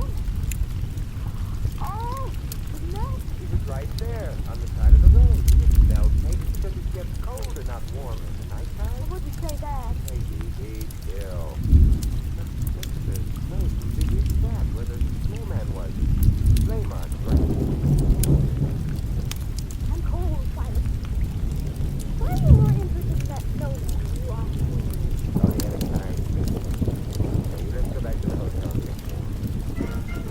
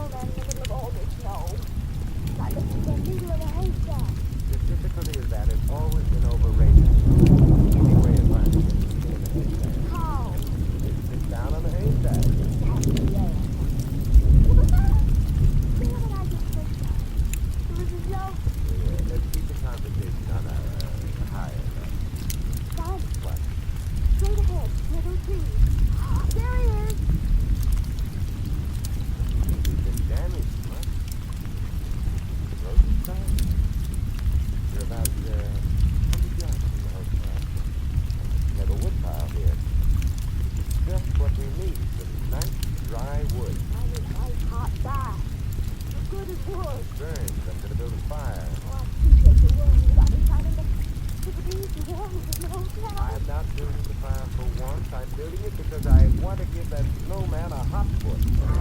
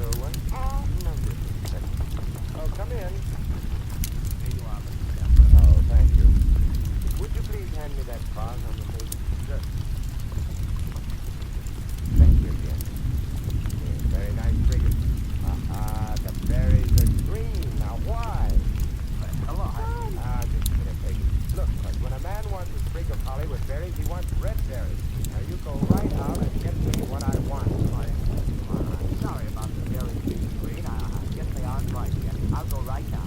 Although it's my fault. You broke the vase. It's also breaking the head the glass. What? I just wanted to make sure he wouldn't be playing games with his gun, Sheriff. John, Yes, maybe the one he tried to kill us with. but if he was the one, he must have been the one. Who killed us? But why? What reason would he have to kill John? I just didn't tell him. Read it again. What? Good evening. I hope you slept well. I'll listen to you. You'll listen. Thank you, sir. Charlie Thompson was killed in his shower. Then he was dressed, dragged out of the hotel, and planted inside the snowman. That's why you moved the snowman, wasn't it? So that you wouldn't have to carry the body, did you? I never touched Charlie Thompson. But I know you did. Oh, never. Thompson was corpse wearing one red sock and one blue. It meant whoever had dressed him was colorblind. Yes, and this business is a hard proof. The berries were really red, but when I told our friend here that they were green, he had to take my word for it. He couldn't tell the difference. Why? Why, you evil man. Simon, you must be the one who was sitting over the hedge in my room. What do you think?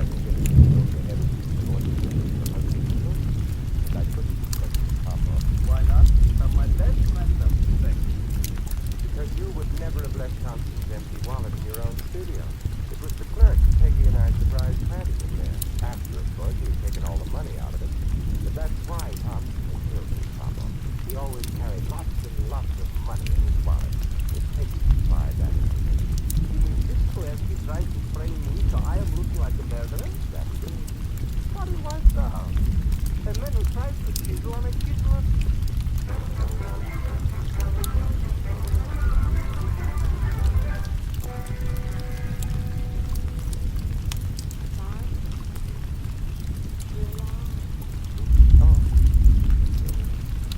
Simon, did you know that some people cannot see? There must be a moral in that, something. Simon, we're not really married.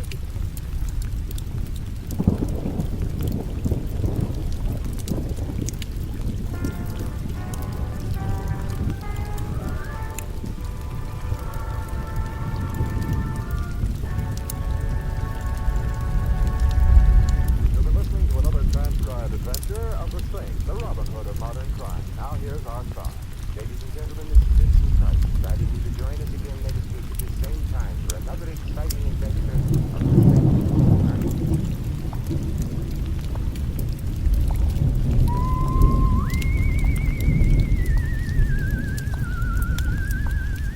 Tonight's script was written by Louis Riddy. This is NBC, the National Broadcasting Company.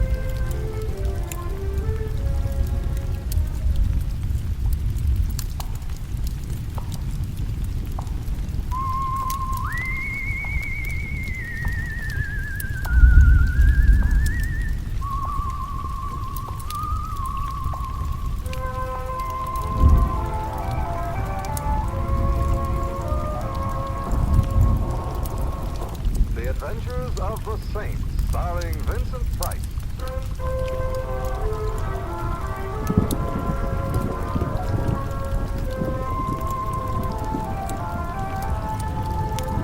The Saint, based on characters created by Leslie Charters and known to millions from books, magazines, and motion pictures. The Robin Hood of modern crime now comes transcribed to radio, starring Hollywood's brilliant and talented actor Vincent Price as the Saint. Snow sports. Who likes ski trains? I'd rather have an old-fashioned mountains. I should have stood. Hello. On the other hand, perhaps not. Hello. The seat next to you isn't taken. I admire intelligent women. Sit down. Hi. But I'm not intelligent. Oh, you're being modest. I am not. Oh, I'm sorry. You are beautiful, though. I bet you say that to all the beautiful girls you meet. Do you like to ski? No, Then why are you on the ski train? because of the telegram you sent me. Then you are Simon Simpson. I kind of thought you looked like one. Thank you. telegram sounded desperate. What do you want me to do? A very small favor. Yes? I'd like you to be my husband. What? Are you married? No, but I... Well, then nobody will mind if you're my husband for nobody a while. will mind. Look, Peggy. I said only for a while. None of my husbands was ever able to say I outstayed my welcome. None of your... Peggy, how many husbands have you had? I have a terrible memory. I do remember a Smith and a Jones, though. Of course, they're easy names. Yeah. Look, may I ask you why you want me to be your husband? Well, nobody will murder me. You see, if Charlie thinks I'm married to the saint, he'll think twice before beating my brains out, which will be the neatest trick of the year, he said, on account of I don't have any brains. I'm quoting Charlie. Who is Charlie? He's in the car up ahead. The blonde. Oh, he's a friend of yours? Oh, no, he used to be my last husband. I mean, he was my husband last. I think I understand. And why should he want to kill you? Alimony. Did you get from him? Oh, it doesn't seem much of a motive. It's a lot of alimony. Also, he doesn't like my following him around. You follow him around. Why? To make sure Vicky doesn't kill him. Vicky? That's the blonde. She married Charlie after me. And she wants to kill him. Well, who wouldn't? Besides, she doesn't even like him, but she's crazy about money. And if she kills him, she'll get all the money. And I won't get any alimony. So, I know a girl isn't supposed to be forward and ask a man to be her husband. Anyway, not the first time they meet. After all, this is a matter of a life and death. So, Simon, will you be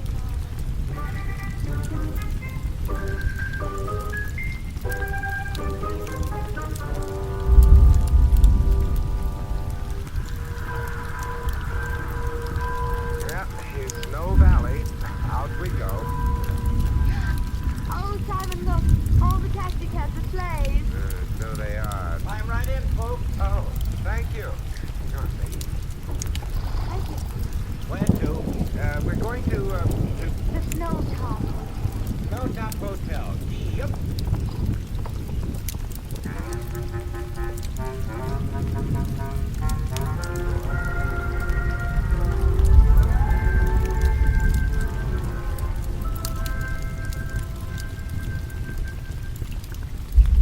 It's a nice lobby. I'd better go register. Register? Look, Peggy, let's pretend we're not married. I mean, let's not pretend we're married to the hotel clerk. I'd never marry a hotel clerk. Peggy, I didn't... Charlie and Vicky must have gone upstairs already. You think they were on a honeymoon? No, finish that sentence. I'm going to register. I'll get separate rooms. Oh, but Simon, is that perfect? It's practice. Oh, my gorgeous. Okay. At last you're coming. What are you doing here? Oh, sculpting like anything. Even snowmen I'm sculpting, but for right now I'm making a bust with you. From what anybody can see of Vicky, you'll be busy all winter. But I'm having now the studio in the woods. You wishing I make you a bust also? I'm going to be too busy to be sculpted. Would you sculpt? Oh, Peggy, don't say that. All my life I'm dying for you. You look fine. Pagliacci. Really, Pagliacci? You're not laughing. Well, laughing, but... Oh, well, I'll think about it. What's the thing that is necessary to live? Look, Sergei, I'm married again. Ah, No, same as Simon. I don't mind the husband. The husband's right tonight. Oh, my beautiful. What I'm doing with my chisel is not the business of any... Charlie doesn't mind your sculpting, making a bust of Vicky. No. She's not so beautiful like you. Also, I'm not admiring this Charlie. Oh, Vicky! Vicky's calling. I go, but mine heart stays with you. You better not leave it here. Somebody might step on it. Oh. Peggy, what's that? Oh, that was Sergei's papa all the time. I don't believe it. Well, it happens in Bulgaria all the time. That's where he comes from. He's got a studio out in the woods. He's making a bust. He tries to do that with all of Charlie's wives. I never heard of it. Oh, you must have. He's a very famous chiseler. Peggy, I've got us a couple of rooms. Yours is 218. We can pretend we're married for your husband's former benefit. The clerk will show you up to your room. What are you going to do? I'm going to find the bar and drink myself to death.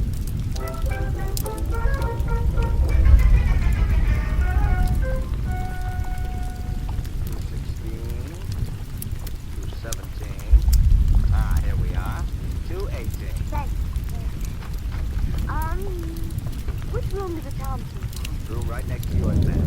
If you need anything. You're very welcome.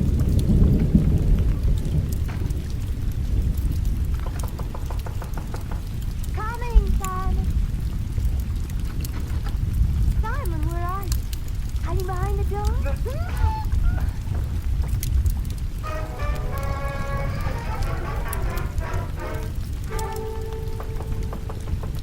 Peggy! Peggy! Peggy, what are you doing on the floor? There was an earthquake. And the hotel fell down and hit me on the head. I'm dead. Oh, come on, now let me help you up. I'll put you on the couch. Now you can go right back to bed. You left it on the floor. Your head's where it belongs. You're too much of it, though. Where the hotel hit me. But this is the earthquake season. What happened? Well, somebody knocked at the door just after I got here. That would be about an hour ago. Go on. I stuck my head out and boom. Who booted you? I didn't see it. You want to boom it back? I might enjoy it, but... Peggy, do you have anything worth stealing? Simon wouldn't believe me. Who steals my purse steals fast. Too bad your purse wasn't stolen. It's right here on the table. Drink. I'm hungry, Simon. I think getting hit on the head is good for my appetite. Well, it may not be good for your head, especially if the next time you get hit a little harder.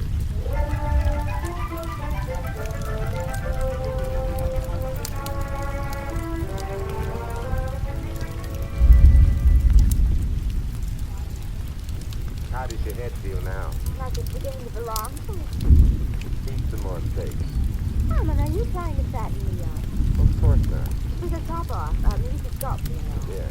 But he's crazy about my figure. That's all mine. And he isn't even married to me. Look, neither am I. You don't have to shout. So I did throw myself at your head. It doesn't mean I have to have a figure like a flower's hat. I didn't think. Good evening. Good evening. Simon, this is Durgan. Papa. No, I take it. That's debatable, but... Oh, my beautiful, this will sound like you, my husband. Well, yes, he's my husband. His name is Simon. He's your husband. No, don't apologize. And also it's not necessary standing up. I'm being courteous, and I'm not inviting you to sit down. This is a way to treat great sculpture like myself. You are the Michelangelo of right now. There's one thing you unquestionably have in common with Michelangelo. My genius. Your fingernails, they're dirty. I am insulted. Oh, sorry, Vicky is coming. Vicky? Oh, Vicky, yes, 13. Where's your husband? Oh, he's coming. No, why not? Yes. Maybe perhaps he's suffering from dyslexia. I'd really love to see a man suffering from dyslexia. Something he eats, no doubt, you know. Oh, Vicky is coming. Yes, I've been noticing. Well, very Oh, nice. Sergei, my love, we've been waiting long. And who is this lovely man? These lovely people you're with. Oh, she is Peggy. He's a husband. How do you do? My name is Tim. I'm Vicky Thompson. You've lost something, haven't you, darling? Oh, have I? Yeah? What is... I've seen you someplace before. Where? In Charlie's photograph. You're not... I am, darling. Charlie's former wife. And I know all about the long winter evenings when Charlie shows his photograph. Sergei, I don't think we better bother these nice people any longer. Let's go have our dinner. But Vicky... Have you seen Charlie? No. I see. Well, come along, Sergei. Confidential, I do not understand you, Vicky. Oh, why not? She's worrying about her husband. Ridiculous. I'm seeing you sooner, huh? Not if I'm seeing you sooner. Oh. Did you notice what he... Yes, I did. She does that. But what I meant was she turned pale as soon as I mentioned Charlie. Yes, she did. Which reminds me, where is Charlie?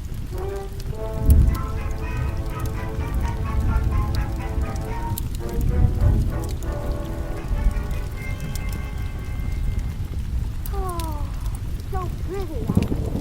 Very high tide of snow. Of course, none of my former husbands ever took me for a walk on my honeymoon. Good. It's funny Charlie didn't show up all through dinner. Simon, Yeah? would you mind not discussing other people? Well, hey, what happened to that snowman? No. Oh, gets colder, not warmer in the nighttime. I wouldn't say that. Peggy, be still. Look, the snow's completely flat where the snowman was. Sleigh marks right next to the spot. I'm cold, Simon. Why are you more interested in that snowman than you are in me? Thought he had a kind face. Come on, Peggy, let's go back to the hotel and get warm.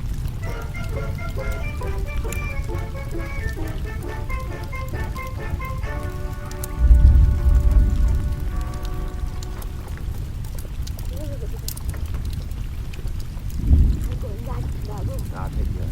Oh, Simon. I want to make sure nobody thinks you are something. Oh.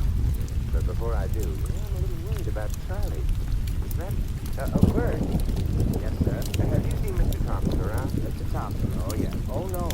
Oh, yes, oh, no, what? I was merely remarking that I know who Mr. Thompson is, and I have not seen him around. As a matter of fact, Mrs. Thompson was asking about him, too. I see. Thank you. Daddy. Things seem to be disappearing around here. The snowman, Charlie Thompson. Peggy, we're not going upstairs. We're going out again to look for... Charlie? No, the snowman.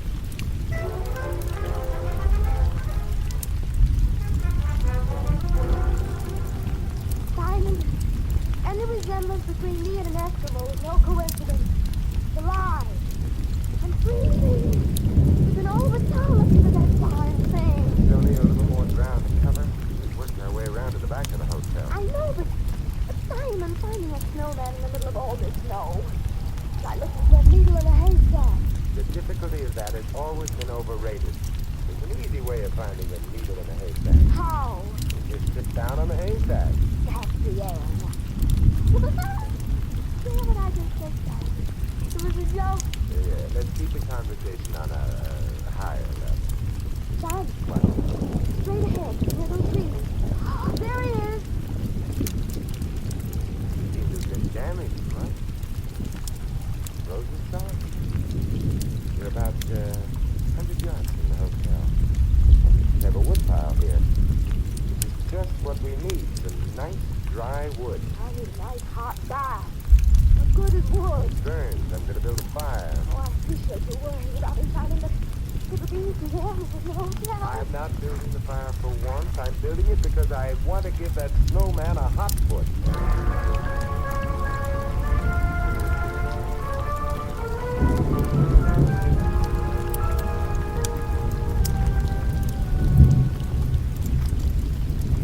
Simon, that's a very pretty fire, but why do you keep staring at that snowman? Oh, I'm waiting for it to melt. Now, that isn't a nice thing to do to stay this hit. It's begun to melt already. Oh, Simon. Yeah, now we know why the snowman was moved, huh? He was in the snow. Very good. Somebody beat his head in.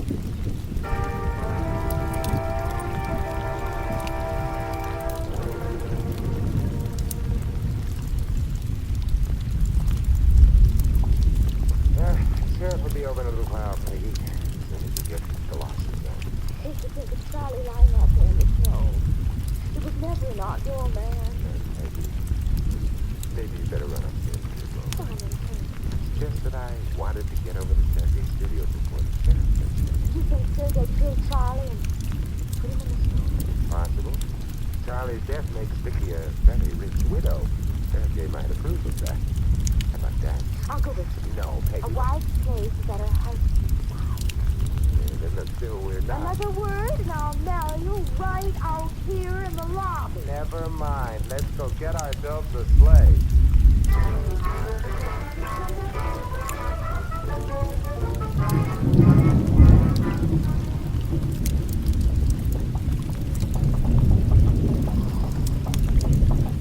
This here is the studio, folks. Oh. Peggy, why don't you stay out here in the rain? You don't think all these sculptures have seen inside of them? No, but it might be dangerous. I'm coming with you. You don't mind if I come, too? It's a little dark out here. Oh, no, we'd love, huh? Come on. Oh, the studio looks like a hunting lot. Yeah, the Prince of Graustark should be inside, but he won't be. Look, the windows seem 3/4 covered with snow.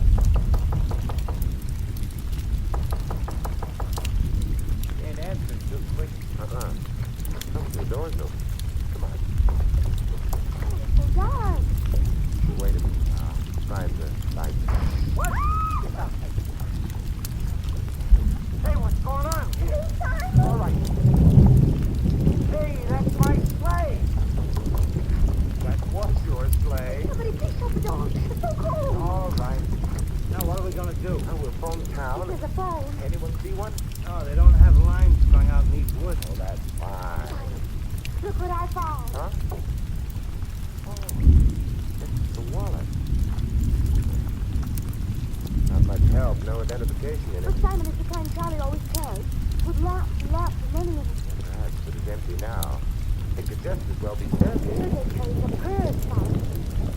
Now you mention it, Charlie's wallet was missing when we found it. Ain't missing any more. I wonder if any spare socks or something.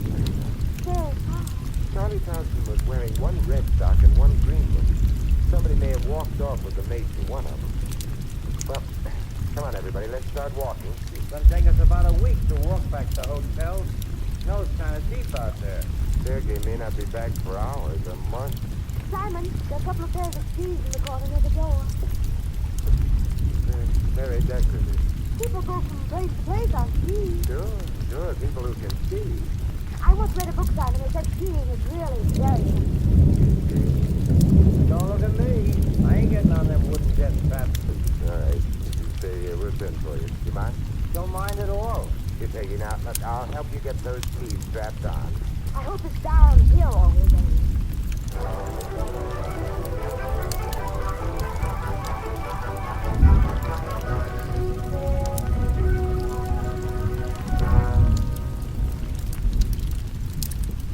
Simon, you're such a liar. You ski beautifully. Now, this is wonderful. You're good drive. Yeah, so long as you stay on your feet. Simon, I'm hungry. Hungry? Well, when we get back to town. And you know what I'd like? What? A salami sandwich. Peggy, people get shot for jokes like... You don't have to be so mean. Please, down the throat. You know what bad little boys do? Under the snow. Get some rocks. Make snowballs with rocks. Yeah, he can't get us unless he gets a lot closer. I can't see who it is. Not in the open. Yeah. Moving out. Here goes. Simon, you hit him. You hit him again. Oh, Simon. Now I know how they felt. Bunker Hill.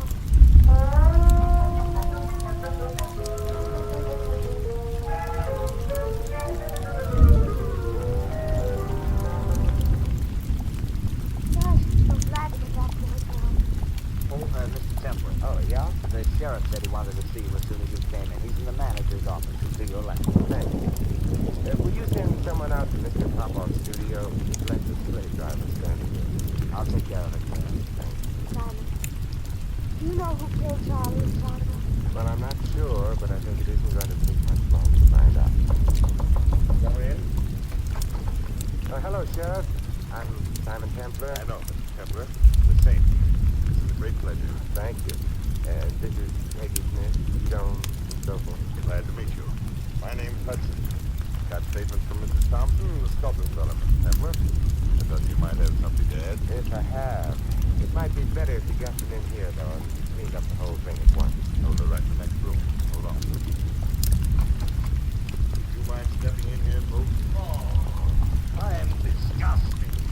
Is this the way to spell? I'm going to be a lawyer, maybe several lawyers. Thompson, Yes? when your husband arrived at the hotel, what was the first thing you did? Well, he said he was going to take a shower. I left him upstairs. Yes?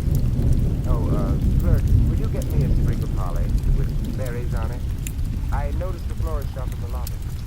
No, I know it isn't Christmas yet. No, it's not for a gag. It's for a nuke.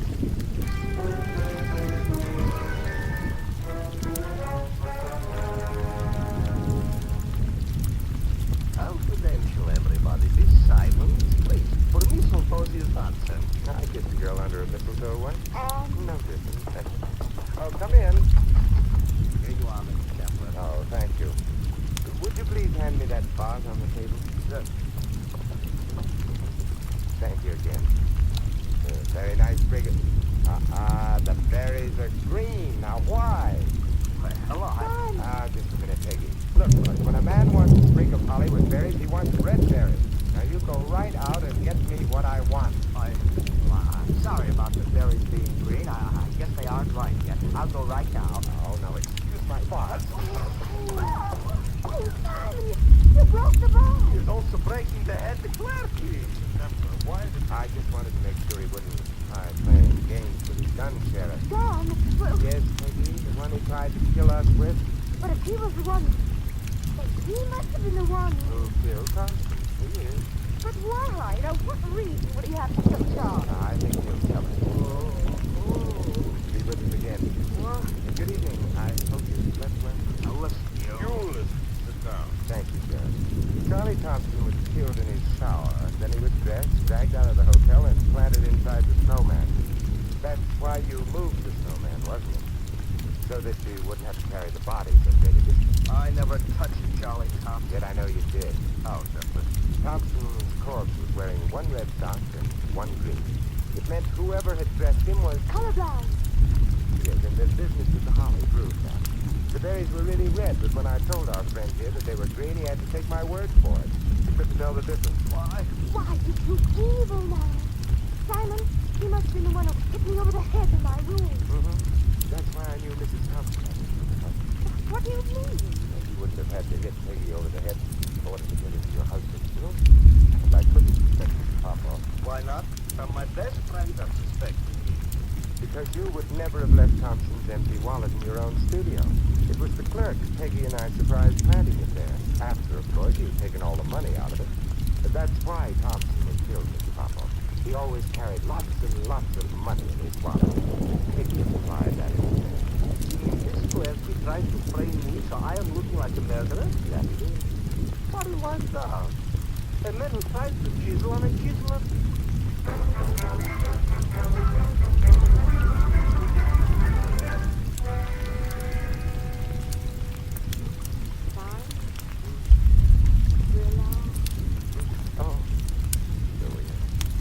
Simon, did you know that some people cannot see?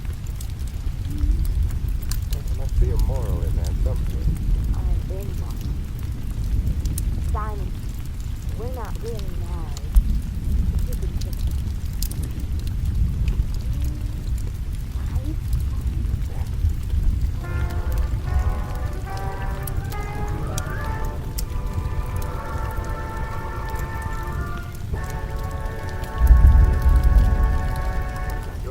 Another transcribed adventure of the Saint, the Robin Hood of modern crime. Now here's our star. Ladies and gentlemen, this is Vincent Price, inviting you to join us again next week at the same time for another exciting adventure of the Saint. Good night.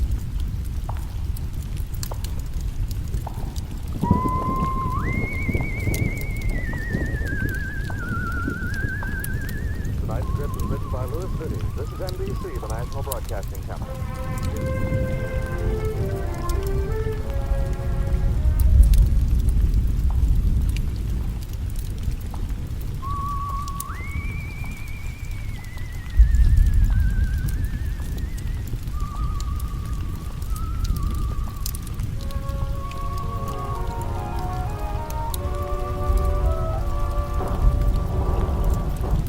Adventures of the Saint, starring Vincent Price.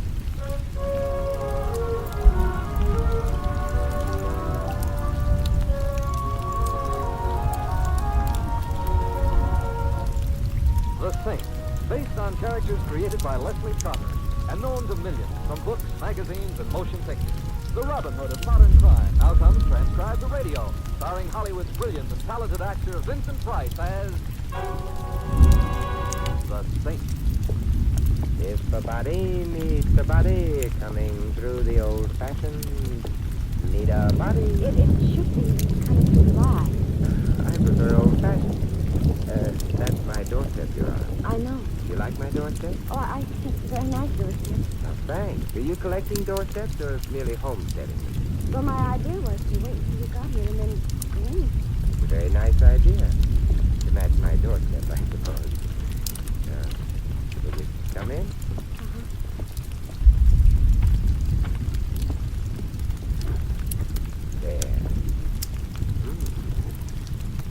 a couple of nice ideas. That is, would you like a drink? We haven't been introduced yet. You're right. I'm Wendy Brown. How do you do? Will you still have a drink? I don't think so. Well, why not? Because I'm afraid. Wendy, may I assure you there is no fate worse than death? But it's death that I'm afraid of. You postpone the drink. Death in general, or... Have you ever heard of a man named Harry Morgan? Harry Morgan? There used to be a pirate by that name. Hey, wait a moment. The contemporary Harry Morgan was a crook on a very high plane. That's the one I mean. He's going to kill me. But I thought, if I remember correctly, that he was spending the rest of the 20th century in Guatemala or Point South. Oh, he's coming back to this country. Oh, I see. It was in the newspapers? Oh, no. Oh, it's the government. Lots and lots of money on him. They've been after him for a long time. He wouldn't dare come back. Well, then, He's being thrown in secretly tomorrow night. it's not been a terribly well-kept secret. But he is coming, and I'm afraid. Harry Morgan doesn't like you. Well, he and I, we used to be, that is, we were sort of friends. That sounds comfortable. When he had to leave the country suddenly, he asked me to keep some things for him. Things like what? Things like jewelry. And you did? His idea was I would sell the jewels and send the money on to him. And you didn't sell the jewels? Oh, I sold them all right, but... But you didn't send him the money. Well, I felt that he owed me something. And you collected. Now he's coming back, you're afraid he'll try to collect, huh? Yes, he want to hurt me. Hmm? Do you think I should be hurt? Whenever blondes with ideas get closer than a foot from me, I stop thinking. It's a family failing. Huh? Oh, well. The family disowned me. Wendy, how did you find out about Morgan's returning to this country? Oh, Sammy told me. Sammy being... He's a punch-drunk little prize fighter who spends all his time hanging around bars. His favorite's the Green Star on Third Avenue. Which might explain how he keeps the news up. Where is Morgan's plane landing? Oh, Sammy didn't tell me that. That's important for a number of reasons. I think maybe I'll have to find Sammy and have a talk with him. You're going to help me, Sam? Well, I don't believe in blondes being killed. I think it's unconstitutional. Besides, Harry Morgan is a bad man. Oh, I can't tell you how much I appreciate you. How much You can't tell me. Better not demonstrate. Not tonight. I've got to find Sammy. Now, you go home, lock your door, and stay behind. Oh. There's less than 24 hours in which to find Sammy, discover where Morgan's landing, and pacify him, if that's the word I mean. Good night, Wendy, and wish me luck. You'll need it.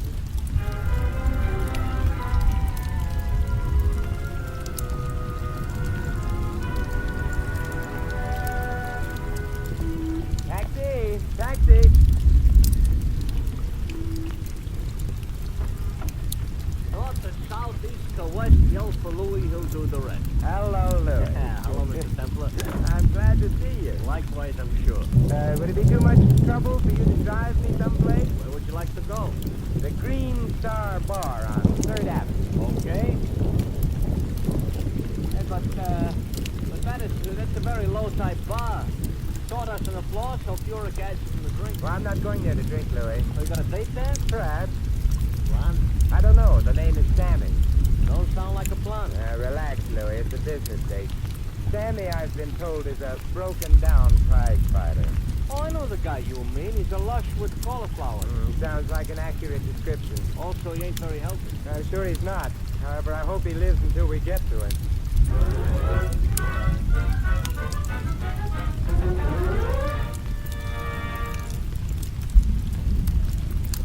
Hey, Joe. Yes, Sammy. Another shot, huh? Okay. And leave the bottle sitting there, huh? Take it easy, Sammy. What's the matter? You afraid I ain't got the dough? Yeah. Get a load of this. Okay, you got the dough. So leave the bottle. Where'd you get all the photos you got, Sammy? I bet you'd like to know. Suit yourself if I am up. I got it 'cause I'm smart.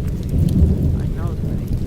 Things that you certain body was very much interested in. 6 generations. About another certain body was arriving in the United States tomorrow night. Anybody I know? Hey, what's the matter? You think you can make me blabber all over this joint? Okay, only I wouldn't go around shooting my mouth off. Forget it. yapping all the time. Green stop, yeah, Sammy's here. Who wants? Who? Hey. Hung up. Who was it? I don't know. Kind of a whispering voice. Yeah? I better get out of here. I better get out of here fast. But Sammy, what? Save the rest of the bottle for me.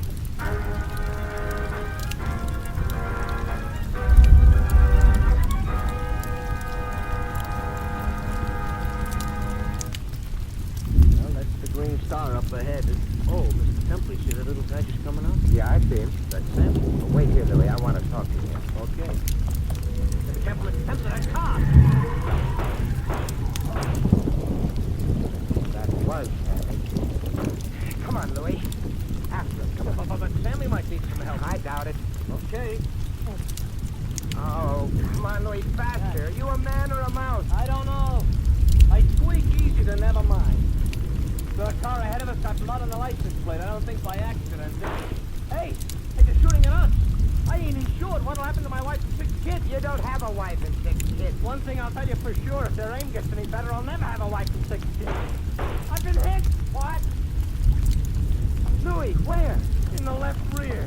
Tire. That's that. Come on. We may as well go back and see how Sammy is, if he still is.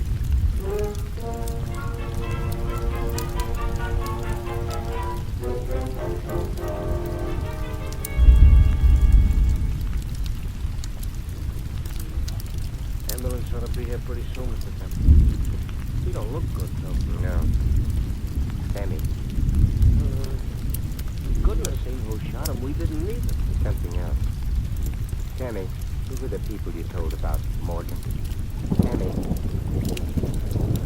Girl. Wendy. Yeah. Who else?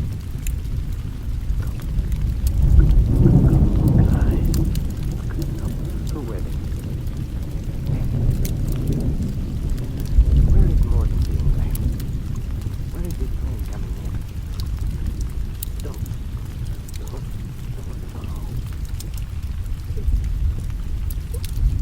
Sammy. Goodbye,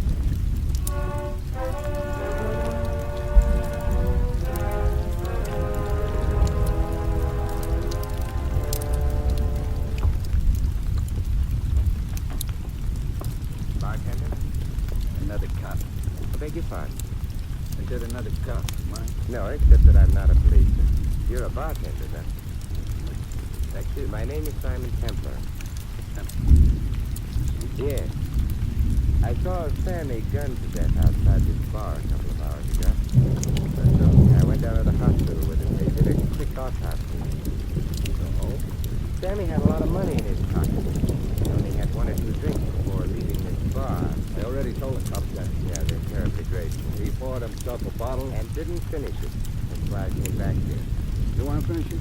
Bartender, I think you'd better listen closely. From what I've heard of Sammy, nothing but the fear of death would have driven him away from an unfinished bottle of liquor. Why did he leave the bar?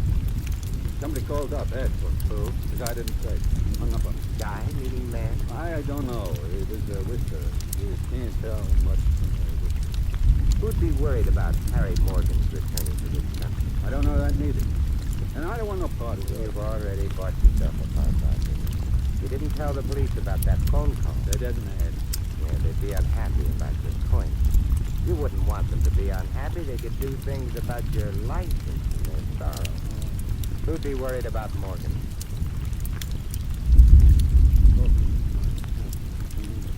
I ain't telling you nothing. Go ahead, I'll eat you. Morgan had a girl named Wendy Brown. Never mind her. I already know about that.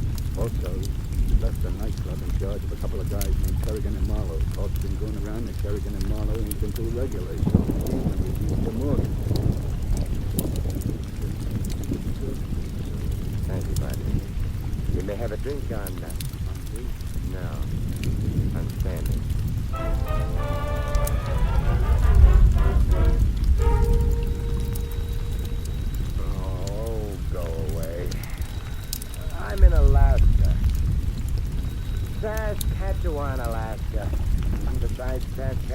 vacation in Alaska. Simon, you've been tricked. Sure, a bottle of real lemon juice. Lemon juice? Yeah, the weather forecast said rain, an ounce of prevention, but hey, it is raining out. Now look, Wendy, why don't you wait until morning? It happens to be 12:30 in the afternoon. That's been robbed. Guess I was up pretty late last night. Simon, have you seen the paper, please? About Simon? No, I did better. I saw Sandy. Simon, I'm frightened. Here we are. I'll grab a cab, come over, and we'll be frightened together. Oh, but if you were here, I wouldn't be frightened. Neither would I. We're not going to be there. We're going to visit a couple of gentlemen. I'd probably use the word ill-advisedly, named Kerrigan and Marlowe. Oh, Simon. Now I'm afraid all over again.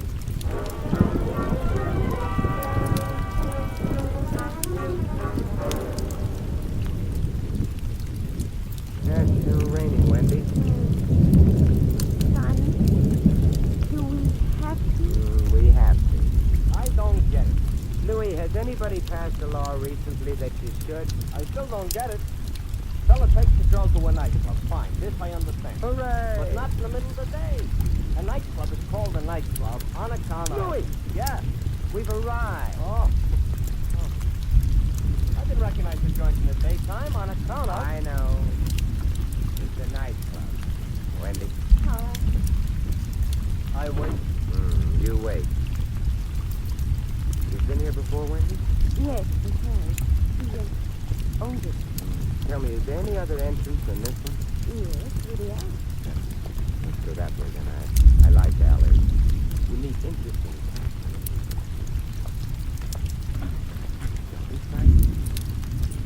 Hello. But it... Why, Wendy. Hello, Kerrigan. And I'm Simon. And where are you going with that nice suitcase? Ain't none of your business. Perhaps not. It could be Morgan's business, though, or the police department. Come on, let's go back in. Look, I got to go with you. You can have... No, it might have blood on it. I told you... Don't reach into your pocket to tell me. A little pistol. Look, I'll keep it to remember you by. Come on, you're going back. All right.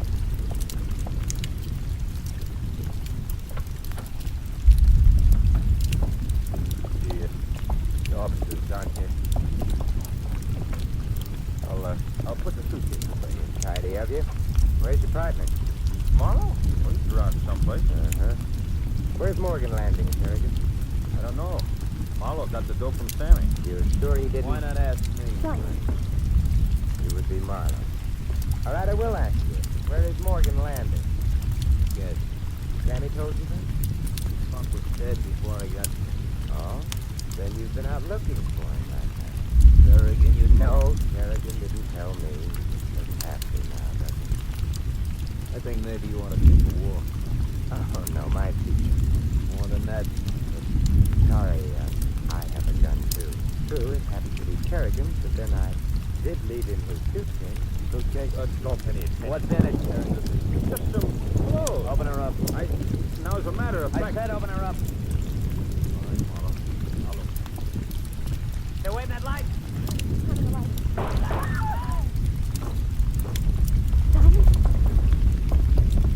Simon? Oh, Wendy, let go of me. Simon, please don't leave me, please. We're alone. I switched over this way. Simon, look. Yeah, correction, we're not alone. Mr. Marlowe is still with us. Very deadly Marlowe. Kerrigan shot it. Inside. Maybe. Honey. Did I? Don't forget, Wendy, Kerrigan wasn't the only one here in this room with Marlowe. Sit down a minute, Wendy. Gotta call the police. And then? Then we'll go back to our cab. Louis must be doing a lot of thinking outside.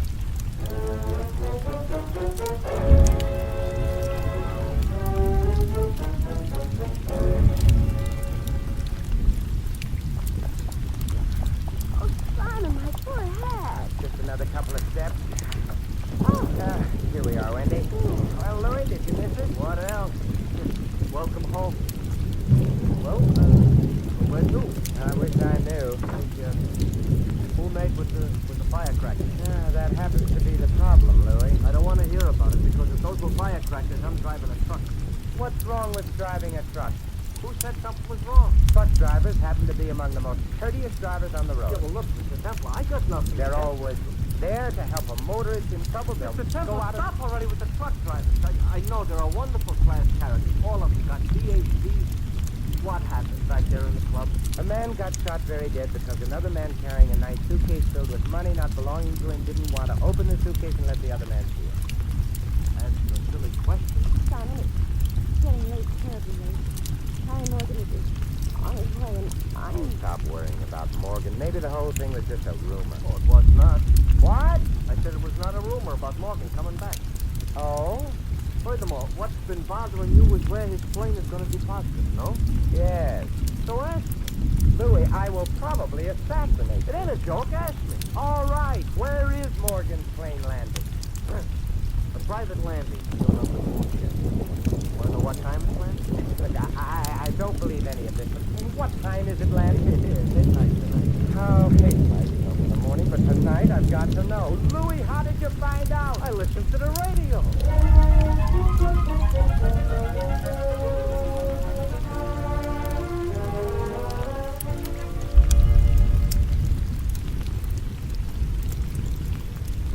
What time is it?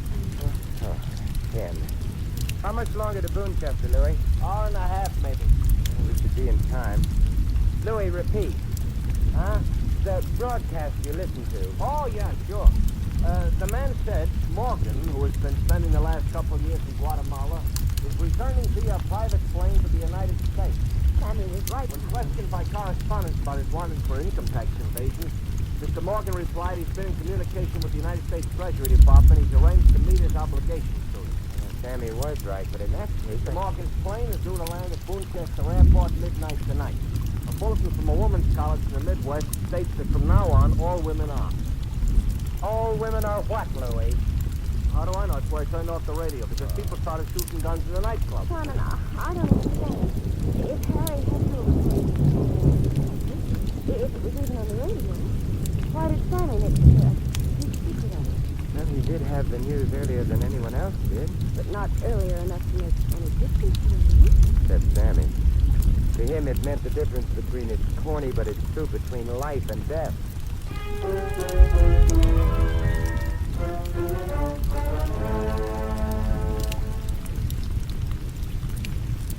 We're getting close. The time is, yeah, a few minutes before 12. Simon, Yes, Wendy? but why do we have to meet Morgan when he lands? He has to know that he can't plan to murder you. But maybe he'll try at the airport. No, that's the only place you can be absolutely sure he'll try nothing. What do you mean? He's coming back to put himself on the right side of the law. Murder's against the law. Oh, he'll find a way. A way to kill me, to kill Kerrigan. Marlowe's already dead. Can't afford to risk anything here, Wendy. Perhaps I can make him realize that he... Hey, this must be the airport. It ain't much. No, it's a private field. It's deserted at the moment. The landing lights are on, though. No welcoming committee. Here's the landing strip. I better pull up. Well, at least the rain has stopped. Ooh, it's cold. Yeah, the ground's wet. Now be careful. It's like a stage set, Simon. Getting lights and then the darkness all around. And it's empty. It's only a little longer.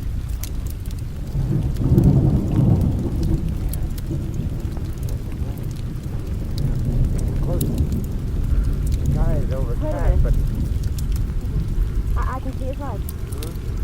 Oh, yeah. He's angling for a landing. Hey, Louis, stay in the cab. Yeah, he's setting her down. Hey, he did a beautiful job. Not very far now. The plane's skidding a bit, but he's got her straightened out. Come on, Wendy. Mr. Morgan, I presume? You presume right. Hello, Wendy. Hello, Harry. You mind if we join you? It's a little damp down here. Come on up. All right. Up you go, Wendy. Now me. Well, Wendy, we put you on the welcome committee. Harry, don't look at me like that, please. My name is Templar. Yeah? What are you doing here? I'm insurance. Your what? Wendy's insurance. Against your, losing your temper.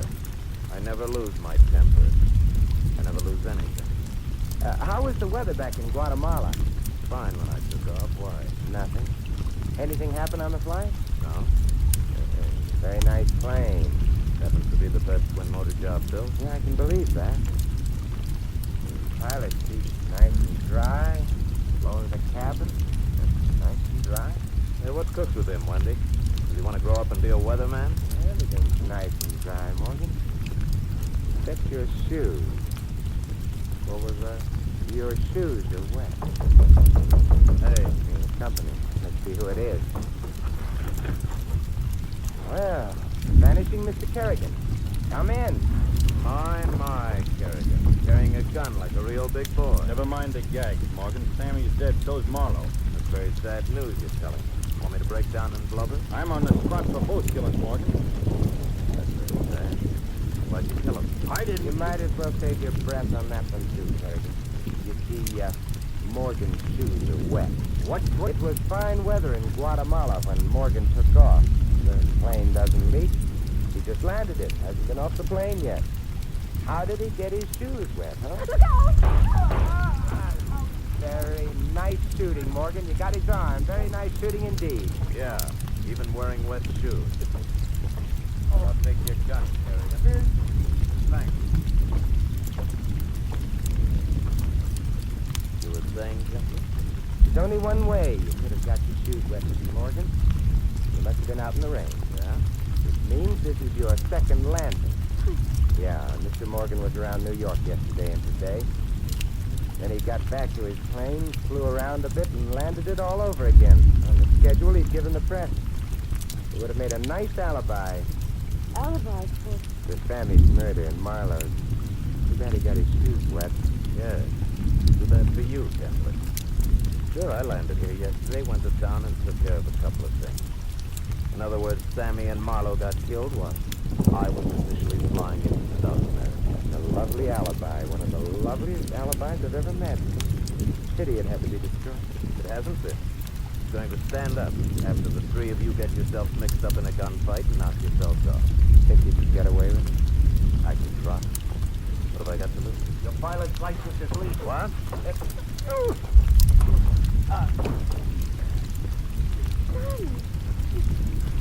You knocked him off. So I did. He must have a very weak jaw. Louis, you angel. Why, I seen the other guy, one bleeding from the arm, seen him climb into the plane. I didn't know you was expecting, so I thought maybe I'd come and keep you company, too. And I'm very glad you did, Louis. But even the best of parties must come to an end, so, Louis, will you phone the police and inform them that Harry Morgan has made his last landing?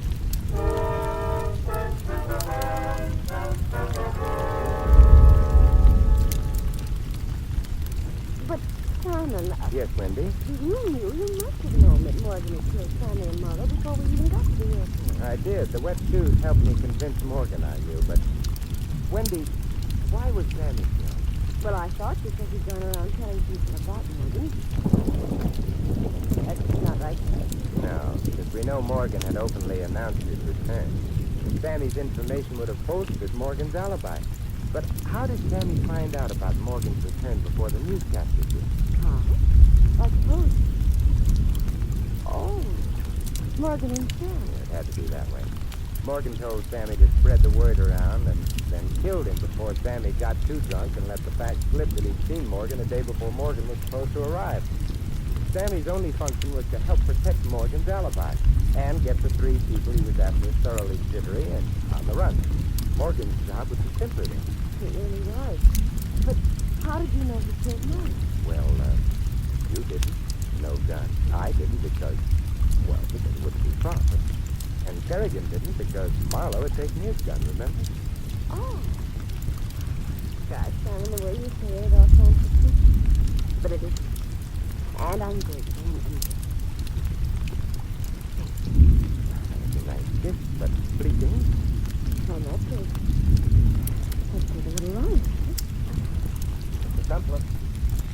Hey, Mr. Templar, the same.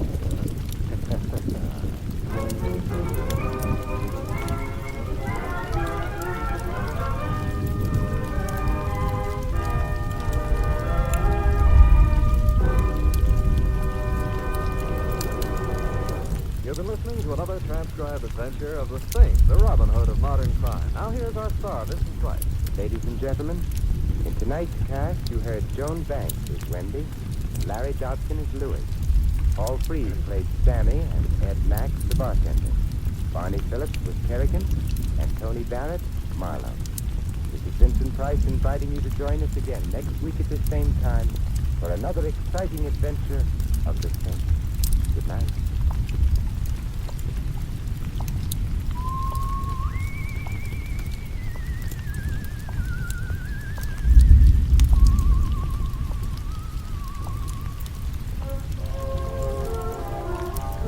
Tonight's script of The Saint was written by Louis Vitti. The Saint, based on characters created by Leslie Charteris, is a James L. Safier production and is directed by Helen Mack. Vincent Price is now starring in The Winslow Boy at the Las Palmas Theater here in Hollywood. All you Saint fans will be glad to know that the Saint comic books are on sale at all newsstands. Your announcer is Don Stanley. 3 chimes mean good times on NBC. Theater Guild on the Air tonight stars Douglas Fairbanks Jr., Angela Lansbury, and Cecil Parker in the dramatic triumph, The Voisey Inheritance. And in 1 hour, it's the big show. An hour and a half of the best in comedy, music, and drama with Tallulah as MC.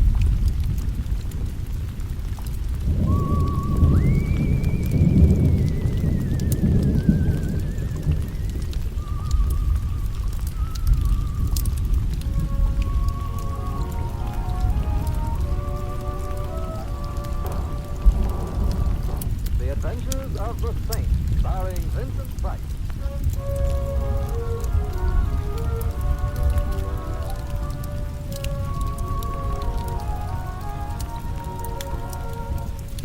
The Saint, based on characters created by Leslie Charteris and known to millions from books, magazines, and motion pictures. The Robin Hood of modern crime now comes transcribed to radio, starring Hollywood's brilliant and talented actor Vincent Price as the Saint. If a body meets a body coming through the old fashioned, meet a body. It should be coming through the line. I prefer old fashioned. That's my doorstep you're on. I know. You like my doorstep? Oh, I think it's a very nice doorstep. Thanks. Are you collecting doorsteps or merely homesteading? Well, my idea was to wait until you got here and then... Very nice idea. That's my doorstep right here. Come in.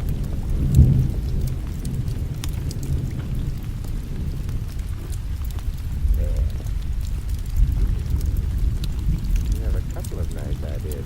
That is, would you like a drink? We haven't finished this yet. You're right. I'm Wendy Brown. How do you do? Will you have a drink? I don't think so. Oh, why not? Because I'm afraid. Wendy, may I assure you there is no fate worse than death? But it's death that I'm afraid of. What's wrong with drink? Death in general? Or... Have you ever heard of a man named Harry Morgan? Harry Morgan? Be a pirate by that name. Wait a moment. The contemporary Harry Morgan was a cook on a very high plane. That's the one I mean. He's going to kill me. But I thought, if I remember correctly, that he was spending the rest of the 20th century in Guatemala, a point south. Oh, he's coming back here. My name was in the newspaper? Oh, no. Oh, the government. Lots and lots of money on it. They've been after him for a long time. He wouldn't dare come back. Okay. So then, He's flown in secretly. No. not been a terribly well-kept secret. But he is coming, and I'm afraid. Harry Morgan doesn't like you. Well, he and I, we used to be, that is, we were sort of friends. That sounds comfortable. And he had to leave the country suddenly. He asked me to keep some things for him. Things like what? Things like jewelry. You did? His idea was I would sell the jewels and send the money on to him. And you didn't sell them? Oh, I sold them all right, but I thought that he owed me. Collecting. Now he's coming back, you're afraid he'll try to collect, huh? Yes, he wanted it. Do you think I should be sick? Whenever blondes with ideas get closer than a foot from me, I stop thinking. It's a family thing. The family disowns me. Wendy, how did you find out about the Morgans returning to this country? Oh, Sammy told me. Sammy Dean? He's a little prize fighter who spends all his time hanging around bars. His favorite's the Green Star on Third Avenue. Which might explain how he picks the mirrors up. Where is Morgan's plane landing? Oh, Sammy didn't tell me that. number of reasons. I think maybe I'll have to find Sammy and have a talk with him. You're going to help me? Well, I don't believe that he's being killed. I think it's unconstitutional. Besides, I won't do that. I can't say how much I can tell me. You better not demonstrate. Not tonight. I've got to find Sammy. Now, you go home, lock your door, and stay behind. There's less than 24 hours in which to find Sammy, discover where Morgan's landing, and pacify him, if that's the word I mean. Now, good night, Wendy, and good luck. You'll need it.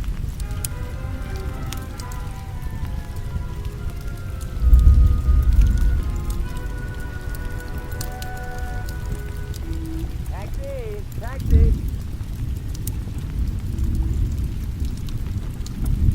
North and southeast or west, yell for Louis, he'll do the rest. Hello, Louis. Hello, Mr. Templar. I'm glad to see you. Likewise, I'm sure. Would it be too much trouble for you to drive me someplace? Where would you like to go? The Green Star Bar on 3rd Avenue. Okay. Hey, but that's a very low-type bar. Sawdust on the floor, sulfuric acid in the drink. Well, I'm not going there to drink, Louis. Are you going to taste that? Perhaps. Plan? I don't know. The name is Sammy. Don't sound like a plan. Relax, Louis. It's a business name. Sammy, I've been told, is a broken-down prize fighter. Oh, I know the guy you mean. He's a lush with cauliflower. Sounds like an accurate description. Also, he ain't very healthy. Sure he's not. However, I hope he lives until we get to him.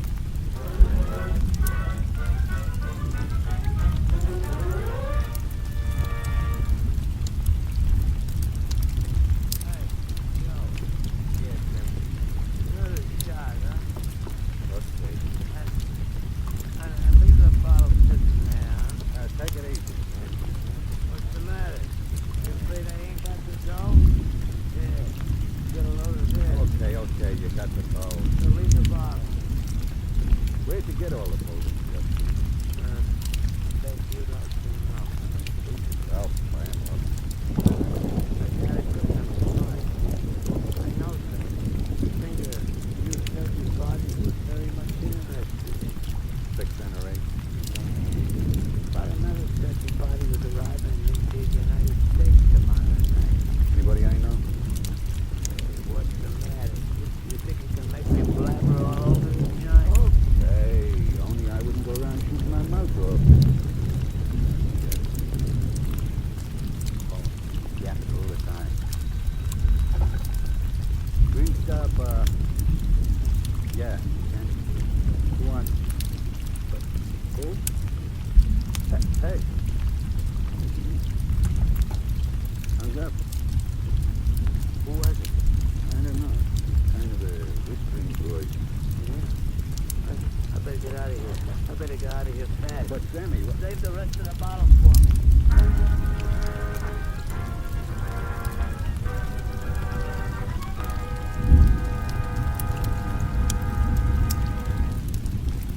Well, that's the Green Star up ahead. Oh, Mr. Templar, see the little taxi coming up? Yeah, I see him. That's Sammy. Well, wait here, Louis. I want to talk to you. Okay. Templar, car! That was Sammy. Come on, Louis. After him. But Sammy might need some help. I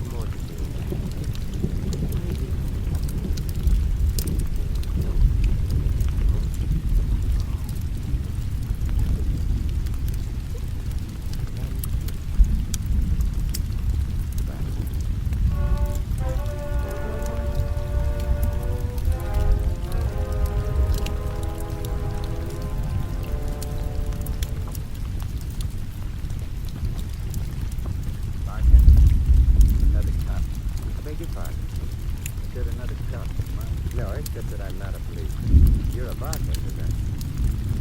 That's it. My name is Simon Templar. Yes. I saw Sammy gunned to death outside this bar a couple of hours ago. I went down to the hospital. Sick off now. Sammy had a lot of money in his pocket. He only had one or two drinks before leaving this bar. I already told the top guy. Yeah, they're terribly grateful. He poured himself a bottle. And didn't finish it. That's why I came back here. You want to finish it? Bartender, I think you'd better listen closely. From what I've heard of Sammy, nothing but the fear of death would have driven him away from an unfinished bottle of liquor. Why did he leave the bar? Somebody called up, asked for him. So, the guy didn't say. Hung up on him. Guy, meaning man? I don't know. It was a whisper. You can't tell much. Who'd be worried about Harry Morgan returning to this company? I don't know that neither. And I don't want no party. You've already bought yourself a contract. You didn't tell the police about that phone call. They didn't. Yeah, they'd be unhappy about your point.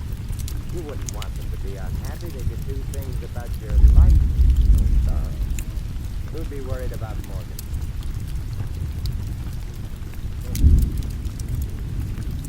I'm telling you nothing.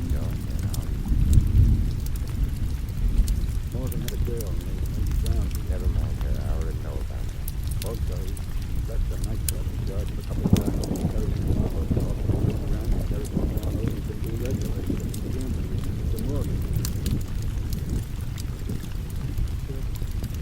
Thank you, Roger. Did they have a drink on them?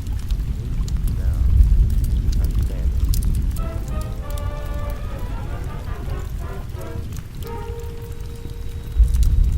Oh, go away. I'm in Alaska. Saskatchewan, Alaska. And besides, Saskatchewan isn't in Alaska. Oh, a bottle of Mojo Lemon. Yeah, the weather forecast said rain, and out the prevention, but hey, it is raining out. Now, look, Wendy, why don't you wait until morning? It happens to be 12:30 in the afternoon. That's been wrong. I was up pretty late last night. Tommy, just going to take it about Simon. No, I did better. I saw Sammy. Simon, I'm frightened. Here we are. I'll grab a cab, come over, and we'll be frightened together. Oh, but if you were here, I wouldn't be frightened. Neither would I. We're not going to be there. We're going to visit a couple of gentlemen. I'd probably use the word ill-advisedly, named Kerrigan and Marlowe. Oh, Simon. No, I'm afraid all over again.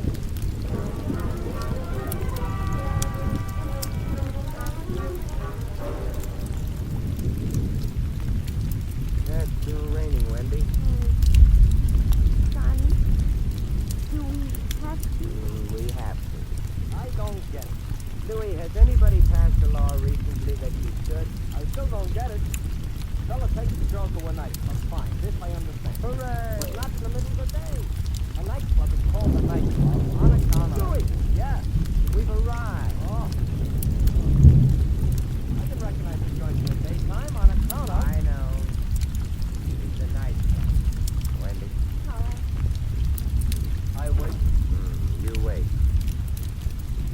You've been here before, Wendy? Yes, you can. He was older. Tell me, is there any other entrance than this one? Yes, really are. So that way, then. I like alleys. You meet them?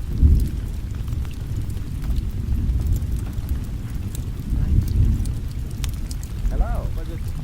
Oh, why, Wendy. Hello, Terry. And I'm Simon. Where are you going with that nice business? None of your business. That's not. Could be Morgan's business, though, or the police department. Come on, let's go back in. Look, I can do it. You can have... No, it might have blood on it. I told you... Don't reach into your pocket to tell me. Go, little pistol. Now, you remember your box. Come on. We're going back. All right.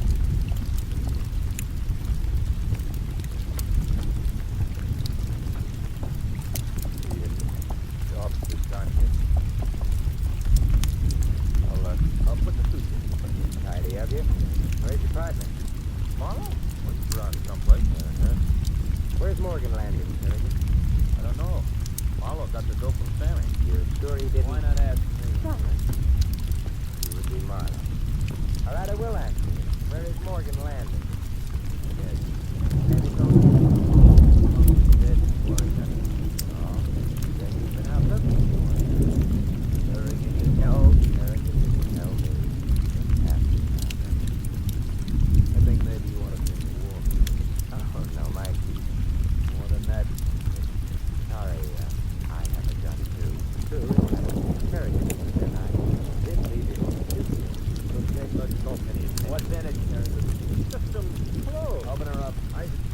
as a matter of fact... I said open her up.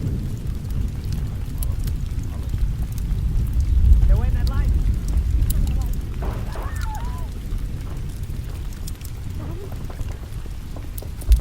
Simon? Oh, me. Oh, no, please don't leave me, please. You're alone. Nice distance over this way.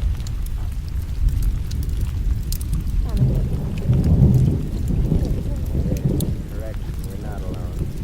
Marlowe is here with very Kerrigan, got it. He's got it. Maybe. Did I? Don't forget, Wendy, Kerrigan wasn't the only one here in this room with Marlowe. Sit down a minute, Wendy. Gotta call the police. And then? Then we'll go back to our cab. Louis must be doing a lot of thinking out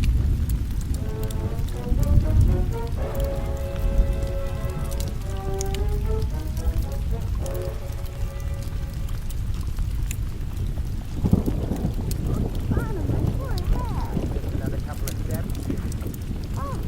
Here we are, Wendy. Well, Louis, did you miss it? What else? Welcome home. Well, where to? I wish I knew. Who made with the firecrackers? Yeah, that happens to be the problem, Louis. I don't want to hear about it, because if those were firecrackers, I'm driving a truck. What's wrong with driving a truck? Who said something was wrong? Truck drivers happen to be among the most courteous drivers on the road. Yeah, well, look, Mr. Templar, I got nothing. They're always there to help a motorist in trouble. Mr. Templar, stop already with the truck drivers. I know there are wonderful class characters. All of them got PhD. What happened back there in the club? A man got shot very dead because another man carrying a nice suitcase filled with money not belonging to him didn't want to open the suitcase and let the other man see it. What? Simon, it's getting late for everyone. Hi, Morgan. Honestly, I'm... Stop worrying about Morgan. Maybe the whole thing was just a rumor. Oh, it was not. What? I said it was not a rumor about Morgan coming back. Oh? Furthermore, what's been bothering you is where his plane is going to be parked, no? Yes.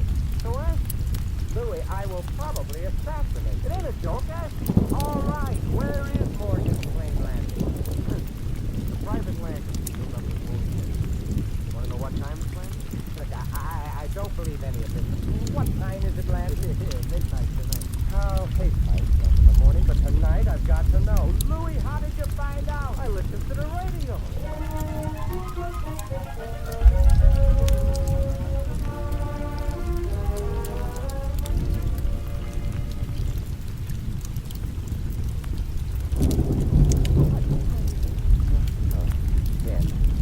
How much longer to Boonchester, Louis? Hour and a half, maybe.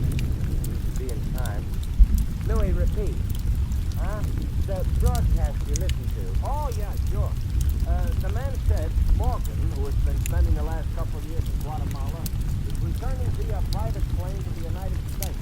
Sammy was right. When questioned by correspondents about his wanted for income tax evasion, Mr. Morgan replied he's been in communication with the United States Treasury Department. He's arranged to meet his obligations to him.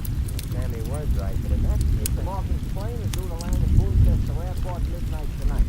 A bulletin from a woman's college in the Midwest states that from now on, all women are. All women are what, Louis?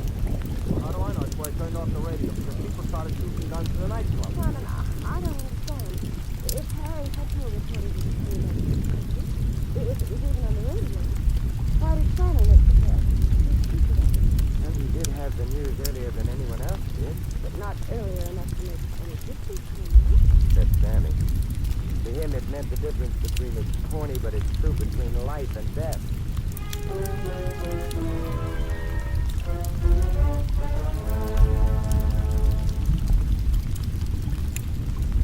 We're getting close. Time is, yeah, a few minutes before 12. Simon, Yes, Wendy? well, why did he have to meet Morgan any longer? He has to know that he can't plan to murder you. But maybe he'll try at the airport. No, that's the only place you can be absolutely sure he'll try nothing. What do you mean? He's coming back to put himself on the right side of the law. Murder's against the law. Oh, he'll find a way.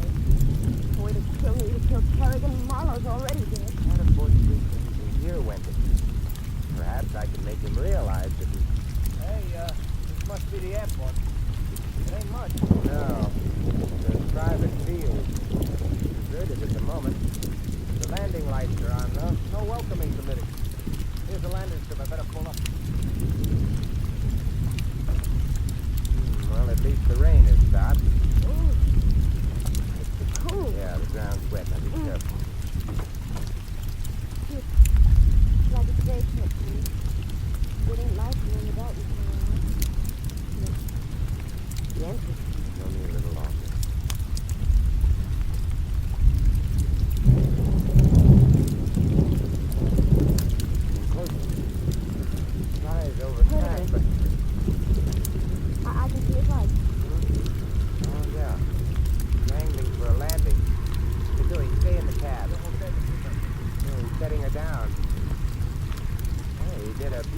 job. Not very far now. The plane's skidding a bit, but he's got it straightened out. Come on, Wendy. Mr. Morgan, I presume? All right. Hello, Wendy. Hello, Harry. You mind if we join you? It's a little damp down here. All right. Up you go, Wendy. Now me. Well, Wendy, this was you on the welcome.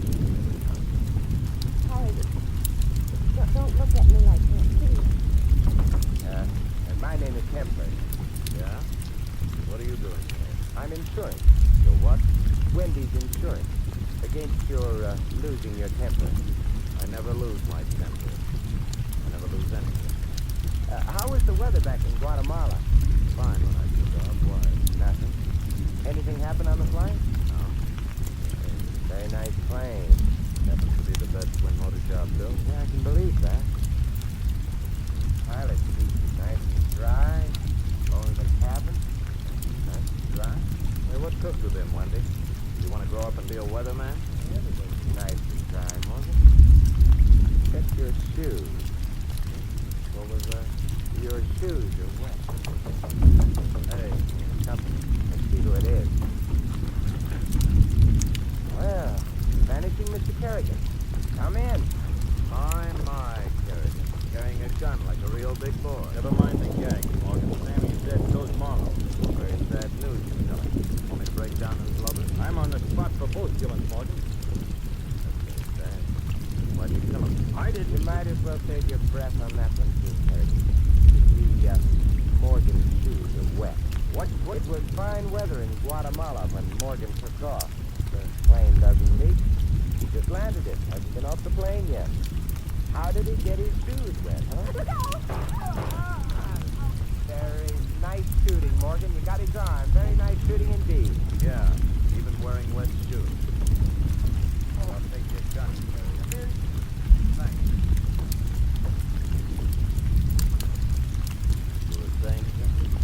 There's only one way you could have got your shoes wet, Mr. Morgan. You must have been out in the rain, yeah? Which means this is your second landing.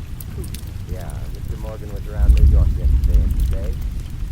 Then he got back to his plane, flew around a bit, and landed it all over again. On the schedule he'd given the press. He would have made a nice alibi. Alibi, For Sammy's murder in Marlowe. Too bad he got his shoes wet. Yes. Too bad for you, Templar. Sure, I landed here yesterday, went to town and took care of a couple of things. In other words, Sammy and Marlowe got killed while I was officially flying into South America. A lovely alibi. One of the loveliest alibis I've ever met. Pity it had to be the truth. It hasn't been. It's going to stand up after the three of you get yourselves mixed up in a gunfight and knock yourselves off. Think you can get away with it? I can try. What have I got to lose? The pilot's license is legal. What?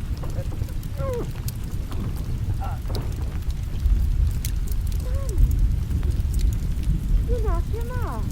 No, I did. He must have a very weak jaw. Louis, you angel. Why, I've seen the other guys, one bleeding from the arm, seen him climb into the plane. I didn't know you was expecting, so I thought maybe I'd come and keep you company, too. And I'm very glad you did, Louis. But even the best of parties must come to an end, so, Louis, will you phone the police and inform them that Harry Morgan has made his last landing?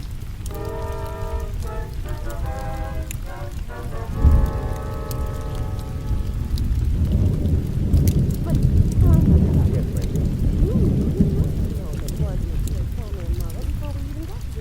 I did. The wet shoes helped me convince Morgan I did.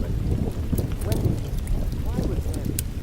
Well, I thought you said you'd gone around saying you were Boston. That's not right. No. We know Morgan had openly announced his return. Sandy's information would have bolstered Morgan's alibi. But how did Sandy find out about Morgan's return before the newscasters did? I suppose.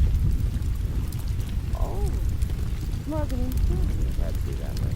Morgan told Sammy to spread the word around and then killed him before Sammy got too drunk and let the fact slip that he'd seen Morgan the day before Morgan was supposed to arrive.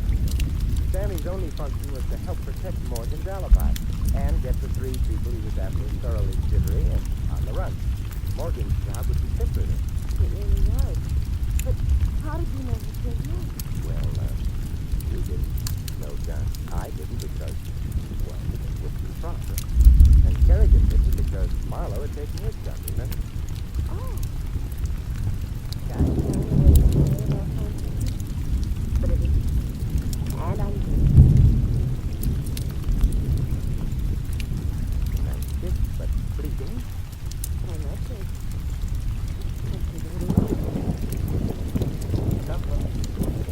And this attempt like the same.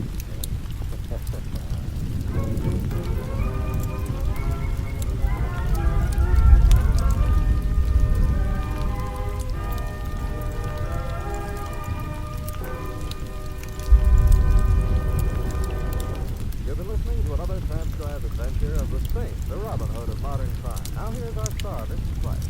Ladies and gentlemen, in tonight's cast, you heard Joan Banks as Wendy, Larry Dobson as Louis, Paul Freed played Sammy, and Ed Max the bartender, Barney Phillips was Kerrigan, and Tony Barrett, Marlowe.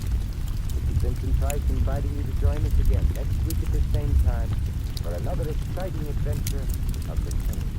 Good night.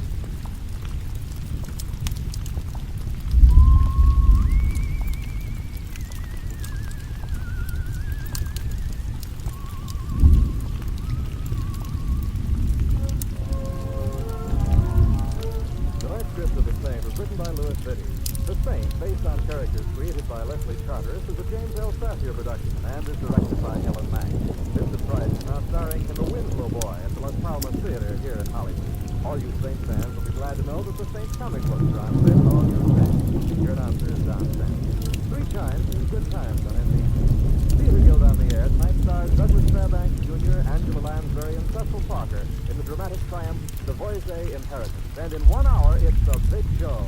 An hour and a half of the best in comedy, music, and drama with Tallulah as MC. 3 chimes mean good times on NBC.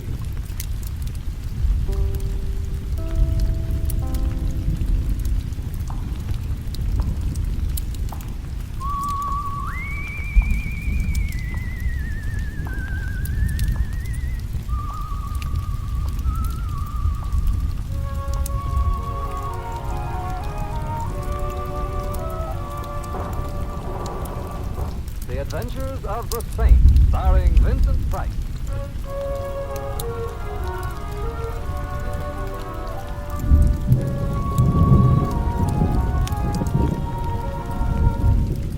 The Saint, based on characters created by Leslie Charteris and known to millions from books, magazines, and motion pictures. The Robin Hood of modern crime now comes transcribed to radio, starring Hollywood's brilliant and talented actor Vincent Price as the Saint.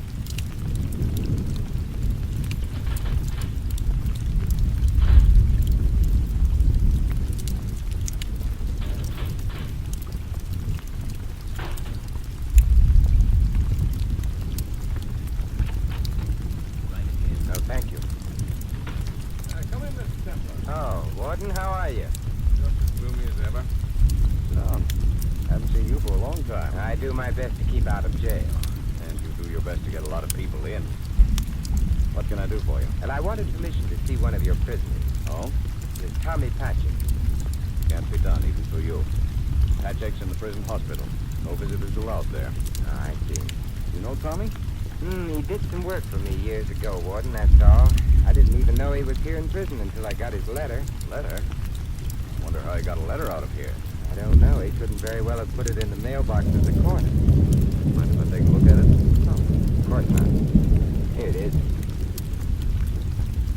Dear Mr. Templar, maybe I got no right to ask for help, but I need it bad. They're trying to kill me, but I don't know why. Tommy Patchek. You know, I've got a hunch Tommy's telling the truth. Am I right, Warden? Yes, you are. Patchek's been here 3 years. He's due out next spring. In 3 years, there have been 5 attempts on his life by other prisoners. The latest was just a day or so ago. Was he hurt seriously? Knifed, but not seriously. We don't know who did it, and Patchek's too scared to tell. Most likely we'll never know. Warden, haven't you any way of protecting this man? Protect him? Look, Templar, this prison was built for 1,200 men. I've got 4,000.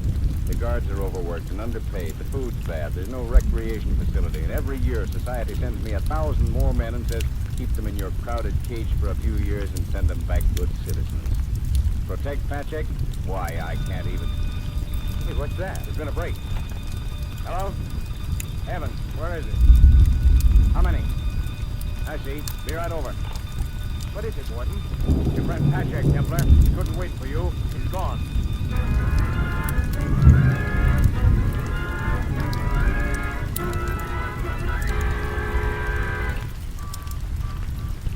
Read all about the prison break. Patrick still at large. Read all about it. Extra. Taxi! Hey, taxi!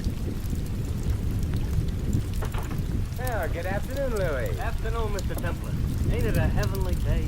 Yes, Louis, it is. Where to, Mr. Templar? 312 Main Street, Louis. Gotcha. You read about that prison break last night, Mr. Templar? Say this Patrick rode out in the laundry truck. You think they'll catch him? Oh, sooner or later, Louis. They always do. You know something? I kind of hope they don't. In my sub-unconscious, that is. Why is that, Mr. Templar? The universal guilt feeling, Louis. Whenever there's a man in hiding, that man might be you or me. Yeah, Freud, huh? Louis, it's Freud. That's what I said, Siegfried Freud. You know something more, Mr. Templar? I kind of felt this way when that leopard escaped last spring, remember? Then he come back to his cage all by himself. It was kind of sad. Yeah, an allegory, Louis. No, it was a leopard. You think Patrick will come back to the cage, Mr. Templar? Well, I'm afraid that for him there is no hiding place. Hey, isn't this Main Street, Louis? Hmm? Oh, yeah, sure, yeah. 312. Anybody we know? I got a tip that Tommy Patrick used to live here. Perhaps if I can help him, then you and I won't feel so guilty. Wait for me, Louis, huh? Sure. I'll be darned. What's the matter? I've been to this house before. You got friends in the strangest places. Yeah, because I remember the landlady was one of the most charming, cultivated damsels I ever had the pleasure of meeting. Yeah, some guy's got all the luck. You sure you don't want me to come with you? No, thanks, Louis. I want her all to myself.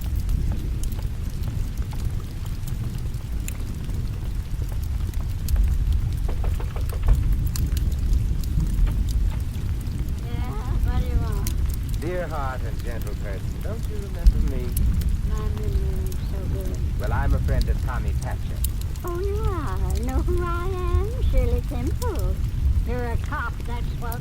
Cops have been thicker than flies around here last night and today both. Flies. Well, for here, that's pretty thick. I run a respectable rooming house, and every time a cop comes to the front door, 5 more rumors go out the back. Oh, rumors are flying. Works for business is the bubonic plague. Hey, cops. What do you want, cop? I'm not a policeman, really. I'm trying to help Tommy if I can. If you know anything... I got a very poor memory. Well, now, here, would a treasury note refresh it? I got a memory like an elephant. Come on in. Thank you. Now, about Tommy Patrick. Well, so you sure you're not a cop? Quite sure. Well, I ain't looking for Tommy to come here, but he's got a sister, Nancy. The cops don't either. They were raised separate, and Tommy didn't want her brought into his trouble. Any idea where I could find her? I got a very poor memory. Here we are. Thanks. Where's the voodoo room? Cigarettes in there. Voodoo room. That's Charlie Pirelli's place, isn't it? Yeah, sure it is. Say, you positive you're not a cop? Madam, I might as well confess I am a personal emissary of J. Edgar Hoover. You are, huh? Well, that's good enough for me. Finest president we ever had. Thank you and goodbye, Barbara Bridges.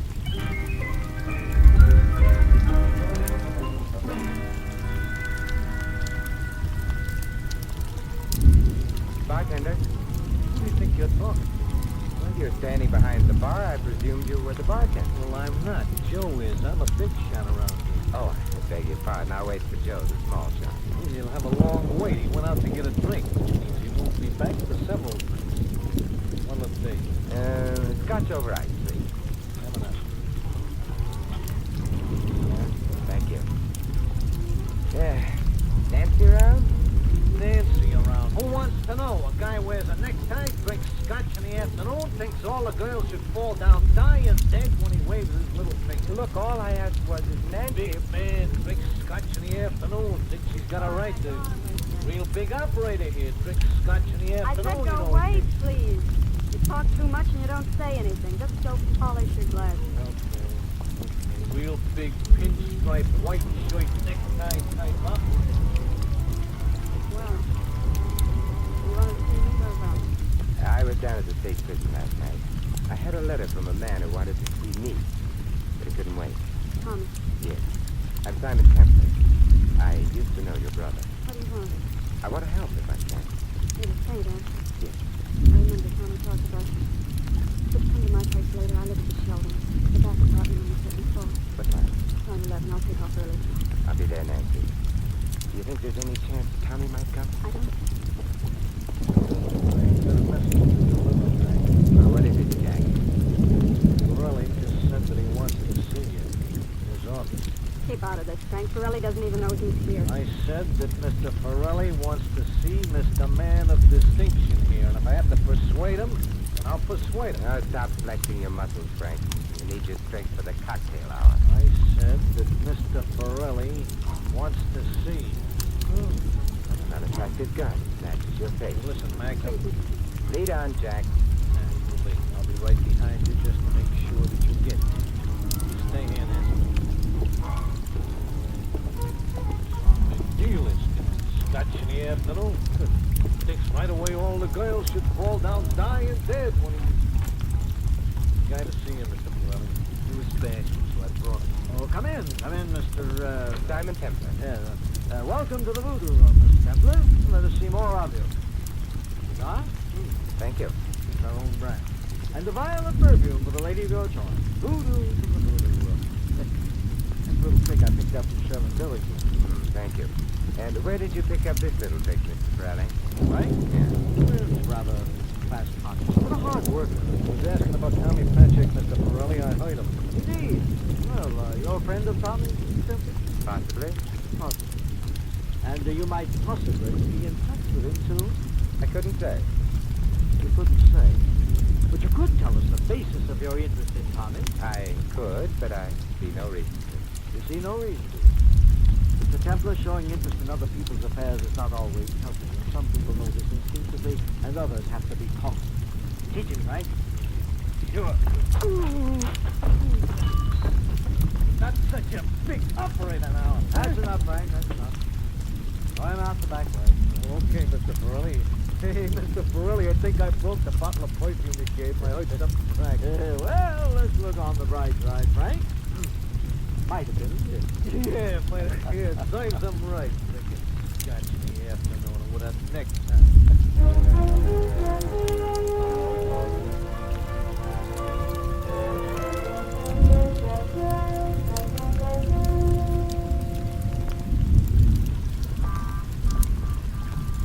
Louis. Hey, Mr. Templer. What happened? Here, wait, I'll help you to the chair. Oh, gee, what happened, Mr. Templer? You look horrible. You sure smell pretty, but... It's a doubtful consolation. I tangled with the Mr. Charlie Pirelli. Yeah, how does he look, huh? Not a scratch. Oh, that Pirelli is bad medicine. Stay away from him. The less you know about his business, the better. Maybe. But after you take me home for repairs, you can take me to the morgue. Morgue? I hope and trust a round trip. The newspaper morgue. Oh. I'm going to do some checking on Pirelli. I begin to detect quite an odor about this whole business. Yeah. So do I. I hardly trust myself in the same cab with you. You get it, Mr. Templer? You said so you detect an odor, so I said Louis. Oh, yes.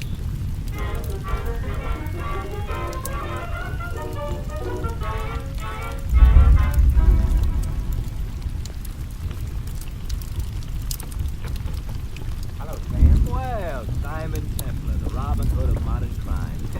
How are things in Sherwood Forest? Everybody's getting ready for television. Come on in, come on in. Sit down and let's chew the facts. You know anything bad about anybody? Yes, that's why I'm here. Wonder if I can look at your files on Charlie Pirelli. Oh, no need to get dusty. I'll tell you all you want to know. Pirelli came to this country around 25 years ago, probably from Sicily. Nobody knows for sure. Made big dough in Prohibition days, liquor. Bought a nightclub. Might be leveling now and might not. Big connections, underworld and otherwise. Police never pinned anything on him, and if you ask me, they never will. He's a class operator. Thanks, Sam. How's your memory on Tommy Patchett? Oh, had to pull the file on him today after his break last night. Yeah. Sent up 3 years ago for attempted robbery. He and his buddy tried to hold up a liquor store. His partner was killed. Nick Pantella. Yeah, Pantella. I think that's his name. Tommy was shot but recovered. He claimed it was a frame. Now, why would anyone want to frame him? Well, you didn't know. I guess that's why nobody believed him. I see. Well, thanks, Sam. Oh, anytime, Saint. That's an interesting egg on your foot. You walk into a door? No, someone slugged me. Oh, now why would anybody want to slug you? I don't know. I guess that's why nobody believes me. Yeah. Well, stuff happens. Yeah, stuff happens. Good night, Sam.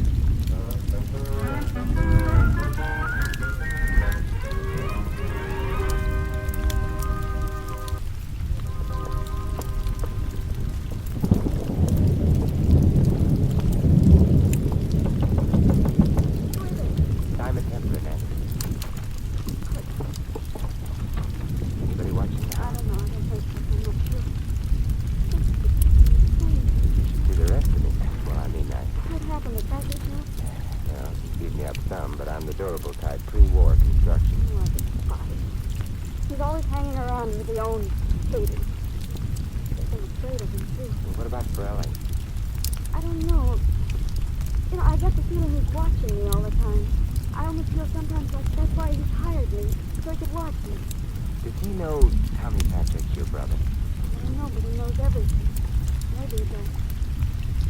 But what's Tommy done? Why is somebody trying to have him killed? What's he done? Come on, Nancy. Here's a shoulder to cry on. I'm sorry. I'm not surprised. Type. It's just knowing that kid's out there somewhere cold and scared, running alone. Well, maybe he won't be alone. If we can reach him, or if he can reach us. Does he know where you live? Yeah. But how can he get?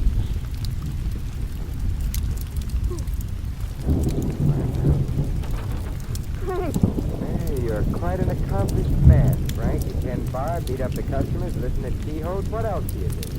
These guys I find in my ground room and I throw them downstairs. Frank, get out. Did you forget your blackjack, Frank? You might need it. Big lady killing operator, eh? Well, come on. Let's see how you bounce. Stop it, Frank. Hey, stand still, Pepper. This is for the egg on the head, Frankie. And this is just because I don't like you. I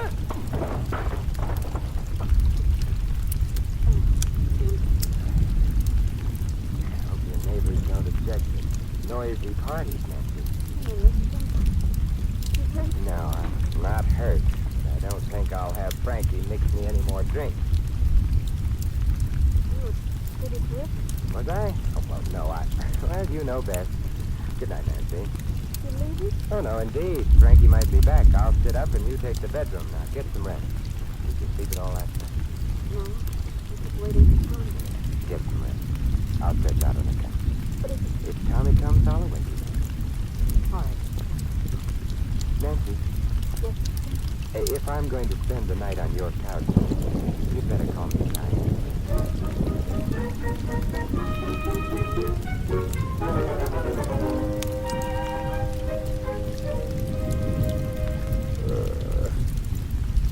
Hey, Nancy. Yes, Simon? Do I smell coffee and bacon? Fancy men of marriage for such an aroma. Breakfast will be ready. Getting sleepy. No, I did fine. Simon, I wonder if they split up Tommy now. No, they didn't. I went out this morning around 6 and bought a paper. Here. Police marriage chaperone. State bandit still at large. Oh, Simon, what's that? It's your brother. Down the fire. Oh, Tommy. Come on now. Let me help you, Tommy. Here you go. I made it, Dick. Now, take it. Tommy, come sit on it. Come on, now, that's it. Don't talk. I'll get you breakfast and then put you to bed. You're all right now. Did anyone see you come in? I had a breakdown today. They killed me. I know. Now, pull yourself together. We haven't got much time. Who's trying to kill you? Really? Why? Why? I don't know. I don't know. But you must. Jack, let him alone. Can't. Frank, Pirelli, the police. Some of them or all of them will be here at any minute. They'll kill me. But we've got to find out why, Tommy. Nancy, heavy. Call me. All right, I'll wait.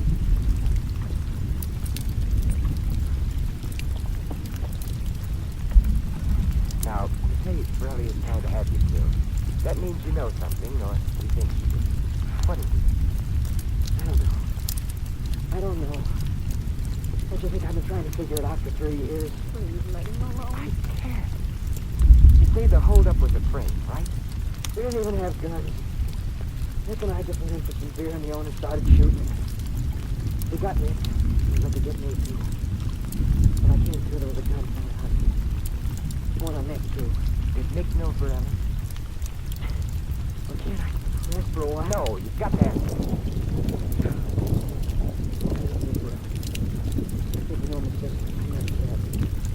He was lazy, but he was a good guy. Didn't work? Well, how did he get along? I got the idea from Ellie gave money. I don't know why. You were his friend? Yeah. We lived in the same room and house for 30. I know where it is. I was there yesterday and met your charming landlady. Did Nick ever tell you anything about Pirelli? About anything at all? I can't see the dog. Look, would you rather see him exhausted or dead? Tell me, Tommy, did Nick ever tell you anything about Pirelli? Just go on. Just if anything ever happened to him. The Nick. I was to look for him. He hit in the hole. Did you? No, you couldn't. He was shot and railroaded into prison. What happened to Nick's things, do you know? They were stolen again. He kept everything he had in an old trunk. No trunk. Any chance it might still be at the rooming house? Maybe. Tommy, look. Is there any way we can get into that house without being seen? The police are watching it. I don't know. Oh, you've got to know. Yeah, I do. Yeah, through the backyard. Next door. Then through the garage. Come on, Nancy. We're taking him out of here. You can't move him now, Tommy. We'll move him if we have to carry him. If we leave him here, Pirelli will kill him. Come on, if that trunk is still there, we've got a chance.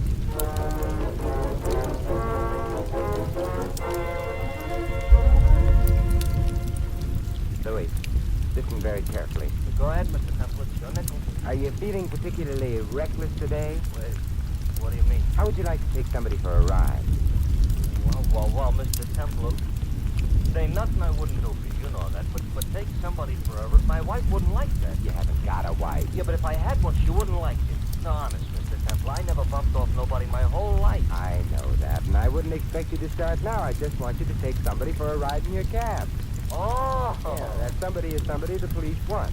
I don't want them to find him just yet. Gotcha. Well, look, don't hit any bumps. He's in pretty bad condition. Don't worry, Mr. Temple. He'll think she's a baby butt.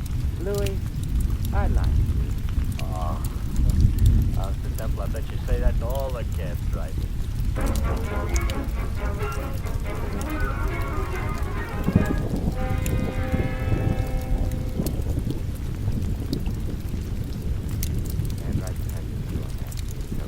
what are you doing sneaking in the back way? This is a respectable rooming house. Or it would be if I had respectable roomers. Look, Mother, I haven't much time. Do you remember Nick Pantel? Nick? Sure I do. He was shot 3 years ago, dead now. Yes, I know. Did he leave a trunk here? He's got a very bad memory. Here. Well, I sold the trunk. Leaves the stuff in it. I had a perfect right. He didn't give me my 2 weeks' notice before leaving. Is the trunk still here? Down the cellar, his door is. Oh, thank you. That's okay. I won't mention it to anybody. Won't even mention the Tommy Patrick's sister standing right in my hall behind the door. Of course, the cops would be kind of interested because they're looking for a brother, but just the same. You've got a perfect right to call the police if you want to. Oh, not me. I hate cops. Of course, if they was to ask me, I've got such a good memory. Yeah, going back on the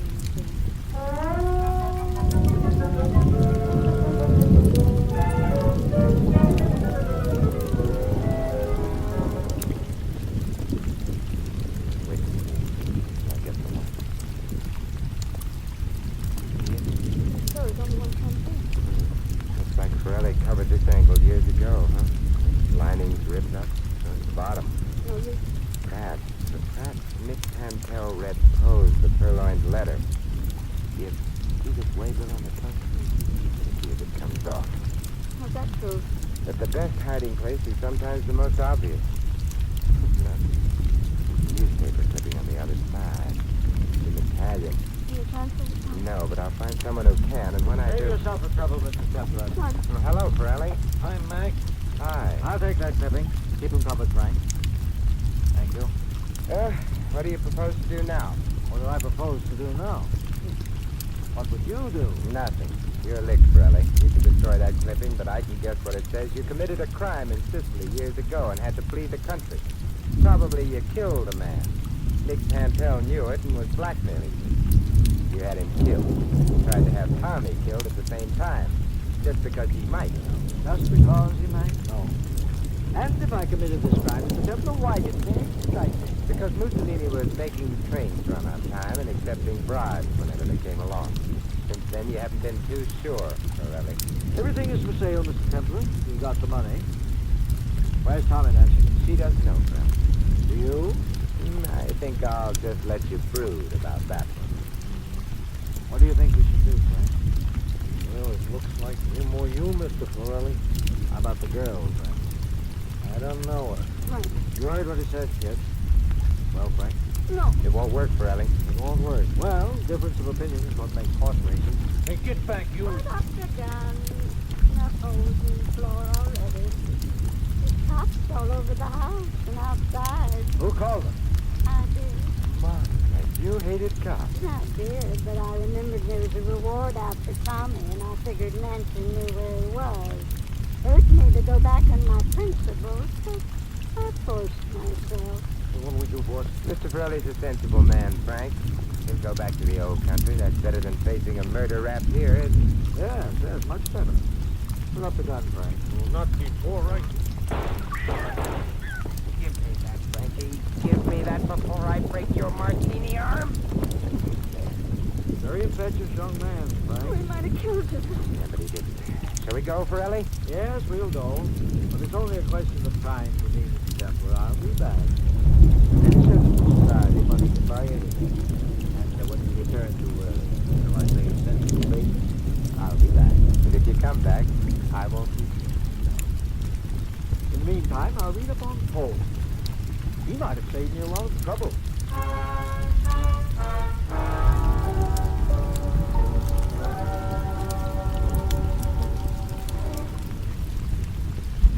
Tommy Patchett got a full pardon, Mr. Templar? Gee, that's swell. Yeah, Tommy deserved a few good breaks, Louis. Yeah.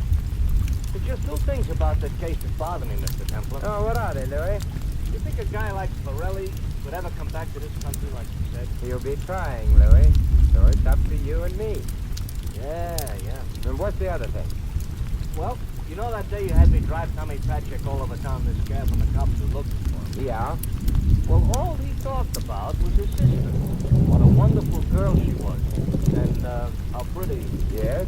Well, he was saying how hard she worked all her life, how regular she was. And how pretty. Yes? And I just wondered, that's all, you know, if a girl was that, pretty. Louis, the Voodoo Club is under new management. New owner, new bartender, but the, same cigarette girl. Yeah? Well, let's drive over there. You seem to be out of cigarettes.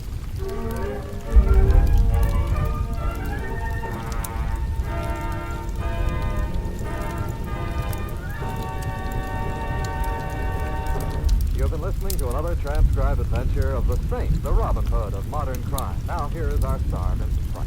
Ladies and gentlemen, in tonight's cast you heard Peggy Weber as the landlady, and Sheldon Leonard as Frank. Victor Rodman was Pirelli, Peter Lee, Sam. Dick Crenna played Tommy, Fred Shields the warden. Larry Dobson played Louis. This is Vincent Price inviting you to join us again next week at the same time for another exciting adventure of the Saint. Good night.